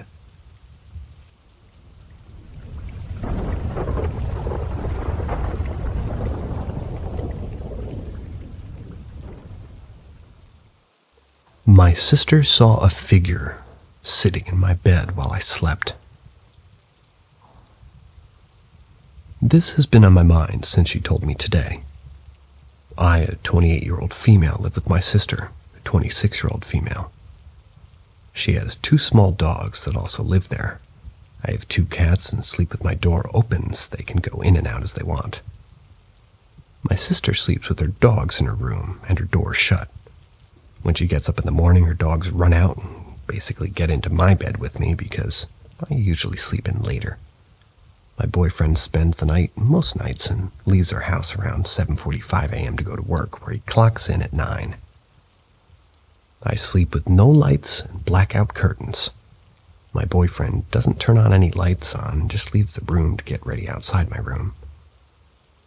This morning, my mom was here while I slept because her and my sister were going to go shopping.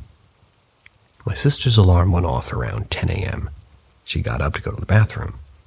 She said she noticed my door was shut, which is unusual, and she went to the bathroom right next to my room. When my sister came out of the bathroom, she could see my door was now open and her dog just sitting in my room and staring. This would be the first time in almost 3 years they haven't just immediately hopped in my bed. She told her dog to lay down or to come out with her, but her dog didn't move. She came in my room to grab her dog, and she was startled to see my boyfriend sitting up in the bed next to me, because he's usually gone for work before she gets up. The room was pitch black, except she said there was a light on him, like he had his phone on or something. She left quickly because she was embarrassed to have come in while my boyfriend was still in bed with me. She said I was in bed sleeping on my side, and she asked my mom if, she had opened my door, but my mom said no. Later, I wake up at 12 p.m. My mom and sister ask me why my boyfriend went to work later than normal. Me, never waking up when he leaves, said, I don't know, but maybe he overslept. I called my boyfriend and asked him what time he left. He said in a confused voice that he left at 7:45 a.m. like normal. My sister didn't believe that, so I asked him to send a picture of his clock slip. It showed he clocked in at 9 a.m. He would have been at work before my sister even woke up. There was no light on in my room. I don't have lamps next to my bed, and my phone's under the pillow when I woke up. So even if it was a pillow or something in the dark, neither me or my sister can come up with an explanation for the light, let alone why she saw a person in bed with me when I was alone, or how my door opened itself. Was this a ghost, a time slip, a glitch in the Matrix? Does anyone have any ideas on what could explain this?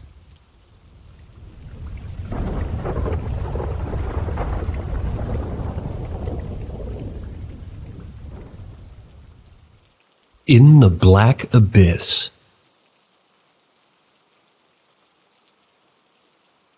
My DH is a big burly man's man. I've always known him to be matter-of-fact. I've never taken him for someone easily frightened or prone to emotional outbursts. However, this story he relayed to me still haunts me and frankly rocked me to my core. I know for a fact that he believes wholeheartedly in the events that took place, based on his emotions, facial expressions, and the tears that ensued as he told me the story. My DH has a long history of heart disease, and has been in and out of the hospital for issues and symptoms attributed to this. He was not a stranger to the local hospital or the emergency room doctors and the staff based solely on this medical issue. My DH was rushed to the hospital complaining of terrible chest pains. Once in the ER, he was rushed to the operating room immediately for the triple heart bypass surgical procedure, due to sustaining a massive heart attack, and just minutes away from dying. While on the table and being worked on, he did indeed pass away, while doctors were working frantically to save his life. This was confirmed from the documentation that was presented to me from the hospital that eventually saved his life. This is where the story truly takes an odd, numbing turn. Teary-eyed and emotional, my DH states that he was hyper-aware that he had died, during the procedure, trying hard to fight the emotions back and now speaking past a stream of tears, he states. Man, the fucked up part is that I stood in absolute darkness, very much aware of nothing, absolutely nothing around me but darkness, absolute blackness, nothing. As I stood in the blackness, which seemed like forever, there was no bright light that everybody talks about. No one comes to meet me, no sound, no nothing. As he calmed down some, he went on to state how he remembered the process of returning to his body, walking up to the operating table past the surgical team and the immense pain that followed as he was now again back into his body. He turned, wiped the tears from his eyes, and sadly said, "I know now that there's nothing out there for me when I die again. No one will be there for me. I'm convinced there's nothing out there at all. Nothing but darkness, sadness, and loneliness. I don't want to die again anytime soon. I'm afraid I'll be left out there all alone." I tried my best to bring some comfort to my friend. What do you say to that?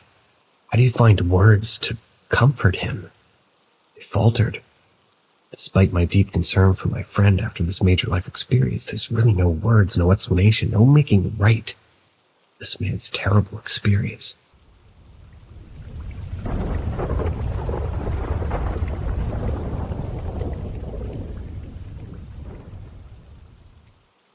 Welcome to Paranormal M, the hub of inexplicable phenomena and spine-chilling encounters. Brace yourself for a series of eerie and captivating stories that'll keep you awake at night. Be sure to subscribe and turn on notifications to stay connected to the latest happenings in the world of the paranormal. Unexplained Exit. One night around 2 a.m., I was driving from Columbia, South Carolina to ATL International Airport for an early flight. For a little context, the drive is typically around 4 hours, and I've driven this route multiple times since I'm a frequent flyer at that airport. When I'm making my drives, I normally pull up my GPS to track my time, and not necessarily for the route. I travel on I-20 for about 90% of the route, so it's basically a straight and easy shot. Anywho, it's around 2 a.m., and I've made it past Augusta, Georgia at this point. There's no other cars on the road except for me, and a semi-truck I see a few miles ahead of me. I'm blasting music in order to keep me energized for the remainder of the drive. I look down at my GPS and see that I'm making good time, with about 144 miles till I need to take an exit, and there's no hazards or construction that'll hinder my drive. It looked as though it was smooth sailing. About 20 minutes later, I look back at my GPS, and I noticed it was telling me to take an exit in 2 miles. I found that weird, since there's no traffic, and no reason for me to get off at the interstate since it's a straight shot to the airport taking this route. As I approached the exit, I noticed there wasn't any lighting, no gas station, fast food, or lodging signs. Against my better judgment, I take the exit anyways, thinking that maybe there's an accident ahead. I'm taken down this long, narrow road that's not lit up at all. After a little over half a mile, my GPS is telling me to make a right turn. I approach the turn and I stop dead in the middle of the road. At this point, the red flags are screaming at me. I turn down my music and notice the road is a dirt road from my headlights, which was weird to me as I hear cars revving in the distance. And I also hear a loud commotion, but I didn't see anything since there was literally no streetlights. It almost felt like I was being pushed into a different time. I sat there for about a minute, sped off going straight, hoping my GPS could put me back on the interstate. After going straight for about 3 to 5 minutes, I found the interstate and my GPS rerouted with the same amount of time and distance I had prior to taking the exit. Still no cars on the road, except the random semi-truck that's been ahead of me the entire time in the distance. I'm not sure if this was a glitch in the Matrix or paranormal, but it definitely felt like I was ending up somewhere I didn't belong.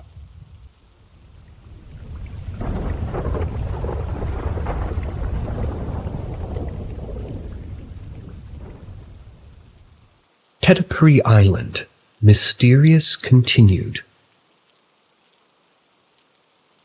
Anyways, a few of you mentioned how weird it looked on Google Maps. It's probably a satellite issue, but it did remind me of another story where the island has messed up modern technology. The island is said to still be wild because no church has been built on it yet. For this reason, spirits still roam free. Ever since I was small, we went hunting on there. They have an issue with wild boars destroying natural habitat, so hunting is encouraged. As a result, chasing boars around this island, I have a pretty good knowledge of where things are. A few years ago when I was younger, while we were hunting, we decided to go visit our other relatives at the Eco Lodge. Recommend visiting it if you want a unique experience.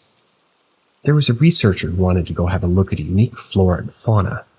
Since I was the only one who spoke English somewhat fluently, they told me to take it. We explored the island quite extensively. The thing is we know when we're hunting, we don't go into the deep rainforest because you may not come out. Simply because of its density, but also because there's been stories of other things. Anyways, I was taking this researcher around and he had a navigational piece of equipment. I don't remember what his name was because I was like 10 at the time. He was using it to see where we were going. The day was nearly at an end and I wanted to go walk back to the Eco Lodge because I didn't want to be camping in the middle of rain with no shelter at night. So the way we normally do things is we come back out from the rainforest to the coast and walk to places. Simply because we don't want to get lost in the rainforest. Anyways, I knew where we were and I knew the way to the coast and I told the researcher that let's get going this way. This is where things get weird. His device was saying the coast was in a completely different direction from where I knew the direction to the coast. Now, I've heard stories when people go hunting about losing their mind and going straight into the rainforest and never coming back out. But at this point, I had to question my own brain because what this device was saying was completely different from what I knew. But I knew in that moment that it may be his device playing up. I didn't want to take the risk of disappearing into the rainforest because of this device. I had walked this forest thousands of times, so I decided to instead trust my gut. I told the researcher that I just thought his device wasn't correct.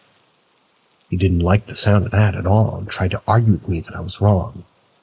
I knew something was wrong and I didn't want to spend my time arguing and wanted to get out of that area as soon as possible. So I basically told him, I'm going this way. I know to the coast. You can follow your device if you want, but I'm not following you. Because if you're wrong, we, or you or me, we may die.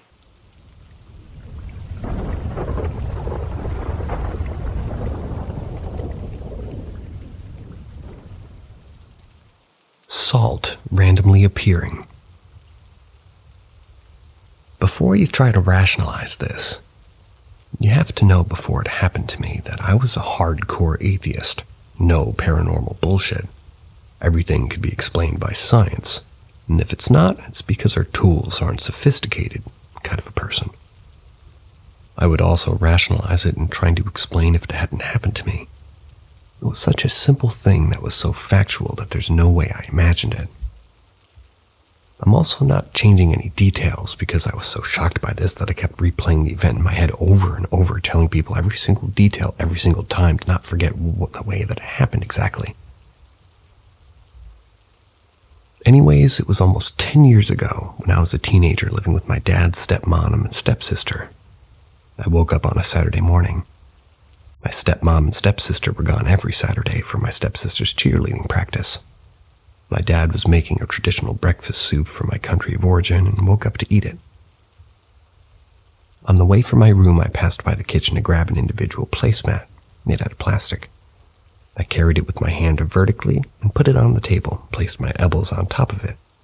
I glanced at it for a second to make sure that my pajamas wouldn't get dirty in case it was unwashed or stained from last night's dinner. It was clean. I put my elbows on top, started scrolling on my phone. After a few minutes, my dad came with the soup, walking slowly, holding it with both hands as he tends to fill the bowl all the way up. At that moment, he placed the soup down, topped the placemat, took my elbows out of the way, and saw a line of salt next to the bowl. It wasn't scattered, but clearly defined, like somebody had cut a bag of salt's corner and made a line with precision. It was 1 centimeter wide and about 10 centimeters tall. I looked at my dad and said, "And this?" He said, "I don't know, did you put salt there?" I said no and pointed out the fact that there was no salt shaker on the table.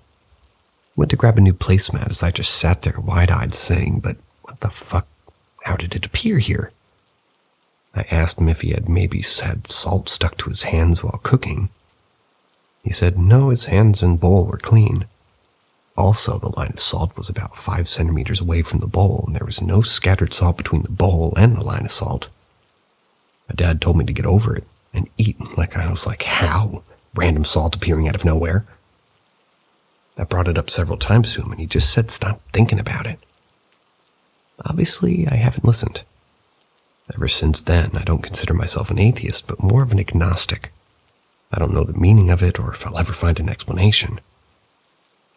I read another post about salt appearing randomly in this form and decided to post after so many years. It was so fucking crazy.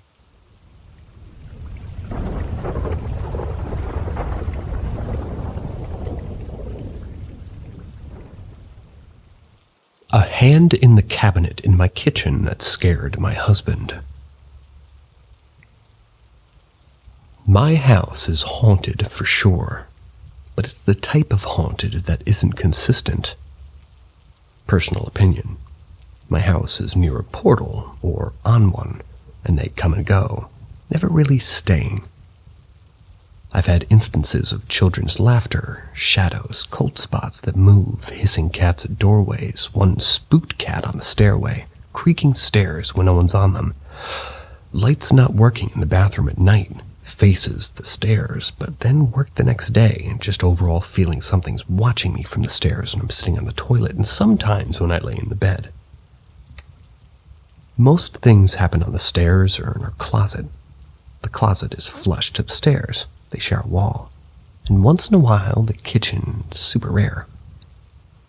Well, last night was a kitchen nightmare. I had just left the kitchen after making tea, getting the kids some Kool-Aid. I sat down and my husband was starting to make dinner. He was making deer meat spaghetti. I hate the taste of deer meat, so he's kind of trying to hide the gamey flavor with spices so it just tastes like normal beef. I don't know how he does it, but it impresses me. He reaches underneath one of the cabinets and lets out a yell into what the fuck. He scurried out of the kitchen like backing away. Now this guy isn't scared of anything. Like I remember freaking out with the kids' laughter and he hardly budged. He told me to ignore it. That's what he usually does with this paranormal stuff. Kinda used to it, he says. Until he saw the hand. He said he was reaching down to get a pan, and a frickin' ghost hand zoomed past the cabinet. It's one of those deep-pocketed ones at the bottom that holds a bunch of pans. Our son likes to get in it sometimes, he's 2, and he can easily shut the door and have tons of room, so whatever the hand was disappeared in the wall cabinet. This kitchen is flush to our neighbors. It's a townhome. He was freaking out. He kept yelling, "I saw a hand, I saw a hand, I saw a hand." I don't think he's even seen a ghost. Maybe heard them, smelled them. Some ghosts have sense, by the way. Or felt them, but seen them? I don't think so. He still went back in to make dinner after he calmed down for a second. I'll admit, I was pretty uncaring, and I said, "Oh, a hand? Fun." I think I've just learned to ignore. They usually don't bother you. They do feed off fear, I think, or deep emotions. But I do feel a little paranoid at times.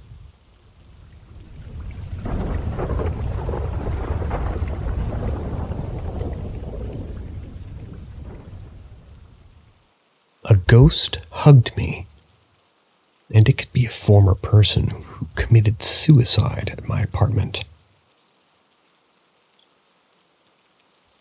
Last night I was really upset about something. I couldn't sleep because I was just too sad to sleep. Then I got up from my bed and went outside to the living room. I looked outside at my apartment window just to breathe some fresh air. When I was standing, I suddenly felt someone hugging me. There was no one in the living room. Everyone in my apartment was sleeping. I felt like I was hugging a person in real life. I felt loved. I felt all the warm love, there's a cow screaming at me back there. I felt all the warm love hormones in my body that you get when you hug somebody you love. I'm going to restart this one.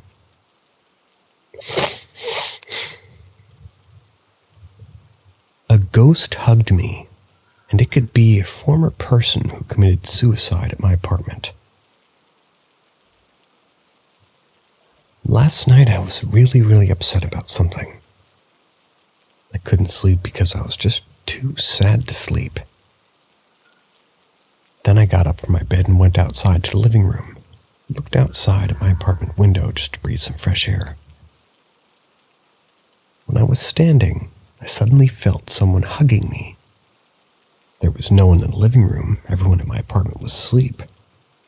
I felt like I was hugging a person in real life. I felt loved. I felt all the warm love hormones in my body that you get when you hug someone you love. There was someone who committed suicide in front of my window. I was standing in front of it. It was an Indian man who jumped off of his window and landed in front of my window, but 4 stories below my apartment floor. I saw his dead body 3 years ago before the police came over to cover it. It could be a ghost or an angel, or God, or my dead grandmother or dead sister. I don't know, but whatever it is definitely somebody who cares about me. After the hug, I said thank you. I was able to go back to sleep and feel good too. I'm not religious, but I do think there are ghosts or spirits, and I do believe in God. Experiences like this always keep me in Christianity and to be a good person. If I do die and become a ghost, I would hug anyone who's feeling sad. If ghosts could do that.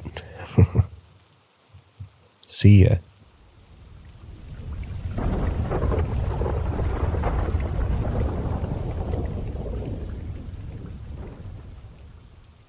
The Case of the Missing Mobile Phone.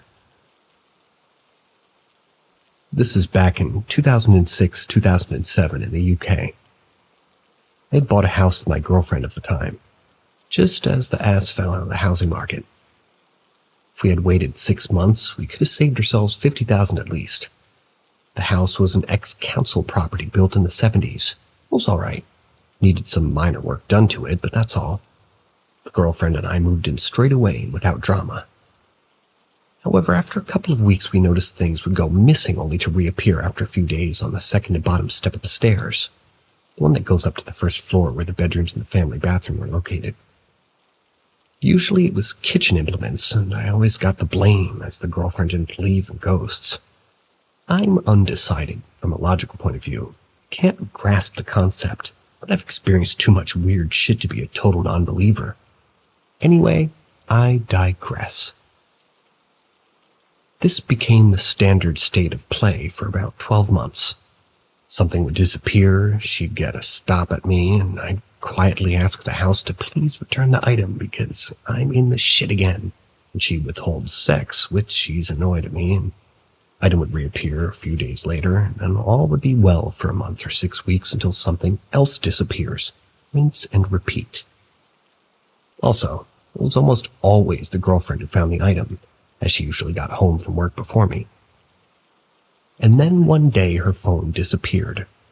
This is back in 2006. Remember, mobile phones were nothing like the supercomputers they are now.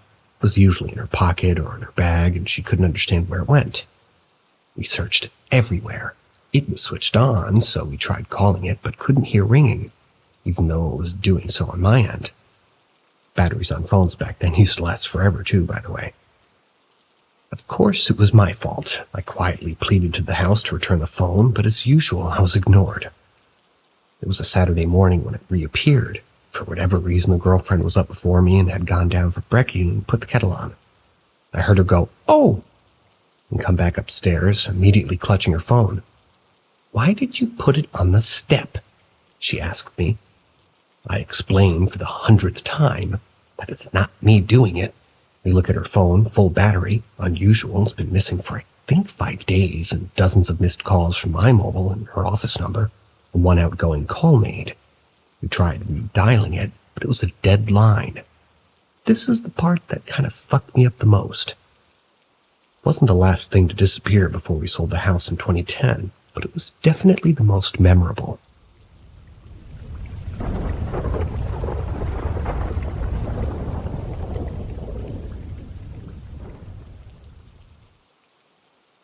My childhood ghost. In my lifetime, I've encountered and seen a lot of paranormal things. It makes me wonder whether or not this is something I possess, or maybe just so happen to be in the right place at the right time. This encounter happened when I was a child. I was around 10 years old when all this began. When I was around 3 years old, we had moved to a different state into an older Victorian house. The house was built around 1990, I believe. I was around the age of 10. I began to notice a tall, dark figure around the house. I made small comments to my parents, but they ignored it. The figure would visit me almost every night. I had no idea who he was or why he was there. This figure was darker than a pitch-black room. I could see the vague resemblance of a top hat and some sort of coat. I would usually have dreams about him sitting on the end of my bed and trying to reach out to me or playing with my hair. After these dreams, I would awaken to him standing in my doorway. He never did anything to hurt me, but he always made sure that I was aware of him. I would often get afraid and call for my mom. She would later bring me into her bed and I'd sleep there for the night. One particular memory of him always sticks in my head. One night while I was sleeping in my parents' bed after being frightened by him, I heard a bang. It was loud enough to wake me up, but not loud enough to wake my mother up. I opened my eyes and looked around the room to find where it came from. I'd noticed my father was gone from the bed, but I assumed he left for work. I then saw the man descend the stairs to the first floor. I rolled over and woke up my mother and asked why my dad had left. She said that he had left about an hour ago, so this was definitely not him. I continued to see the man try to reach out to me and do random things in the house to get my attention. Around the age of 13 is when I moved out of that house.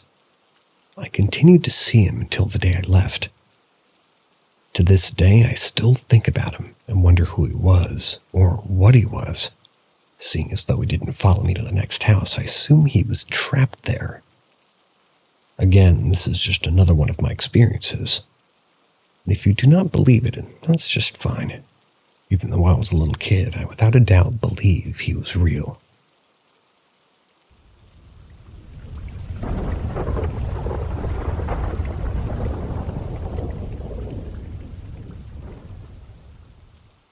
It was not a happy ending. Early in my work repairing police cars, we had a very strange few days. I was working in a huge repair facility, repairing police cars. We had a vehicle get towed in, filled with blood and brains on the driver's seat and floor. They wanted us to drive it in so we could remove bullets in the engine compartment. We refused to drive it in, and the policeman that worked there put plastic on the seat and drove it in himself.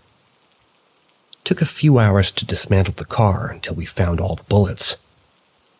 After that, they just left the car there in our shop. I inquired about moving it, but they said no, just leave it. We did get a story about it, though. The quick version is that a suspect brushed an officer on the floor and ran into the car and tried to run him down. The officer discharged his weapon, and one round took him in the head. After they left, the vehicle almost pulsed with negative, angry energy. The whole mood of the shop was dark. At lunch, a motorcycle fell off the repair lift, something that hadn't happened before or since.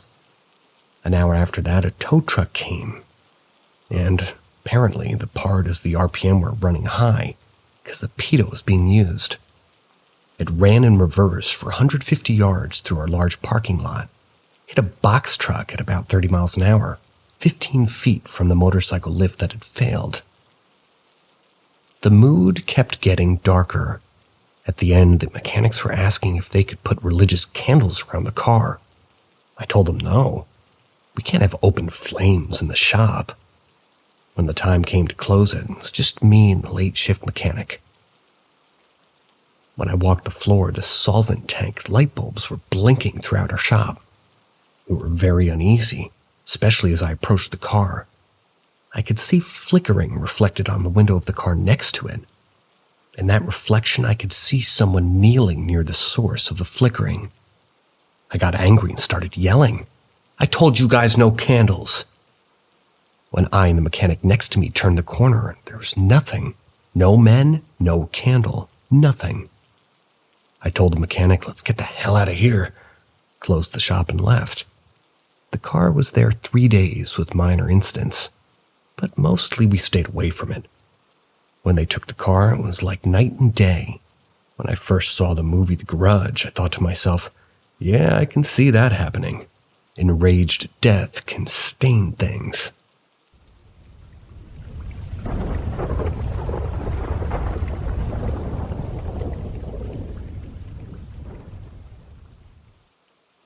Ask Reddit.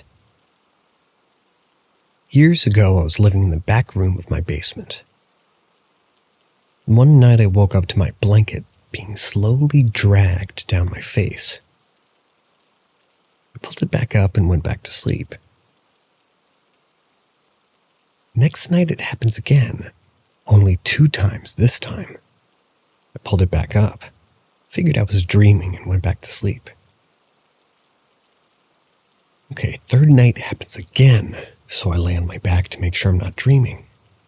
Please keep in mind, I'm a very light sleeper, and I've never been able to sleep on my back. I'm laying there, and sure as shit, the blanket starts slowly going down my face. Now I'm freaking out. We had no animals at that time either. So I'm laying there in the dark room, paralyzed in fear. I finally thought to myself, the TV remote is right next to my hand. I can turn that on to light up the room. So I gather some courage and move my hand a couple inches to grab it. Before I continue, please note that ever since I was a teen and had a TV in my room, I know where the power, volume, up and down channel buttons are on all my remotes, even in the dark by feel. Nevertheless, this remote's power button is all the way at the top with no other buttons around it. I grab the remote and start pushing power. Nothing. Pushing it over and over, nothing. I even felt around the remote to make sure it was the right way. I was hitting the power button, yep. Still nothing. Now I'm shaking. So then next thought is, well, my cell phone's on my other side. I quickly reach up, grab it, open it, and it lights up the whole room. With my other hand still on the remote's power button. I hit it and it turns right on. What in the actual fuck? I was scared as fuck. Sorry, not sorry.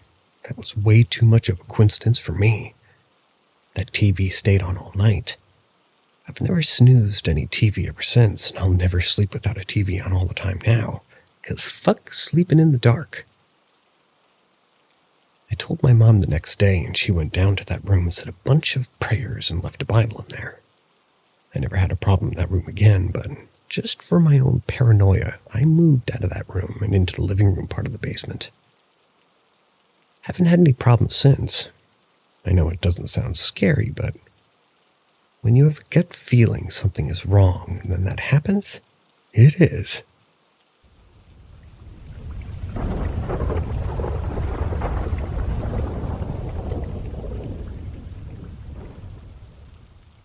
I'm sorry.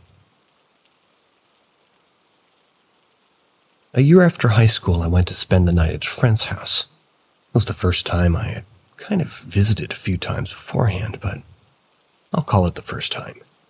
We were going to drive somewhere early the next morning. He had in the past told me that his house was haunted, but I had never experienced something like that outside of my own home.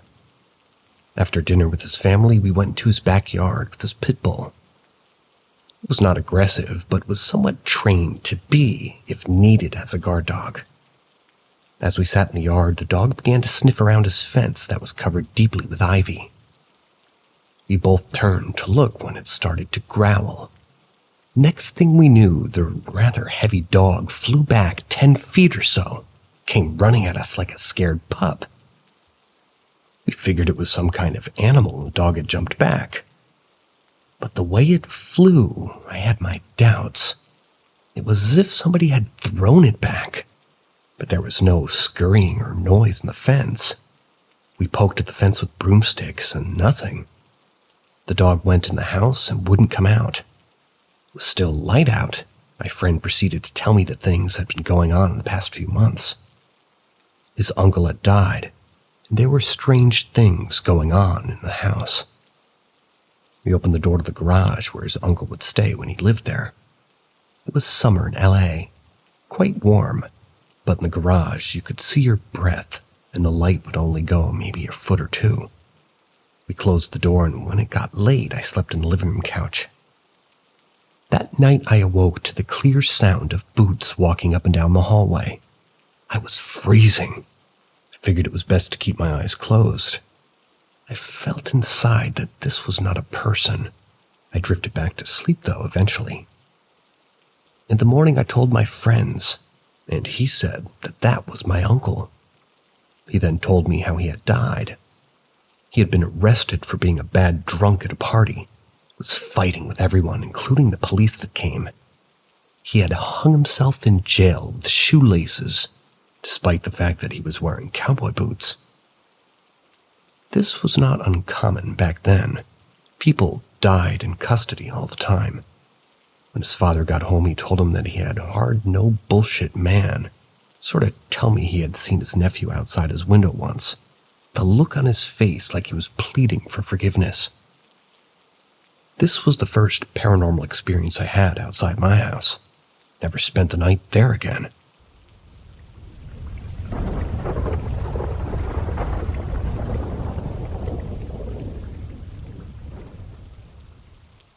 The mystery of an island called Tete-Peri.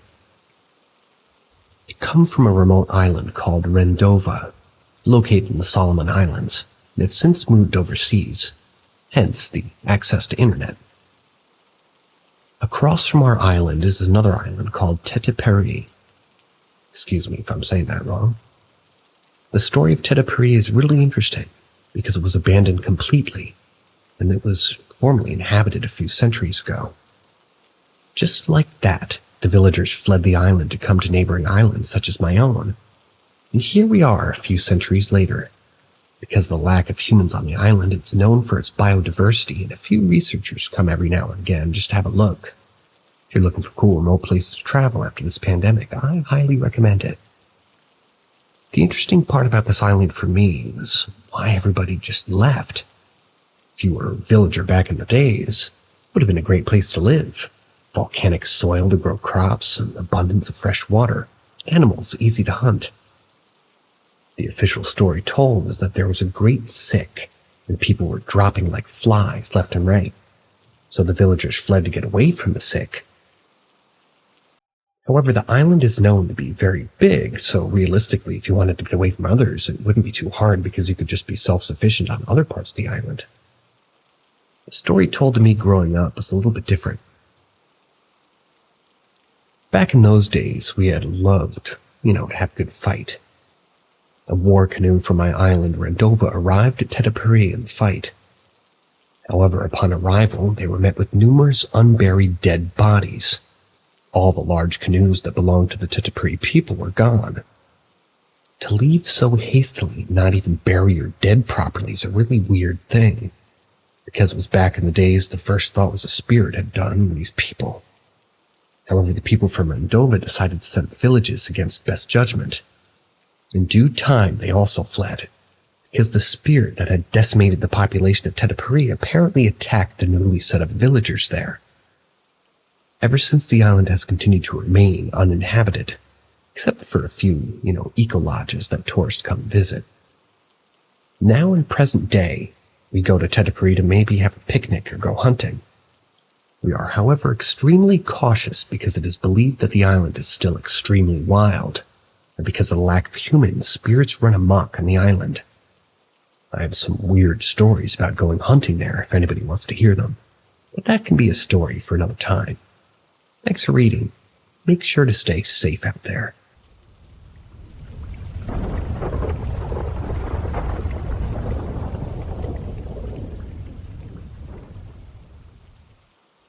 Haunted or not? This happened quite some time ago when I was around the age of 10. I lived with my dad at the time, and me, my brother, dog, stepsister, stepmom, and dad moved into this town that was known for the large haunted hotel that centered the small town. So we decided to move to a small 2-bedroom house, because my dad had gotten a job on that town. So this is when everything paranormal started happening. Nothing ever happened to me personally other than waking up monthly, if not weekly, in the middle of the night having a panic attack. But stuff would happen to my dad and stepmom and stepsister and my brother all the time, and sometimes even our dog was kind of weird. So the house was really creepy in my opinion at night, or just late even into the afternoon. The house itself gave off a creepy aura, just in general.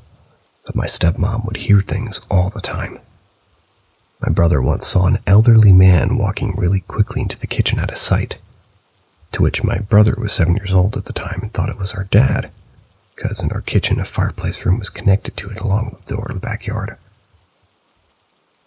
So my brother ended up asking if it was my dad, and it left our father incredibly confused because my dad hadn't gotten up at all, really. He'd been sitting in the other room from 4 a.m. My dad wakes up super early when he's not at work. This was all the way to 10 a.m. Then my stepsister once saw a dark, shadowy figure standing over her bed while she was laying there about to fall asleep. And she would also hear things. Like my dad at the time had a drinking problem. He'd be up at night drinking per usual, but one night we had gotten onto the topic of ghosts. And ghosts possibly residing in our house. So my dad ended up standing up and shouting, "Get out of our house, you're not welcome here, I don't want you here." Then my dad sat down and all of a sudden his back started burning. My stepmom lifted up his shirt and she saw 3 red marks going down my dad's back. Then our dog would randomly sit there silent, just staring up at the corner of the roof, any particular room, and no matter what we would do, he wouldn't snap out of it. The dog's a German Shepherd Husky mix, and he was super affectionate and would come up to you if you called his name. But I never experienced anything in particular other than the occasional slamming of a cabinet door. But I had the habit of trying to make peace with the supposed ghost. When I would be alone, I had the tendency to say, "I mean you no harm. You don't mess with me, and I won't mess with you." So is this all just a coincidence at the time, or was my house actually haunted?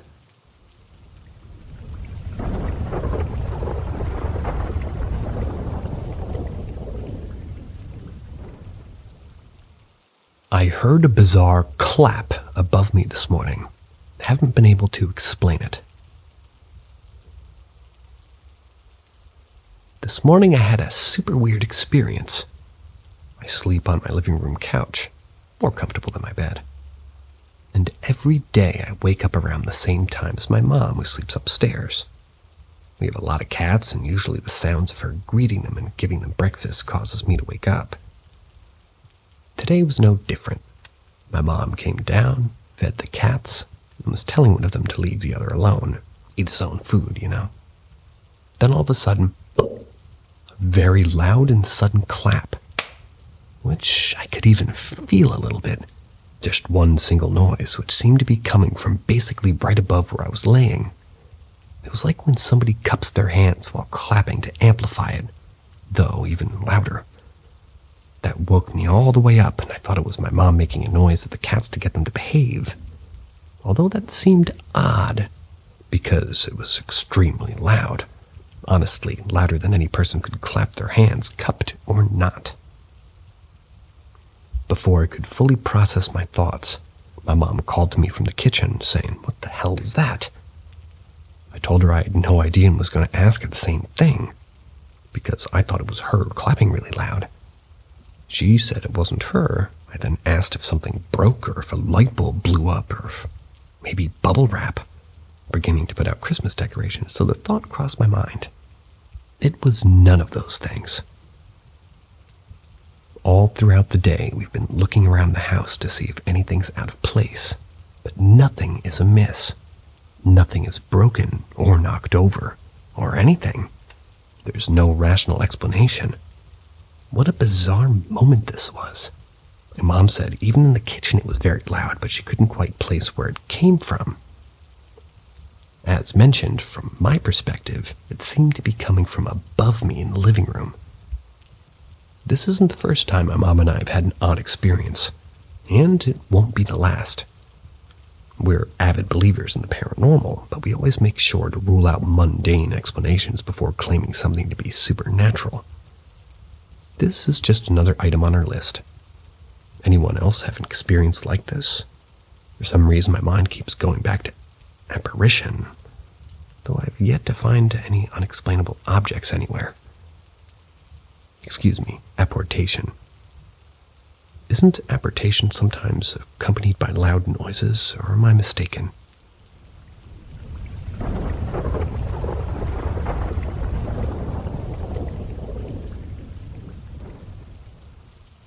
Flower food. A few years ago now, I'm not sure how many at this point, but I was partying with some friends in our apartment complex. We drank, we smoked, the whole crew was there. That night our friend, and we'll call her Nikki, she had her brother, who we'll call Chris, come out to hang out with us, because he was going through a divorce and was having a hard time with things. As we drank and smoked, Chris didn't touch much, just enjoyed the company as we watched a movie and had some laughs. As the party ended, though, Chris left, only to come back a little later to drop something off and say his goodbyes to everyone. He didn't make it home that night.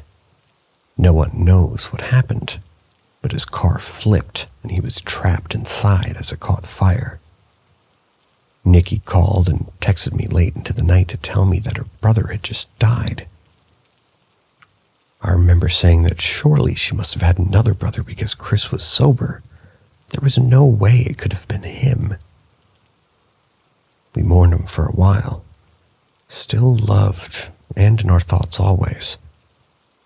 I remember I'd take to his obituary pamphlet from time to time, tell him how much Nikki loved and missed him. Time went on, and another of our friends came to visit, bringing me a messy bushel of sunflowers she pulled from a field for me. I set them up in a vase in my empty windowsill and let them be. Some odd time had passed, minutes, maybe an hour.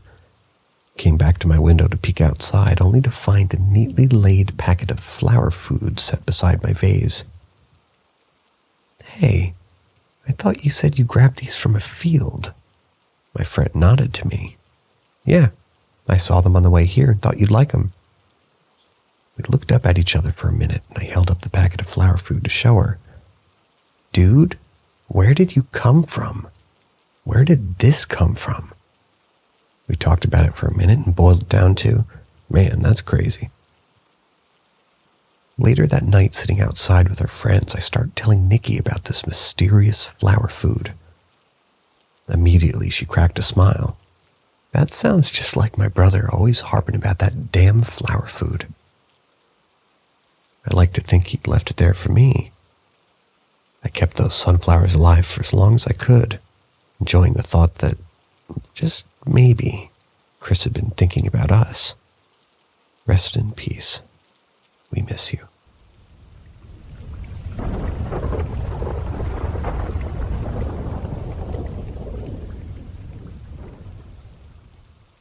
Another story from the Pacific.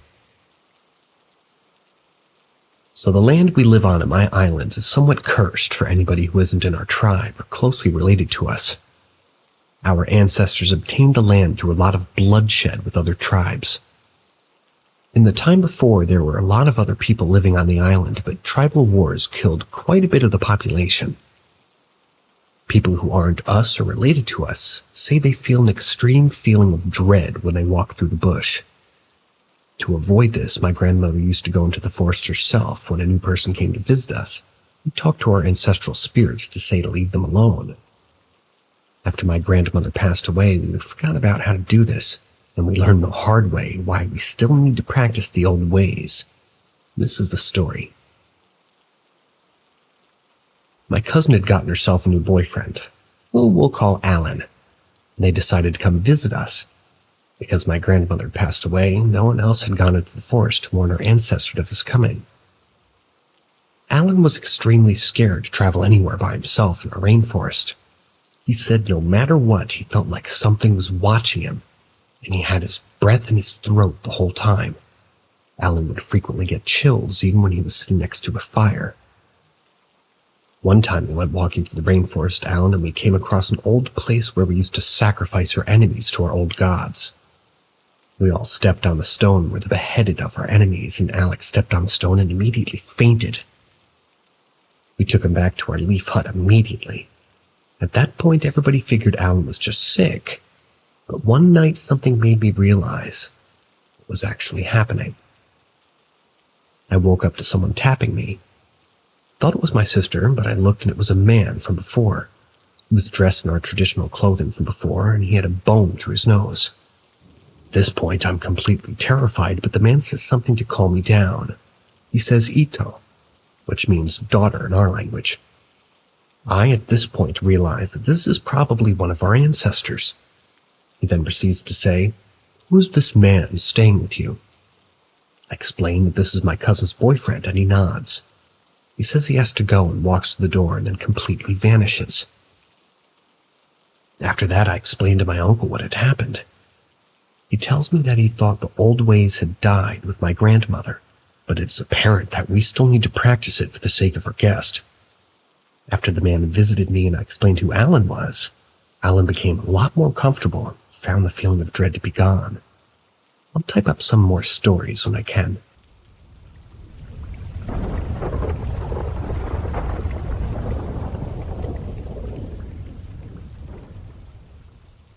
Get out.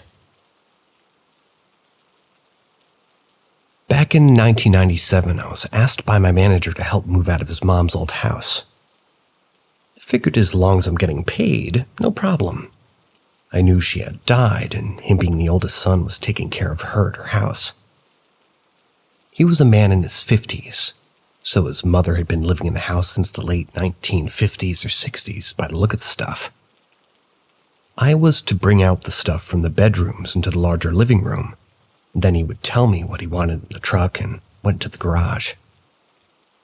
I would take out everything from the bedroom, then sort the closet. In every bedroom I would do that.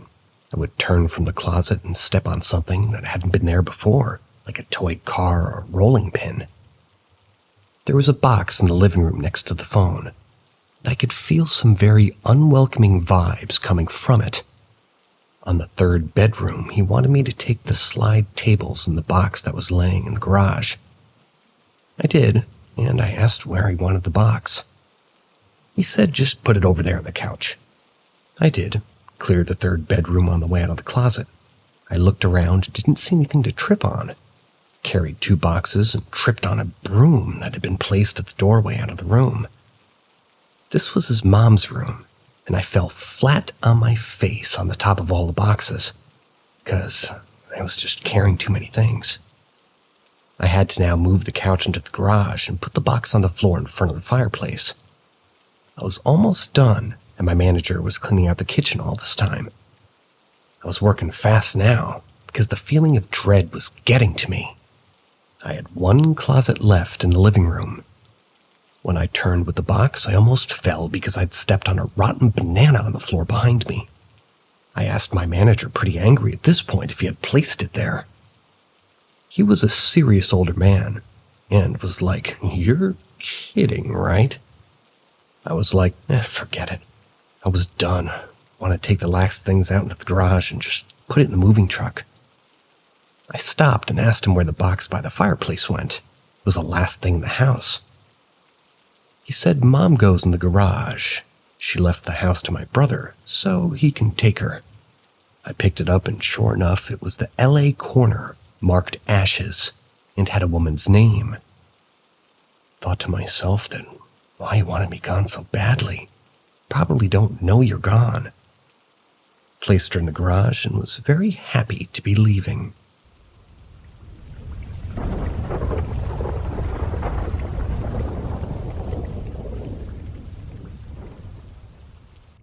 I think the graveyard by my house is haunted.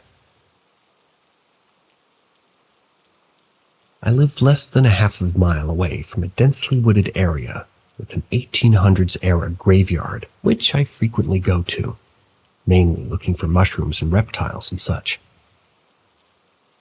But the past few times I've been, the very last time I went, have been exceptionally strange. I'll start with the most interesting thing that happened first. I had gone to this graveyard roughly around 2 p.m. Again, looking for mushrooms.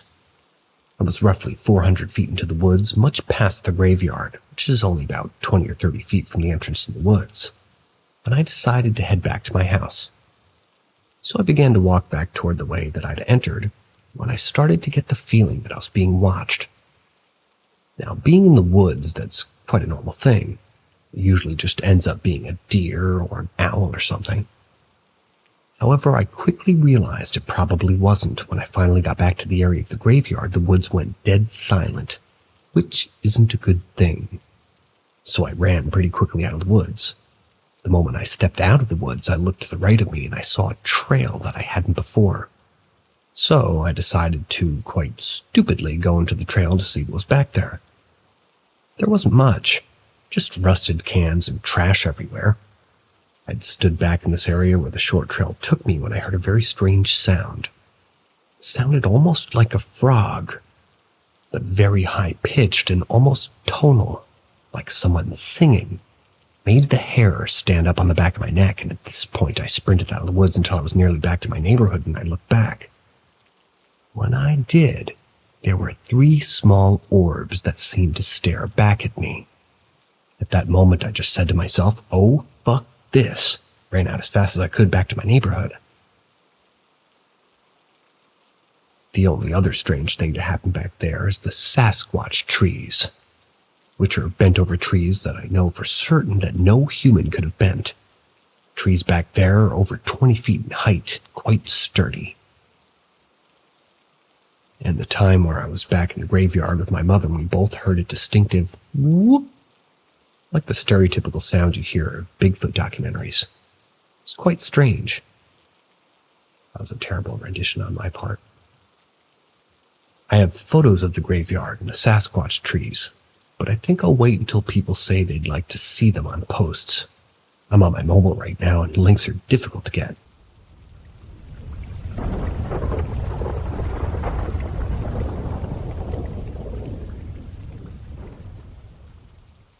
My dad and mom's voices. This happened on Sunday the 16th of January 2022. The first event happened at 8 p.m. I was in the wash closet of our house. We have a full bathroom and a wash closet, and I had a coughing fit that sounded really bad. As I've calmed down and I'm trying to catch my breath, I hear my mom's voice coming from the full bathroom, asking me if I'm okay.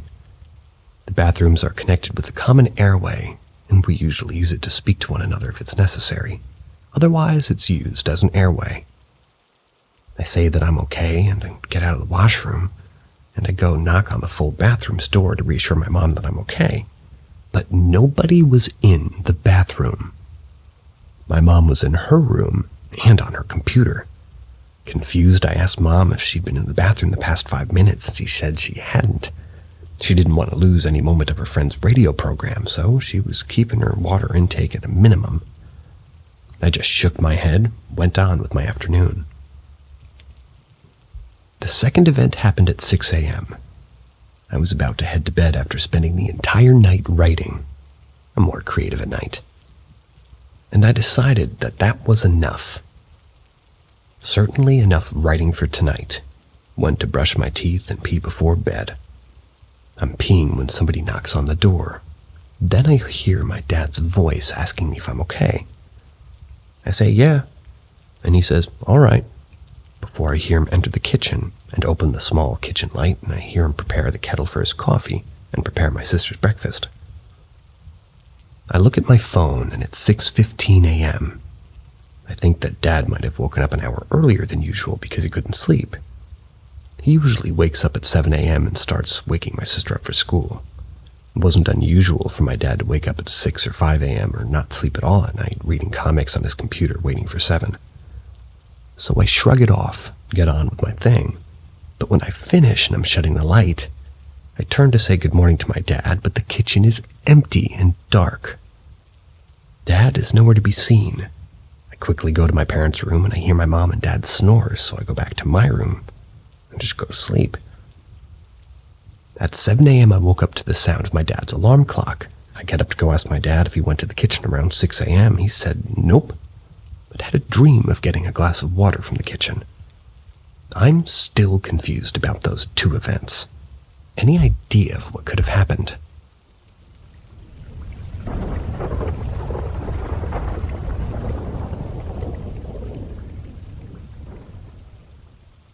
Haunted Lodge at Shaw AFB. In March of 2011, my family moved to Shaw Air Force Base in South Carolina. Our house on base wasn't ready for us to move into, so we had to stay a couple of days in lodging.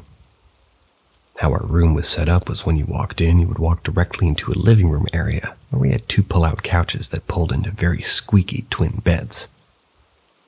This area then connected to the kitchenette. Then you had a separate bedroom that my mom and her husband slept in and a bathroom off the kitchenette. My little brother and I had to sleep on a pull-out twin bed. They were very squeaky, like I said before. If you made any movement, everybody in the hotel room would know. When we all went to bed that night, I remember turning off the TV and then putting the TV remote on the counter of the kitchenette. I then proceeded to lay down on my squeaky twin bed and scroll on my phone until I got a little bit more tired. I eventually did. I locked my phone, put it underneath my pillow. Then I closed my eyes to go to sleep, but I was still aware of everything around me. In the bedroom off to the kitchenette, my mom and stepdad were laying in bed with the bedroom door open. My stepdad at the time was already asleep, but my mom was up reading, trying to get sleepy. My mom then caught something out of the corner of her eye and looked up into the doorframe. There stood a ghost, a transparent man my mom could see through, but she could tell he was wearing a red plaid shirt, jeans, and boots. She said that he had a beard and dark hair, and he looked pissed that they were laying in that bed. My mom said that he looked so angry, and the entity clenched his fist, walked backwards. The second he walked out of the doorframe, my mom heard me scream. The entity threw the TV remote that was on the counter at my head. It threw the remote so hard that it completely shattered and the batteries flew everywhere. The entity attacked me. I knew it wasn't my brother because I would have heard that he made any noise on that squeaky bed. Plus, he was already asleep for the night. My mom ran straight to me after she heard me scream and then proceeded to tell me what she saw. I was so scared, but my mom and I have an understanding that we both believe in the paranormal. She always told me if I saw anything to tell her. She don't believe me. Plus, she already knew I have the gift. I never saw that entity myself, but we both knew what she saw was angry and that it attacked me. This is just one of the many paranormal stories that have happened to me, but I want to know what everybody else thinks.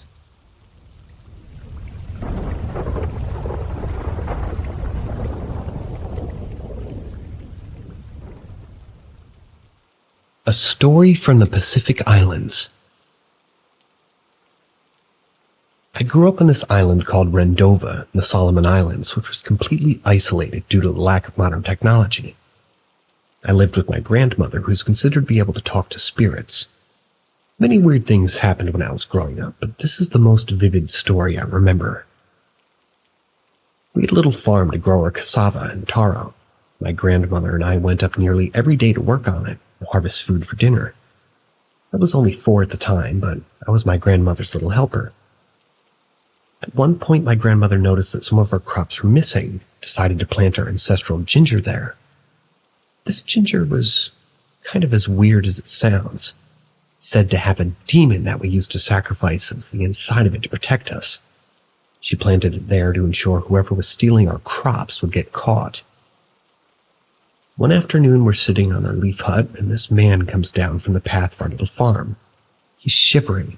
Mind you, this is the Pacific, so it's extremely hot. And he was disoriented. My grandmother at this point realized that he was the one who stole our crops and decides to help him. Hopefully he'll learn his lesson.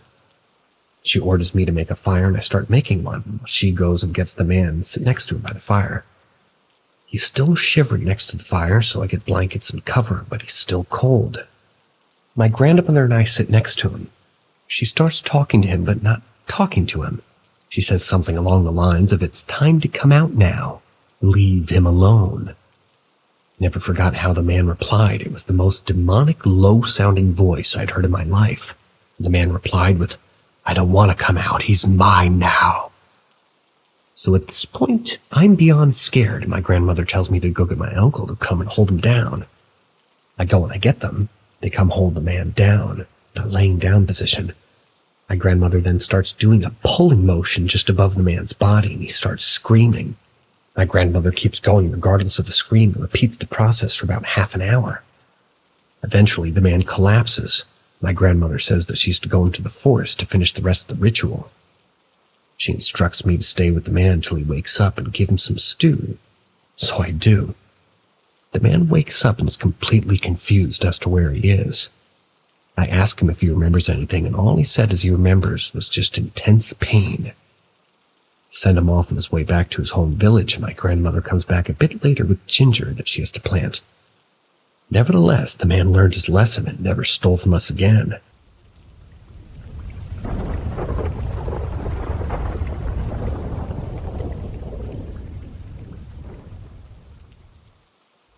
My mom wasn't home. I've had some friends make fun of me for believing in the paranormal, but I've had too many things happen to me to just brush off their existence. Here's the most unexplainable thing that's ever happened. In my last house, I seemed to be the only one who experienced weird phenomenon. So when we moved and nothing happened for months, I was satisfied that whatever was in the old house didn't follow us. Until one day, my two younger brothers and I were in the kitchen eating breakfast. It was probably around 7, so there was plenty of sunlight. I sat near the window at the table while my brother ate at the island. That's when we heard my mom call one of my brother's names. It sounded like it came from the hallway. In the hallway, you'll find a bathroom, the laundry room, and at the end of the hall, my room and my brother's room. So my brother, we'll call him R, perks up and says, "Did Mom just call me?" I tell him yeah, and he gets up and goes to the hallway, which isn't viewable from where my other brother B and I were sitting. We continue eating, and a few seconds later, R comes running back and asks where Mom is. "You are loud, sir." I shrug and say, "Check our parents' room," and off he goes. He comes back out looking confused and about to say something when my mom calls him again, coming from the hallway. So R runs back to the hallway while B and I give each other a weird look. R comes back from the hallway again, very confused, when my dad suddenly comes down the stairs, where he said he'd been ironing. R asks where her mom is. My dad says she left for work early, and I immediately felt uneasy, so I asked exactly how early. 6 a.m. She left at 6 a.m., an hour before the event happened. I can't explain an explanation for it. 3 people witnessed it. My dad didn't hear anything. We clearly heard my mom's voice yell R's name twice. My mom was long gone, already at her job. No other woman lives with us. The voice was loud and monotone, too. As if my mom were calling for R to put his clothes away. That was the first paranormal experience at our new house. Now we've had a few more things happen, and I always happen to be there, just like in our last house. I'm beginning to wonder if it's because I was born on Halloween that I attract these things. I don't know, but whatever was in my old house definitely followed us.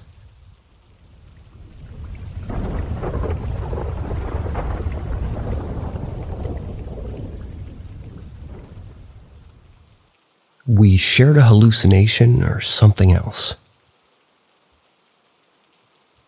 About a month or so ago, I, a male 21, was staying with my partner Crow, 24, NB.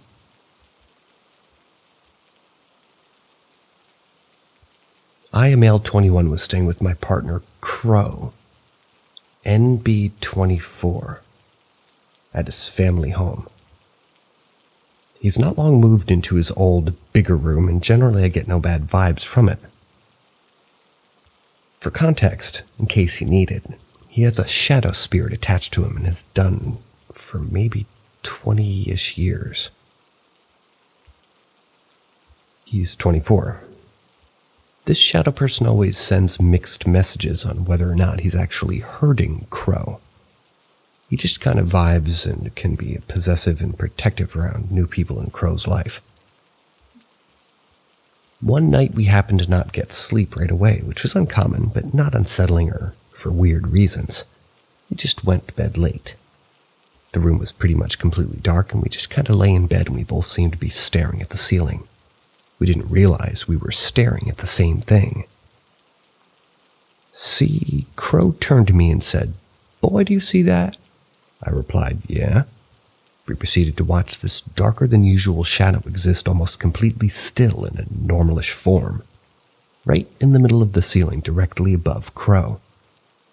After a few minutes, the shape started morphing and moving in the same spot, changing size whilst doing so.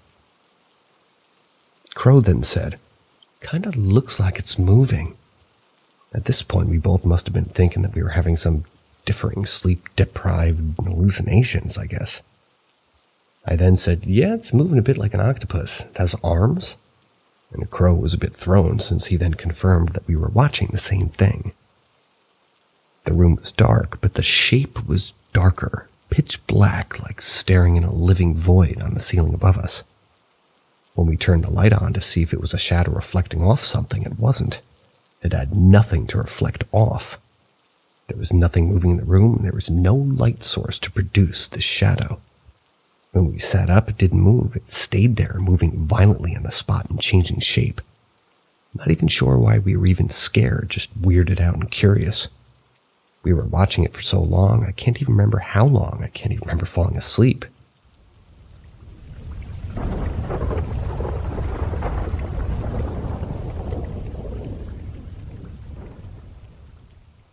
Night jogging.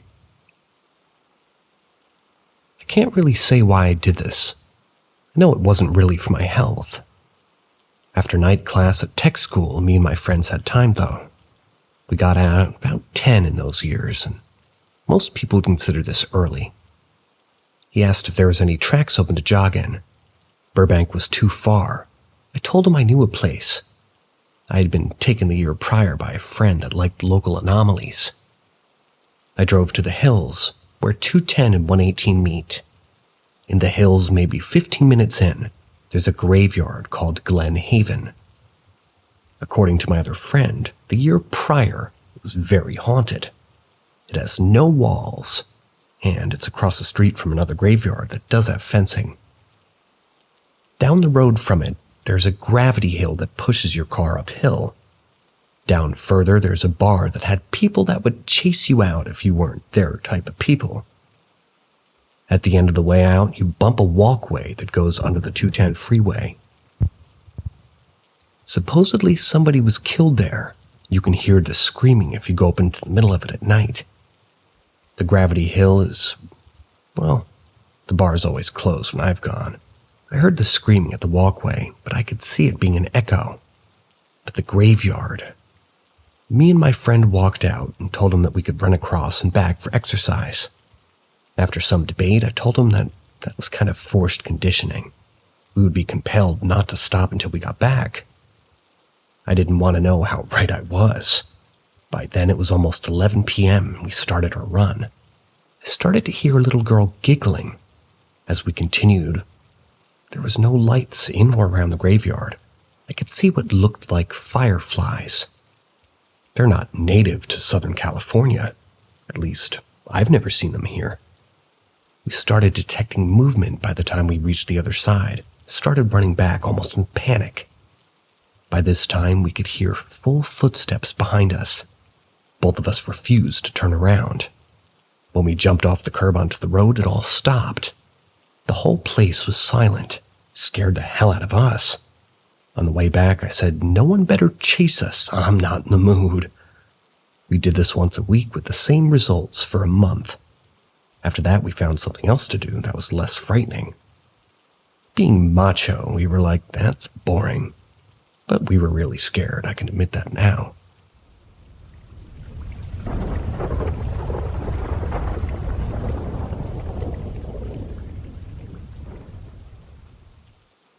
I had a freaky paranormal experience this weekend, and I think it's followed me home.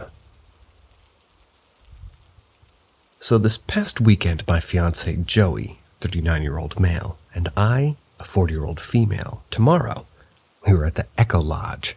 It's a motel brand name, but it changed.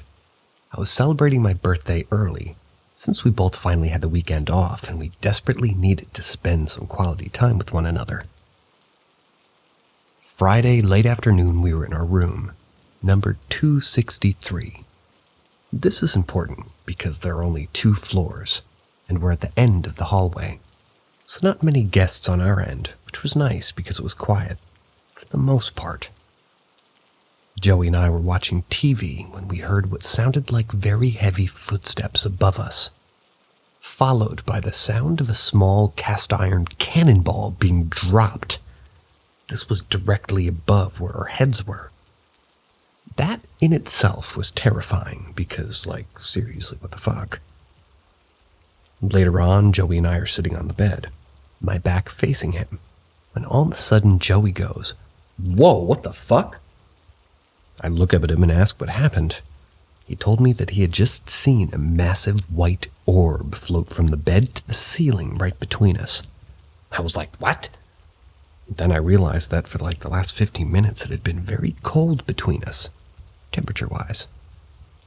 Saturday night again, Joey and I are sitting on the bed, just cuddling and watching TV, when out of nowhere I hear a woman's voice in my ear loudly whisper, "Hey!" I jumped and screamed and asked, "Joey, did you hear that?" He said he hadn't heard anything. Half hour goes by and all of a sudden I feel very cold, and a hand touches my upper thigh. I screamed louder than I had before and jumped off the bed. Joey was panicking, asking me what happened. I told him that somebody just touched me. I was for sure freaked out now. We had to go outside for a full half hour just for me to calm down. Well, we left the motel at 10 in the morning. Ever since Saturday night, I haven't stopped hearing whispering. My name being whispered, or "hey" being whispered in my ear. I'm thoroughly freaked out. I'm in North Carolina, if that helps. I need any kind of help in finding a reliable ghost hunters group.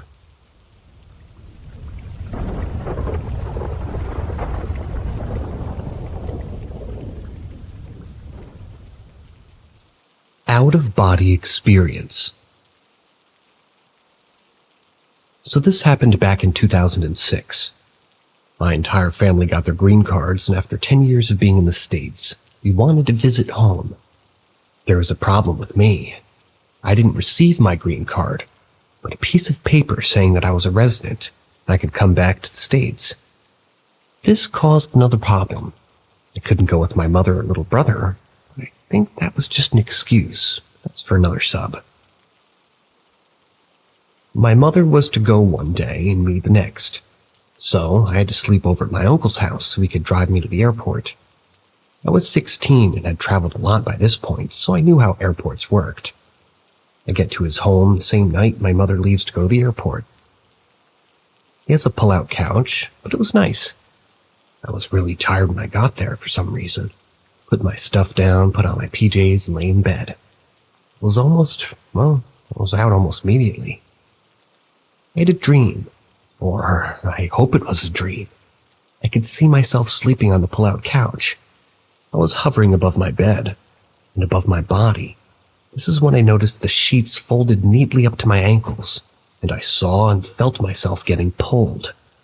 My arm was under my pillow and I felt my body being pulled. I didn't feel anyone touching me. I saw myself moving and I woke up tired and I said, I'm in here only for tonight. I'm leaving the country in the morning, so leave me the fuck alone and let me sleep. You'll get what you want. I assumed it was either a dream or I had a paranormal experience, so to make sure I wasn't messed with again, I said what I said. The reason why I think it was paranormal was because the bottom of my sheets were neatly folded, but then it was halfway up to my calves. I didn't say anything to anyone in my family because I had a reputation of being a liar, so I knew I would be beating a dead horse with a stick if I said anything. A year later, I heard my uncle and his wife talk about the experience that they've had in their house. They've seen an old man, some woman, and stuff being moved. Come to find out, up a hill by their house is a cemetery. I never said anything to them. Haven't told many people the story because even though it happened to me, and I can remember how it looked and how it felt, I know it's hard to believe. If anyone asks what it looked like when I was floating, everything looked slightly foggy, if that makes sense.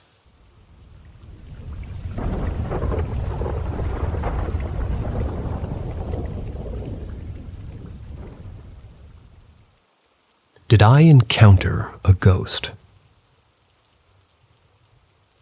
Last night I was walking at this park, which is usually full of crowd, but yesterday for some reason it was awfully quiet. I was walking with my dog now, and there's a road pretty narrow and covered with huge bushes and trees. It has a ton of lighting, but as soon as I entered, the lights turned off, as it was the park's closing time, so I started walking faster. As I was halfway through, I saw a girl standing in the middle of the street staring at the ground doing nothing. I was a little creeped out, but I had no other option but to go further, so I did. She started walking once I came a little further. As I reached her, my dog started barking, and she screamed in such a manner that I almost had a little heart attack. Anyways, I apologized to her and thought I should start walking. She stopped me and asked me, "What's wrong with me?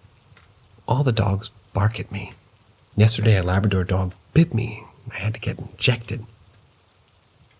I literally had goosebumps all over my body since I couldn't see her face. It was so insanely dark. All I could see was her human body. Anyways, I told her that there's nothing wrong with you. It's just that in the dark, dogs are a little hyperactive. She giggled it off and started walking at a fast pace.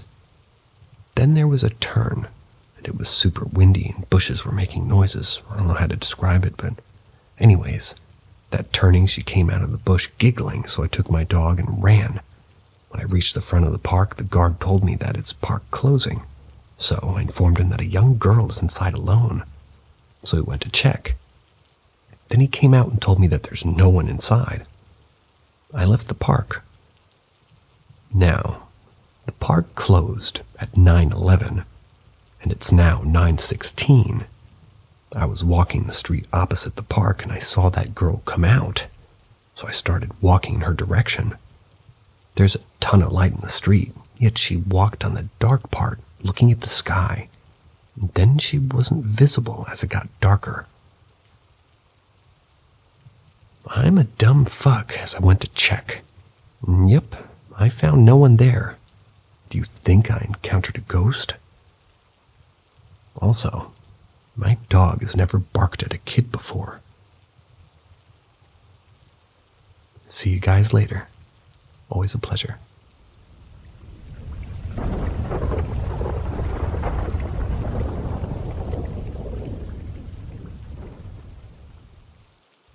Filled yet empty pepper shaker. This happened 2 days ago, and I've been thinking about posting it on the Glitch subreddit. Still, I don't know if it fits. I've had posts being off topic and deleted, and I don't want to be blocked because I have so many posts deleted or something like that. So I'm posting it here in hopes it's the right subreddit. On to the event. It was around 5 p.m. and I had just finished a Zoom interview for a job. Didn't get it, spoiler. Anyways, I was preparing my plate for late lunch. We had pasta with minced meat and tomato sauce, and I wanted to add a bit more salt, pepper, and sweet paprika to my plate. I grabbed the table versions, which are a nice shaker, but I changed my mind and put them back and used the shakers that we use when cooking. I finished with salt, sweet paprika, and I grabbed the pepper. One moment the shaker is filled halfway and I see it.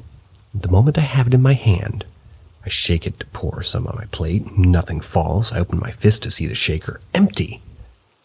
What the hell? I just blinked and turned around. I wasn't tired or had anything happen to me in my vision. I'm 100% sure the pepper shaker was filled halfway, not empty. How can it be empty? I have experienced glitches in the past, but to this quickly things change? Never. The shaker was made of glass, and it was clean, nothing on the outside that confused me. I asked my parents if the pepper shaker was empty, and they said, yeah, for a month now. They use white pepper instead of black pepper, or they use the mixed peppers for food because the supermarket has a shortage of black pepper since last month. Did I see into the past, or different timeline? Is this considered a glitch? Because I do consider it. Any other theories of what could have happened? Here's my hot take. So, if it's at all humid where you are, whether it be glass or plastic or whatever the medium of your holder is, it can sort of stick to the outside very slightly of the inside, not the outside, but it can stick to the inside. And if it sticks to the inside, it'll look like there's some in there, and then you try to use it, and there's nothing coming out, so it might have looked like it was there. Then, when you tried to shake it, a tiny bit came out that was stuck to the sides, and then there's nothing in there. You were expecting a bunch to come out, but nothing really came out. That's my guess.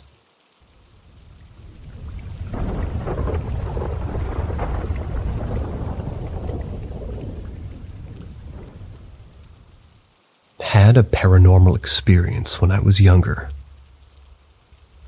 As the title says, I had a paranormal experience when I was younger. Lately I've been thinking about it oddly more. When I was a baby, I was always extremely close to my great-grandfather. If we were eating at a restaurant, I would refuse to sit with my family and instead chose to sit with my great-grandparents, specifically my great-grandfather. I was so close to the point when he was putting me in the car seat, I said my first words, which was Papa, which is what my mom called him, and what he called himself even. I don't have any other stories of me being extremely close to him, as I got these stories from my mom since I was quite literally a baby. When I was 2 or 3, I remember walking up and seeing him in the middle of my room. I immediately got up and hugged him, although I do remember it feeling different. Him and I talked for a while. Don't remember the conversation, but he gave me a big hug.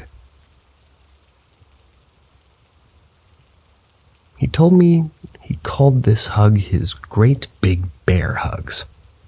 After some time, he let go and told me to give that exact hug to my mom when she comes into my room and tell her that Papa said to give it to her. I remember my mom opening the door after that, and I turned my head to greet her, completely forgetting about my great-grandfather being in my room. I ran up to her, hugged her tight, and told her the exact words. Papa told me to give you a great big bear hug. A couple of years later, I was probably 5 or 6. I'd nearly forgotten about my great-grandfather and what he looked like. I'd also been having weird dreams of a man, and he always seemed to be close to me, as if he had known me for years. I explained the dreams to my mother and what the man looked like. She then told me that I just described exactly what my great-grandfather had looked like and exactly how he always acted. I was shocked, because I barely remembered anything about him, beside that one night when I was 2 or 3. My mother decided to explain that my great-grandfather had died earlier that day when I had seen him. She hadn't been doing too well. She came into me in my sister's room because apparently my sister was screaming. I just thought I'd share it just because it had been on my mind for a while. I'm now 15, almost 16, making the first event about 13 or 12-ish years ago, and the second event 10 or 9 years ago.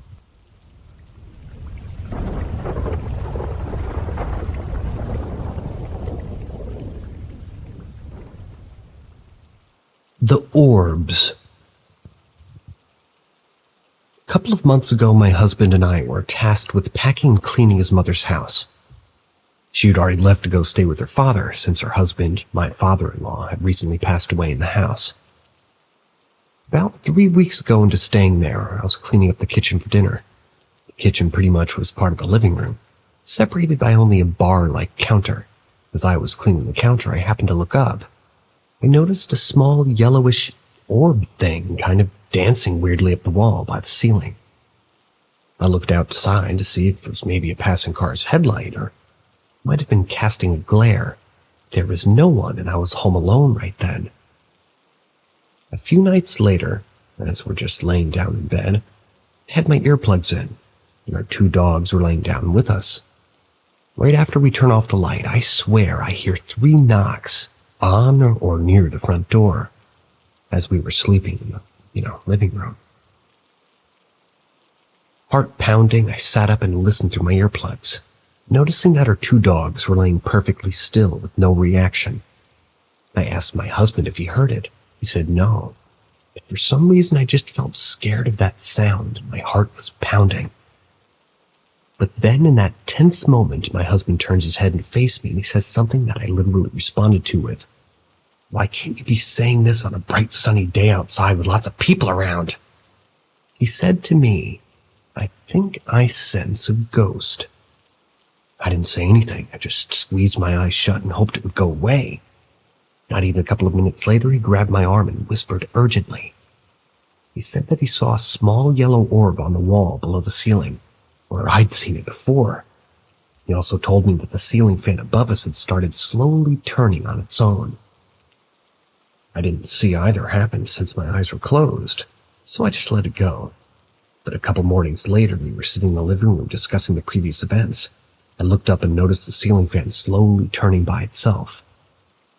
I gave an awkward laugh and said that it was probably because of a draft from the heater being on, or maybe an electrical issue.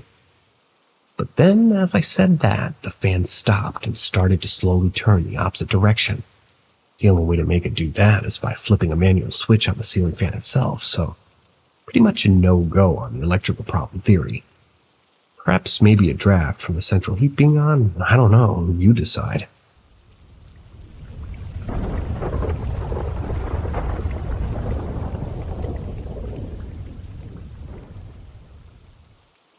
Me and my brother heard really weird things. This happened in 2016. I was 14 or 15 years old. My brother was about 9 or 10 years old. At 12 a.m., my family went shopping, which is perfectly normal because we were in Ramadan and we fast in the morning to ease that little bit that we sleep most of the morning and do things at night. Anyway, my brother turns all the lights off, comes to stay with me in our room. I was playing on my PlayStation and he was watching on his iPad. A few minutes have gone by and then we started hearing noises from the kitchen. The noises were basically spoons and forks hitting each other. Keep in mind, besides me and my brother, no one was in the house. At first I ignored it because I tried to convince myself that I was imagining that noise. But I looked at my little brother and he was scared. He didn't even have to say anything. It was his facial expressions. I asked him, "Are you hearing anything?" He said, "Yeah, but I thought I imagined it." He was convincing himself the same thing I was. I had to put on a big, brave brother suit, see what the noise was. I opened the door and it was so dark, like so dark that I couldn't see my own hand.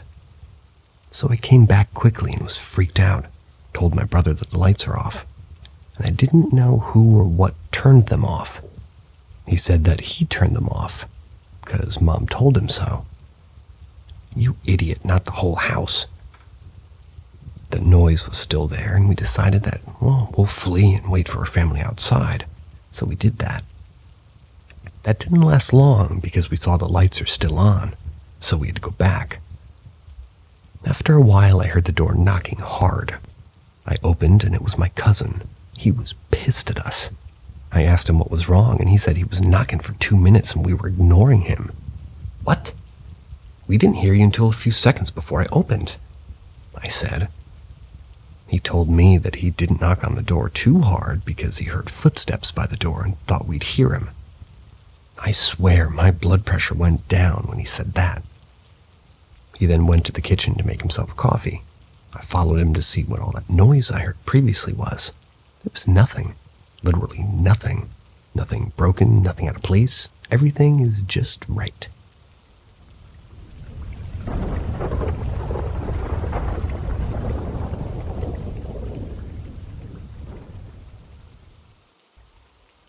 Ghost trying to wake me up? Possibly. Once in a great while, my bed shakes so subtle, but enough to wake me up when I'm sleeping. It happened twice, and may possibly happen again. The area I live in is in New York, right outside of Buffalo. It's not prone to earthquakes. I'm a 21-year-old male and I live with my mom. One day I woke up to someone or something shaking my bed. Felt like someone was shaking my bed trying to wake me up. Thought it was my mother trying to wake me up, but when I woke up, it was like early in the morning, 3 a.m. or 4 a.m. I woke up to darkness.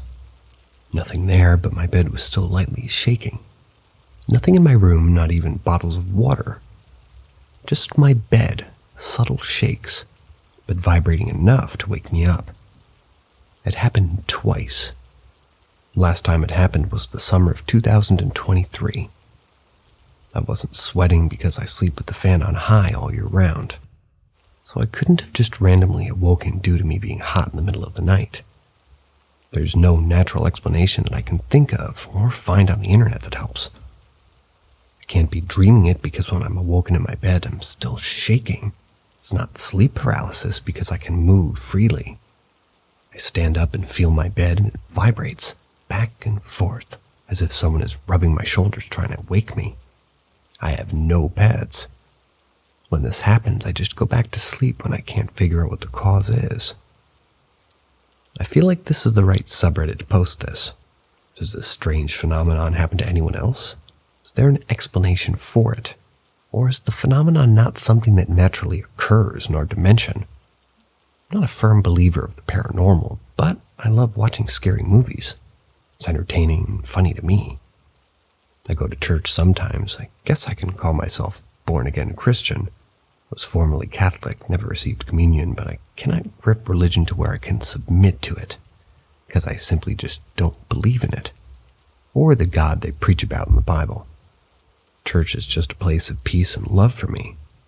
I don't know if that happens to have any religious significance.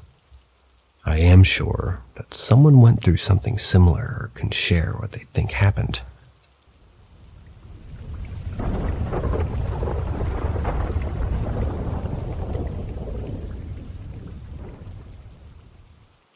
I think there's a ghost in my parents' house that's intrigued with me. I'm 22 and an out-of-state college student. I'm just going to get right to the point because, to be honest, I'm kind of freaked out. On Thanksgiving break, I was visiting my parents' house, and while I was the only one awake, I walked into the kitchen to get myself some water.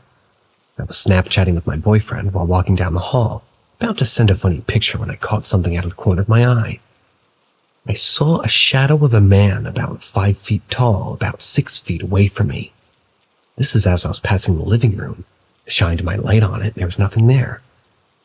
About a week later, this was later recounted to me by my dad at Christmas, whom I had not told about the Thanksgiving encounter. My sister, her friend, and my mom had just run to the store. My dad stayed home. He was watching TV in the living room when he saw a 5-foot-tall figure wearing a hoodie walk by the hallway to the kitchen. He told me it was so realistic that he took it for my sister, same height and also wears hoodies, and said, "Thought you went with them to the store." We walked into the kitchen and nothing was there. No one was in any bedroom or bathroom either. I asked him if it, walked like her, heavy-footed. He said no, but it's more like it was gliding along its path.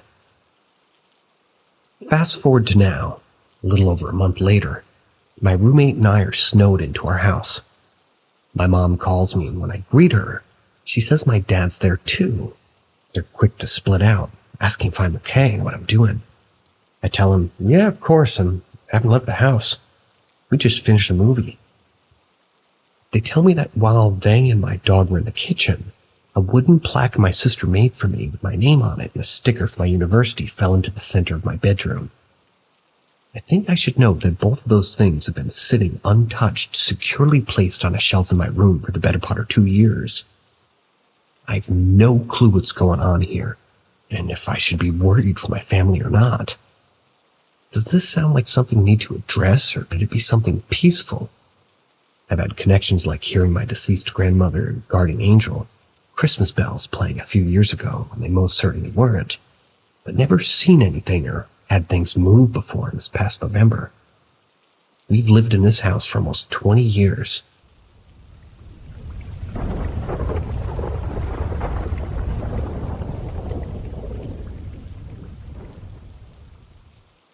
Can anyone explain this experience to me?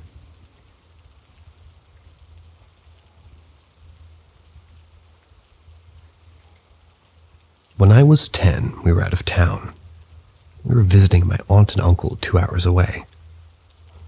The night before we went home, I dreamed that I was at my godmother's house searching for her. Everyone was crying, and I kept begging people to tell me where she was, but no one would. I felt like it was so real, and it felt like a part of me was missing. The emotional pain in my dream felt physical. I woke up the next morning, didn't really think much of the dream. I've always had super realistic dreams, and even as an adult, I have a hard time remembering if something actually happened or if I dreamed it. We drove home that day, met my grandparents for lunch. My brother, sister, and I decided we wanted to ride back to our house with our grandparents.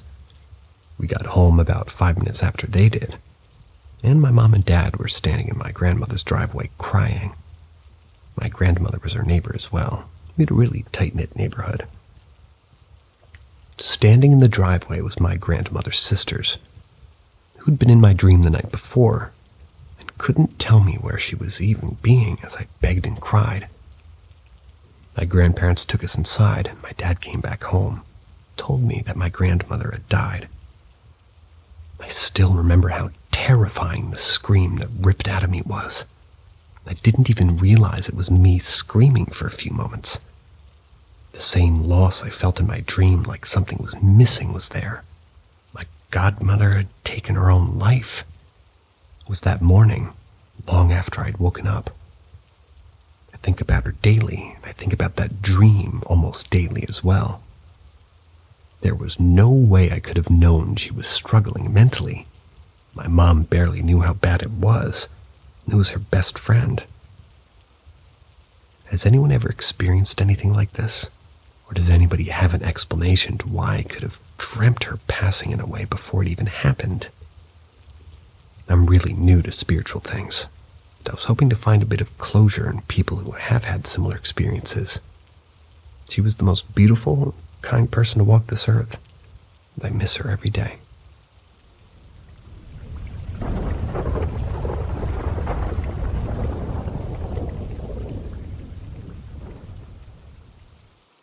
What would happen if you were to see this? Now, I wasn't sure if this could be considered as paranormal or not. Plus, I wanted this to be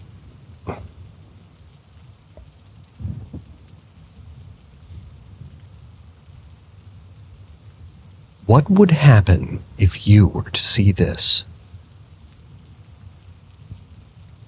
Now, I wasn't sure if this could be considered as paranormal or not. Plus, I wanted this to be a question, but I had to put gore instead since I wasn't having anything to do with medical with organs. But long story short, my mom had an enlarged heart and soon passed away due to cardiac arrest. I thought it was her disease that was the cause of her breathing problems and chest pains. I was in the room speaking to the doctor, and as I left, a nurse spoke to me of what she saw during the autopsy. The enlarged heart and dilated aneurysms were removed. There, she said, as the pathologist placed it on the table, he went out to get a drink or something. But as he did so, she was doing her report on the computer, till she saw the heart start to thump really hard by itself. At first, she was curious to see it happen, as she had never seen anything like this, until it began beating irregularly. She thought she was going crazy, but as she gotten close to my mom's enlarged heart, it was like for a good few minutes.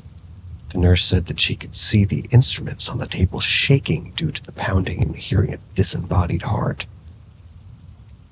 Believing that it was possessed by something, until the pathologist arrived back where it stopped. Now, I thought it was hogwash, as she was probably pulling my leg. She was maybe exhausted with all the work. Now, there could be some explanation about this, as it's probably temporarily jump-started until stopping again. Since it was a wall-to-wall globular enlarged heart with multiple dilated aneurysms of her SCV, aorta, and pulmonary artery. But I've wondered, could spirits or souls or apparitions possess organs?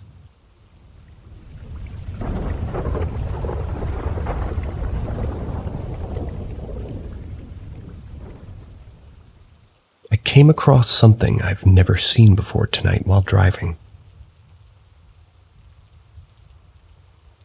I was driving around Maryland, specifically Fort Howard area, before you enter the actual park past the gates. If anybody's familiar with this area, it was around 8:50 p.m., so it was dark. This area is near a state park and has a lot of wooded areas. I was driving and felt the urge to glance on my left. I saw something I've never seen in my entire life. I see this white human-like creature, like a pure white color, looked blackish and gray in some areas, like it was like dirt or ashes of some sort. And it has just these two black eyes. No other distinguishable facial features, no clothes, no real defining features other than a skinny, lanky body and black eyes. It had a noticeable protruding rib cage as well. I get freaked out and drive further away from that area and pull over to regain myself. I have a Bluetooth transmitter for my radio, and as soon as I start to slow down and pull over, my radio changes from the station I had set to a completely different station that was 3 stations away from the one that I had.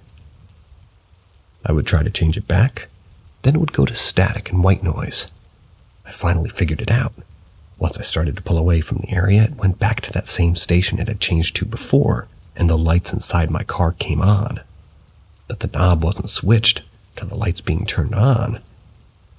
I drive an older car, and the switch to turn the lights on the inside's on the left of my steering wheel with a sliding knob so I can adjust the brightness. And when I turn the lights on, I can feel it click. And when I went to turn them off, it didn't click, so the light wasn't turned on manually. This was pretty brief, and the lights switched off on their own again after a bit. I turned around and sped back towards my friend's house so I could drop her off. I'm feeling quite uneasy still. The fact I've had this car for about 3 months and have never had a glitch like this was very odd. When I dropped off said friend, I started to get a wave of exhaustion just creeping over me. I've been feeling tired and drained ever since. Sorry for the long post and maybe jumbled up sentences. I just liked anybody's input on this, and if anybody's had some kind of idea of what this could have been or an explanation of any kind.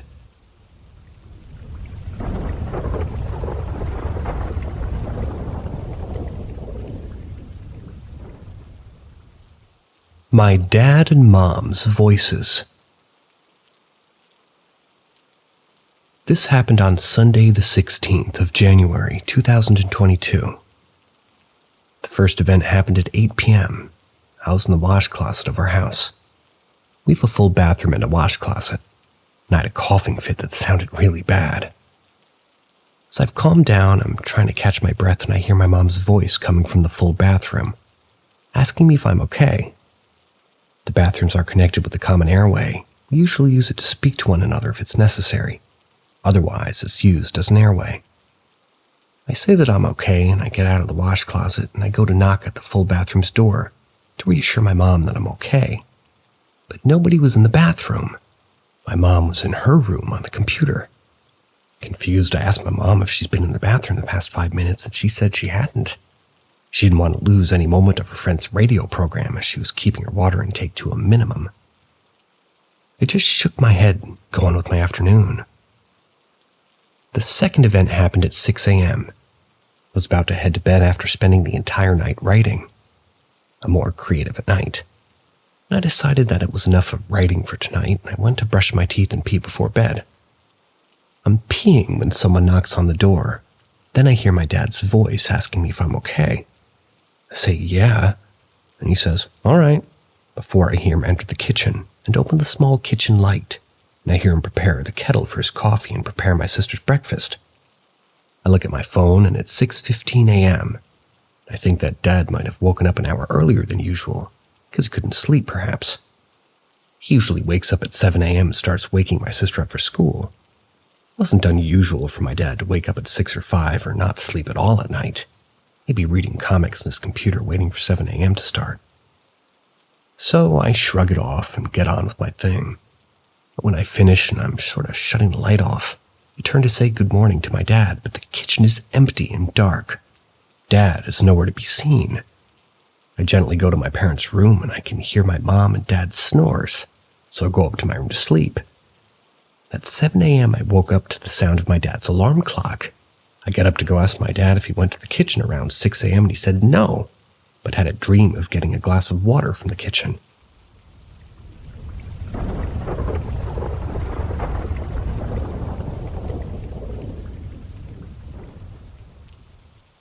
The Redhead Man.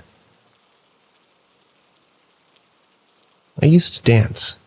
We practiced in studio on the top floor of an old theater. I was about 12 years old, and it was me and my best friend at the time that would go every Saturday together. We arrived late one Saturday, usually at the bottom of the stairs. You pay, but there was no one there. We thought we must have been really late, so we run up to the 2 flights of the doors at the top that enters the cloakroom. But as we got there, we just saw darkness through the small windows. I peered in, seeing nothing but black, and looked back to my friend, who shrugged, but suddenly her eyes widened as she gazed upon my shoulder. I followed her gaze back to the window, where I locked my eyes onto a man. He had red, and his eyes were wide. Red hair, wide eyes, piercing green. He was somewhat see-through, like what I'd imagine a mirage in my mind would be like. I felt like I couldn't look away, but my logical brain took over and I searched for a poster or something that he may have been reflecting from. There was nothing. I looked back and he blinked. I heard the rush of frantic footsteps starting down the steps as I realized I had been left alone and my friend had escaped. I took one last look at the man who at this point, I swear, had grown a smirk in the corner of his mouth. And that done it, I followed suit. My heart was trying to break out of my chest as I sped after my friend. We didn't stop running until we were outside in the light and warmth. I said to her, What did you see? And she said, a man, I think. You see, it was different to looking through a window and seeing an actual person. This guy was faded. It was like a projection. We rang our parents from a payphone and asked them to come get us as soon as possible. We later found that the dance training was canceled that week, but we both didn't get the memo. We lost contact after a few years, but we still follow each other on social media. One night my curiosity got the better of me and I messaged her, just asking if she remembered what happened that day or if it was just a cause of my childhood imagination. She confirmed that she still had the image of the redhead man burned into her memory. Every time I think about him, I feel a chill. I actually wish I would have stayed longer, but I shudder what would have happened if I had opened that door.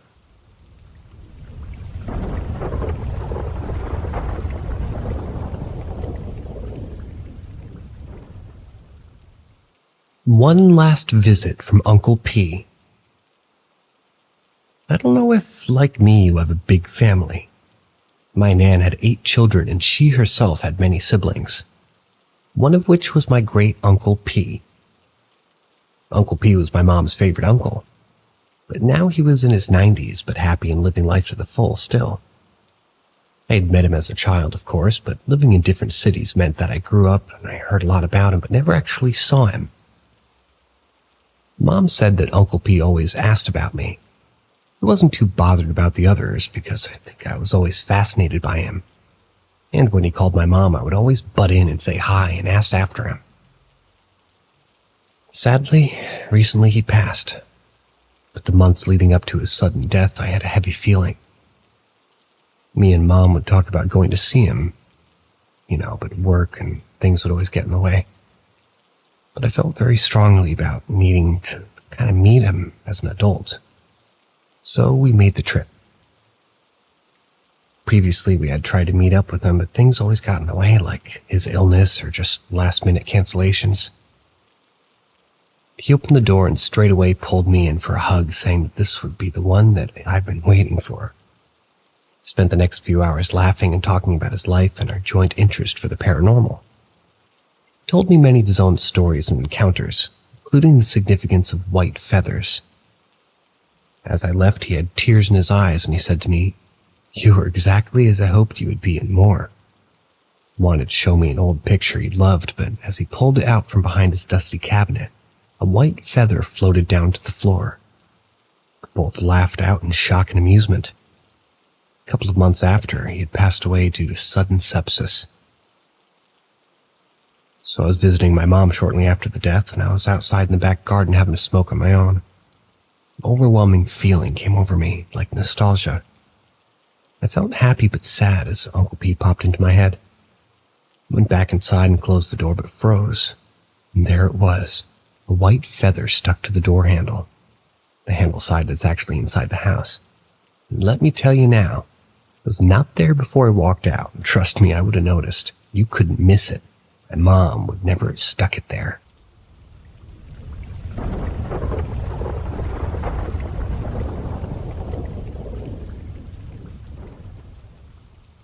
Horrifying dreams and bruises after move. Me and my roommate we moved into our new apartment, and it's been like a month. Since the first days, weird things started happening. Like I started finding my hat inside the sleeve of my jacket multiple times in the first few days. Never put that there, nor did my roommate. And things started to fall and doors would open by themselves. The house is old and we're moving, so we thought nothing of it. We burned some Palo Santo and thought that was it. Then my girlfriend came to visit. She told me she woke up in the middle of the night, feeling like something horrible was behind her and watching us sleep. I brushed it off as sleep paralysis. But then I too started to wake up, always around 4 a.m., always feeling like I'd been woken up. My roommate sometimes hears what sounds like pebbles falling on the floor. My roommate too wakes up around the same hours and feels watched. But the thing is, we didn't tell her what happened. My girlfriend neither did. I don't think she did anyway, but this waking up abruptly in the middle of the night, we're not conditioning each other. Then the dreams and smells and bruises started. Sometimes something in the house smells like pure death, but it obviously isn't anything that we can find. The dog doesn't look for it, so it's not like the garbage or food. Just a smell so foul and rotten. We wake up bruised pretty badly. In points where we can't have caused it, not even without realizing. Bruises on me have become really big. Well, through time anyway. And then the nightmares. It's since I was a child, and I hadn't had dreams like that bad. So realistic and lucid, I always remember them clearly. It's always something really atrocious. The people previously living here were African, but don't know clearly from which part of Africa. We found the house in disgusting conditions, and we were thinking that maybe they left behind some form of bad magic that we don't know. But it's just an hypothesis.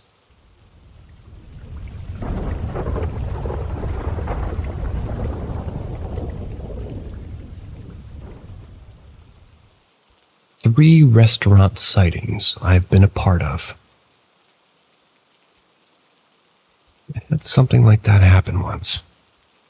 I was working in a restaurant that specialized in noodles, and I was on lunch. We had just finished lunch rush and had just gotten everything ready for dinner. It's like 2:30 p.m. and I was sitting at the bar, facing the front, eating lunch. Cook came over and sat with me. About 10 minutes later, as both of us were sitting there, my boss comes running from the back of the restaurant out of where we were eating. She went through the dining room and then came over to the cook and I. She asks where all the customers are at. Both looked at each other and said, "No one's been in for 20 minutes. She then says to us, "I was working at the desk and looked out the window, but I noticed a customer standing in front of the register. Figured you took care of them, but looked back at the screen 5 minutes later and the customer is still standing there. That is when I came out to look for the customer and just ream you two out, but the customer's gone." We once again told her no one's been in for 20 minutes. We would also get customers reporting they saw a small child out of the corner of their eye and would run into the ladies' room unsupervised. The customer would then get up and go look for the kid, and the kid was never there. This happened at least twice a week at all different times. Last one. Sorry for such a long post. The street in front of the restaurant was getting revamped at night. Repaved, excuse me. So there was a construction crew outside from 10 p.m. to 6 a.m. After about a week of construction, a crew member came to the restaurant to ask what our hours are. I told him 11 a.m. to 9 p.m. Sunday to Thursday and 11 a.m. to 10 p.m. Friday and Saturday night. He said that's what I thought. But do you have people at like 2 a.m.? I said we shouldn't. He was sure he noticed them twice last week. I asked the gentleman if he could wait for 5 minutes as I went back to check the security tape. Lo and behold, no one's on the tape at 2 a.m. Showed the gentleman the tape after he watched it. He threw the sign of a cross and ran out of the restaurant. Sorry guys, I'm super tired.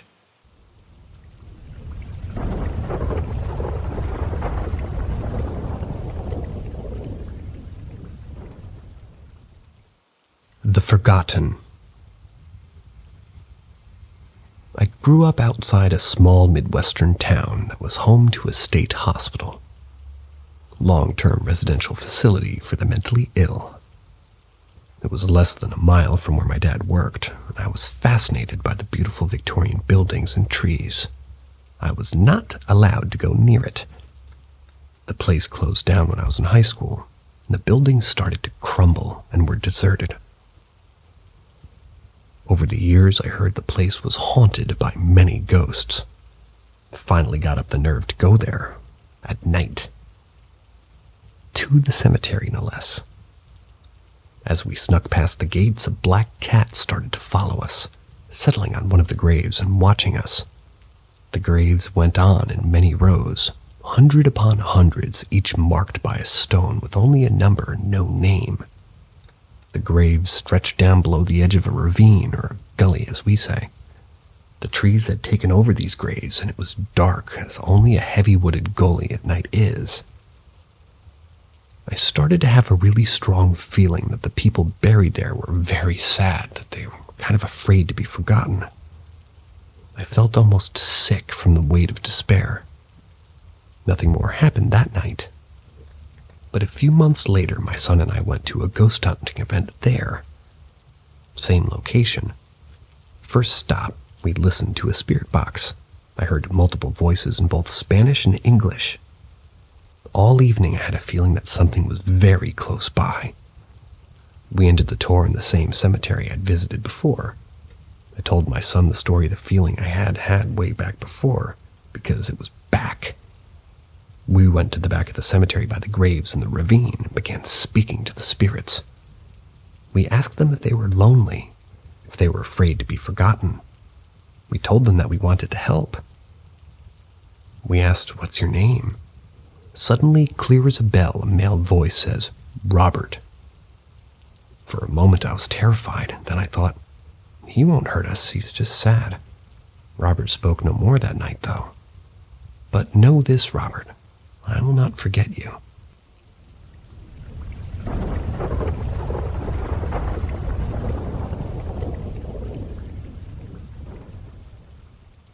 I saw a ghost car and found out there was an accident there recently. This happened today, and I'm still in shock.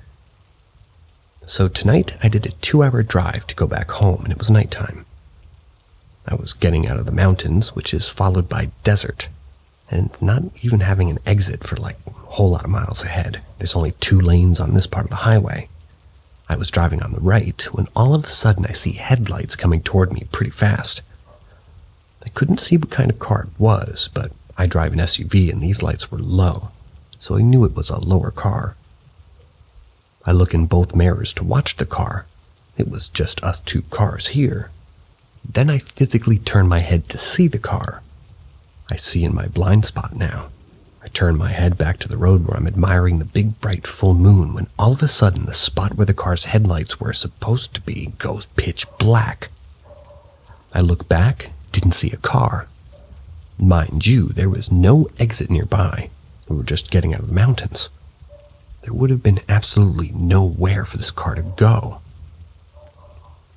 I was so confused, and when I look back ahead, I see a big lit up cross on the side of the road. All white lights. I started to get spooked out. I've done this drive a million of times and never seen that.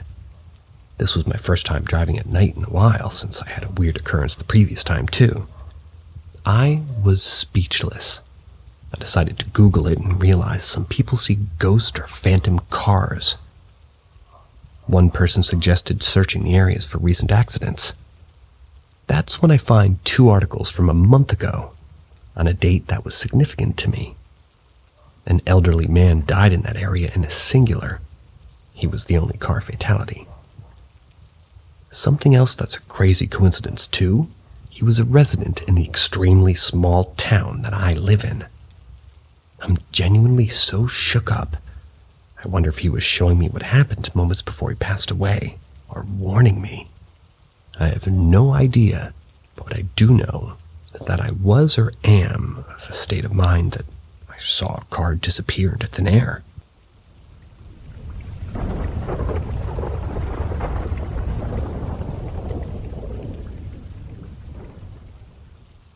Friday the 13th, October 2023, Shadow Hand, out-of-body sleep paralysis. So I struggle with mental health sometimes, on top of being too sensitive with my intuitive abilities, which I've been developing over the span of 25 years. So I've been struggling a bit lately and tried admitting myself to the hospital days before October 13th while I was still coherent enough to explain, not really feeling it with my mental shit. My aim was to get to see a specialist, a stay in a place for like 30 days, so day 2 or 3 of being there after raging, being strapped down and fed pills, I calmed down. I'm escorted to another area, had a private room, bathroom, and a shower. I shouldn't have dropped the tab of acid when I just arrived there the day of admission. Anywho, I'm now in this private room. I knew it was Friday the 13th, not too superstitious, but was aware that it was. But I couldn't sleep well. Then all of a sudden I feel like I'm dying or need help as I crawl toward the closed hospital room's door, hoping nurses would be on the other side to help me. But I just remembered the door opening, a slight, and I say, help me, reaching toward a dark shadow hand. I was assuming it was a nurse or a doctor. I just remember saying, I need you to help me. Felt like I started to lift up as it pulled me up from my hand, yet instantly I'm back in the bed again. But that was not a doctor, just a shadow hand. Why did I abruptly end up back in the bed? Felt strange, but like, how the fuck? I walked out and explained to the nurses what I saw. Asked them to watch the cam for orbs around me being serious, but anyway. Somehow it all went to shit, and they booted my crazy ass out of the hospital again. But I was able to run into the hospital worker in the elevator. Asked her which button was ground floor. Was 1, but I hit 0, which was underground. She said I probably ventured 2 down around the morgue. Anyway, So, conclusion, or recently departed spirit probably followed me from down there. Or it was just an out-of-body sleep paralysis thing. Not sure. Sorry for the broken, sloppy description there. Cheers.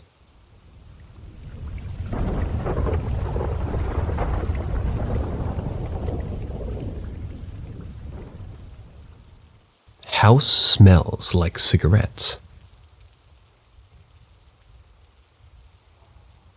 As I type this, me, a 37-year-old male, middle vet's lives with 84 grand aunt, because I have to run our family business and take care of her. So I'm laying downstairs on my couch right now listening to Joe Rogan. I finished episode 2064 and started 2065. That was a few minutes ago, minding my own business. It's 2 a.m. and it's raining outside in Southern California. I randomly just get this very pungent smell as if somebody's literally smoking a cigarette right behind me. I startled a bit and sat right up and looked around the living room, noticing nothing. It's still heavy in the air, so I get up and look around the house, inside and out. Eventually the smell fades, or I get used to it. I don't notice anything out of the ordinary, so I sit back down and go back to listening. Then my house did a weird shake. There are no earthquakes in my area. That just happened because I checked my phone, so I got up and looked around more. Went outside again, pretty much cleared my entire house and property, minus a gun, minus a gun in hand again, So I come back in, convince myself that this isn't happening, and it's a phantom smell, and dismiss the shake. I go back to listening. I hear footsteps upstairs. My 84-year-old great aunt is out of bed walking around the house at 2 a.m., opening doors and going room to room. She never does this. She comes down the stairs and asks me if I'm smoking in the house. I tell her no. She says, "Well, that smell just woke me up out of my sleep. Are you sure?" So I get back up, clear the house again, front, back, top, bottom, inside, and out. I can't kind of smell this anymore, but she apparently can. I have everything regularly serviced, brand new air filters, the ducts have been cleaned within a year. I haven't smoked for years now. I didn't smoke in the house either when I did smoke. The rain's never generated this smell in the house before. It's fucking weird.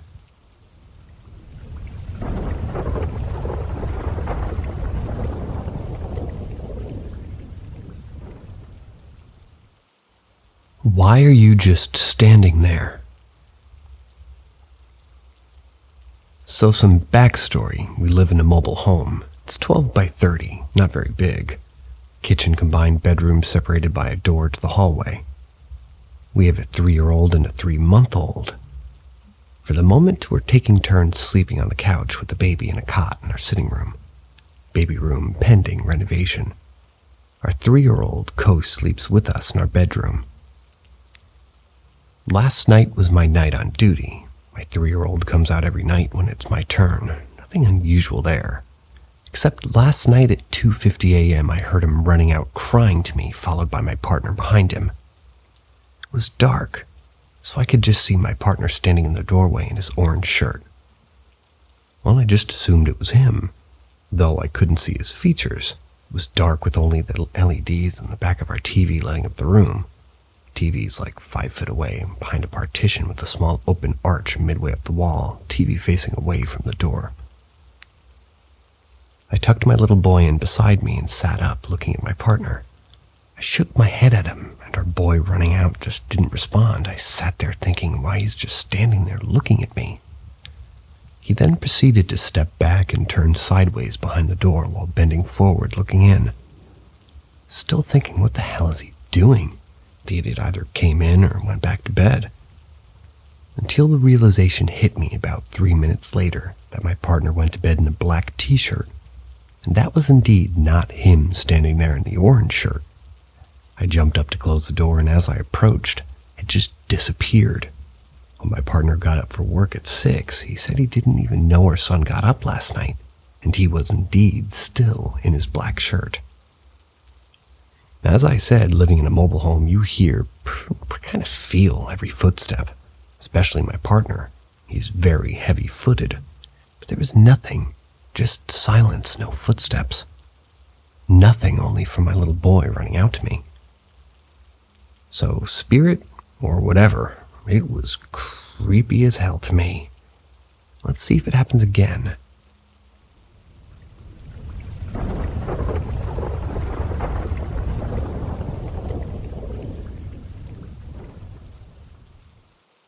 Ask Reddit. I don't live in one, I hope, but I work at a restaurant that used to be the home of a family in the 1870s. The place is really haunted and famous for it. The other employees and the owners have their own stories, which are pretty spooky, but I have just the one. The Lady in Black. Few people have seen her, myself included, and you can tell from the separate stories and the way that they correlate that something paranormal's definitely going on. Now, for a bit of context, sorry if this makes no sense, the restaurant is divided into 4 rooms being converted from a house and all, with 2 rooms at the front booth adjacent from the lobby thing, and a hallway that goes to the back, one of the backs and the other 2 rooms adjacent to it. The room at the far right side of the house, the one adjacent to the hallway, is said to be the most haunted because it's separated from others and just kind of eerie in general. However, I think the room down the hall from it is definitely more haunted. I mean, it's got nice blue walls and a large window overlooking a little side garden area where the groundhog lives. If I were a ghost, I'd pick that room too.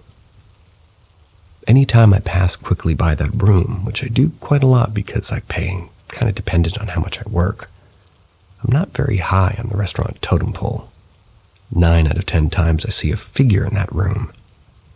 I'm not sure how, but I can tell you as I pass that it's a woman in a black dress who's very, very sad. I always double back to check, and there's never anyone there. She only appears when the room's empty. And I learned after I saw her that one of the women who lived in the house had a son that died. Also in the house, I believe. And I don't think that she ever got over it. So much sadness. I don't think I've ever felt such pain. I can't help but feel bad for her, alive or dead. That's the end of tonight's stories. See ya.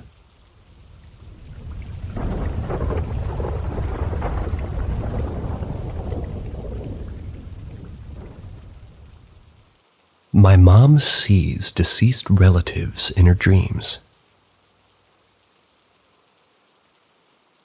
I'll start with my mom's encounter that she's told me about. I'll try to make a long backstory short. My parents got emergency custody of 4 of my younger cousins over a decade ago. My dad's brother and his wife never tried to sober up to get the kids back, so they're still with my parents to this day. For years, my aunt and uncle would stalk our house and then threaten my parents with violence and death for taking their kids. It was a battle up until my uncle's death. Without going into details, he died trying to get more drugs. A few months after his death, my mom had a dream. It started off as her in a solid white room. Then an Indian chief head appeared in the sky and was chanting. She didn't know what he was saying, but she said it was a singing and a chanting. Then my uncle appeared in front of her. She said that he looked like he was younger and healthy. He smiled, walked up to her, and whispered in her ear, "Sorry, thank you." Then he disappeared, and the Indian chief's head and chanting faded out, and she woke up in tears. She says this isn't the first time she's had somebody visit her in her dreams. Her grandmother has come into her before to hug her and tell her that she loved her. Others too. But she said this encounter with my uncle felt the most real. She had to wake my dad up and make sure that she wasn't still dreaming. I've personally never had somebody come to me in a dream. But there have been times when I'm alone and I get this overwhelming sense that one of my loved ones is with me. Sometimes I feel my uncle in the car with me. Sometimes it's my aunt in the kitchen with me. It's like their face pops up in my head, and all of a sudden I have this warmth and feeling in my stomach that somebody's right beside me. I'll talk to them and end up sobbing because it seems like they're right there in front of me. I know it's not the same as seeing them. That's why I haven't told anybody, because I feel like most people would think it's just all in my head. I just wanted to get it out here. Maybe it is all in my head, but I hope it isn't. I'd like to think that they hang around.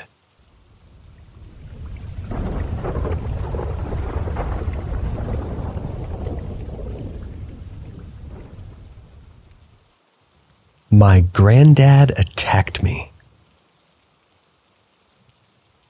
This happened 2 years ago in a home we previously lived in. This was during the pandemic. I come from an Indian household, so you can imagine fights between the kid and the parent is common. One night, me and my dad fought over something, and I told something very rude and went into my room. The house was designed in such a way that the living room was in between the two bedrooms. They're on either side of it. So if you look from one end of the room, you can look straight into the other one. So yeah, I went and laid and I was watching YouTube till 2 a.m. I heard my dad wake up, so I pretended to be asleep. I heard his footsteps coming toward my room. I was still pretending. The footsteps stopped exactly near my foot of the bed. I was hearing his breathing sounds. He stood there for 5 to 6 minutes, and I heard his footsteps go back toward his room. Then I fell asleep. The next day I woke up and I had a burning sensation on my shoulder. When I checked it out, there was a scratch on my shoulder. Later I asked my dad about why he was just standing still the previous night in my room. He replied that he never woke up last night. He doesn't have any sleepwalking problems. I believe that was my granddad, and he scratched me because my granddad passed away when my dad was like 17.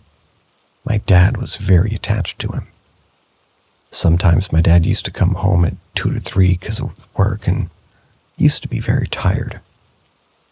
The next day he used to tell me that he felt someone was giving his leg a massage last night, whereas my mom wasn't even getting up. And when he used to come at that time, she's even denied it multiple times. Hence, my dad came to a conclusion that it was Dad looking over him. So yeah, that led me to believe that it was my granddad telling me not to give his son a hard time, scratched my shoulder as a punishment.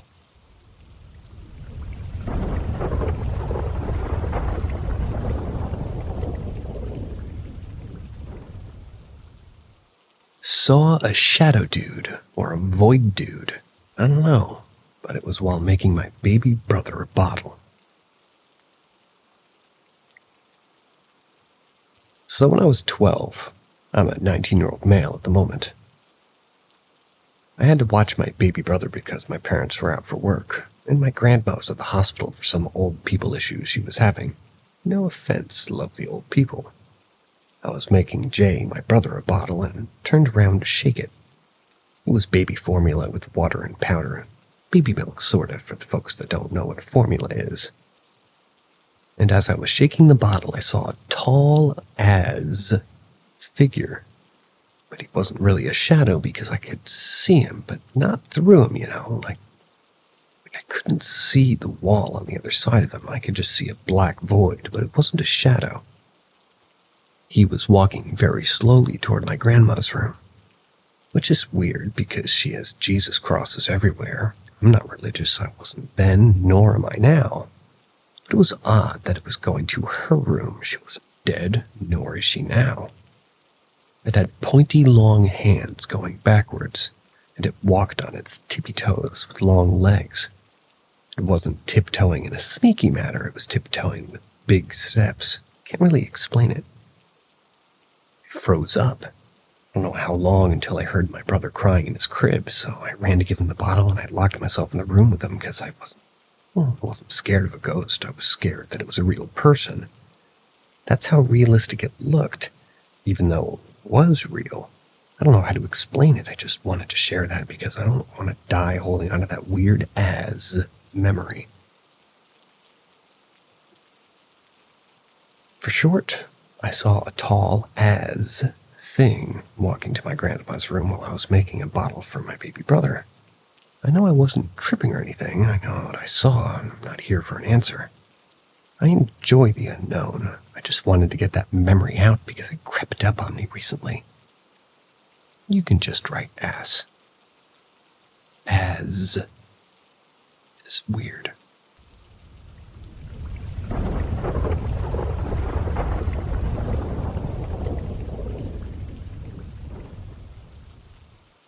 Ghost was not happy that we had a baby. In August of 2017, I was excited to buy a small house in Penetanguishene, Ontario. No idea how to say that. I had a good friend of mine move in to help with some bills throughout the rest of 2017. We only had a few cupboards in the kitchen. They had them open. It was something else, but we didn't really believe in the paranormal. 2018, throughout the beginning of it, was when things really began to become active. The kitchen would be slamming cupboards, closing doors, and we would never really, well, let's just say the stove was left on and turning.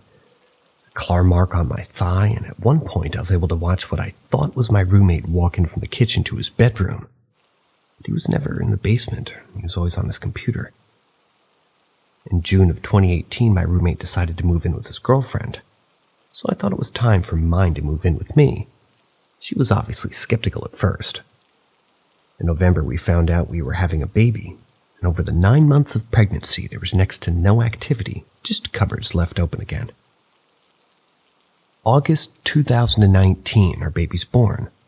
The second we walk through the front door, we hear the baby's room door slam shut. It slammed shut with such incredible force. Although the first year, life was, life with the activity. All we would do is hear voices. Will mostly be through the sound machine in the baby's room, which shouldn't be possible. But constant slamming of things. Every picture we had hung had been taken off the wall. Lights flickering, the shower turning on, you name it. It got so bad that at one point we even considered bringing a priest. We're not even religious. I decided to make this post because just this morning, not even an hour ago, when my alarm went off, I was still dozy. I was at the fucking foot of my bed, and when I saw it, something came down hard on my bed like it slammed its hands down. Should I be scared for my baby's well-being? Should I try and expel the ghost somehow?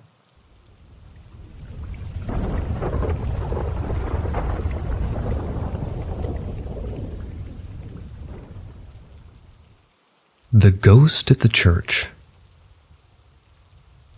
When I was about 10, I remember we have our Girl Scout meetings at a local church. Before the meetings began, the church allowed us to play in the upstairs section of the church where they hosted Sunday school for the kids and a nursery for the babies. There were toys, games, books, and puzzles up there, so we usually asked the scout leader to let us play. On one particular day, the other girls wanted to play hide and seek. Everybody went to go hide, and I picked the nursery since nobody else was in there, positioned myself under an old crib. About a minute later, our scout leader began yelling for us to come downstairs so we could start the meeting. I got up from under the crib and went to open the door. It wouldn't open, almost like someone was holding it shut. I tried with all my might to open it, but couldn't get it open, almost like a grown adult was pushing the door shut. Thinking it was another Girl Scout, I began to yell, "Stop it, you're not being funny." Suddenly, whatever was pushing the door stopped and opened with no problem, making me nearly fall. I didn't see anybody. I didn't hear any footsteps or anything. I ran down the stairs and all the girls and the scout leader were down there. The leader said, "You're late. What took you so long?" Completely confused, I said, "Someone was holding the door shut. I couldn't get out." The scout leader looked confused and told me that everybody had been down there since she called for them. There's no way anybody could have been holding the door shut. The scout leader, I think, brushed it off as I was kind of maybe exaggerating it because I was 10. But later on, I went up back there again and began kind of messing with the door and looking around, trying to make logical sense of why this door would feel like a person was holding it shut. It opened and closed just fine. Nothing was in the way or nearby. No one else was up there except us. I've come to the conclusion over the years that it was just the ghost of an old churchgoer who was sick and tired of little girls running up and down the hallway stairs making noise. I don't really know if I went back up there to play a lot after that. I know it wasn't long after that we were told not to go up there anymore in general, as the elders started holding Wednesday meetings in one of the upstairs rooms and didn't want to be disrupted by kids.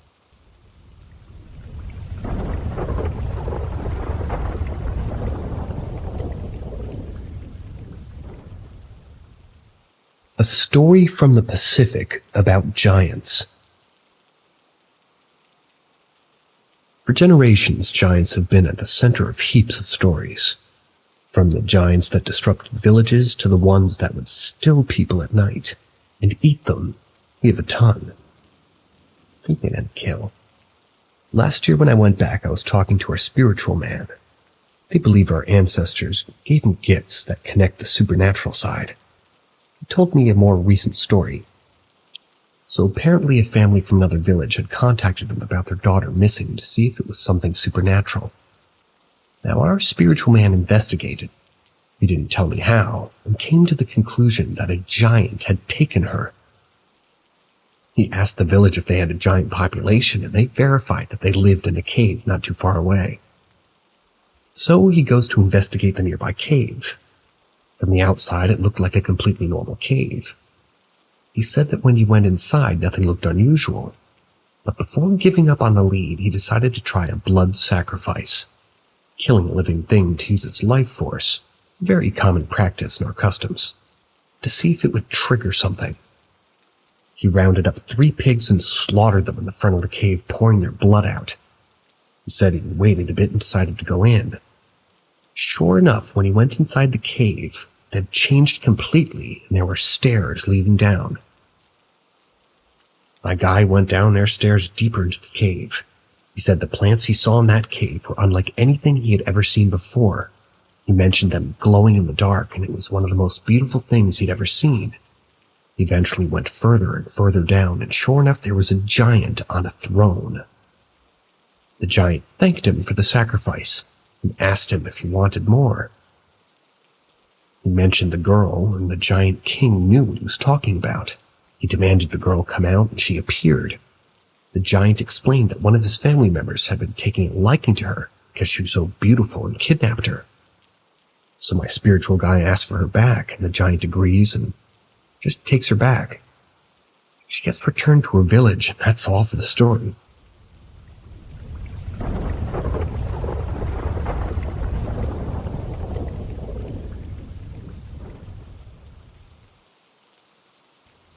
Weird encounter in the woods. For context, this occurred in the summer of 2018, around late July. At the time, I was an intern working with the Forest Service. My general duties included trail maintenance and patrolling areas to interact with the public and make sure nothing was out of place. We often did this in teams of 2 or 3, but there were occasions that we had to conduct it solo. This wasn't a big deal for me, as I had a decent amount of backcountry experience, already with some of it being solo too. I got the word that I needed to go do a day patrol up on an alpine lake. Simply there and back, about 8 miles total, just to check trail conditions and interact with anybody in order to show presence. The first 2 miles up are a relatively open valley, a moderate stream flowing through it, waist-high vegetation, and a couple of scree fields. As you work your way higher in elevation, you reach a tree line around the lake. To this day, I haven't experienced a feeling quite like I felt that day. The only way I think to describe it is if you've ever been around somebody who really didn't want you there. The air was perfectly still and I didn't hear a single thing. I just felt aggression. I felt so uncomfortable that I ended up not eating lunch because I didn't want to stop for too long. Anyways, I finish my patrol and leave kind of kicking myself for freaking myself out too bad. Flash forward a couple of weeks later. I get told to go back for a 2-day patrol, so that way I have time to make trail improvements by campsites by the lake. So I go back out, and this time I don't get the same vibe, confirming that it might have just all really been in my head. That night I pitch tent, go to sleep at around 2ish, but I wake up because I feel my tent shake. When I roll over a little, the tent shakes more violently, and I'm terrified white, knuckling my knife and bear spray when it deadly stops. No noise, no nothing. I stay up till sunrise, check around the tent, and find nothing out of the ordinary. Needless to say, I packed up and got out of there, wondering if anybody else has had a similar experience.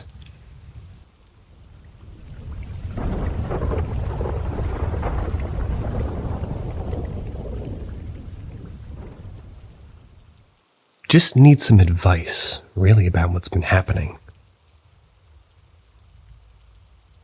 So for some context, I moved into the flat I'm now living in back in May of this year. I live alone in a one-bed flat on top of a floor, with one way in and one way out. Things started happening within the first couple of weeks of me moving in.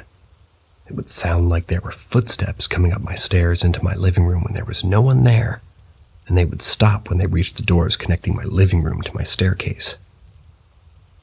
After about a month of living in this flat, we started decorating walls and putting in storage in the attic. The following 2 weeks, I would wake up with scratches and gashes in the mornings on my hands. I cut my nails till I practically had none, and I'd still have this happen. After we were done with the work, everything settled back down, and it went back to the odd bump in the night, so to speak. Recently, I had a power cut, and I was standing in the kitchen looking out into the main road, and I could sort of swear that there was something behind me in the glass. When I turned around, nothing. A week ago, I'd woken up in the middle of the night, sat up in bed to the sound of what appeared to be somebody running from the foot of my bed out of my door. In a panic, I checked the rooms and of course found nothing. That weekend, I had a friend staying over and woke up to find them gone, and ringing them, they told me that they had woken up in the night to the sound of someone walking from my bathroom to my bedroom. Thought it was me till they saw me asleep and panicked and left at 3 in the morning. I was sat at a desk a night ago, clear as day, heard a knock on the door as if there was somebody trying to get in. Not like an aggressive one, but a knock all the same. I sit with the door closed to keep the heat in my room, and of course no one was at the other side of the door. I've now taken to hanging my grandma rosary bead on the door handle, maybe stopping everything from coming into my bedroom. But when I'm hearing things in other parts of the flat, I don't know. So any advice on anything more I can do would be nice, as I'm concerned that the activity is picking back up again, like when I first moved in, and growing a bit worried and, quite frankly, scared.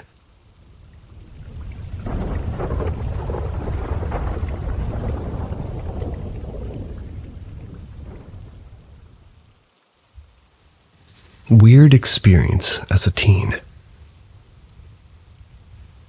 In my house growing up, my family and I felt like our house was haunted. However, we were never worried because nothing bad ever happened. My mom recalls seeing shadows sometimes in the corner of her eye go past her doorway and into my room. We would always find cupboards in the kitchen open, and one night I went into the kitchen, probably like 2 a.m., and every cupboard was open, including the fridge and freezer. I was like, yeah, I'm not gonna deal with that. Took my scared ass back to bed.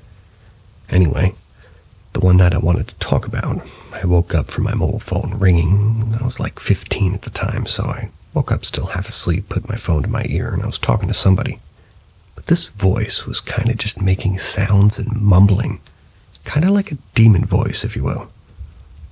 As I started to wake up a little bit more, I looked at my phone and realized it was dead. First, how the fuck was it ringing? Secondly, who the fuck was I talking to? Well, the voice didn't stop as I just kind of stayed there, still hearing this weird fucking voice, which still creeps me out. I then noticed there's this fucking shadow standing next to my bed. Not at the end of the bed, like right in my face. Obviously being scared, I pulled the blanket over my face, and then a few minutes later I got this odd feeling which I can only describe, sort of being electrocuted. I don't know, I've only told my mom and my girlfriend about this experience. People could say that I was dreaming, but yeah, nope. I know I wasn't because I was awake and too scared to sleep for the next few hours. Then the sun came up. I don't know if it was really it was just weird.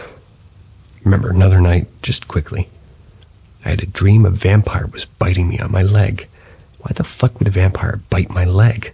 Anyway, I woke up. It could literally be where it was biting me, but there was a bite mark.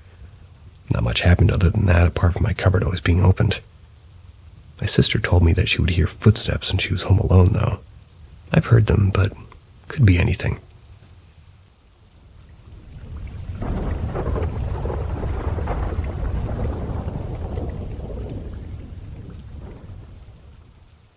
I just read the top post about people using the sub to engage in creative writing. Funny, kinda, but sad also. I'm sure there are people here that have been experienced stuff that scared them or changed them, and they want to share and be in company of others who have had similar experiences. I've seen a few things, but this one is easy to tell. At the time, my girlfriend and I shared an apartment. This morning, something woke me up. Kinda how when you're asleep and someone walks into the room, it doesn't make a sound, but you feel their presence. You know, it's like the air in the room changes. So I wake up and look to the door of the bedroom and had a reflex, even though she and I were the only people there, and I knew that. Well, no one was there, of course, so I look at Laura's back. It's around 9:30 a.m. springtime. We have the sliding door to the patio partially open on our second-floor apartment. We're both naked under the covers, and I moved from the doorway to her back. Right then, it was clear, like a wispy shape got up and out of her. Same size as her. She was really short, by the way.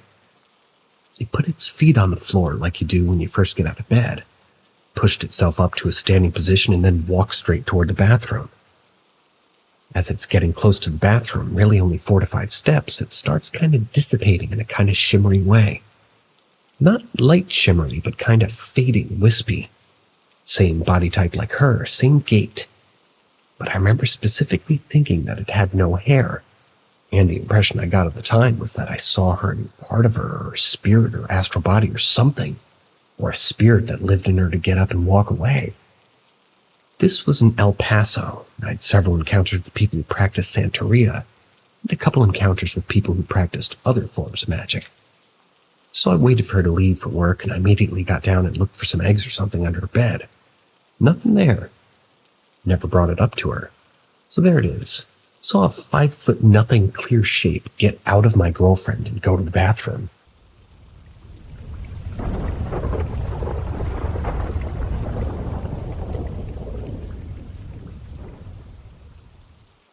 Grandpa came back to say goodbye.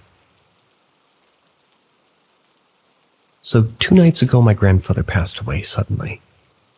Well, it was suddenly to us, but typical John, not wanting to make his business other people's. He swore my grandma to secrecy over the last 6 months. He didn't want anyone to know he was sick. My parents' house is currently under construction, important to the story. And he always comes over all of a sudden, helping out with chores and talking about how he's getting old and doesn't have much time left. It didn't seem out of character at the time. Anyway, last night I slept at my parents' house with my dog, Harvey. Because of all the construction, my mom and I slept in my room and my dad slept in the basement. Around 5 a.m., Harvey woke me up whimpering at the door. He didn't need to go outside. When he does, he just sits directly on my chest. He was definitely fixated on something, but I eventually got to him to go back to bed. Then I kept hearing the sound of water running in the bathroom. I knew it wasn't my mom, who was asleep next to me, and it couldn't have been my dad because there's a bathroom in the basement. I get up around 6 a.m. and my dad comes in the kitchen and asks me what the hell Harvey was doing this morning. I told him he just got up 5 minutes ago. The house is an open concept, so there's literally one big space that currently only the 3 patio chairs and a couch covered up with a tarp, so it is super echoey. The floors are very creaky. If anyone is walking through there, you can hear it anywhere in the house. My dad walks over to the chairs and starts to rock them back and forth. You were rocking these chairs around like this and moving the couch around. He even knew exactly where the chairs made each sound, and that it went on for at least 10 minutes. Explained to him that Mom, that Harvey and I were all sleeping. but the chairs and couch were all in the same spot that they were last night. I know because I put them in a formation to create a puppy barrier. I tell him I didn't hear anything like that. I did hear water running in the bathroom. Then it dawns on him. If someone was up, dog or human, where were their footsteps?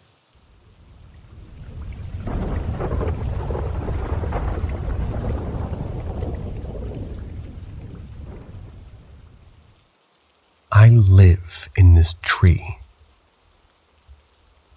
This was a while back when I and my twin sister were 7 years old.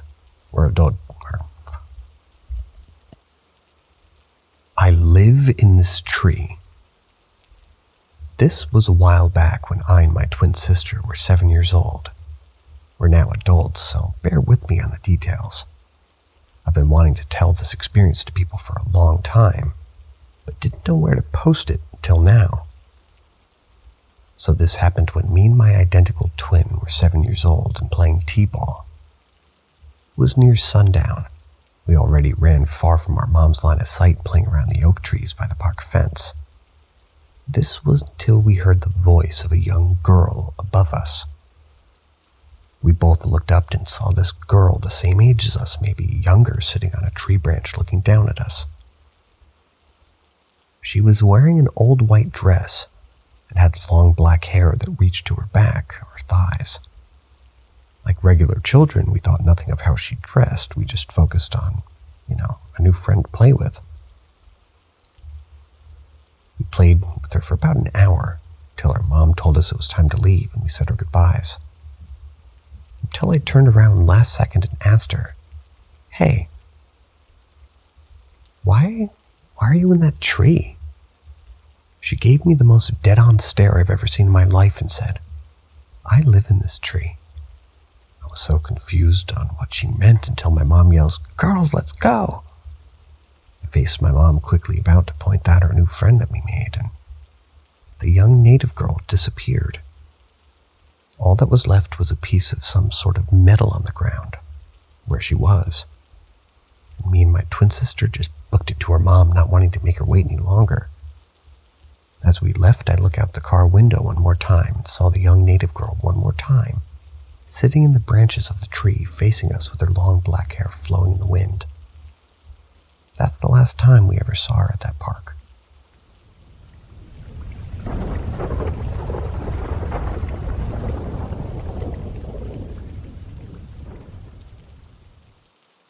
UFO sighting above Green Cove Springs, Florida. It was the summer of 2016, a few months after my sister was born, and me and my family had some old family friends over at our house. We had been hanging out nearly all day. It was beginning to get around the time of sunset. Me and my friend, which I'll refer to as Adam, went on a walk down to the ponds in my neighborhood, stayed there for what I remember being about 30 or 45 minutes. Just enough time for it to become dark enough to see the stars. At this point, we began the short walk back to my house, and I noticed a star in the sky which appears to be moving. I tell Adam this, and he says that he too can see it. At this point, we're standing at the end of my driveway looking up at the sky. We watched the quote-unquote star for roughly 5 minutes when we noticed 2 other stars, all of which are moving toward each other around the same speed. Now this is where it begins to get really weird. Adam pulls out his phone and attempts to record it, but it ends up being too dimly lit for his phone's camera to see it, sadly. Nearly immediately after Adam had put his phone away, all the stars had stopped in a blank patch of sky, devoid of all other light and stars, and formed a large triangle. The stars then began moving as one unit and turning clockwise in the sky. They remained in this formation and movement for nearly 5 minutes before stopping, then proceeded to move at a speed which I've never seen before, away from each other and disappearing into the night. Both me and Adam were both visibly shook up. Based on the reaction of the people at home when we tried to explain what happened to them, they shrugged it off and, they just thought we didn't know what we saw. I know what I saw, so does Adam. Green Cove Springs has a history of military and government establishments and compounds, none of which are currently active. However, there's a significant amount of military infrastructure still in use as housing and places of business. Makes me wonder if this had something to do with that sort of test flight.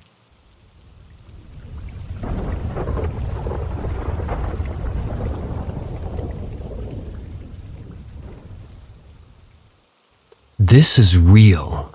Working at elder care. To save you the time, I'm just going to be as quick as possible.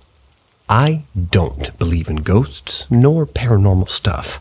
I think that most of the stuff on Reddit are fictional and made up. But here is my experience from working at elder care. My shift always ended at 11 p.m. So at 10:30 p.m., the corridors are always silent and dark. Everyone is asleep, and we were just sitting in our office and sipping some tea, me and my colleague. We had motion detectors in every room installed, and they're connected to our working phones, and we can see live feed from the phones. All of a sudden at 10:35, I get a notification of movement in a patient room. I was only 19, and I told my older colleague that there was no way in hell that I'm going there to check it out on my own. At the beginning, I wasn't expecting much, because patients do move at night, so it's normal.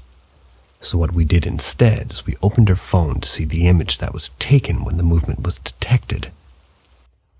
Upon opening the app, I see a picture of a weird object in the middle of the room. It was kind of floating. The object cannot be described. It had legs, wide in the middle. I don't know if it had a head. I froze and my colleague did too. I took screenshots, we ran to the room, and when we went inside, the patient was sleeping. Nobody was in the middle. The morning after, I showed the images to my bosses. They couldn't believe it. They weren't shocked either. They say it's elder care, and it's a haunted place. I don't know if I still have the picture. Can't post it here either, due to Swedish privacy policy. Privacy policy. The picture shows the identity of the patient as well.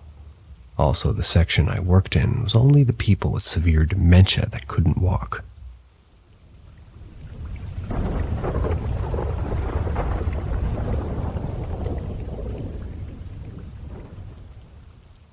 I think my grandma or grandpa came to check out how the cakes turned out. My camera's AI feature caught them for a moment. This happened a few minutes ago. I'd just taken out of the oven my freshly baked vanilla and cinnamon raisin cakes. I wanted to snap a photo of them to send my best friend and my aunt. My camera had the AI option activated because I forgot to disable it. And after an outing on Friday night, this happened. So as I turned my camera toward the kitchen table, the AI sign showed 1 second. It showed the food sign since I snapped a picture of the cakes. And the next, when facing the kitchen table and kitchen door, it showed the person sign. The person sign appears when the AI feature detects a person's presence. The thing is that I was alone. My parents and I were just napping. My sister's in her room studying. My aunt's working at her boyfriend's family's farm trying to finish before sundown and the rain comes. The house is my mom's and aunt's childhood home. My grandma lived in it since 1983 up to 2017, where she died in her sleep, in her room, otherwise known as my parents' current bedroom. All of us have experienced something that might be considered as a presence, either by feeling a hard knock on our backs, shoulder, or heads, as I gave mention before in other posts, but never on a camera or a radio, although my computer at times opens itself in the middle of the night or day, when it's in sleep mode, but I don't think that has anything to do with a ghost.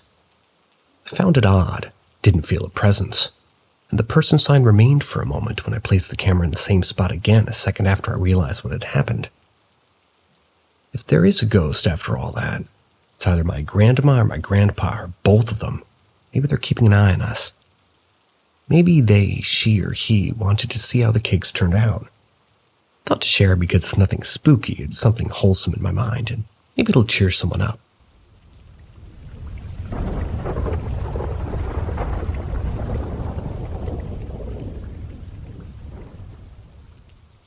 interesting, kind of scary encounter with a spirit dog. To preface this, I've had very little sleep each day this week due to work, birthday events, and life. Around 5 to 6 hours each night from my usual 7 to 9. I also consumed cannabis last night, but I'm completely stone cold sober now. But I'm taking this experience with a grain of salt due to the above circumstances. 10 minutes ago, I'm lying awake in my bed. I took a look over the corner of the glass wardrobe and relaxed my sleepy eyes. There's a pink jumper that I'm looking at. I'm noticing I'm starting to sort of hear it move or rustle. As soon as I sort of pay attention or unrelax my eyes, it stops. I found it amusing, so I kept going. As I continued, I saw a face peek around the wardrobe. It kind of scared me in a way because obviously I'm seeing a random face, but it also didn't because I know it's not real and I snapped myself out of it. I just decided to continue letting my brain relax and see this follow through. One last time I look at the wardrobe while relaxing my body and I hear rustling in it again on the floor. My whole body starts to tingle and my heart starts beating. I'm aware that I'm really tired and purposely maybe trying to play tricks on my own brain, and suddenly I hear steps on the floor. Really quickly I felt the presence of a dog. I heard it panting and breathing in a mellow sound. Walked up to the bed, jumped on it, started moving around behind my pillow. Felt very real, and even felt like the pillow was being stepped on by paws. It was pretty scary, but at the same time comforting. It was around this time last year that my pet dog and best friend passed away. He was coughing too much and didn't want him to go through all that sort of pain anymore. Whether this was my mind or me purposefully playing tricks on myself, my body being sleep deprived to the fact that I consumed cannabis last night coupled with sleep deprivation or a ghost, that'd be a neat experience that I hope maybe some of you have similar stories to share.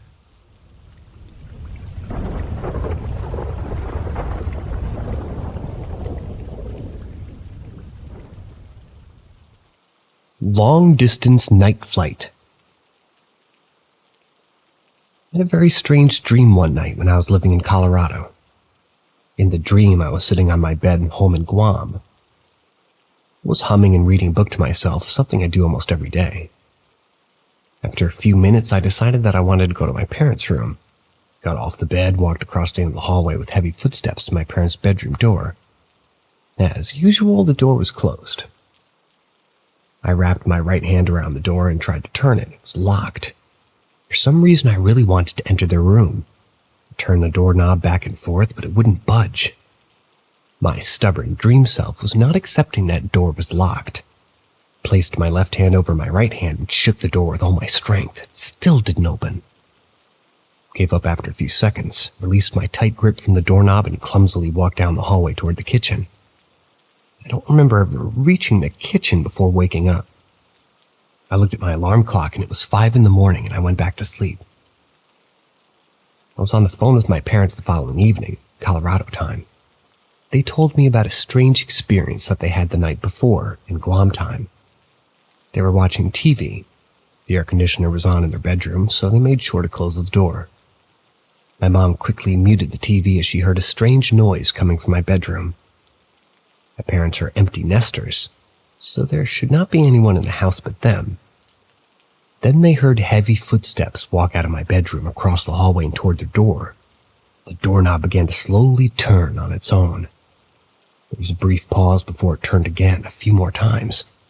All of a sudden, the door began to shake violently. The shaking ceased after several seconds. The heavy footsteps moved from the other side of their door down the hall and toward the kitchen. "When did this happen?" I asked as my heart began to race and my breath became shallow. "This was around 10 last night," my mom replied. 10 p.m. in Guam would have been 5 a.m. in Colorado.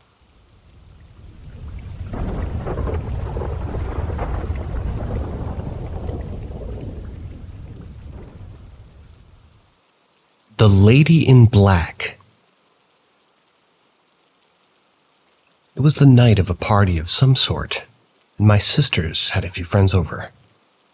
We were all getting them just pretty much ready to go out. We were in the hall bathroom, and my sister's room, which had a full mirror, it was directly across the hall from the bathroom, Suddenly, my sister's friend glanced down the hallway and saw an older woman in an old-fashioned black dress with a tight gray bun on top her head. The reflection of the woman sitting at our dining room table was so clear, she got curious as to who it was.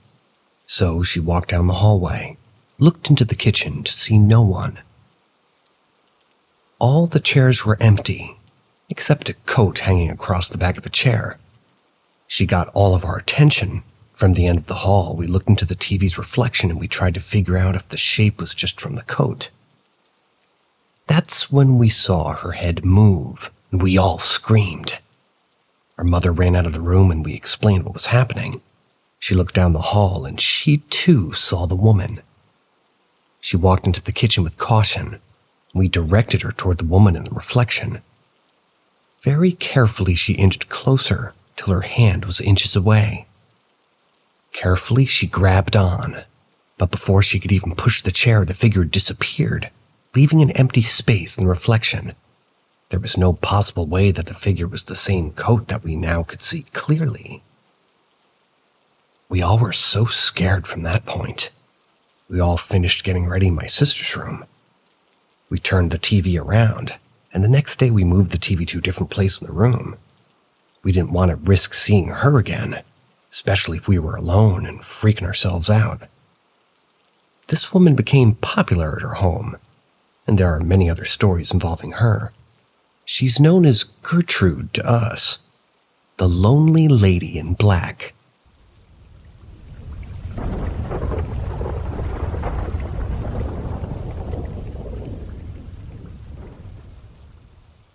My first encounter with a friendly spirit. It was the summer of 2009. My family and I had just moved into our new home. It was not long after weird things would happen from time to time. My room is located at the end of a narrow hallway. Back then, my sister and I would share my room. The idea behind paranormal always scared me senseless, but because I never experienced anything related to that myself, I was a little skeptic. But I still believe in it a little. At the time, I was 11 years old, and my sister and I were in bed about to go to sleep. I don't know how long I had my eyes shut, but I believe at the time my sister had already fallen asleep. She was on the right side of the bed that was adjacent to the wall, while I was on the left side that was open to the rest of the room. I was sleeping with my right arm hanging over the side of the bed facing away from my sister, when all of a sudden I heard a whisper near my ear saying my name. I thought nothing of it since I was pretty sleepy at this time, but then my arms started to lift up.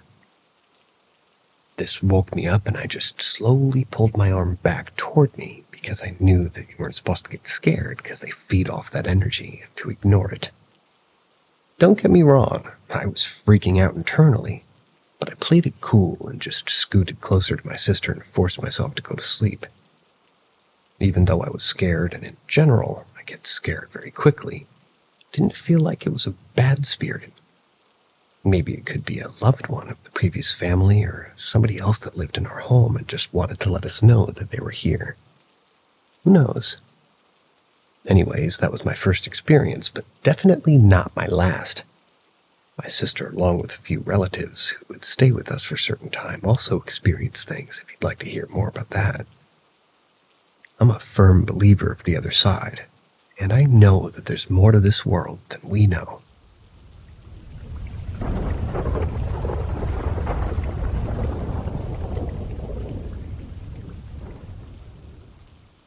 Weird dream turned into me waking up being choked. I was suddenly aware I had been startled out of a dream at 5 a.m. by a strong feeling of pressure on my neck.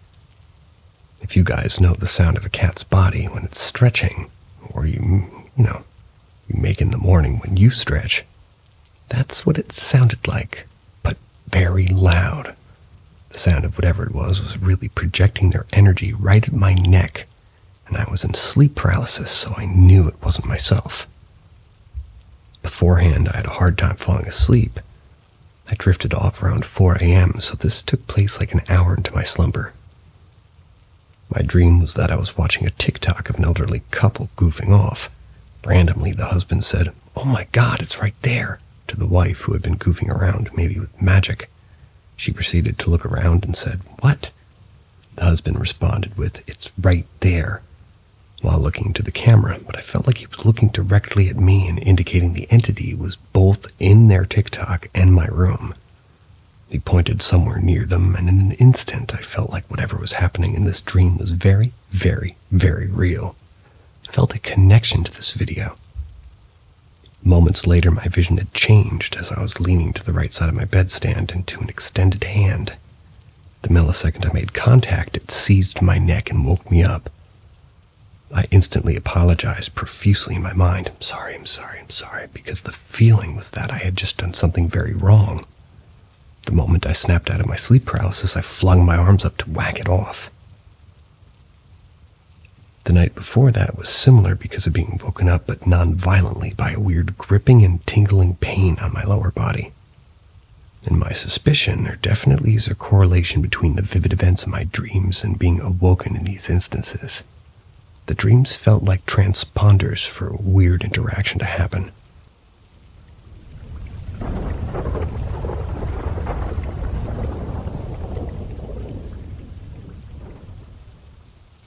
Precognition as an EMT firefighter.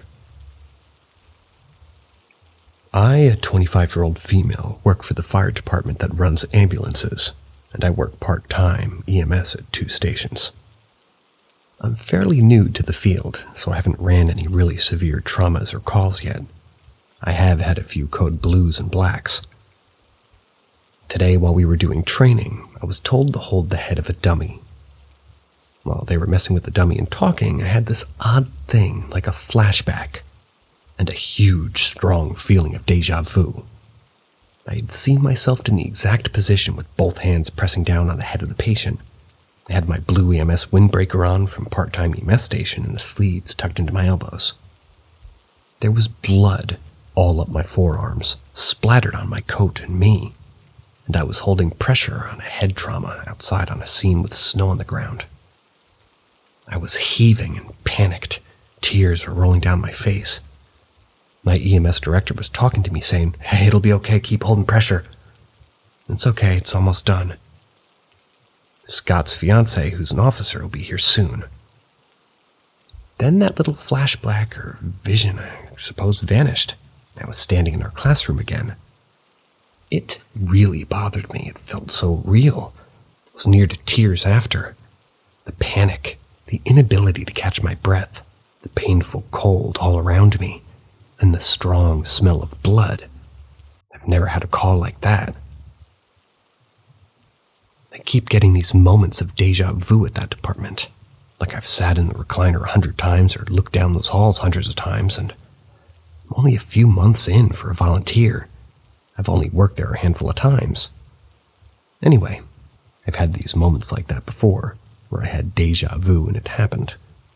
I feel so upset and scared that it'll come true this winter during car crash season.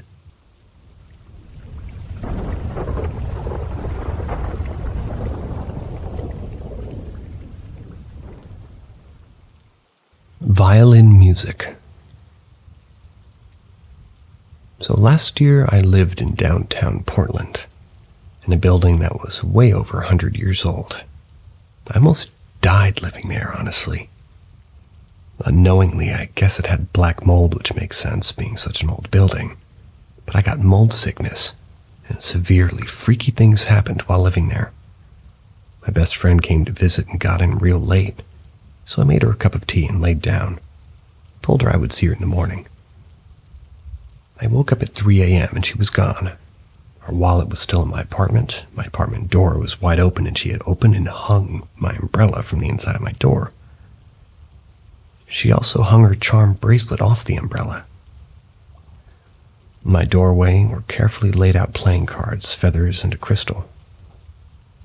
She remembers after I gave her the tea, she had a clear vision of 3 witches that wanted to harm me, and she felt if she drank the tea, it would poison her. She couldn't sleep, so she went down to her car and I guess sat in the stairwell of my apartment. She ended up leaving because she said every time she would try to walk back up to my apartment, this extremely loud violin music was playing, and it would get louder as she got closer, so she was afraid and left. At the same time, I had been going across the street to this church that I had what they called healing rooms for prayer, because I was so extremely sick. 3 women prayed over me and told me the same thing, that I had 3 spirits surrounding me. 2 I could identify, but the 3rd was there to harm me. As they prayed and spoke in tongues, I felt something dark coming up out of my throat. I started speaking in tongues too. 2 of them witnessed the spirit leave my body. Trying to understand what the violin music may have meant. Does anybody know of any correlation with the spirit world and violin music?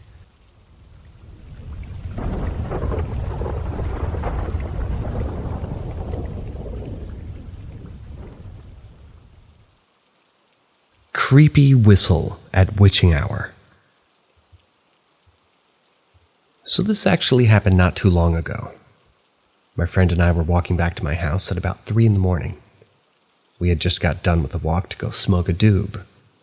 We both have our medical cards. This is when we walked past a bridge by the local powwow grounds. We were talking shit about the tribal chairman when we heard a whistle come from about 20 feet behind us. So, for a little context, I live on a Native American reservation. And us Native Americans are very superstitious. For example, if you jump out of a window, you have to jump back through for reasons I'm not even sure about. It was never really traditional. But another rule is that if you're not supposed to whistle at night, well, I think it's like letting spirits know that you're being an idiot or something like that. I always like to piss off my other more traditional friends by whistling at night. It just happens to be one of those nights. The whistle we heard was very loud.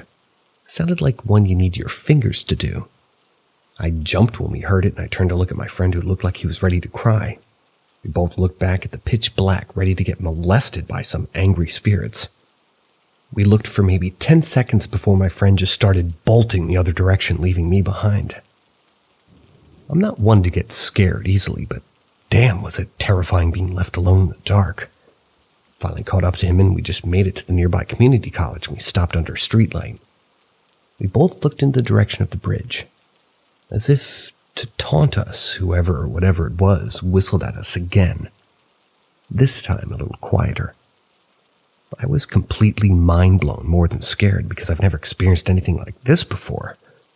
My friend, on the other hand, was keen on getting back to my house, so we jogged back and continued to talk about it for the rest of the night while playing some games.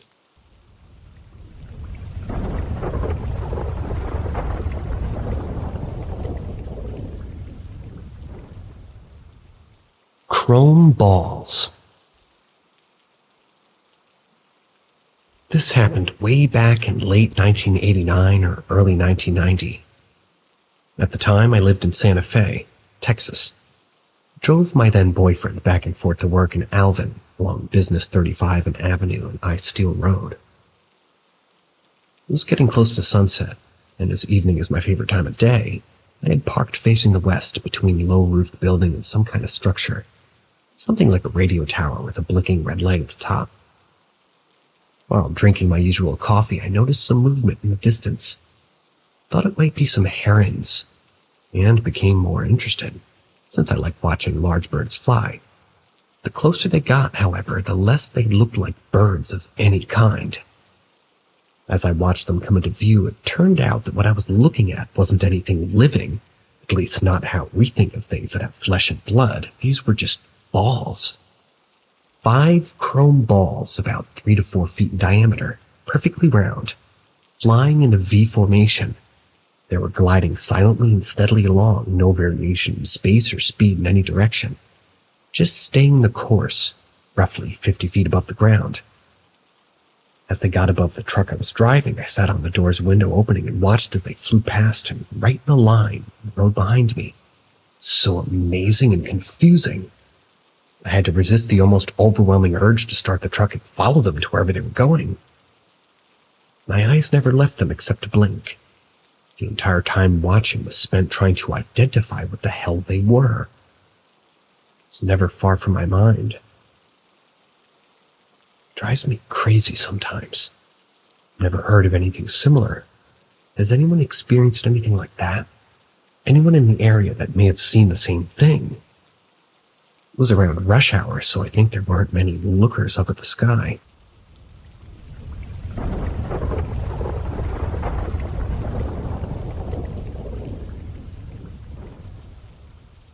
I'm a skeptic, but I now genuinely believe my house is haunted by spirits. I live with my family in a late 17th/early 18th century farmhouse. My grandmother's lived in one side for many years and had an incident where children were playing in the hallway one day when she was the only person home. The house hadn't been renovated for 100 years or so we had to do it. We had a roofer in to do the redo of the roof. One day he said to my dad that he met our spirits, a little girl who had apparently lost her shoe, and that they were very pleasant. Apparently he didn't know whether or not to say anything to my dad for fear of putting him off. Before moving in, I had an experience where I was outside with my mom and sister. We heard a rapping at the window, 3 knocks, loudly. There was nobody inside, and nothing could have caused 3 distinct knocks. My dad had exactly the same experience a few months ago. My dad has heard footsteps coming from upstairs when there's nobody home. Doors have opened and closed on their own. My mom once saw that she thought she saw me in the house, distinctly a person similar to me though. Yet there was nobody home. I have a question. I've actually sat down and tried to speak to this spirit. I've asked questions and asked for a sign that I'm heard. Is there any way to get the spirit's attention or response without a seance or a Ouija board? Is it possible? As I said, I'm a skeptic, but after reading all 3 volumes of the 14 times, it happened to me, and researching astral projection, I'm no longer so sure that spirits don't exist. A further question is, why doesn't everybody leave a spirit behind when they die?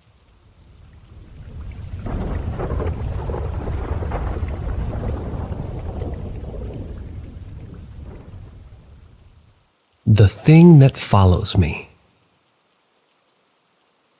A pitch-black humanoid figure wearing neat clothes and hair by the seams. I can't see detail beside the outline. He's about 6 feet tall. Not the only one to have seen it. First time was when I was like 5 or so. I saw the figure very clearly walking toward me down the hall at my grandmother's house interstate. And after I froze, I ran off and it disappeared. But I don't know if it's because I was a kid or what, but it gave me a very bad feeling. Then again, when I was about 12, I was looking out my back window into the paddock behind my house. The figure was walking horizontally to me, and then turned and continued walking, but toward me. Stared for a second with the same scared feeling and then went to run off. But after a couple of steps, I decided to stop and look back, and it was gone. Those are my 2 major experiences that I know wasn't just me seeing things because I watched it clearly. I've also found that my mother had seen it standing behind me while I was on the couch, and it promptly disappeared. Turns out my mom's old friend saw the same thing happen. A black human-like figure behind me and just disappear. This was on a separate occasion, and she didn't know about the possibility of it being something following me. So I'm not the only person to have seen the figure.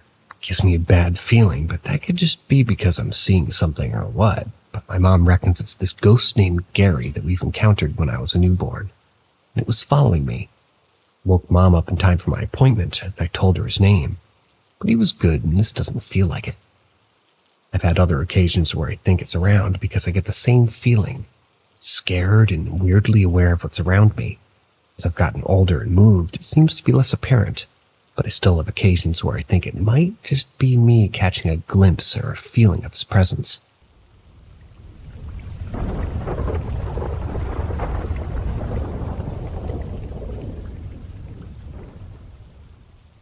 West Hollywood Ghost. In the year and a half I was assigned to work at a police station in West Hollywood, I saw many strange things. but most of them are different forms than this. I had contact with the trustees. They would talk briefly from time to time, but I was working for most of the day. For those of you that don't know what that is, it's basically prisoners that are non-violent and have small sentences that live in the station doing menial jobs. One day, one comes up to me, says that he couldn't sleep because there was thumping in the bathroom next to their dorm. I was like, most likely pipes. Just deal with it. I went back to work. After the weekend, I saw him. He looked very tired. Tells me that the thumping continued and he can hear gagging quietly. He went in the bathroom and no one was there, and the noise stopped.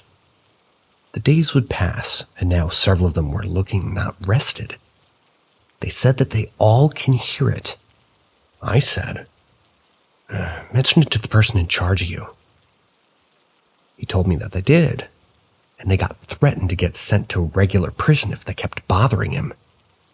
Sounded typical, but I was feeling kind of bad as they were looking kind of scared and tired. When I ran into the person in charge of them, he said that that complaint came up every now and then, but there was nothing they could do. Everyone knew that 5-year prior trustee hung himself in that bathroom. Everybody was sleeping when it happened. The problem would solve itself when the scared prisoners asked to be sent back to regular prison. There's nothing I could do, so I decided not to tell them because nothing good would possibly come of that. They were all gone by the next week, and their replacements must have been heavy sleepers because I didn't hear anything about it after that.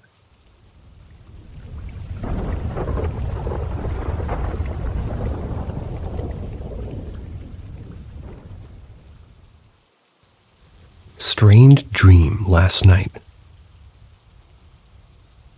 So I dreamed I decided to visit an uncle of mine who's a Freemason. I haven't seen him for a long time. In this dream, I called him on the phone to ask if I could go over for a visit. He said it was okay. Then he asked if I still wanted to be a Freemason, and I said I did. Later in the dream, I'm going up the stairs to his house when suddenly it was all pitch black. A voice said, "Do you seek the light?" And I answered, yeah. Then it asked the same question again 2 more times, and I answered yes to both. So a door opened to a room which was not my uncle's house, and he wasn't there. Saw a group of men, all unknown to me, wearing matching robes. They tested me and asked a few questions concerning responsibility, commitment, life goals, and ethics. I felt a little scared, and in a moment of consciousness inside a dream, I said, "If you mean to cause any evil or harm to me or my family, I hereby demand you all to leave, by the name and blood of my Lord Jesus Christ." One of them smiled at me and said, "We mean no harm to no one, and you are wise in spirit, for you know that evil things run in fear of ones that say in the name of Jesus." Then an old man with a long white beard appeared sitting on a chair, with a door behind him, and he asked, "Who are you?" I said my name, and he said, "This is who you are, but who are you?" I said I was a servant of Jesus Christ in search of becoming better, and he said, "That is your commitment to your mission, but who are you?" I said, "I am," and spent a few seconds thinking, and the old man interrupted me, saying, "Indeed you are. I welcome you. You may go through." And I went through the door, and I woke up. It was vivid as fuck, and that's why I can recall most of what happened and what was said.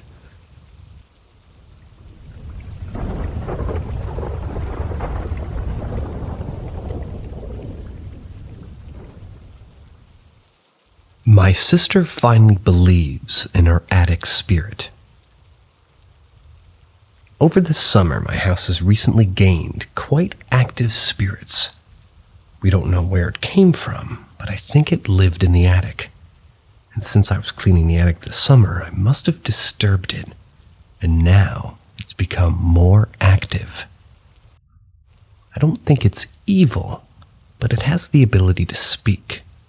I, for one, have heard it say, "okay," when I was home alone and asked it to stop slamming doors. Now on to the case at hand. My sister and stepmom were away this summer, so they didn't experience the attic spirit's arrival. But when I had friends over, they would hear it walking around upstairs and doors slamming or having lights turn off and on them. Once my sister and stepmom got home, people instantly got to telling them about what was happening. She laughed in their face, for the past months telling me I was making it up and I was going insane. Kind of a freak. This continued till Wednesday, when it finally decided to show itself to her. On Wednesday, my sister was cheerleading. She was late to be leaving and was in a rush. And as I've said on my previous post, my sister is very abusive towards me. So I'm there sitting in my room as she's screaming at me to get her stuff ready, because she doesn't want to, blah, blah, blah. So I told her to fuck off and do it herself. She responded by kind of walking toward her bedroom, but before she could get to the sound of footsteps running up the stairs and her bedroom door slamming in her face, she was shook, began asking me how I'd have done that. And now she finally believes in the attic spirit and doesn't call me a freak for believing in all that. Attic spirit and goth dino 10, little sis.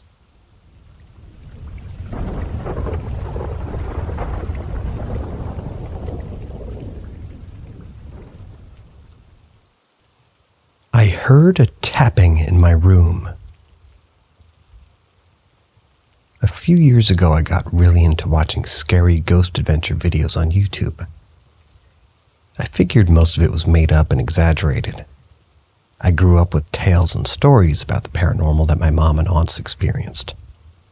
My cousins all say that they've had encounters as well.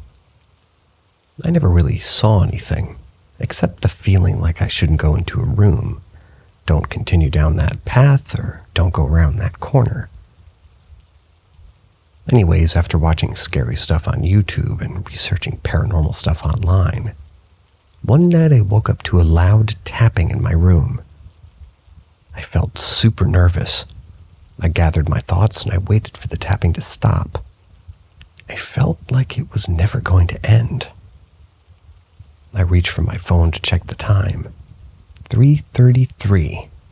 My heart sank and I got really sweaty. I then decided to be brave. I jumped out of my bed and turned on my phone. I followed the sound to the top corner of my closet. Then it just stopped. Thought it might have still been roaming in the house or something, so I walked out into the hallway and all through the house.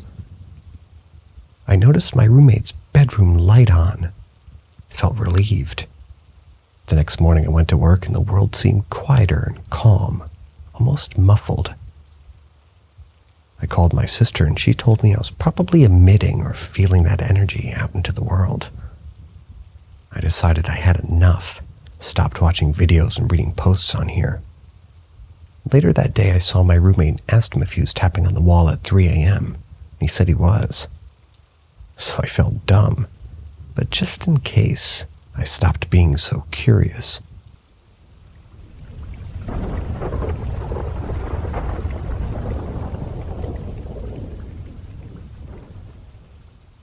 Heard someone calling my name in the middle of the night.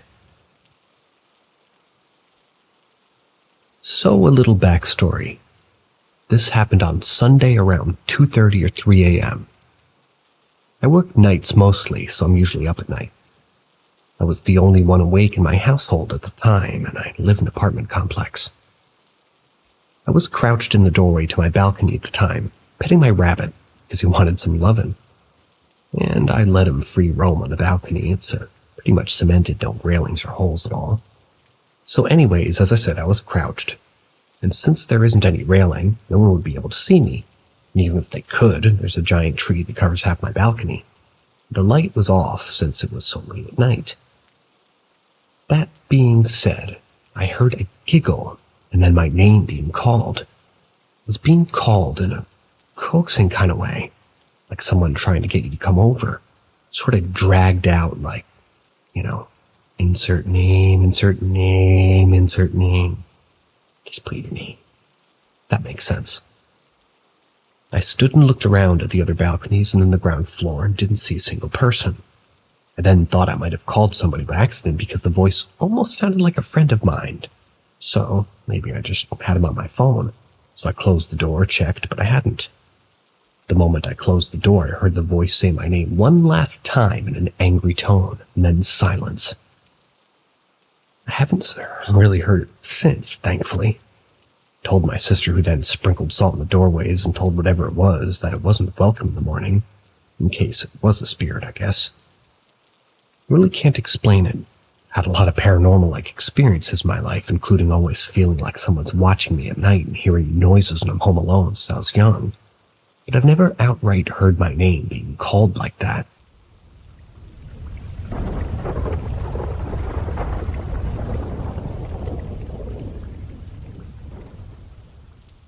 Haunted. And now they brought ashes in, and it's worse. Here's the thing, guys. My house has always been pretty haunted. A man died in the 1960s in my house, and his grandchild died a couple of days later in the hospital. We hear things and see things all the time. Dishes changing as if somebody's eating or putting them away. We've seen a man in the house. We've seen kids' footprints in the house. None of us are children. Today they brought home my grandfather's ashes, and instantly I got so queasy. I've been telling them it's a bad idea to do so, just because the owner of the house is here. The man that I've seen in the house.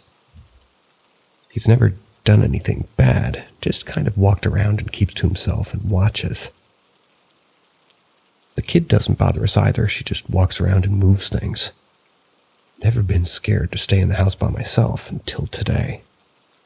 As soon as the ashes come home, I didn't even know it, but I can feel it. I got really queasy, feeling like I was going to throw up, and I heard my dad say, "Why are you going to bring them up here? Go bring them back to your mom's house." My grandma's staying with us, so our house is empty. That was my grandfather's favorite place, his house. She said she was going to keep them upstairs in her room. I got so nauseous, it was so weird. My family left to the store, and I couldn't be in the house by myself. I just felt weird. Something was wrong. I don't know, maybe the spirits just aren't okay with each other. I have no idea. All I know is I've been feeling nauseous since they came in the house. And you keep feeling like something's watching everything I do, but it's a feeling that I don't know. Like I don't know who's watching me. But usually I can tell who it feels like. What do I do? I don't know. Why did this happen?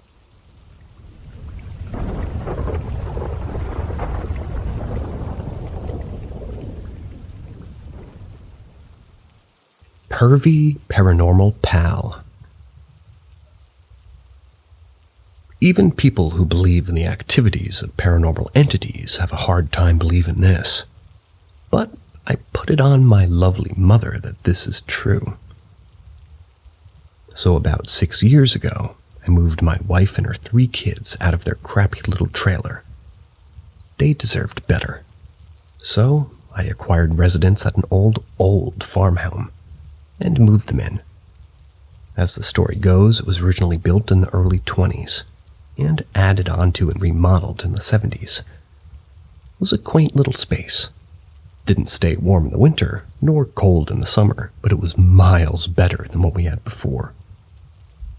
About 2 weeks in, my wife, which is my girlfriend at that time, told me not to pinch her butt while she was cutting vegetables. I was appalled, sort of, not really, but because it was like I was 5 feet from her at the time. As time goes on, she began to tell me how she constantly felt something pinching her butt when she was in the kitchen. I thought she was just losing her marbles. She didn't work at the time, so I thought it was just cabin fever getting the best of her. Fast forward a bit, and she's got a job at school now. I'm at home alone on Friday and decided to prep some veggies for my meal prep. Not a minute in, and I feel this absolutely ferocious grab on my butt cheek. Not a little pinch, but a total grab and lift. Full cheek. It was as exhilarating as it was terrifying. For 3 years, every time I was cooking, I would feel it. Nothing else ever happened. Nothing unexplainable anyway. Just booty grabbing. It was wild. We moved out a few months ago, and I kind of miss my friend.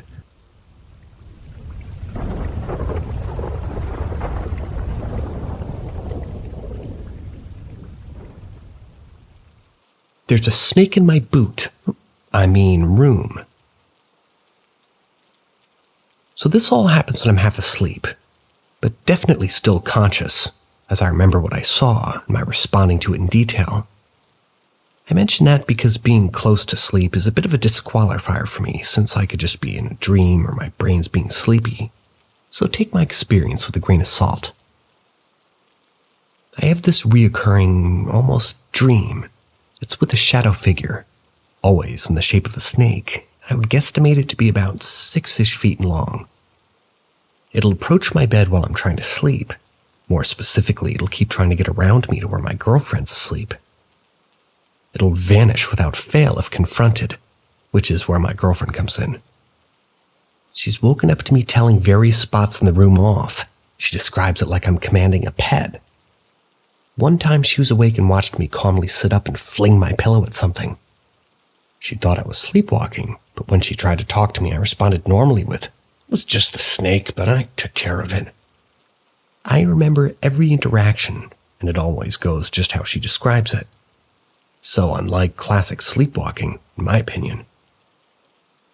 I'm posting because last night we were house sitting with my parents and I had another experience. Pretty uneventful. I just glared at it and said, "Don't you fucking try it."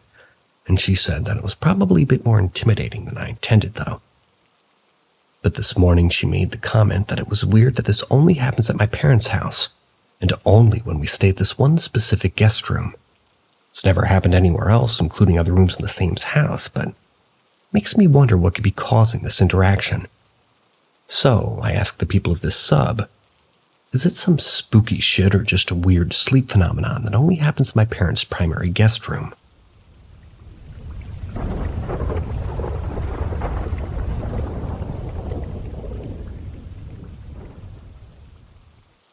Door paper game. Me and my siblings had been playing ghost games and messing around with Ouija boards for days in a row. It was around 2:45 a.m. and we saw the ghost paper door game. Or ghost paper challenge, maybe. I don't know. Right when we were about to go to bed, we hadn't come across it before and decided to try it out. We were going to try it out before we went to bed because it said it had to be played at 3 a.m. We thought it was perfect timing. Important thing to note is that the website didn't mention the rules of the game, and we didn't bother to check. So we followed the instruction to wait until 3 a.m., turn all the lights out, except for a candle, write a question on a piece of paper, say a chant, and knock on the door 3 times. We passed the note under the door and it actually got ripped away. One of us scream and her dad comes down the hall. He opens the door and we start searching for the note, asking if he had it.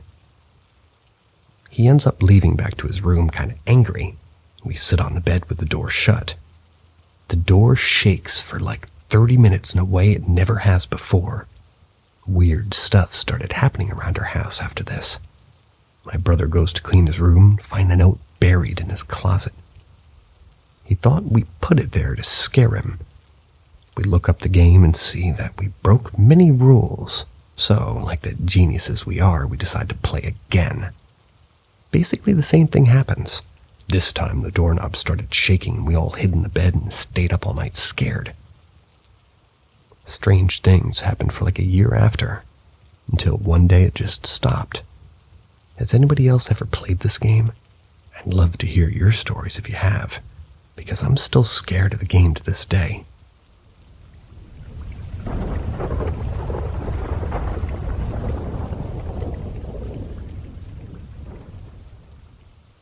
Josh is speaking to you from beyond the grave. So my ex-boyfriend and I went our separate ways about 6 years ago because he was a raging alcoholic. And of course, being the weak-willed person I was, I became one too. So we had the opportunity to move a few states away with some friends who would do anything and everything they could to help me get my life back on track. I gave him an ultimatum. Stay here, continue drinking and die, or come with me and let's start fresh. Do something with our lives that we could be proud of. He chose to stay, and he died a month later. I carried around a lot of guilt about it for a long time. especially since my now ex-best friend told him that he killed himself over me, which wasn't the case. However, here's when it gets a little weird. He has a twin brother who died of an epileptic seizure in the upstairs bathroom of their house after falling and hitting his head on the sink. My ex-boyfriend died of an epileptic seizure exactly 1 year to the day of the anniversary of his twin brother's death in the same bathroom. This is also in the same house, by hitting his head on the same sink. And now the final eerie frosting on top of the eerie cake. This came today when I was going through my files. Documents that I've kept in user manuals, warranties, health insurance documents. I came upon one file folder and I pulled it out of the plastic tub that they were kept in.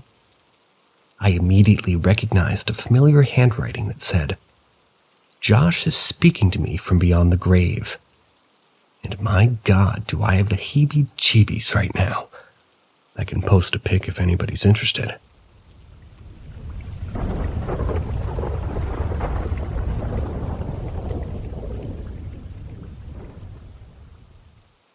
Had my first ever paranormal experience tonight. So my boyfriend and I went out and toured a local plantation tonight. We had about 20 to 30 people besides us on the tour. There were 2 tour guides. The only lights we had on the tour were their flashlights, save a couple of candles in 1 or 2 of the rooms. The tour guide led us into what the guide claims is the second most active room in the plantation house. Started talking about the activity that's occurred there. My boyfriend was leaning against a heavy closet door. Said door swung outward, so my boyfriend was putting pressure and force on the door. The door was the original door that was built with the plantation. It doesn't close nicely, meaning you have to kind of body slam the door to get it to close. All of a sudden the door opened by itself. No joke, my boyfriend did not turn the doorknob, nor did I. Inside the closet was a portable air conditioner and plenty of boxes lined up wall to wall, stacked way up high. There was no person hidden inside. My boyfriend said that he felt the door open with force. It opened wide enough to the point where he was almost squished against the wall. We've been home a couple of hours, but as I'm typing this, I'm still in disbelief. There is no logical explanation for why this happened. The plantation doesn't have an air conditioning. There was no fan blowing a gust of wind in the closet. Still giddy and in awe of what happened. First paranormal experience ever, oh my God. Just thought I'd share. Just if anybody's curious, I'm based in Northwest South Carolina. The plantation we visited has a record of 21 deaths on the property.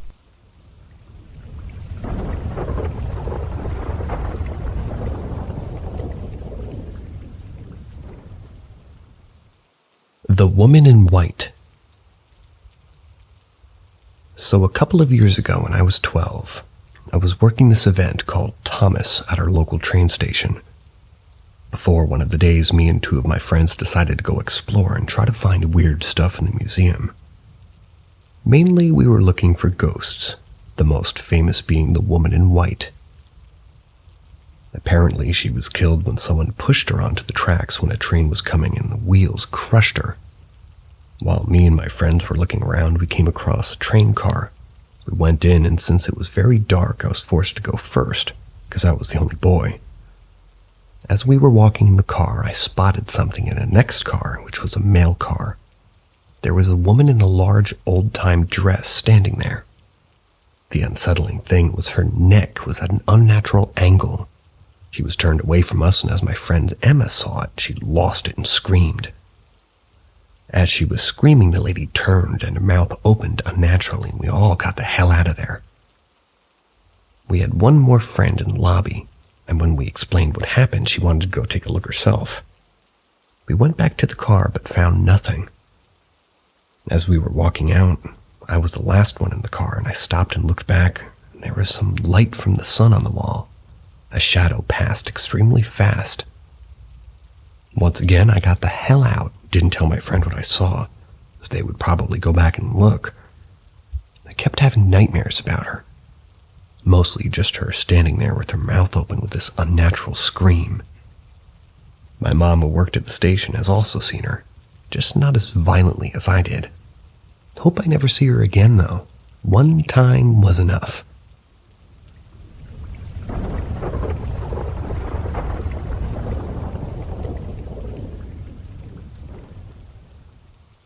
Random encounter whilst walking to the pub. It was early autumn in 1999, and I was camping with friends in the West Country. There were about 6 of us. We had set up our tents alongside a little stream, but decided we'd walk the mile or so to the local village to have dinner at a local pub. It was a beautiful evening, roughly 6 p.m., still bright daylight and still warm, mid-20 centigrade. We were walking down the country lane with hedgerows and pastures beyond them on either side of us. I was walking with my friend Dave, chatting about whatever. We're at the head of a group, with the rest a few meters behind us. Dave's on my left, and as we're walking and talking, we come to a metal gate, also on the left, leading into a field. There's this farmer leaning against the gate with a genial smile on his face. He looks friendly and, to be honest, harmless, maybe in his 50s or early 60s. But what struck me the most was what he was wearing. He had on a rough cotton or maybe woolen dark brown trouser, an old-style white cotton shirt, and an old scruffy black waistcoat. Sees me staring, and as we draw abreast, he says, "Evening." I reply. David looks at me and then looks to our left. In the meantime, the farmer said something about the weather, and I replied that it's perfect for camping. We don't stop walking or slow our already slow pace, and once a few meters away, turn to Dave and say, "Did you see what he was wearing? Like it was from the 1940s or something." Dave turned to me with a confused look on his face. Who were you just talking to?" I turned a gesture to the farmer, but he's not there. And judging by the rest of the group behind us, who just passed the gate themselves, nobody else saw or interacted with the farmer.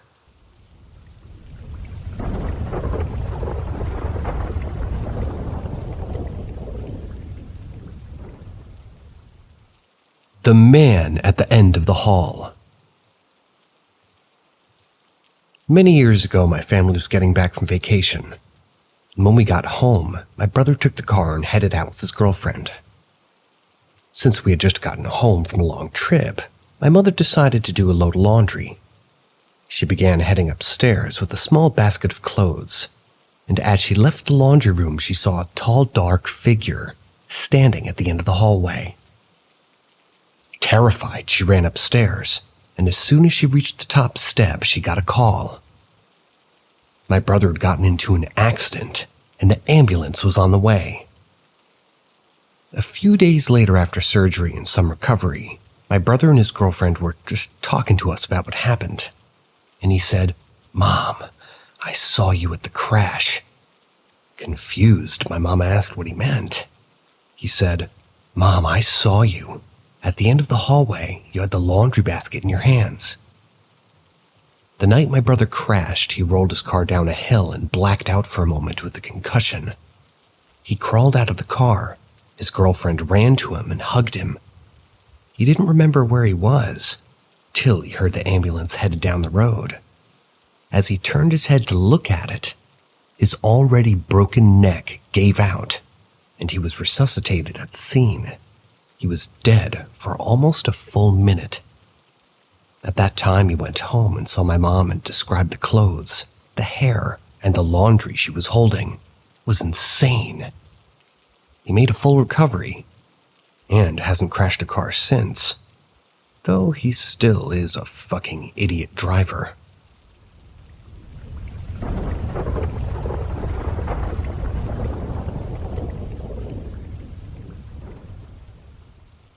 A room I wouldn't go in. My family and I moved into a new house my senior year of high school. My room was in the basement. My room in the last house was in the basement, so it was no big deal for me. There was another room next to mine that could have been another bedroom, but everybody else decided to stay upstairs. My family put our piano in that room and used the closet as extra storage space. Every time I would walk past that room, I was filled with an inexplicable dread. It's a feeling I still can't describe properly. I always felt like there was something on the other side of the door that was just waiting for me to open it. If I would walk by that room and the door was open, I would walk up and shut it immediately, being sure not to look inside. No other room in the house or any other house I've lived in has given me this feeling. I felt a presence that was extremely negative in that room. It came to the point where every time I went to my room, which shared a wall with that room, I felt uneasy, watched, unsafe, and overall very negative. I would have written it off as to me being paranoid or anxious about moving into a new house, after living in the same one most of my life. However, I wasn't the only one who expressed these feelings. The woman who cleaned our house refused to clean that room one day. When my mom asked her why, she said that room had an extremely dark energy. I wish I knew what was going on in that house. Items would disappear and reappear, and lights would turn on, and especially when I was sure they were off. Doors would be open and I'd be sure that they were closed, etc., etc. I won't ever go back into that house. My family moved after about 2 years.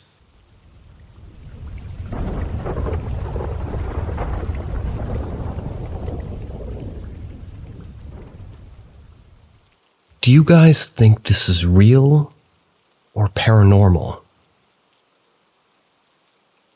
I share a room with my grandma, and I'm not sleeping there because she's sick. That's why I was sleeping in our living room sofa. I've slept on that sofa at night lots of time, so I wasn't scared or anything. The actual story is I was on the phone.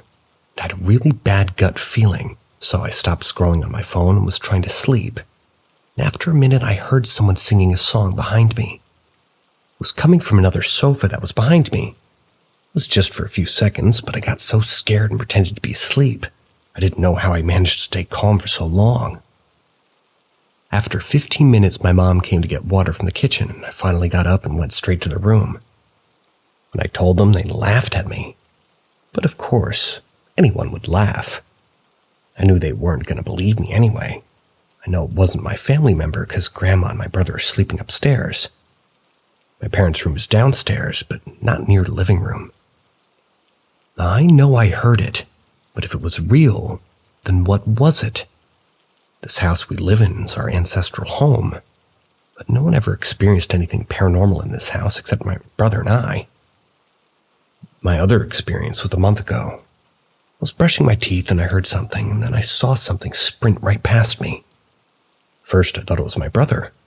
Then I remembered he was still asleep. And also, when I told this to my parents, they laughed and didn't believe me either. But I think they're just trying to convince me that it's all in my head, because they've experienced these things themselves. I don't know about my dad, but my mom was nervously laughing.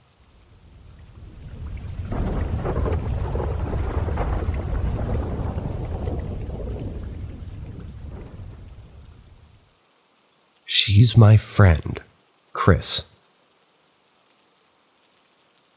So I used to babysit these 2 boys when I was a teenager. I was with them for years and started watching them when they were 3 and 1 years old, Michael and Sam. Every time I was in that house, I'd get such a creepy vibe. I'd hear sounds all the time. So years had passed. Now they were 8 and 6. Typically, when I was at their house, I'd stay in the kitchen while they played in the basement. They had a TV and games and a massive toy room. I heard Michael saying, "You need to stop that, Sally." So it did weird me out, like he was calling his brother Sally. I ignored it and just continued to listen to them because they seemed to be fine. After 30 minutes, I hear somebody say, "Oh, Michael, where'd you go?" I didn't know who that was, so I ran down the stairs. When I entered the game room, Sam looked at me really confused and said, "Chris, what's wrong?" I see Michael sitting on the couch. I look around and no one's there, so I ask Sam who was talking. They were talking on the phone to a friend or something, maybe. Sam looks me in the eye and says, "Oh no, Chris, that was just Michael's friend Sally. She comes to visit sometimes." He continues playing his game like that was a normal statement. I asked Michael who Sally was, and he said, "She's my friend. She likes to play with me and be silly. She's behind you waiting to play." I immediately jump around and no one was there. Just got this really weird feeling, and I remember just telling the boys I'd be upstairs. Ran up really fast. To this day, I hear the voice calling Michael.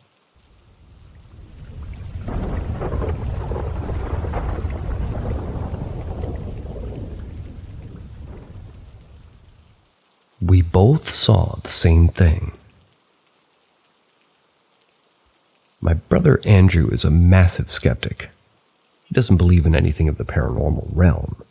He'll try to find a scientific explanation for everything. He and I share a wall between our bedrooms. So one night I was sleeping and woke up to the sound of my door opening. I have a diffuser and the light stays on so I don't trip and die if I get up in the middle of the night. But as my door opens, I can see a shadow on the wall of something short looking. So at this point, I'm wide awake, scared to death. I try to move and get up to see what the shadow is, and I hear a voice whisper in my ear, "No, no, no, no, no, no, no, no." It was right in my ear, and I was in bed facing the wall.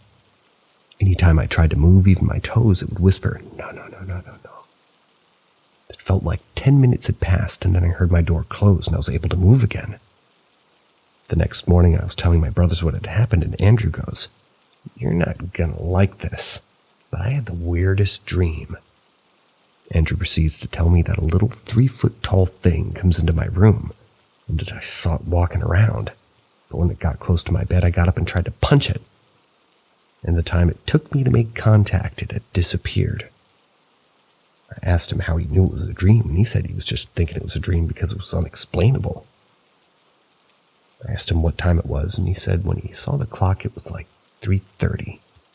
When it finally left my room, it was 3:15. I haven't had an experience like that again, but all I know is I was wide awake and I've never been scared of something like this.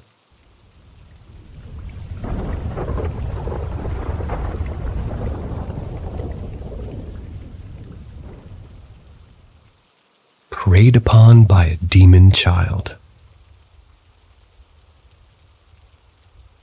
For context, we live in the rural neighborhood, bordering the woods. This is far from civilization, and all of our neighbors are related to each other in some ceremonial or by blood matter. Here's the story. My mom told me that way back when she was pregnant, with me in her 3rd trimester. She went back to her province. She does this whenever she gets pregnant, so that her parents could look after her. There was this one instance in an ungodly hour one night she went out of her yard to relieve herself. We used to have an outhouse, used as a shower room and a toilet room in their backyard, but for some reason she didn't use it. When she was done, she suddenly heard a cry of a newborn baby going softer and softer. There were no other babies yet in our rural area, and my sister, who was a toddler at the time, was the youngest one yet. She instantly knew a Tianak was preying on us. So she immediately ran back inside my grandparents' house and locked the door behind her. Good thing my grandparents had the habit of locking all the windows and closing the shades by the time the sun's setting. My sister also experienced it firsthand. My mother was still pregnant with me at the time, nearing her due date. My sister still remembered it vividly, even though she was only 2 at that time. She was awoken by a baby crying right next to the bed. She was caged between the wall and my pregnant mother. When she was about to sit up and check it by herself, my mother pushed her back to the bed and told her to ignore it and return to sleep. She also briefly remembered that tears were streaming down my mother's face that time.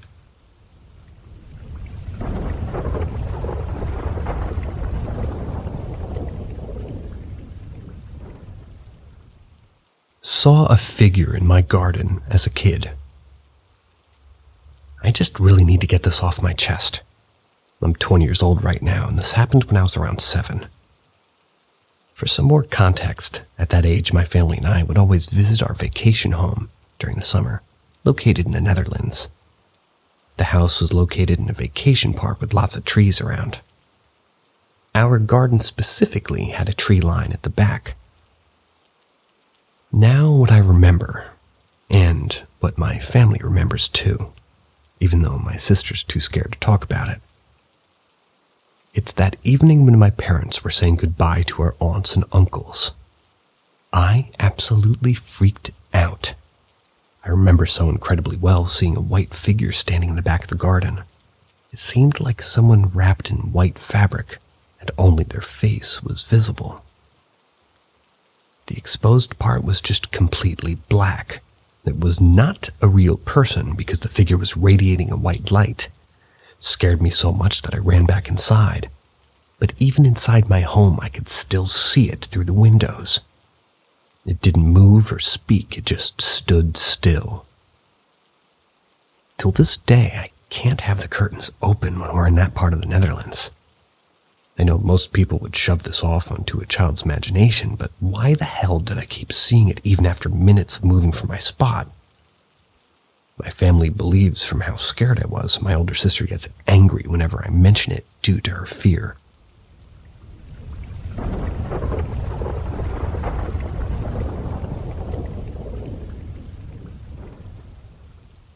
I think I died multiple times, and I've figured out the afterlife. So to begin, this of course is just my opinion. And it makes sense to me. So to get to the point, there's been times where something has happened in my life where I could have died. Examples are, had an ATV land on top of me from a great height, and I was very young and small, and my brother was on top of me as well.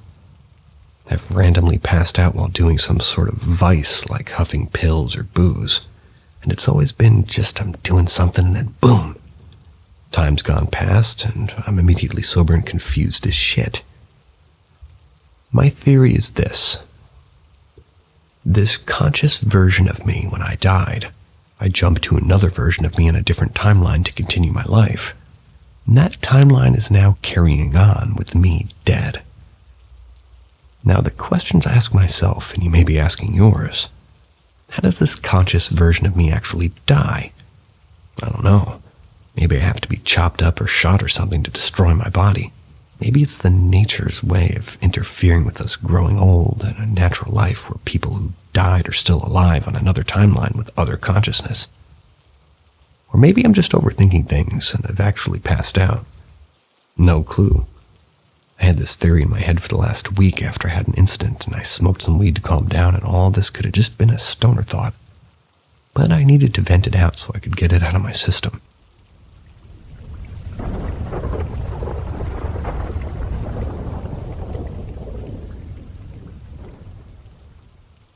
Entity lived in my sister's closet. About 2 years ago, my older sister would spend almost all of her time in her bedroom. I was an annoying sister, so whenever she was in there, I would love to pop my head in and say hello. She was never that annoyed by me hanging out, but I started to realize that I couldn't spend much time in there without feeling sick. I would either get a headache or start to feel nauseous. My sister and I used to joke about this and say that my sister's room just had bad vibes. After a while, we started to notice that her dogs also wouldn't spend more than a couple of minutes in her bedroom at a time.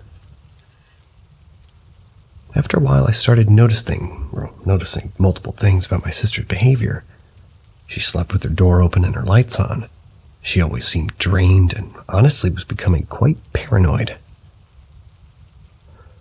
She admitted to thinking that she would hear things and voices and whispers. Her grandmother lives with us and is quite religious. Apparently one day my grandma was in my sister's closet hanging up clothes for her and felt something breathe in her ear.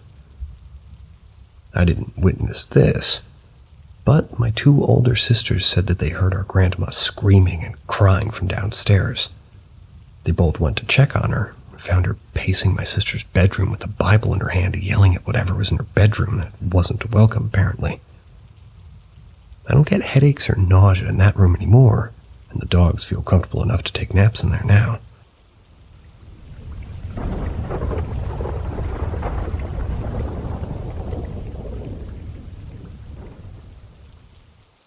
A moment that reoccurs frequently.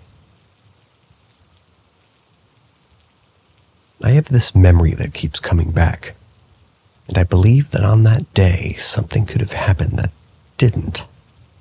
Let me explain. I was young, we would often go fishing near a canal for fun. While walking along the canal, we found a place with a metal bridge, and below there was a drop of at least 30 meters with large fish swimming. We settled there to try to catch one, but for a reason I don't understand, we decided to cross the bridge from the wrong side. So I was hanging on with my back facing the void. When we reached the middle of the bridge, I had a flash of falling. I no longer had the strength to continue to the end, so I told my friend that we needed to turn back, but he didn't understand why we would turn back. There was still half the path to go. Nevertheless, he listened to me. And sometimes, even today, I dream of that particular moment with the feeling that I made the right choice. I had a bad premonition. It seems like my soul is trying to remind me of that moment. Perhaps because I made a decision that may have saved my life. In the end, my body or my soul still connects me to that specific moment in history, so that I remember it.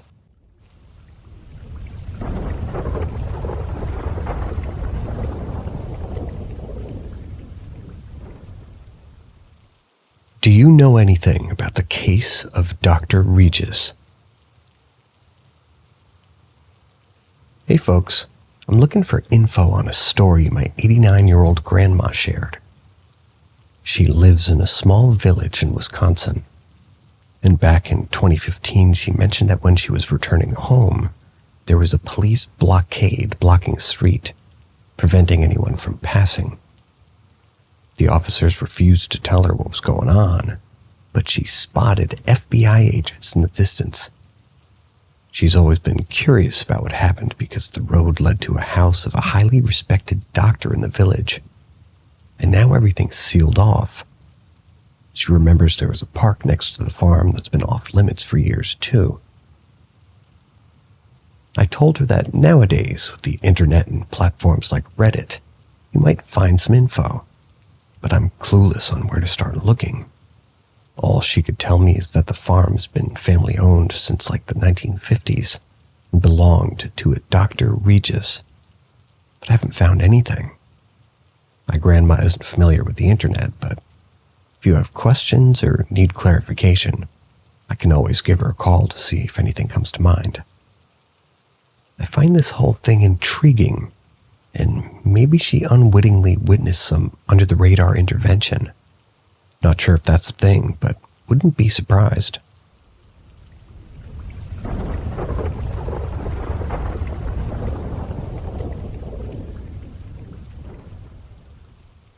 Apartment might have a ghosty friend. I think that my apartment has a ghost living here as well as me. Things fall off or fall over in the middle of the night for no reason. Stuff that's been on a shelf or on a wall for months suddenly falls off. The odd, loud noise at random times of the day and night when I go look, nothing's out of place at all. Like Ghosty is stamping about for the hell of it. I don't mind it, I guess you could say, but it's their home as much as it is mine. I've never felt threatened by it or anything. Whenever I hear one of these noises, I reply with, "I hear you." And the noises seem to stop for a few days until it happens again, and I say the same thing in reply. Almost like it's reminding me that it's here too. With that said, noises at nighttime are not cool, and I tell it so whenever it happens. A firm and simple, "Stop it," kind of all it needs. One night about a month ago, my kitchen bin line mysteriously lifted up and fell off the top of the bin at like 4 a.m. and crashed into the floor. I wasn't happy at all, so I let them know it. Hasn't happened again. How can I 100% prove that this is a ghost, though? I say it's a they, as I don't know their gender or name or anything. Ghosty is all about I could come up with. Is there any way of proving it one way or the other? If nothing else, I'd like to at least know their name.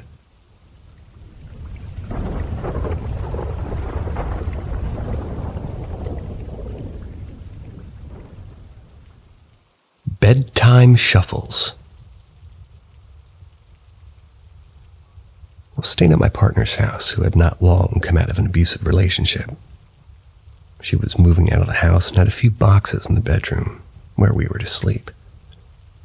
She had a 6-year-old who was in the house with us sleeping in his room.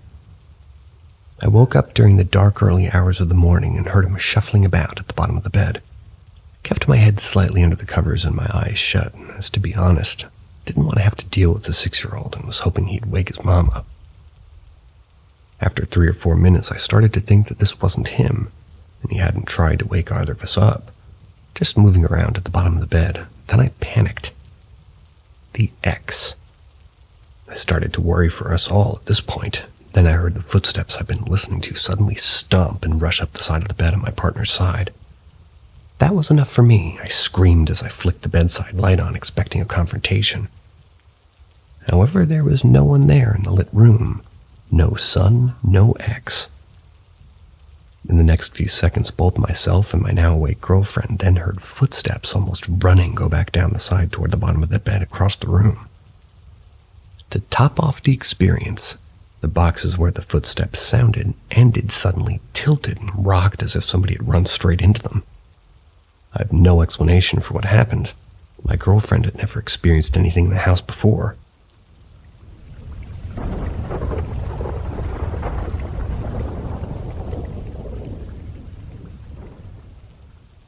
Weird experience. Big man. First off, I've always been skeptical about the paranormal myself, but I've always been open-minded to the subject and liked the stories. But yesterday, I experienced something that, to me, was and is really, really weird. My 2-year-old son was asleep in his room. I was in another room. This is when he suddenly called out for me, "Dad," and crying a bit. Nothing unusual. I came in and picked him up, and I could tell he was in a state of half sleep and half awake. He kept crying a bit, so I asked him, "What's the matter, son?" He, "Big man." Me, "Big man?" Him, "Yes, big man." In the dark, I looked around the room and couldn't see anything, so I just said with a low voice to the nothingness, "What the fuck do you want?" Immediately as I finished that sentence, I got this sudden chilling feeling all over my body. I've had chills before, but never this way. My son slept the whole night, and I haven't mentioned it again. I have no idea what to think of it, but I definitely feel like something left the room that night.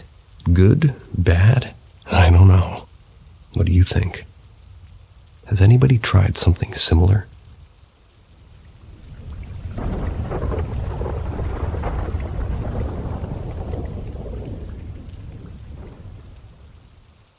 Strange encounter in Kanazawa. I'm in Japan with my girlfriend and his brother for a trip. And these days we're in Kanazawa, and today me and her brother saw something really strange. We were changing bus at Omicho Market, and to reach the other bus stop we had to pass through an underpass. It was around 8 p.m. We called the elevator to go upstairs, and it's a transparent elevator, so we can see 2 boys and a girl coming down. My girlfriend's brother was waiting in the front of the center of the elevator, next to him, to his right, my girlfriend, and then me. The door opens, the boys leave the elevator. So I wait for the girl to get off too. She's not getting off. So I peep to see why she's not getting off. Well, no one was there. So we get on the elevator and get off at the ground floor. Here my girlfriend's brother says something like, "That girl." I asked him if he saw her too, and he said, "Yeah." Then he knew I saw her too because he saw me searching for her in the elevator after the 2 boys got off. Both of us saw that she had long hair and she was wearing a light pink-gray coat. I got shivers when we found out that we saw the same non-existing person. I'm having them also now writing about it. Never happened like that. Neither him or me. My girlfriend didn't see anything.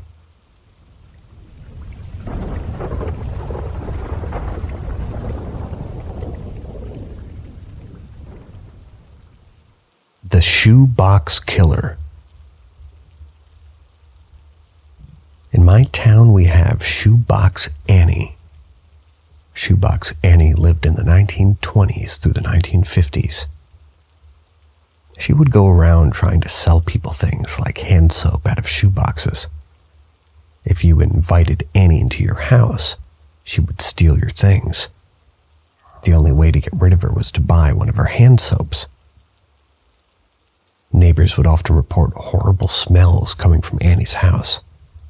The reality is that Annie and her son were killing people, temporarily burying their bodies in the basement until later dismembering them in the bathtub, burning them with acid. The original house of Shoebox Annie was burned down, however. Across from where our old house was is now referred to as the Shoebox Annie house, as people of the area claim that that's where her spirit's taken residence. Sometimes you'll see the spirit of Annie standing in the upstairs window. Sometimes people smell weird smells coming from the house. It's said that everybody who's gone into this Shoebox Annie house never comes out. The house was boarded up almost 30 years ago.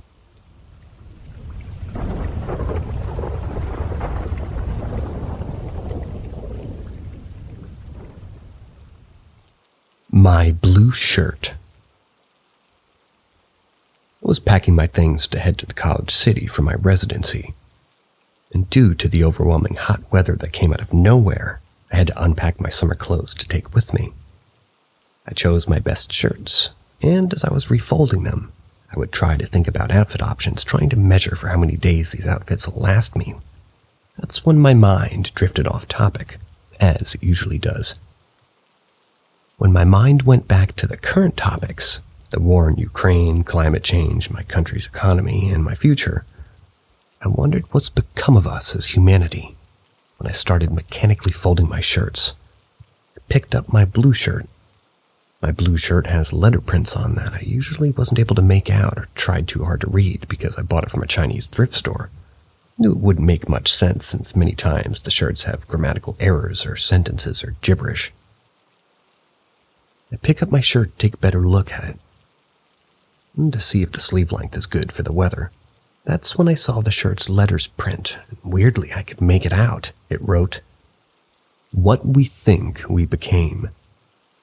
And I froze, found it very odd, like it was a sign or something.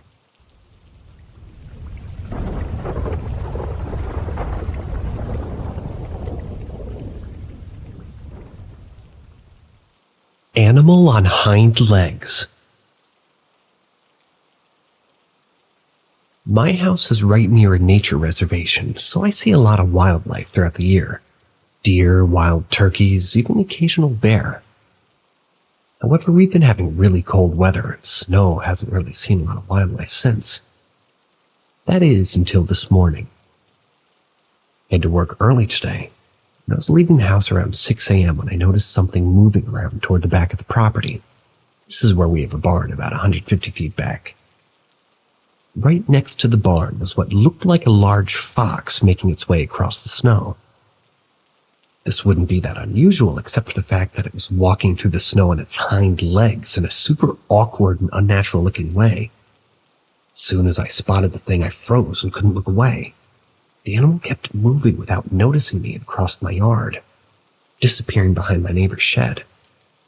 I immediately got shivers all over and had really bad vibes from the fox. Never seen anything paranormal before in my life, but the way that fox was moving me was so unnatural that I can't believe it's just a result of injury or something. Definitely going to think twice before walking the dog back there anytime soon.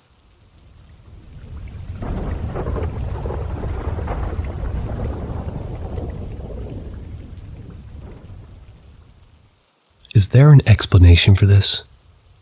Is this a known paranormal phenomenon? I live in Illinois. I've had a couple of paranormal experiences as a kid, but nothing since I'm 30 now. Earlier this year in March, I had a half-full cup move right in front of me. I thought, okay, definitely paranormal, but best to just ignore it, so I told my wife and we just forgot about it. Saturday, I was going to bed at like 2 a.m. after gaming. Put on one of my downloaded history radio shows on Spotify to fall asleep to, like I always do. Put it on airplane mode because it was right next to my head so I can hear it without disturbing my wife. Well, I was dozing off. I I start to hear static. The only word that I can think of to describe it is demonic or hellish speaking, almost whispering, breaking through the show. I could still hear the show host speaking a word here and there in the background, but he was staticky, and the voices were so weird it would sort of just wake me up. I started to try and hear if I could figure out what it's saying or what's going on, but